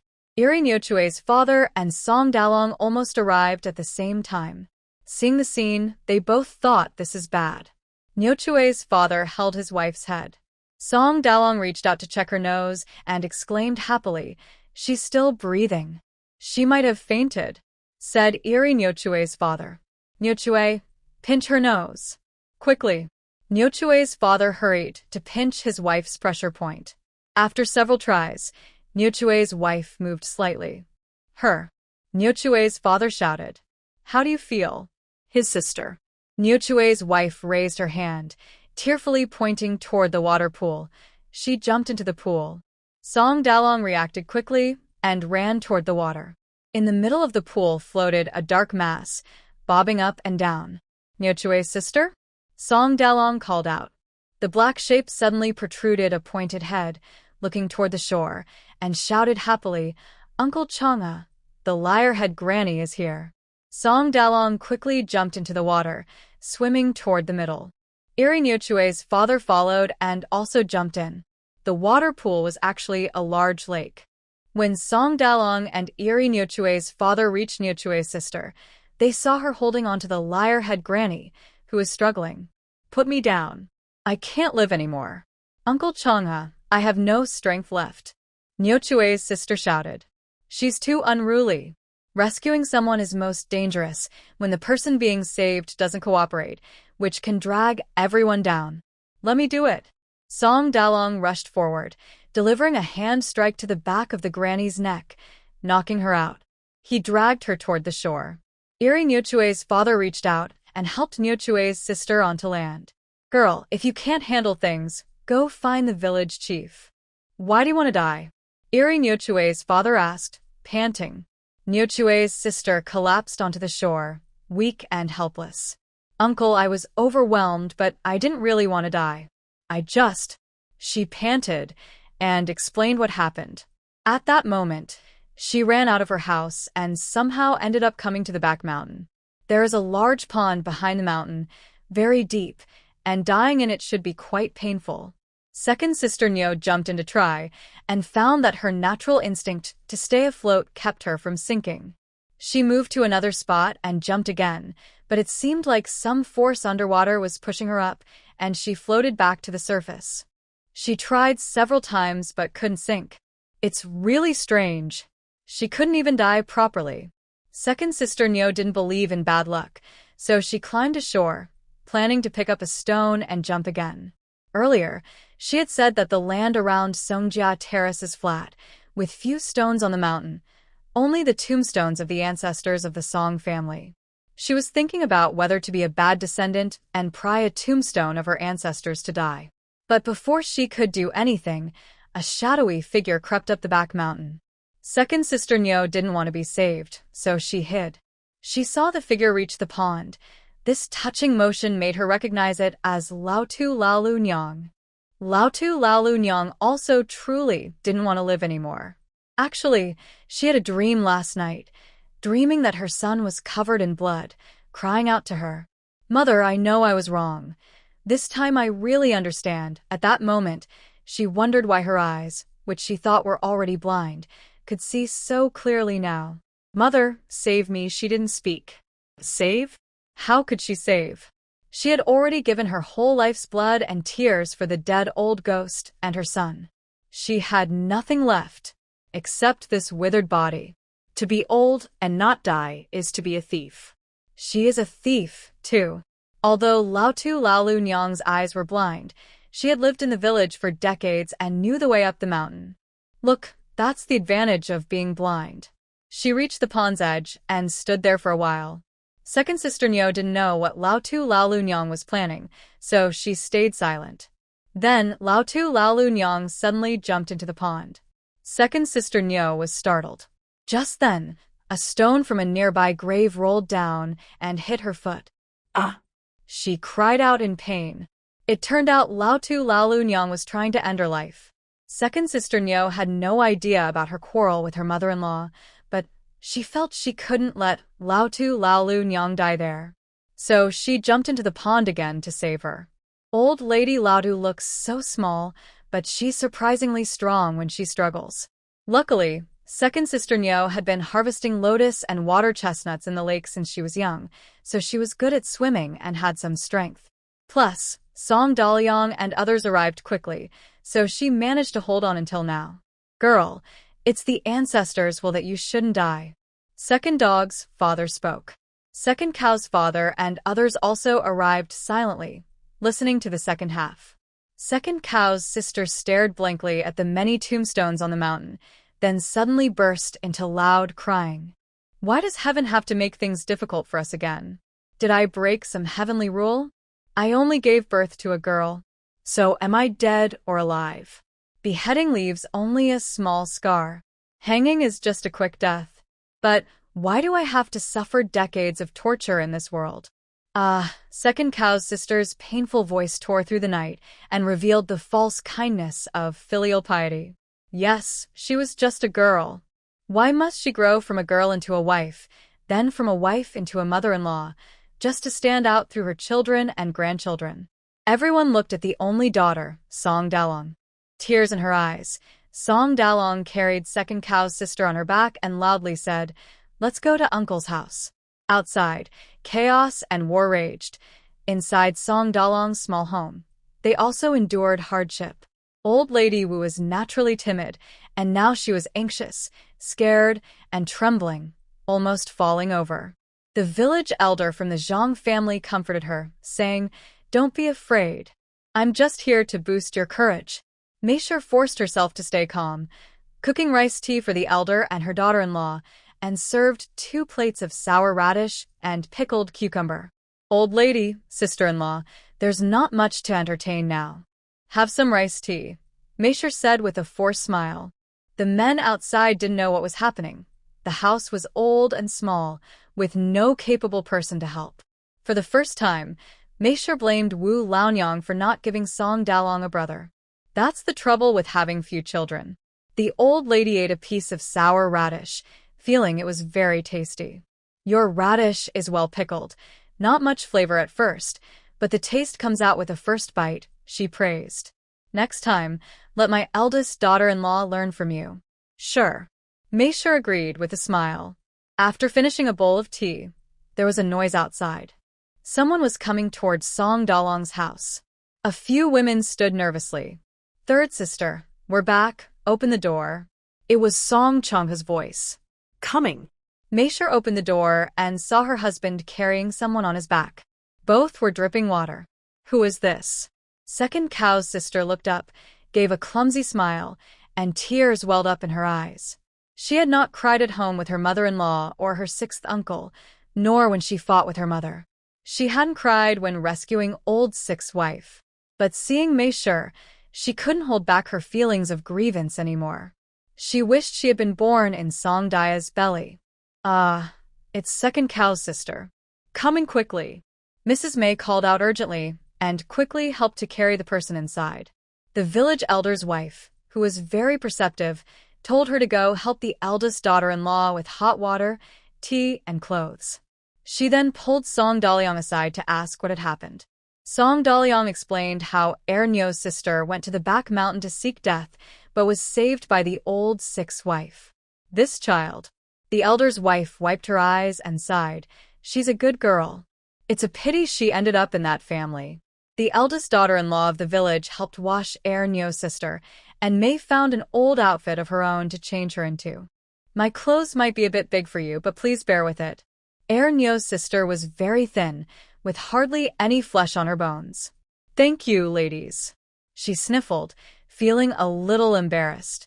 "There's no need to be shy," May said as she brought a bowl of thick brown sugar and tea with fried rice. "You must be hungry. Eat quickly." The tea even had 2 egg drops in it, helping her sweat and fill her stomach at the same time. Nyo's sister was truly hungry. She didn't care if it was hot and immediately grabbed the spoon, eating eagerly. Seeing her wolf down the food, The women in the house all thought that Ernyo's grandmother wasn't a good person. It was just a meal, but it almost caused 2 lives to be lost. If Ernyo's sister really had died, Ernyo's mother might have also gotten into trouble. Then, what are your plans for the future? May asked softly. What do you intend to do? I won't go back. Ernyo's sister immediately became anxious. I'll never go back. Even if I die. You don't have to go back now. May hurried to comfort her. I'm just asking about your plans. Plans? She was just a girl in her early teens. What plans could she have? At most, she might just choose to die again. Third sister, don't ask her those questions. Song Dalyong pulled his wife away and repeated what Ernyo's sister had said on the mountain. He didn't hide it from the elder's wife or her eldest daughter-in-law. After all, when Ernyo's sister shouted so loudly, almost out of breath, everyone nearby, those working, helping to find her, or just passing by, heard everything. Sooner or later, everyone would know. After hearing this, the women in the house all started to cry. The elder's wife and her eldest daughter-in-law, in the village's eyes, were considered lucky. First, they married into a good family. Second, they worked hard and had many sons. As for how hard it was to manage the household, wasn't that a woman's job? And about the many hardships from childbirth, she had given birth to so many sons. It was worth it. Be content. Even May is doing okay these days, but when she was a girl, she started working as soon as she could run around at home. It's not that her parents didn't care for her. With so many children in the family, they couldn't love each one equally. During busy farming seasons, children had to act like adults, women like men, and men like animals. After marrying Brother Song, she was busy taking care of the house inside and out, never having a moment of rest. Looking back, May has only had a few days of easier life recently. But some villagers just can't stand to see others doing well, and they keep making her life difficult. A few women cried behind Sister Ernyo for a while, then turned around to comfort her. But Sister Ernyo thought that after she finishes this bowl of tea and fried rice, no one will care about her anymore, and she started crying again, unable to eat the fried rice tea. When they were born, no one asked if I wanted to be born. With all the noise at home, Songdaya had nowhere to hide and listened to everything. Compared to her mother and others' feelings, Songdaya's mind was focused on something else. She thought, Sister Ernyo is truly a girl of this world. Sister Ernyo never went to school even for a day, and no one ever told her such things, but she understood the oppression women have faced for thousands of years under feudal rules and rebelled. Unfortunately, her brave attack, risking her life, couldn't even break through the Song family's defenses. Tomorrow, when the sun rises, she will do whatever she needs to do. May and the others were still trying to comfort Sister Ernyo, but her eyes were vacant, clearly heartbroken. Songdaya tugged at her mother's arm, signaling May and the others to go outside and let her speak. Sister Ernyo, I have a secret to tell you. Songdaya stood in front of her, tilting her small head and signaling Sister Ernyo to lean in. Sister Ernyo looked at Songdaya blankly but finally reached out and picked her up, letting her sit on her lap. She used to do the same with her younger brother, Ernyo. But you can't tell anyone, okay? Songdaya emphasized. Sister Ernyo nodded. Songdaya then hugged her neck and whispered very softly, When I went with my parents to sell bamboo dolls in the county, I met a monk. He said, There are 3 calamities in heaven and 3 disasters for people. Being born is one disaster, getting sick is another. I forgot the third. But death is not. Death is a perfect practice, returning to heaven. He also said that if someone can't die, it means their practice isn't complete. People in this era believe in ghosts and gods, and speaking through them is the most effective way to get things done. Practicing? Sure enough, second cow's sister asked, Is there really such a thing? Anyway, that's what he said. Songdaya spread her hands and continued. He also said our Song family will face some disasters this year. Luckily, my parents were busy at the time and didn't hear him, or else they might have been really scared. Second cow's sister thought about Songdaya's words and muttered, Disaster. But you see, I was sick before, and he was right about that, Songdaya added. But look, I got through that disaster, and now I'm fine again. Second cow's sister looked at Song Daya thoughtfully. That monk also said that if we can survive this year, things will be smooth afterward. Song Daya counted her chubby hands and showed them to second cow's sister. Anyway, more than half of this year is gone, and there's not much left. Why not believe him and just wait it out? Second cow's sister stayed silent. For those who don't want to live, every day is like passing through a trial. Song Daya knew that second cow's sister was starting to waver, but it wasn't enough. Her main trouble was her parents. Without them, maybe everything would be okay? Second cow's sister. Many things in this world depend on fate, Song Daya advised again. My bond with my parents is deep, but your bond with your parents is shallow. That doesn't mean you're wrong. Second cow's sister understood and asked hesitantly, So, you're saying that the reason I am like this is because my fate with my parents is shallow? Yes. Song Daya nodded. From what she had heard in her usual gossip, second cow's parents were the kind of people who were blindly filial. But in the feudal era, with the 3 bonds and 5 virtues and the 4 principles and 8 virtues, it was all hard to understand. Song Daya didn't plan to argue about that. Parents have their own fate with their children, and children have their own fate with their parents. You can't force it. So, second cow's sister took a moment to digest this and asked cautiously, Is it really not my fault? Of course not. Song Daya said. We can't even choose whether to be a man or a woman or whose child we are. How can we choose that? Second cow's sister sat quietly, thinking about these words. She had never heard such talk before, but she felt like she almost understood. Just endure them, let them be, avoid them, accept them, respect them, and ignore them. Just wait a few more years and see what happens. Second cow's sister was silent for a while, then suddenly started to laugh, tears streaming down her face. Haha. She dreams of living like a normal person, but she has to rely on a 3-year-old to persuade her? Big sister Song looked up, silent, just watching second cow's sister. Try it, maybe? She said with her eyes. What if it works? Second cow's sister thought, so Uncle Chang's family is doing well for a reason. It turns out Song Daya came to save her. I believe you. Second cow's sister promised firmly. Since the ancestors won't let her die, she will hold on and see if Song Daya's words are effective. Seeing second cow's sister agree, Song Daya relaxed. It's good not to die. As long as she lives, there's a chance to change things. Since you don't want to go back, is there a place you want to go? Song Daya asked. Second cow's sister looked at Song Daya. She does want to stay here, but is that possible? Song Daya understood. Our family can't keep you now, and we can't keep you, she said straightforwardly, especially since you still have parents. Second cow's sister's face darkened again. But I have an idea. Second cow's sister cleverly leaned in closer. You didn't rescue the old lady with the mange, right? The old man with mange has indeed been exiled, but I guess he probably won't come back. Exile is a long journey, and even strong, healthy people can become sick and weak. Moreover, not only was the old man with mange bitten by the big yellow dog, but he was also injured. Even if he didn't die from illness on the way, who would come back from exile? So, second cow's sister, now enlightened, seemed to understand Song Daya's meaning. Can I go to the old lady's house? Don't just say go. Say you want to take care of the old lady. Song Daya blinked her big eyes, speaking the fiercest words with the purest tone. Things are at a point where nothing can be done peacefully. You might as well take this chance to free yourself.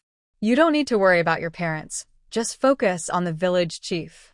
If he disagrees, you can even hit your head against the wall. Make your actions exaggerated.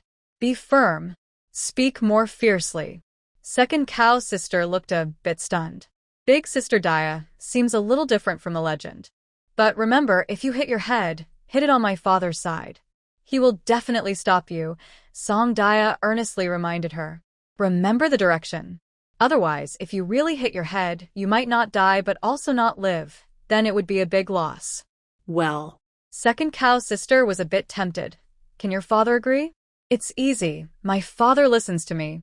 Song Daya jumped down from Ernia's sister's lap and went to the door to call her father. Dad. Song Dalong was in the main hall. What's the matter? Come in. I want to talk to you about something. Song Dalong went inside, unaware that he had already fallen into his daughter's trap. Dad, here's what happened. Song Daya explained the situation. Song Dalong looked very confused and worried. Oh dear, what kind of child is my daughter? Why is she so clever and tricky? Uncle Changha, please help me. Ernie's sister suddenly knelt in front of Song Dalong. As long as I can leave that family, I am willing to work hard to repay you. Get up, get up. Don't kneel. Song Dalong hurriedly helped her up. It's not that I don't want to help you, but your parents and your mother-in-law probably won't agree easily. The village has had family disputes before, but that was when brothers divided the family land together. Now, Ernie's sister wants to leave her family and live with her mother-in-law, which is very difficult. Her parents definitely wouldn't agree. Dad, can't we first separate Ernie and her family? Song Daya suggested. As long as Ernie and her family are separated, with Ernie's personality, she wouldn't want to go back home, and no one could stop her. Song Dalong frowned and thought for a moment, then said, it seems. It might be possible. If Ernie's sister's temper flared and she decided to leave, even the ancestors might not be able to stop her. Ernie's sister, you need to think carefully. If you go to live with your mother-in-law, you'll really be taking care of her. Song Dalong pointed out the problem. Your mother-in-law is blind and can't do farm work. You're still so young. How will you support both of you? Ernie's sister thought seriously for a moment and said, my mother-in-law gets aid from the village, and I don't eat much. I can go pick some wild vegetables, and together, we won't starve easily. Also, doesn't my mother-in-law have a field? I can't farm the grains alone, but I can grow vegetables. My family's vegetable garden is managed by me and my mother. I know everything she does. The more she thought, the brighter her eyes became. Yes, fresh vegetables grow quickly. I will grow vegetables. Once they are ready, I will sell them in town. With the money, I can buy rice. Then we won't go hungry. A child around 10 years old thought more carefully than her mother-in-law, which was a shame after so many years of her old life. That's good. You've thought it through, Song Dalong sighed. But you can't just tell me. The village elder's wife is outside. You should also talk to her. Nyojia is very clever. She understands these social matters easily. She went to Song Dalong's house in the main hall. Without saying a word, she bowed her head and knocked on the village elder's door. Oh, you child. The old woman was startled. Don't bow, don't bow. Get up quickly. She helped Nyojia up. When she looked, her forehead was already bruised from the knocking. This child really has a tough heart. I heard everything you said just now. You don't need to repeat it, the old woman said seriously. I have just one question for you. Even if your father splits the family, would you refuse to go back? No. Nyojia shook her head firmly. Even if I die again, I will never go back. Her parents' stubbornness didn't develop overnight, and it certainly wouldn't change overnight. Anyway, she had had enough. She would rather die than live like that. The old woman thought for a moment and asked, if I ask you to take care of the old Mrs. Laitu until she passes away, would you agree? I agree. Nyojia said. But I only want to take care of Mrs. Laitu. I won't accept Laitu Lao Lu as my father. She never wanted parents like that again in her life. All right. The old woman stood up.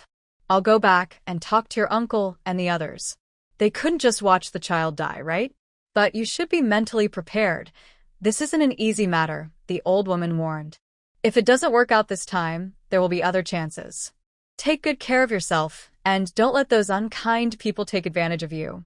Song Dalong and his wife helped the old woman leave. That's enough. No more seeing her off, Song Dalong told the old woman. This matter has gotten way out of hand. I think your uncle will deal with it tonight or at the latest tomorrow. Just wait and see. Thank you for your trouble, Andy. Sigh. What kind of trouble is this? It's causing chaos throughout the whole village. Sure enough, not long after the old woman left, someone came to call Song Dalong. They said village elder Village Zheng and his men went to Nyojia's house and asked Song Dalong to come over. Let's go, Nyojia said. May also wanted to go and support her husband, but with the old and the young at home, she really couldn't leave. Song Dalong and Air Nyojia quickly arrived and found that the old couple and their son were thrown on the floor in the main hall, while Air Nyojia's mother sat to the side, unable to move. Although they were family, it was clear they were divided. Everyone's here? Good, let's start. Village, Zheng said. You all know what's going on. I won't go into details. The victims are all here. You can decide what to do. I want to split the family. Enia's father was the first to speak. A tall man, yet he couldn't hold his head up in front of so many people. Dividing the family? The old woman scolded him, pointing at Enia's father. Your father and I are still alive. Don't even think about it. Mother, why don't you see what you've done to this family? Enia's father also got angry. You almost caused my wife and daughter to die. Didn't they survive in the end? The old woman replied awkwardly. Then what do you want? Are you happy only if they die? I don't care. The family can't be divided. Enia's father looked exhausted and stopped arguing with his mother. He only said to Uncle Village Sword, Uncle, I am willing to leave the family with nothing. Then he stopped speaking. Changha, what about you? Uncle Village Sword asked Song Dalong. This sudden trouble was also a victim. I have only one request, Song Dalong said. Report to the authorities. Report to the authorities? Song Dalong, why do you think you can report to the officials? The old woman scolded loudly. I didn't steal anything from your house. This old woman was causing trouble. I asked Changha, not you. Uncle Village, Sword said with dislike. If you keep yelling, I'll make you eat some manure. Seeing that Uncle Village Sword wasn't joking, the old woman shrank back, trying to hide behind her husband. But her husband moved even faster. I don't know anything. It's not my business. Song Dalong ignored her and said to the bald Lao Lu's wife, Auntie, Lao Lu conspired with some local troublemakers. They've been spying on our family for days, and they even prepared oil, planning to rob us and then set fire. This case was personally investigated by the magistrate. Uncle Village Sword and others heard it too. I am not framing Lao Lu, he explained. That's true. Uncle Village Sword confirmed. Lao Lu's wife, Lao Lu's actions have nothing to do with you. Rest assured, I won't drive you out of the village. How you lived before, you can continue to live that way.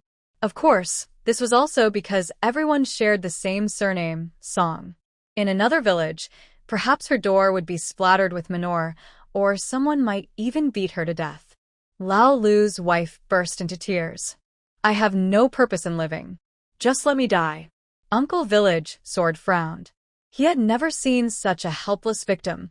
Her abuser was right there, and she didn't dare even curse. All she did was cry. No wonder her eyes went blind.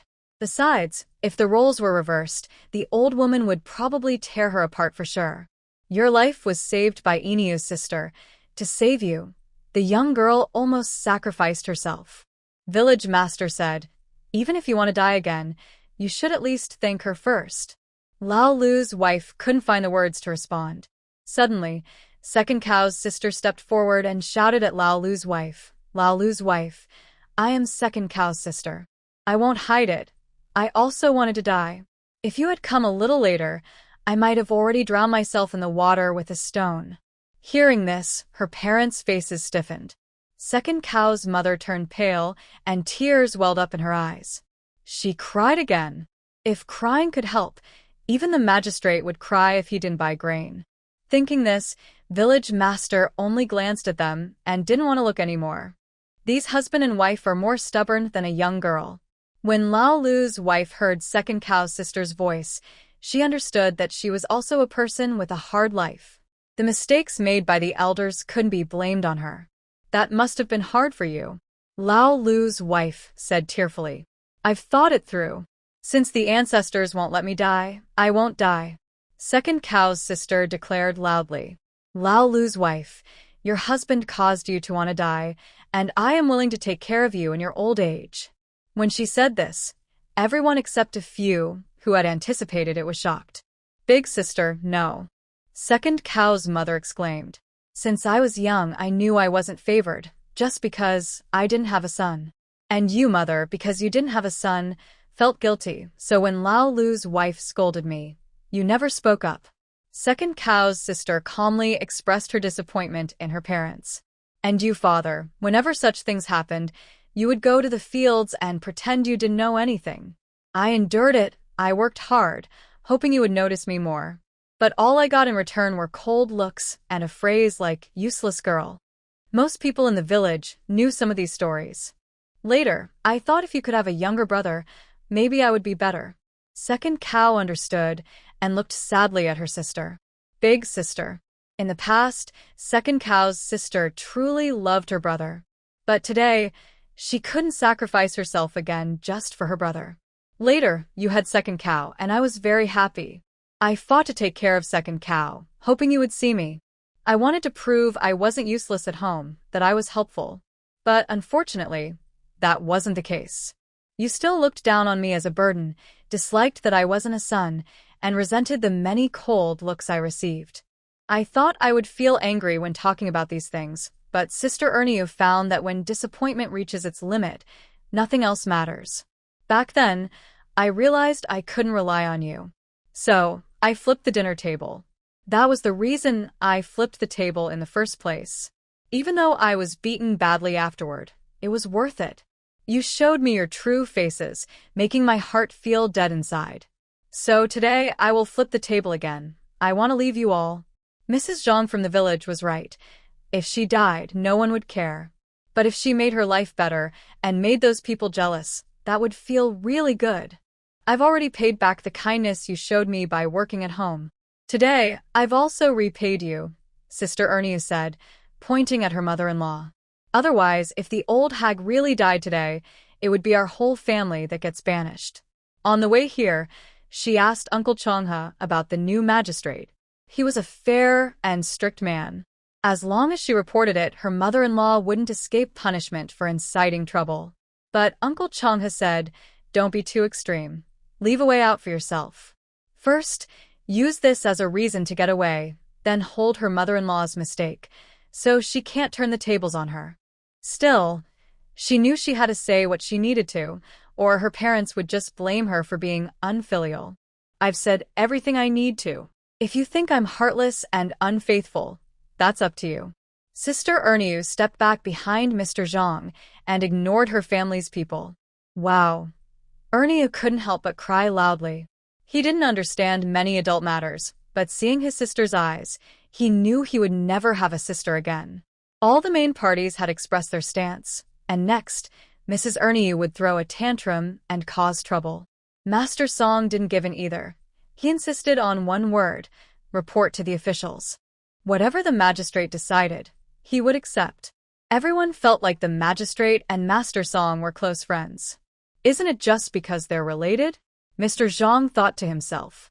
Now that the old sixth daughter-in-law had someone to care for her in her old age, she saw hope for living on and no longer backed down. She urged Mrs. Ernie to seek revenge on Master Song and demanded that Mrs. Ernie compensate her with her life. As for her son's matter, since it was in the past, she didn't mention it at all. She refused to have any contact with Master Song.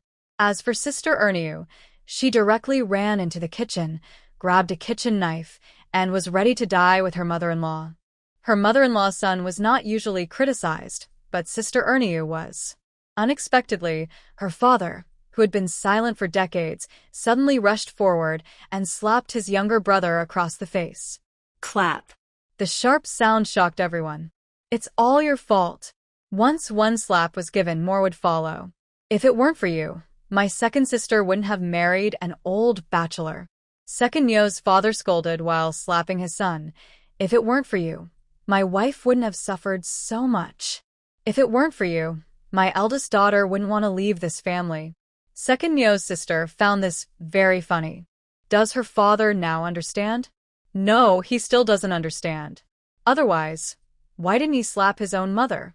Second Yo's mother crawled toward her daughter, saying, Big girl, come back. Come back, okay? I will treat you well from now on. Okay, I'll come back, Second Yo's sister said, holding a kitchen knife. I'll come back. Let's all die together today, okay? After we die, bury us in the ground, and then the whole family can be at peace. Second Nyo's mother suddenly couldn't move. She slowly backed away. Village Justice was so tired of these clueless women. But it was his duty to handle the situation. Second Nyo's mother-in-law, you almost caused the death of your eldest granddaughter. Your eldest son wants to split the family, which is understandable. As for Changha, he is willing to compromise, but only if Second Nyo's sister leaves your house. We both refuse. Old vain mother still argued stubbornly. Then report to the authorities. Village Justice began assigning people. Such incidents in the village are hard to handle. You all pick a day tomorrow and send the people to the county. Punish as needed, whip as many times as necessary, and imprison as long as needed. If it delays the village's farming work, tear off the roof tiles and walls to compensate. All right, 2 people stay here to watch them. Don't let them escape. Everyone else go back. Catch up on the missed work today. Strive for a big harvest this year and a happy, full new year for every family. Seeing that they were really about to leave, Second Nyo's mother finally got scared. Oh, please don't go. Let's just split the family. But as she spoke about dividing the family, the old vain mother started jumping again. There's no money. Not a single coin. No money is fine. Just split the house you live in. Divide the fields equally. But the house can't be split. I want to keep this house for little Six to get married. You old vain mother. You're really too polite, aren't you? Either pay money and let the eldest go find their own house, or split the house in half. Villainous village chief was angry. If you nag one more time, I'll have someone shut your mouth and send you to report to the authorities overnight. Other villagers also grew angry and agreed. Exactly. For your family's sake, you've delayed our work so many times. Old hag, do you still have the nerve to shout here? Her mouth should be swollen from a good slap.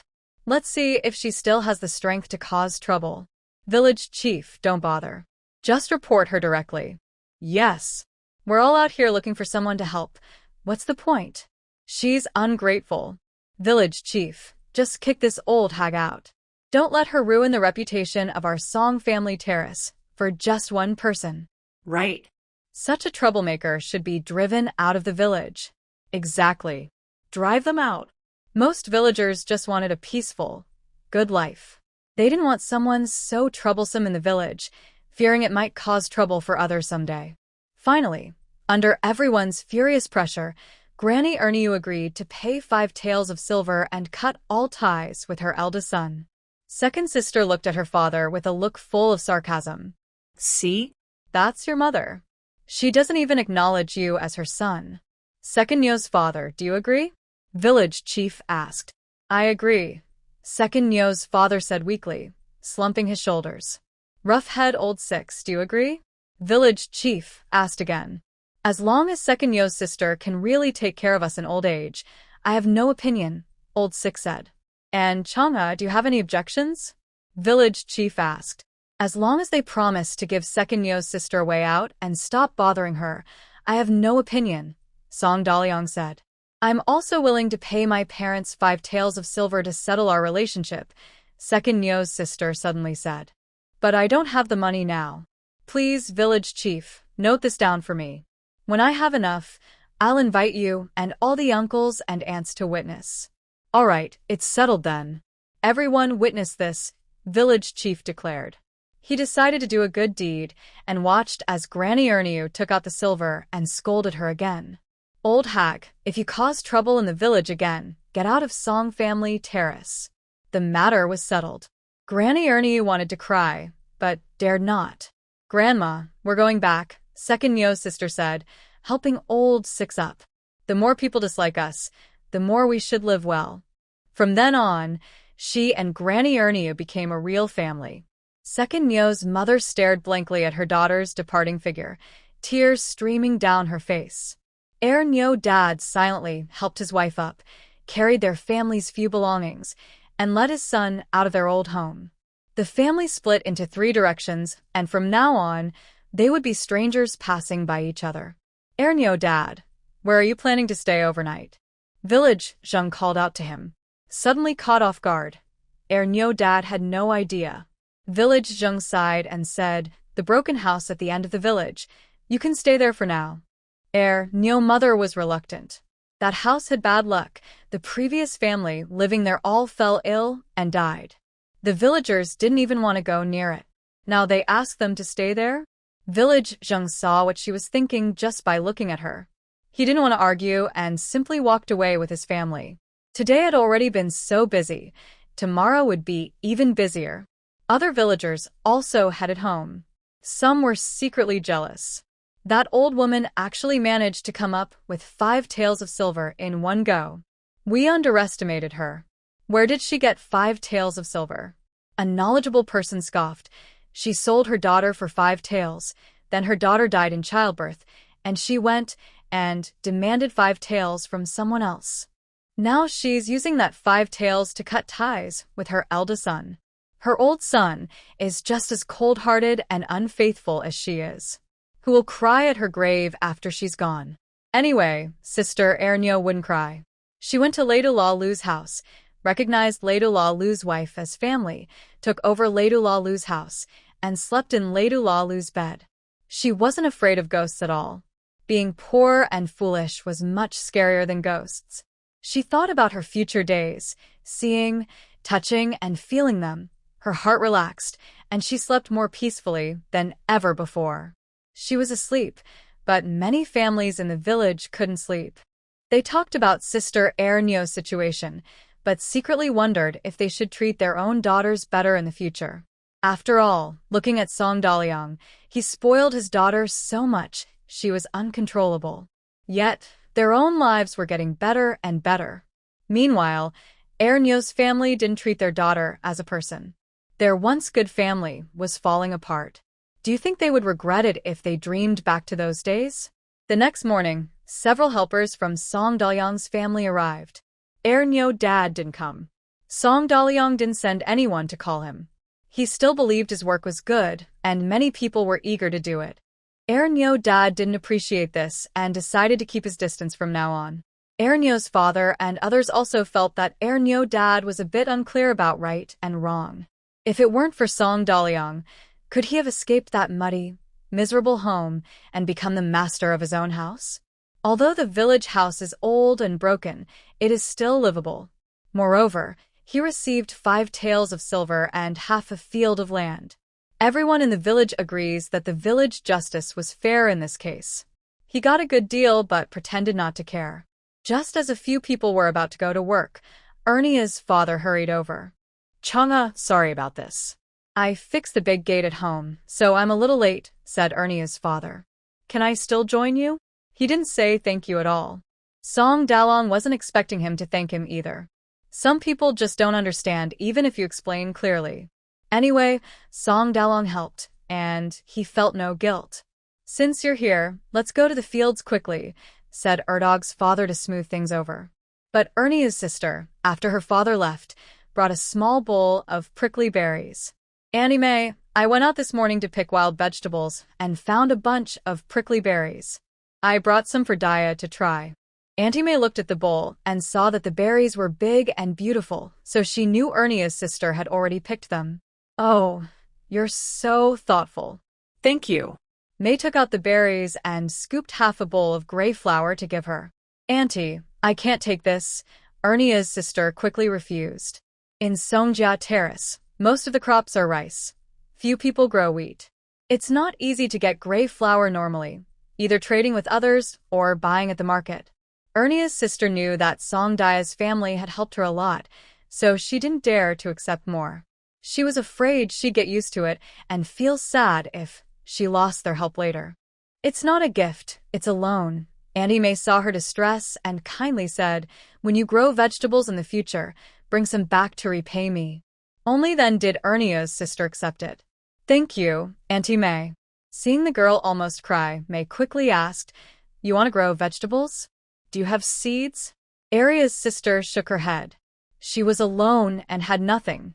Lao had Granny hadn't gone to the fields for many years and didn't even know what her own land looked like. "I still have some radish seeds. It's still okay to plant now. Take them and plant." When they grow, I'll teach you how to make pickled radishes. Wow. After finishing Erniu Granny's matter, everyone got back to work. They worked as usual, even busier than before.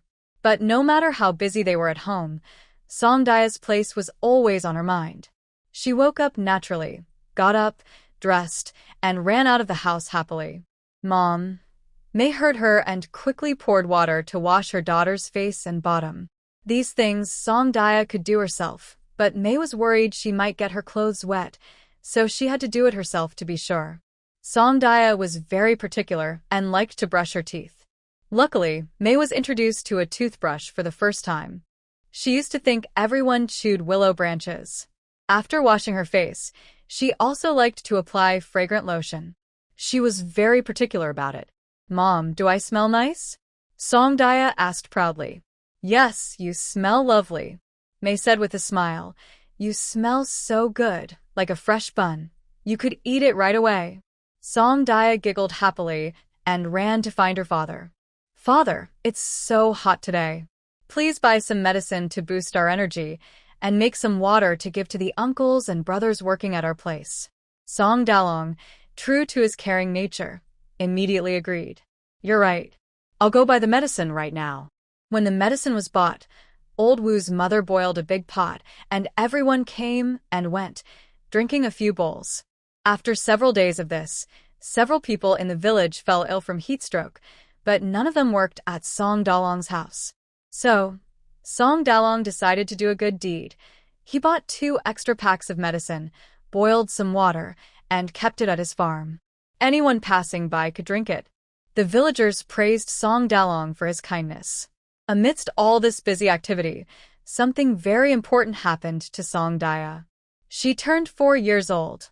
Actually, at this time, they used the traditional way of counting age called Su Sui, where a baby is considered 1-year-old at birth and then gains a year each new year. For example, if a child is born on New Year's Eve, they are considered 1-year-old. The next day, on New Year's Day, they are 2. Even though they were only born 2 days apart, they are already 2 years old. The young master of the town's wealthy family was just like this unlucky kid. But Songdaya was very firm about her age. She insisted her age should be counted from the day she was born. No one could take advantage of her. On her birthday, Songdaya wore a new dress her mother made, sat on a small stool, put on a bib, and ate sweet water eggs cooked by her mother. Inside, there was a small spoonful of pork fat, which made it very fragrant. When a few children, led by Guzi, heard about Songdaya's birthday, they all sneaked out of their houses. They found a shady spot and sat on the ground, discussing what to give her. Nyo was there too. He was shy about coming to play with Songdaya, but Guzi said that grown-up matters are not for children. Adults play with adults, children play with children. So Nyo came along. Guzi, you're so clever. What do you think we should give Daya? Zwang asket var itli. They were young, with only the clothes on their backs and food in their stomachs, and they didn't even have pockets, so they couldn't give much.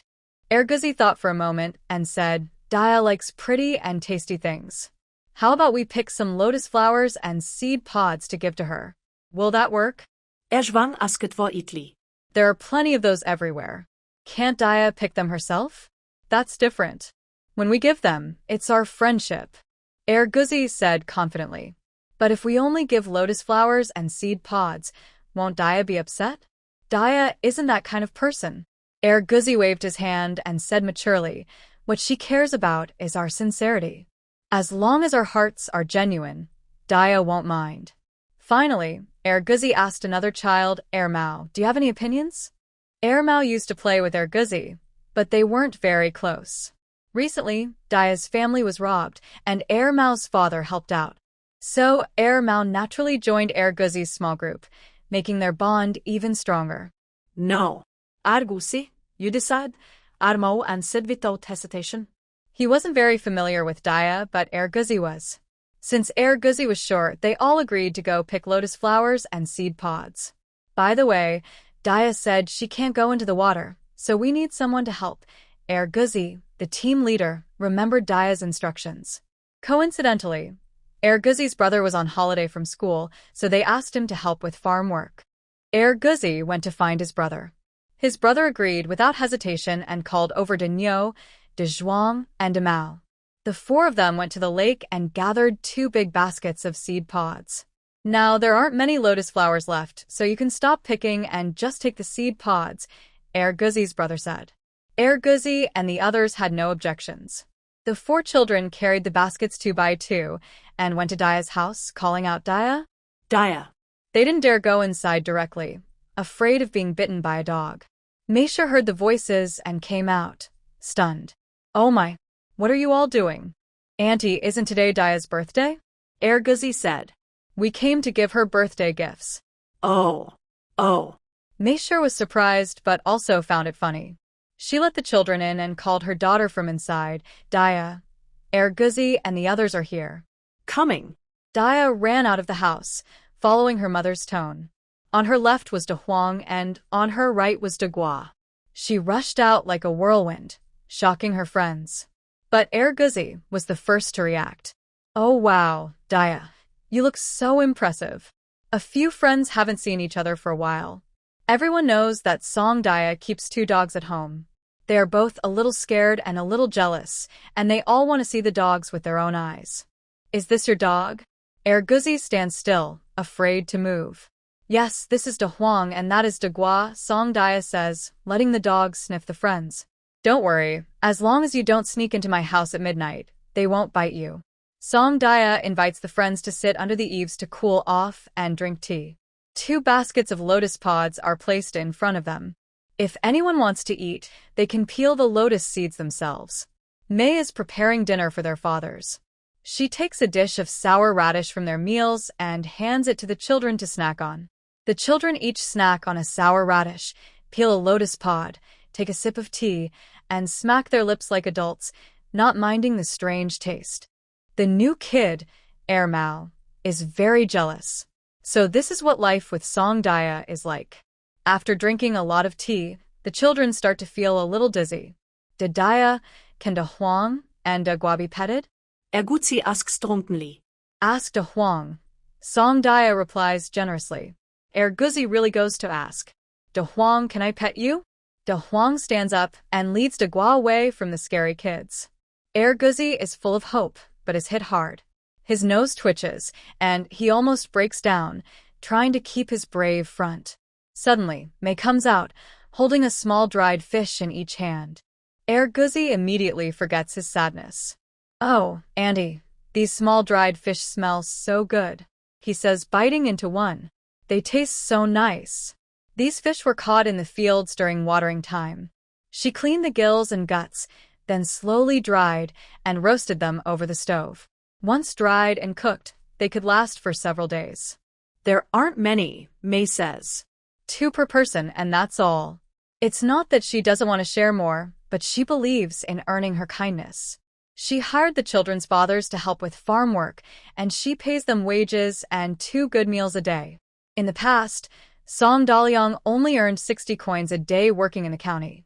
Now their wages and meals together are worth more than that. Mei dares say that even the wealthy family in town couldn't afford such prices. If this had happened a few months ago, she wouldn't even dare to think about it. But now, Mei is willing to be a little more generous because of her feelings for the villagers.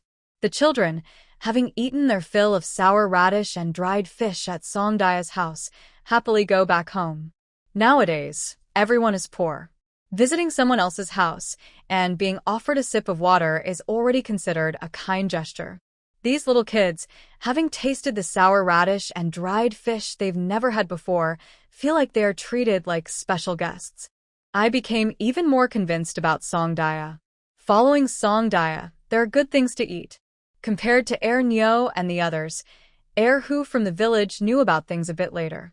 But he was quite capable. His family's cat just had kittens, and he directly took one to give to Song Daya. "Daya, do you want to raise a cat?" When Song Daya saw it, she exclaimed, "Oh, what a cute little kitten." She had to keep it. Mei was so angry. The family had just finished eating a few days ago, and now they wanted to raise a cat. Hu, this kitten isn't weaned yet. It's hard to take care of. Why don't you take it back for a few more days and feed it?" Mei said. Er, who looked a bit down. All right then. May gave him 2 small dried fish.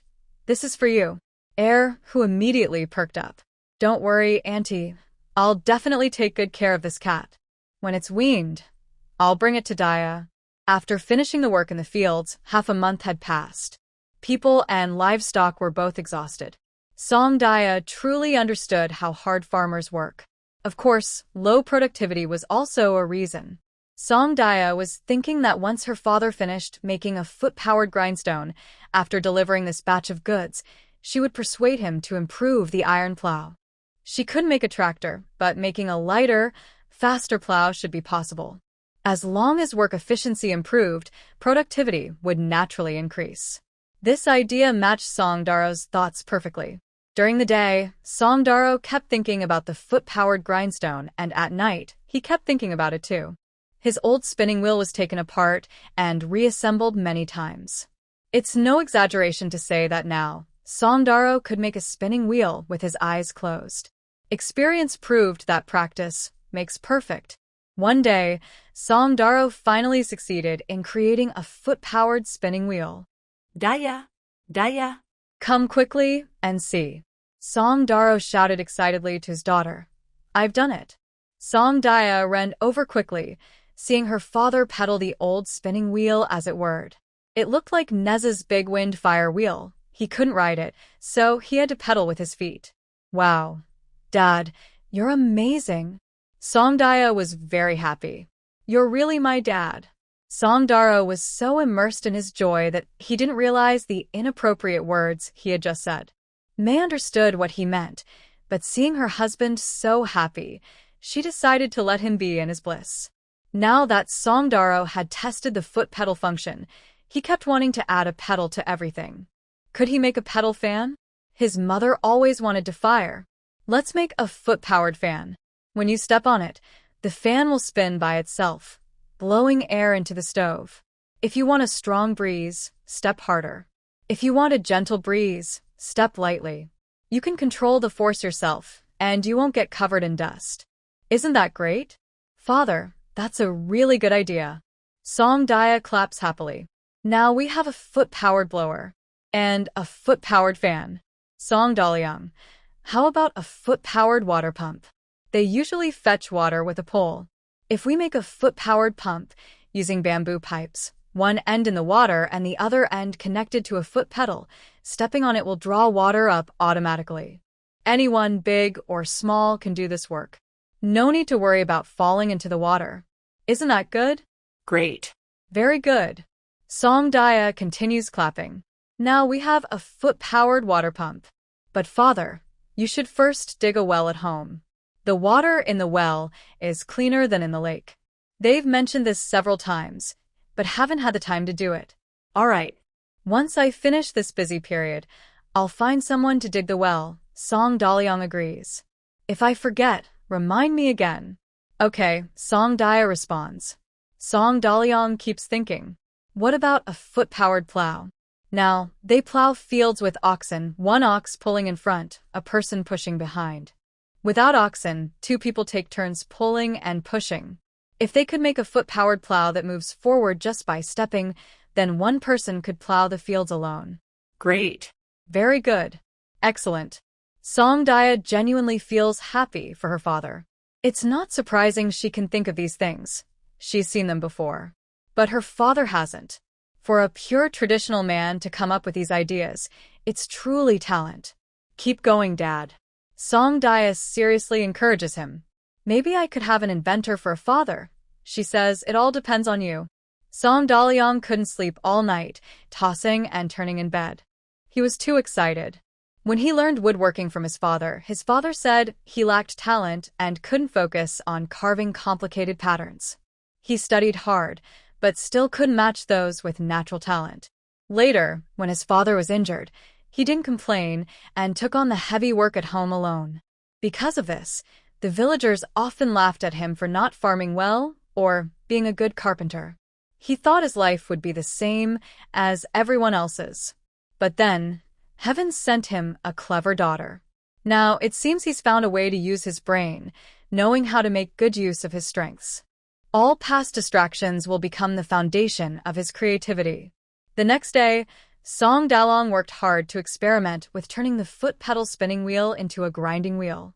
Song Dia, pretending to help her father come up with ideas, moved a small stool to sit beside him and looked at his tools. A person with just a saw, a piece of string, a ruler, and some can call themselves a carpenter. But in reality, Song Dalong's tools also include an axe, chisel, plane, shovel, and drill, all very complete. This shows a glimpse of Song Lao's past glory. No good. The wooden block doesn't have enough strength, and the polishing isn't effective. Song Dalong wiped his sweat and frowned. Song Dia leaned over to look. Her father had taken the spindle from the spinning wheel and replaced it with a wooden block, using foot pedals to turn the wooden block for polishing. But actually, because the wooden block is flat and the foot pedal isn't strong enough, it can't polish as well as Song Dalong wanted. Song Dia picked up a piece of bamboo tube, turning it while speaking. Dad, does it have to be a wooden block? Can a bamboo tube work? What do you mean? Song Dalong didn't understand. How can a bamboo tube turn? Song Dia took out a small bird-shaped plane from her father's tools, placed it on the spinning wheel, then inserted the bamboo tube into the wooden block, making gestures. Just turn it like this. The plane doesn't move, but the bamboo tube turns. Song Dalong stared blankly for a moment, then suddenly slapped his forehead and shouted, "Oh, that's it. Why didn't I think of that?" Bird planes are usually used to carve rounded wood-like rods, so as long as the bird plane is fixed and the right angle is found, turning the bamboo tube should work, right? Song Dia smiled proudly. "Oh, Dia, you're so clever. My dad is clever too, I understood right away." The father and daughter praised each other. Meisher came over and took a quick look, feeling that the father and daughter were a bit obsessed with this. Anyway, she couldn't understand it. She thought that instead of wasting time figuring out how to make a foot pedal grinding wheel, it was better to focus on finishing the bamboo dolls that Li Langjun and Wang Langjun wanted. "Oh, by the way, we don't have enough bamboo at home," Meisher reminded her husband. "I know. I already told Uncle Village Zheng yesterday. They'll bring some over today, the same amount as last time," Song Dalong replied without turning around. "Third sister, get the money ready. When they bring the bamboo, give it to them." Meisher shook her head and went inside to get the money. Although they had earned some money recently, they spent it quickly. Meisher felt very distressed. But thinking that spending money meant earning more made her feel better. Master Song improved the foot-powered spinning wheel according to his daughter's instructions. He tested it again, and the first bamboo tube was successfully cut. Wow. Wow. Master Song was so happy he almost wanted to ring a bell and tell everyone in the village this good news. Da Huang and Dagwai looked up and didn't seem to understand, but they still happily circled around Master Song twice, showing they were pleased. Long-term support is important and should not be offended. Mrs. May heard the noise and peeked out from her room. Did it really work? It really worked. Master Song proudly showed off the results he and his daughter had created together. "Look at this." Mrs. May saw that it was indeed very fast and clean. "It's just that the foot pressure isn't enough, and this connecting rod is too thin." Master Song frowned. "The pine wood is still too fragile. Just switch to iron," Song Yao suggested. She thought that now, using iron didn't seem so difficult. Even if most families didn't have iron pots, they probably had a knife. It was probably just a matter of money. Sure enough, Master Song thought for a moment and said, "Let's try it first. If it doesn't work, I'll ask the blacksmith." Song Yao decided to give her father another idea. "Dad, since the wheel is made, maybe you can think of a way to make a cutting machine?" "A cutting machine?" Master Song felt like his mind was overloaded. Song Yao started to gesture again. Like this, like this." Confused, Master Song said, "Say that again, how exactly?" "Just like that." Song Yao gestured twice, but Master Song couldn't understand, and their father-daughter relationship almost broke down. "That's it." Song Yao exaggerated her gestures. "The saw blade here, the bamboo tube here. Step on it, and the saw pushes forward." Exclamation point, the bamboo tube breaks.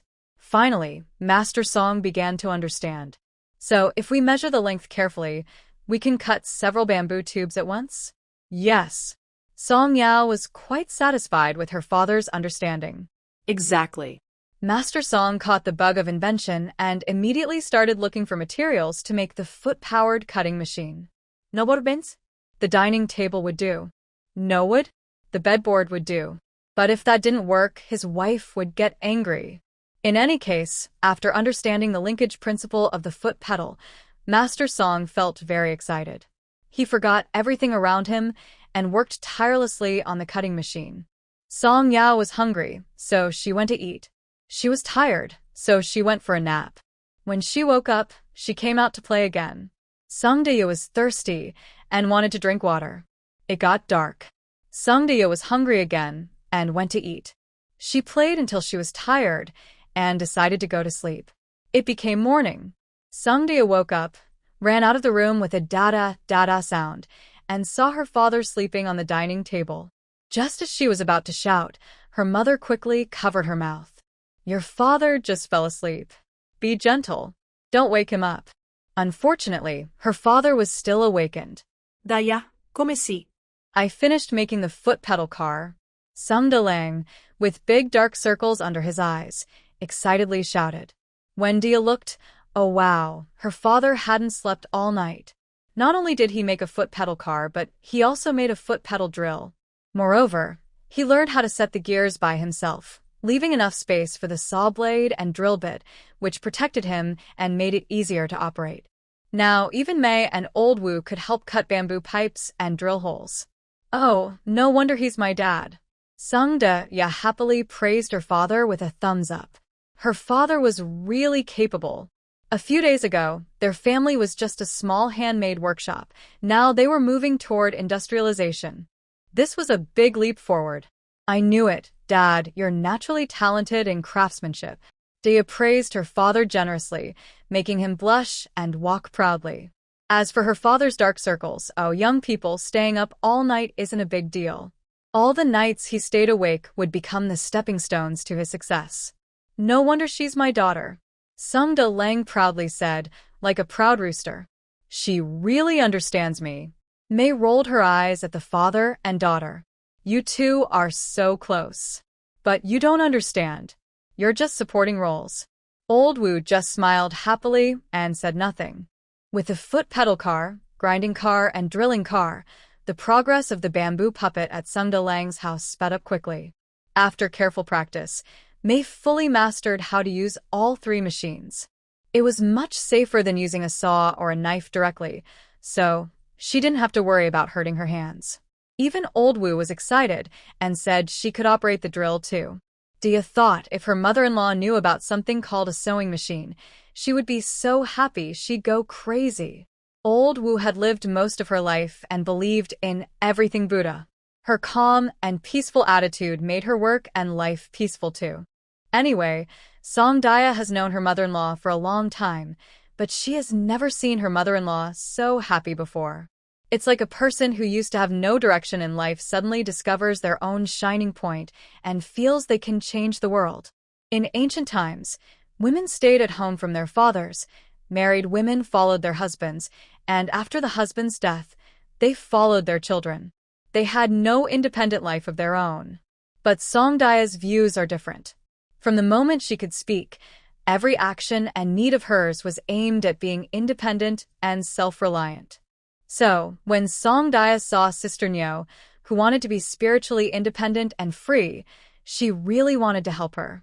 Now, seeing Wu Laonyang find her own value, Song Daya is also very happy for her. Dad, when you have time, please shave some round bamboo pieces so that the mother-in-law can make buttons, Song Daya asked her father again. Buttons? Neither Song Daliang, Mrs. Mei, nor Wu Laonyang had heard of them. They're just round pieces, either bamboo or wood, with 2 holes punched in them so they can be sewn onto clothes with needle and thread, Song Daya explained with gestures like this, see? Like this. It's just like the feet of a bamboo doll, with 2 holes punched through.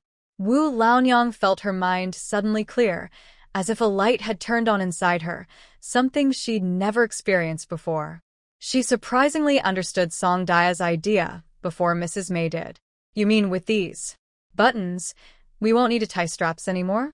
Wu Laonyang asked, tilting her head, her dim old eyes shining brightly. A tiny round bamboo piece could save a lot of trouble, material, and effort compared to a cloth strap. Mrs. May also understood. Oh my, how clever is her daughter's mind. Dad, can you shave a round bamboo piece for the mother-in-law to try? Songdia looked at the size of the drill bit on the foot pedal drill, making a circle with her thumb and forefinger. This size is enough. It's no trouble at all, so Song Daliang put down his work and shaved a round bamboo piece as his daughter asked. Wu Laonyang took it, placed it on the foot pedal drill, and drilled 2 holes. Mrs. May had already brought needle and thread and a nearly finished piece of clothing. Mother's eyes aren't good. Let me sew it, Mrs. May said. Wu Laonyang had no objections. Mrs. May took the drilled round piece, threaded the needle, looked for the right spot, and started sewing. She didn't know how to sew this kind of button at first, but after a few stitches, she understood. She sewed 4 or 5 stitches. Then Songdia called out, "That's enough, that's enough. If you sew any more, it won't look good." Mrs. May finished, cut the thread, and held it up to the light to see. The sewing is done, but how do we use it? Regarding the side, do I need to make a small opening? As soon as the thought occurred, Songdia didn't even need Songda's answer. May understood immediately. She measured the position, took scissors, and cut a small hole in the other side of the garment's collar, then threaded a button through and pulled. It was secured.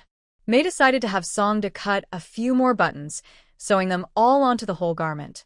This piece was made for Songda, and May calculated that 6 buttons would be enough. Missing one wouldn't be a big problem. "Mom, can you sew a button on my pants?"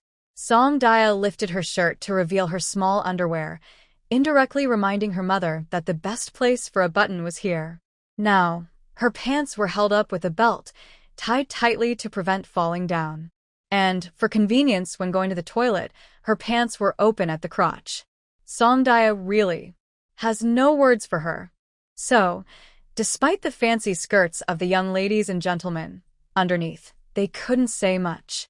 Songdia thought it was time her mother improved her current pants. But right now, the family was busy, so she decided to wait until later. Because they had invented something new, and the whole family was very happy. "By the way, Dad, Mom, I have an idea to help us earn money. Do I get a share?" Suddenly, Songdia asked. As the main contributor to the family, she had only received 1 coin so far. Songda was happily listening and didn't think her request was strange. He waved his hand and said, "You should get some money. That way, you'll have your own to buy candies later." May's attention was entirely on the word share. "Share?" May asked curiously. "Where did you hear that?" "From Uncle Wang and Uncle Lee," Songdia said naturally. Uncle Wang collected a batch of sheep tripe mushrooms and shared some with Uncle Lee to sell. They agreed that after Uncle Lee sold them, he would give Uncle Lee a share. So, since my idea made money, shouldn't I also get a share? Only then did Songda realize that his daughter wasn't just asking for money to buy candies. "But you only gave the idea," May said. "The work of cutting bamboo and making bamboo dolls was done by your dad and me." "The work is indeed done by Mom and Dad," Songdia said clearly. "But, Mom, without my idea, could you make bamboo dolls?" May felt this made sense but didn't want to admit it. She thought they were doing everything for the family, and if her daughter just wanted a little money to spend, asking for a share was not right. "You are part of our family, different from Wang and Lee," Mrs. May patiently said. "They are just friends. We should clearly understand the difference in interests. We are family, and family members shouldn't talk about benefits like businessmen." Songdia was unhappy. Even brothers still settle accounts honestly. "According to what your mother says, I have nothing to do with Wang Langjun and them. So I just thought of a good idea, selling to Wang Langjun and them. Do you think they would buy it?" Mrs. May was a bit annoyed. "Girl, how can you talk like that? We are your parents. Can we compare to Wang Langjun and the others? How can you turn your back on us?" Songdia was so upset she started crying. "Oh, so giving advice to others means turning your back on us?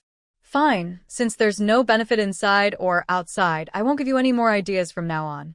she cried, and ran out of the yard. Daya. Songdali quickly called out, "Where are you going?" Songdaya said nothing, opened the door to the firewood yard, and ran out.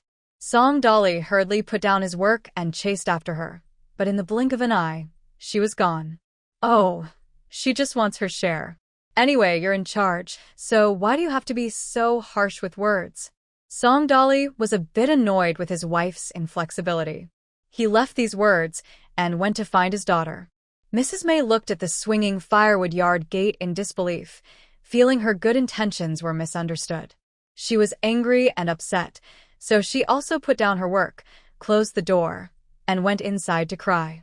Old Lady Wu looked around, unsure of how to comfort either side after this sudden change. Everything was fine before, so why did it suddenly turn out like this? Songdaya angrily ran out of her yard, unable to tell which way to go. She had never played in the village before and didn't know the roads. She just ran straight ahead based on her instincts. Although the busy farming season was over, some people were still working in the fields. From a distance, Songdaya saw them and decided to take a turn to go around. If she couldn't go around, she would hide first and wait until they left before continuing to run. On the way, she saw a small ditch in the field. The water looked shallow, but when she stepped in, she almost got swept away. Fortunately, her ancestors protected her, and the current pushed her to the edge. She climbed out and looked back, feeling a bit scared. Sigh, I need to learn how to swim. Then she continued running forward, soaking wet. She ran along a small path to the other side of the back mountain. After reaching this point, Songdaya finally had time to think about what just happened. She feels that her mother is kind, but her outlook is too narrow. If she had been born and raised in the Great Xia dynasty, she might not care so much about these things. But she isn't. In her view, girls should have their own source of income. Having money gives you confidence. Confidence is not related to age. It's like how her mother used to manage her pocket money, saying it was her money, but she felt uncomfortable using it. Every time, she had to come up with a good reason and ask politely.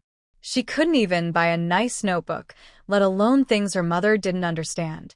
Even her part-time earnings during holidays, her mother wanted to take and manage. You're eating, wearing, and using things from home.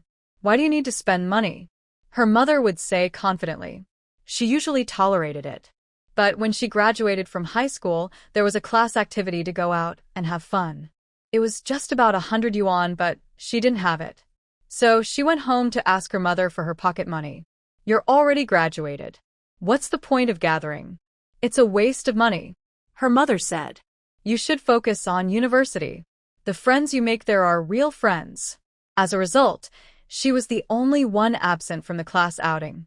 She got so angry that she found a temporary job with room and board until college started, then went back to pack her things. During her 4 years in college, she didn't make a single friend. Now May, who is like a mother to her, takes care of her. As a native of this era, May doesn't care whether she is independent or not. Songdaya doesn't insist on it. But May shouldn't deny Songdaya's contributions to the family. That is what makes Songdaya the most angry. In May's eyes, what Songdaya does is okay if she doesn't do it, but once she does, it should be her duty. Why doesn't her mother go see the village? Like second Myo's sister. That is the normal situation.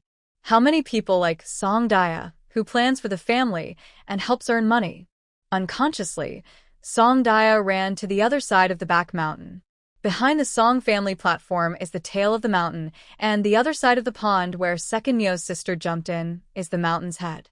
They are separated by half a village. But Songdaya didn't know. She saw that both sides of the small path were lush with grass and trees, with vines entwined, and knew no one came here. Perfectly, she didn't want anyone to come. She just wanted peace and quiet. Knowledge. The cicadas buzz loudly among the trees, their harsh buzzing sound startling Songdaya. She begins to feel a little scared and wants to turn back, but she finds the path behind her has disappeared. Huh? Songdaya pauses in confusion. Knowledge. The cicadas continue making noise at the treetops, giving Songdaya courage. She decides she will keep moving forward. If she can't go back, She will go ahead. The saying the ignorant are fearless fits her perfectly. She pushes aside the thick weeds and suddenly spots a small grass hut ahead. Ah, someone is there. Songdaya rushes forward quickly and crashes into the front of the hut. In front of the hut, an old man is working and is startled by the sudden appearance of the child. Songdaya is also startled by the old man. The old man is very thin, almost all bones, looking like a skeleton. They stare at each other, both frozen in place, not daring to move. After a while, the old man speaks first. Are you a child from the village? Songdaya nods. How did you get here? Songdaya remains silent. The old man doesn't ask more questions. He takes out a small stool with a broken leg and says, just sit here and wait for your grown-ups to come. Songdaya accepts the broken-legged stool, thanks him, and sits outside the hut. She is quiet and well-behaved, definitely not looking like a runaway. Cough, cough, cough. Suddenly, the hut emits a few loud coughs. The old man hurriedly goes inside. Songdaya can't see what's happening inside the hut but hears the old man say, Second Lord, come up and drink some water. The medicine isn't ready yet. Oh, so there's someone inside the hut. Who's there? The person asks, sounding weak. A lost child, the old man replies. Oh. The person drinks water and mutters, those papers on the table. Burn them. Yes, the old man responds. Listening to the sounds inside, Songdaya finds the people inside quite strange. Their conversation sounds like a master and servant, but the environment looks only slightly better than that of beggars. Who are these people living here? She's never heard Daji mention them before. Could they be eating children? Lost in thought, she suddenly sees the old man come out, stuffing a few pieces of paper into the stove outside the hut. Songdaya glances at them and suddenly feels a jolt through her body. Don't burn it. Without thinking, she quickly rushes over and snatches the papers from the stove. She didn't care that her hand was burning painfully. She spread out several sheets of paper on the ground, and on them, she saw rough sketches of a small airplane. Others might not recognize what it was right away. But Songdaya immediately knew. It was a rough sketch of a small airplane model. Songdaya felt like thunder was crashing in her head, making her dizzy for a moment. Oh no, she had met a fellow villager. They say that when villagers meet, tears well up in their eyes. Just as Songdaya was about to go over and ask where the villager was from, she saw the old man staring at her blankly, with a look as if he had seen a ghost. Hee. Songdaya quickly stopped her excited steps and forced a smile. I just think it's such a shame to burn such good paper. What's wrong? Someone inside the thatched hut asked. What happened? The old man went to the door and replied, Second Lord, that lost child said it's a pity that your drawing was burned. There was a moment of silence inside, then some rustling sounds. Songdaya nervously stared at the door of the hut. Being away from this world for so long, she felt homesick and anxious. She was both hopeful and afraid of this villager. After all, the range of villagers from Blue Star was very large. If he couldn't communicate well, it might be better if he didn't come. But no matter what, the hut was small, just a few steps to the end. Soon, a man appeared at the door. He wore a rough gray cloth long shirt, tall enough to almost touch the door frame. His hair was messy, and his beard was thicker than the grass outside the door, looking like a gray lion king. Songdaya froze, unsure whether to give the secret signal. Do you recognize what's on the drawing? The man asked. It looks like a big bird. Songdaya pointed and gestured. The man stared at her intensely, as if trying to see through her. Songdaya's mind was racing. This villager couldn't recognize it. Absolutely not. But her face remained natural and innocent. Stay calm. Whoever can hold on till the end is the winner. The two silently stared at each other. Unbeknownst to them, Songdaya's brother was already close to losing his mind. He first searched around the village, but couldn't find anyone. Then he went to ask the villagers. Second Dog's father, have you seen my sister? Your sister? Second Dog's father, who was pulling weeds in the field, looked up and replied, Nope. Did you see any children run past here? No. I've been working here for a while and I didn't see any kids. Oh, alright. You busy now? Songdaya's brother went to look for the next person. My sister-in-law. Have you seen my eldest daughter? Second aunt shook her head. No, I just came here to gather pig grass. I only saw Ernyo's sister on the way. Song Dalong thanked second aunt and kept asking. Uncle, have you seen my eldest daughter? Your eldest daughter? What does she look like? Song Dalong's daughter hasn't gone out much, and not everyone in the village recognizes her. She's about this tall, wears green clothes, has 2 small buns on her head, around 4 or 5 years old. The uncle shook his head.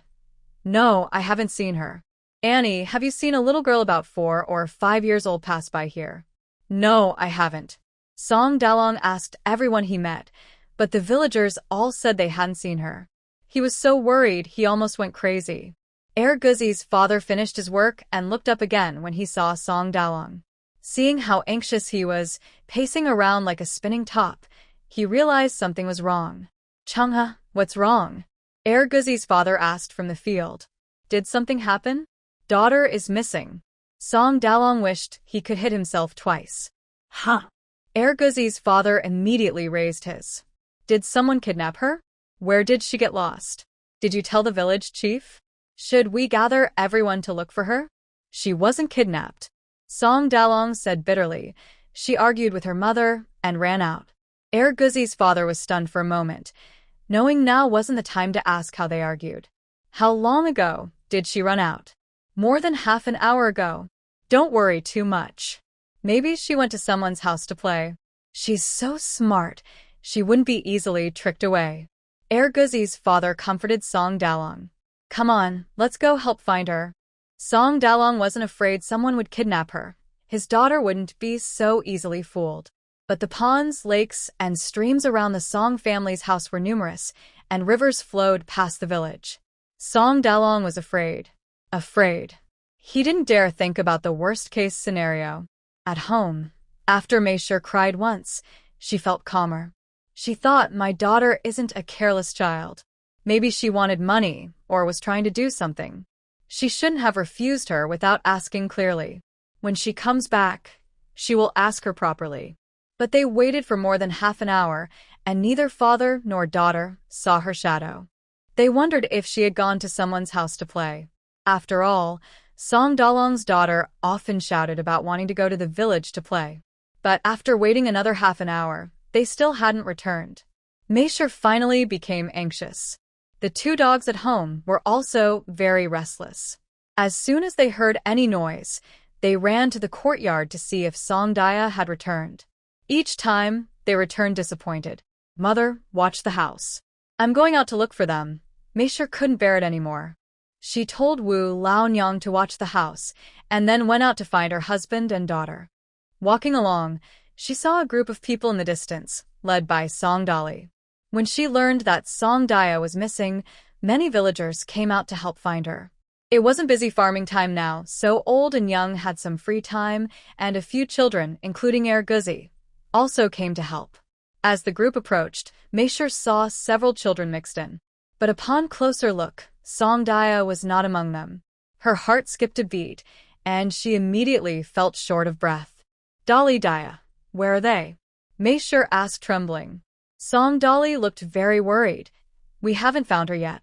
Meisher almost fainted. Old aunt from village Zheng quickly supported her. San Nyang, go home first. We'll keep looking for Daya, and when we find her, we'll come back and tell you, okay? Old aunt was also worried that something serious might have happened to Daya, and Meisher couldn't handle the shock. No, I want to go too, Meisher said with difficulty. Daya has been missing for so long, and searching like this isn't enough. Village, Zheng said. Let's do this. Everyone split into 3 groups. One starts from the front of the village, another from the back, and the third goes outside the village to look around. Whoever finds her first, sends someone quickly to report. He pointed to his 3 sons, each leading a group to search. The remaining people stayed inside the village to look. Uncle, I need a moment, Song Dali said. He sat down on the roadside with his wife, his legs trembling. Meisher also felt regretful. I shouldn't have scolded her. I was really blinded. She's my daughter. Why should I argue with her? Ah, May, she cried heartbreakingly. Village Sheng looked on and felt it was a serious matter. Why are the children in our village all so temperamental? Village Sheng wondered, puzzled. Each one more difficult than the last. Starting with Er Guzi, then Er Nyojia, and finally Daya, their personalities were all very fierce. Suddenly, Village Sheng remembered something and hurriedly asked, "By the way, Chanha, your dog looks pretty smart. Can it be used?" Song Dolly was stunned for a moment, then suddenly understood. "Oh, Dahu is bred as a hunting dog. Uncle, wait a moment. I'll go back and bring Dahu right now." Outside the grass hut on the back mountain of Tsunwei, the standoff between two villagers finally came to an end. "Little girl, do you want to learn how to draw?"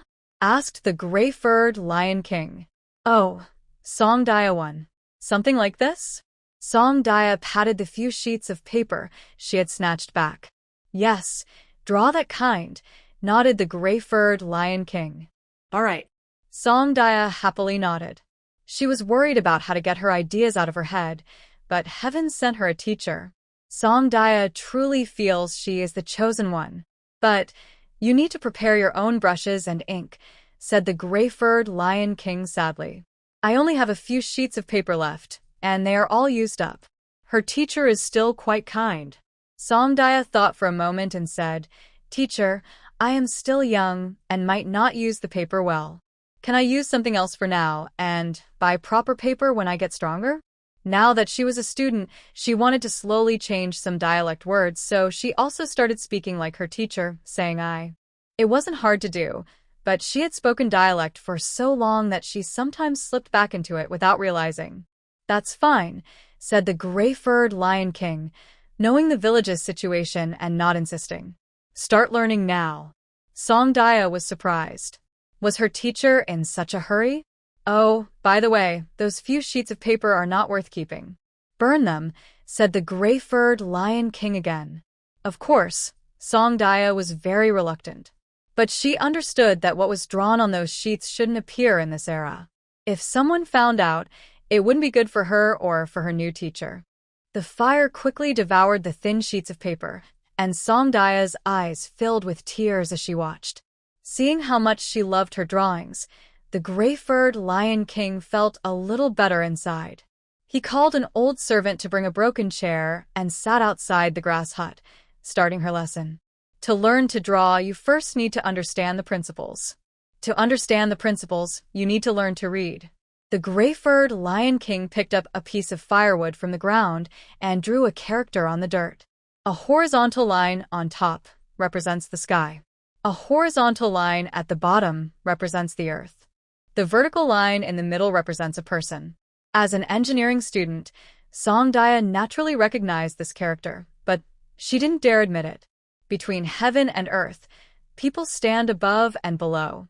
The sky can be opened, the earth can be split, so this character is read as Gong. The gray-furred Lion King looked at the character intently, seemingly lost in thought, and tears welled up in his eyes. Gong. Song Daya read aloud clearly. People between heaven and earth, above the sky, below the earth, can open up the world. It is read as Gong. A horizontal on top, with a large character below meaning big, indicates the sky is vast, so this character is read as heaven. The gray-haired Lion King wrote another character in front of the Gong character. Together, they form the phrase heavenly work. Song Daya was very happy inside. This person was definitely her fellow villager. He read from left to right. A horizontal line on top, with a big character below, is read as. Under the shady trees, two voices, one big and one small, harmonized, adding life to the broken grass hut. In the village, Song Dalong went home to bring out Big Yellow. Big Yellow didn't need anyone to lead. It sniffed around on its own, choosing the direction Song Daya had indicated. A group of people followed behind, marveling quietly. Big Yellow walked and stopped, sometimes running quickly past a spot, sometimes hiding in a grass clump for a long time. The villagers were puzzled. Soon, they arrived at the edge of a water ditch. Big Yellow sniffed everywhere and found that Song Daya's scent had disappeared near the water. Woof.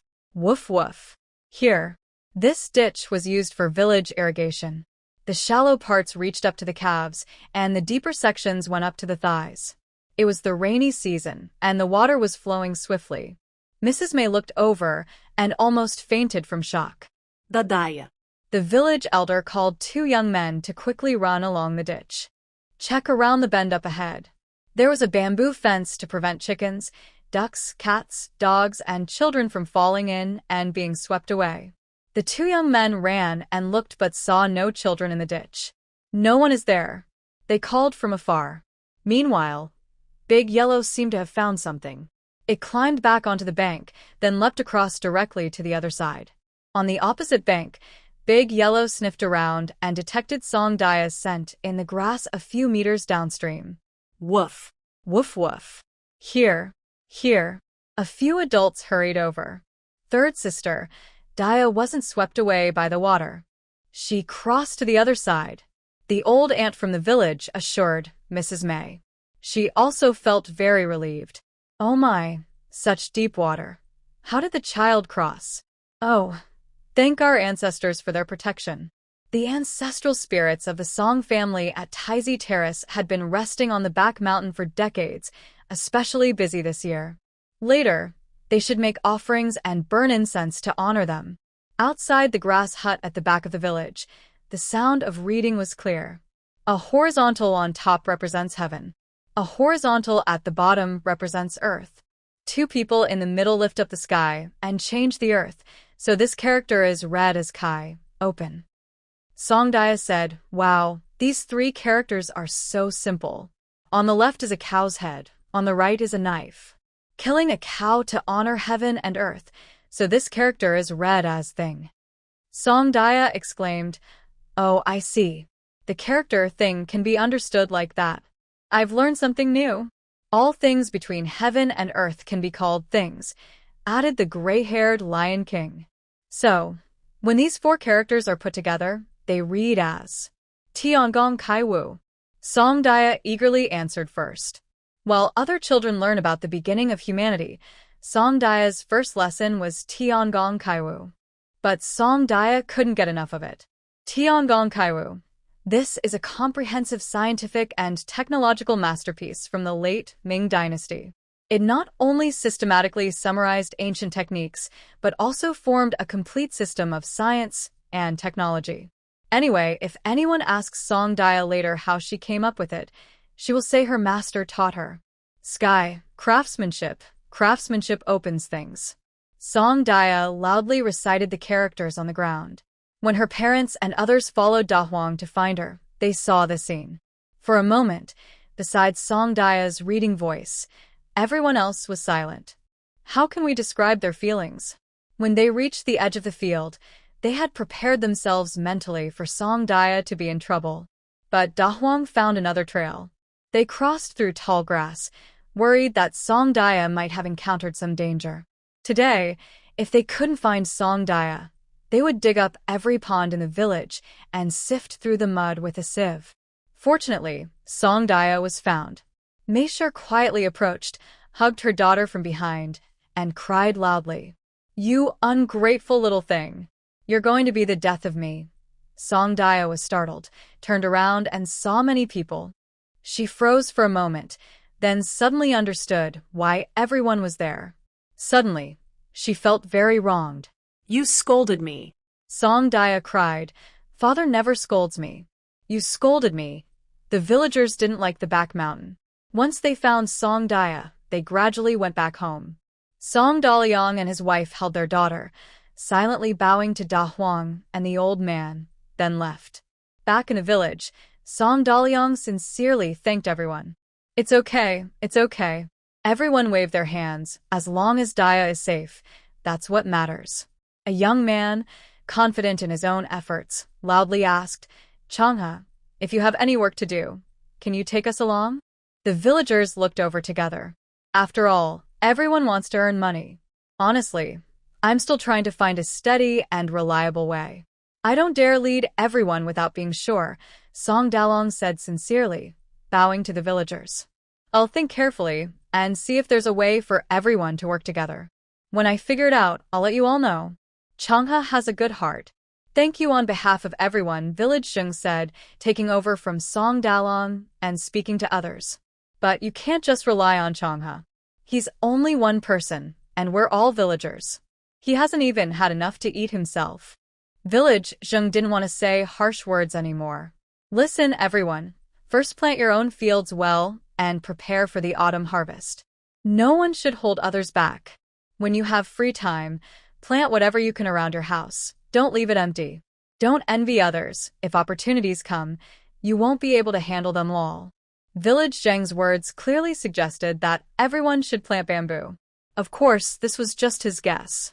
He saw Song Dalong's momentum and thought that if he found the right direction, bamboo could be in high demand.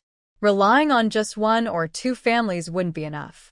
They didn't originally plant bamboo to make use of it. Plus, only a few families earning money might make others jealous. If something like that trouble with Lai Tu La Lu happened again, Village Zheng felt he wouldn't live long enough.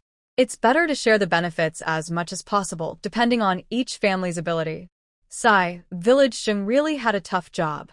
Also, we must stay united. If outsiders come asking, we must keep our mouths shut. Everyone agreed. They understood this well. As long as we stay united and move forward step by step, good days will come. By now, Song Dia was no longer crying. She saw that Village Zheng was giving moral guidance to the villagers, and every word made sense. He was a rare, clear-headed person.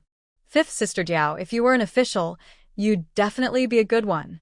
Song Dia couldn't help but praise. Village Zheng was pleased. How can you tell? Because every word you say is for us. Village Zheng felt that helping this child find her way was worth it. Back home, Old Wu's wife almost rushed to open the door. Daya. Mother-in-law. Old Lady Wu picked up Song Dia, who was resting on her shoulder. They seemed to be reunited after many months, happily sharing their feelings. Mother-in-law, I miss you so much. Dia, I miss you too. I was so worried. Where did you go? Are you hungry? Thirsty. Song Daliang exchanged glances with Mei, both feeling a bit speechless. The family closed the door to talk privately. Seeing the situation, Song Dia admitted her mistake willingly. I was just too angry at the time, feeling like my mother didn't understand me at all, didn't value me. I promise, next time I get mad, I won't run around everywhere. Mei chuckled from frustration. So, she still hoped for next time? But she didn't say anything out loud this time.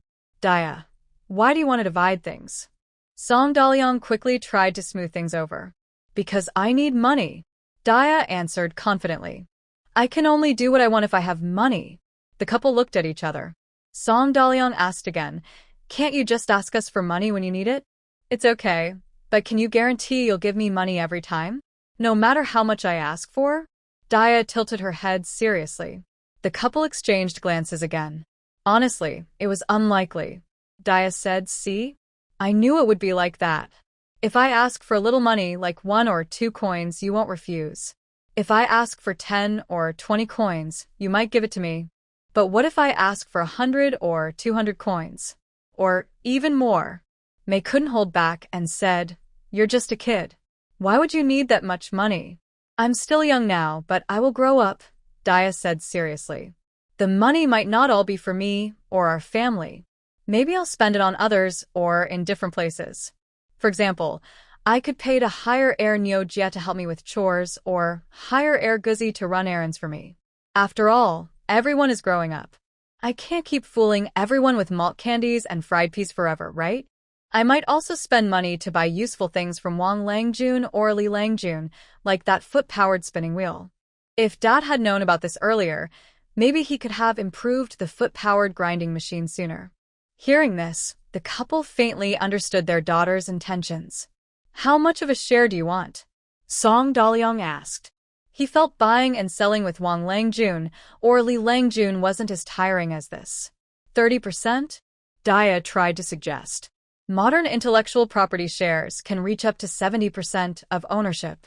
Song Daya invested with an idea and voluntarily reduced her share to 30%. Seeing May's face turn sour, Song Dalong quickly pulled his wife aside. Dia, you want 30%, isn't that too high? Song Dalong asked patiently. He thought maybe the government had new taxes again. I'm not taking all 3 parts to spend, Song Daya explained. 1 part stays with my mother, 1 with you, and the remaining 2 parts are not to be used easily. Only for major projects. Of course, if the family urgently needs money, those 2 parts can be used. But I want to make sure to pay it back later. This means saving emergency funds. I'll keep just 1 part for myself, Song Daya said happily, looking at her mother. You're dreaming. May was still upset inside. But if they arranged it this way, the couple felt less uncomfortable. And if they didn't agree, could their daughter handle it? Rather than having another big argument today, it's better to, forget it. Children are like debts. When Song Daya received a clear answer from her parents, she was so happy, she jumped up. Oh, you really are my dad and mom. If they didn't agree, wouldn't that mean they weren't really her parents? Having settled a big worry, Song Daya felt very good. But she still had one more thing to ask. Dad, who are the 2 people living in the grass shed at the back of the mountain?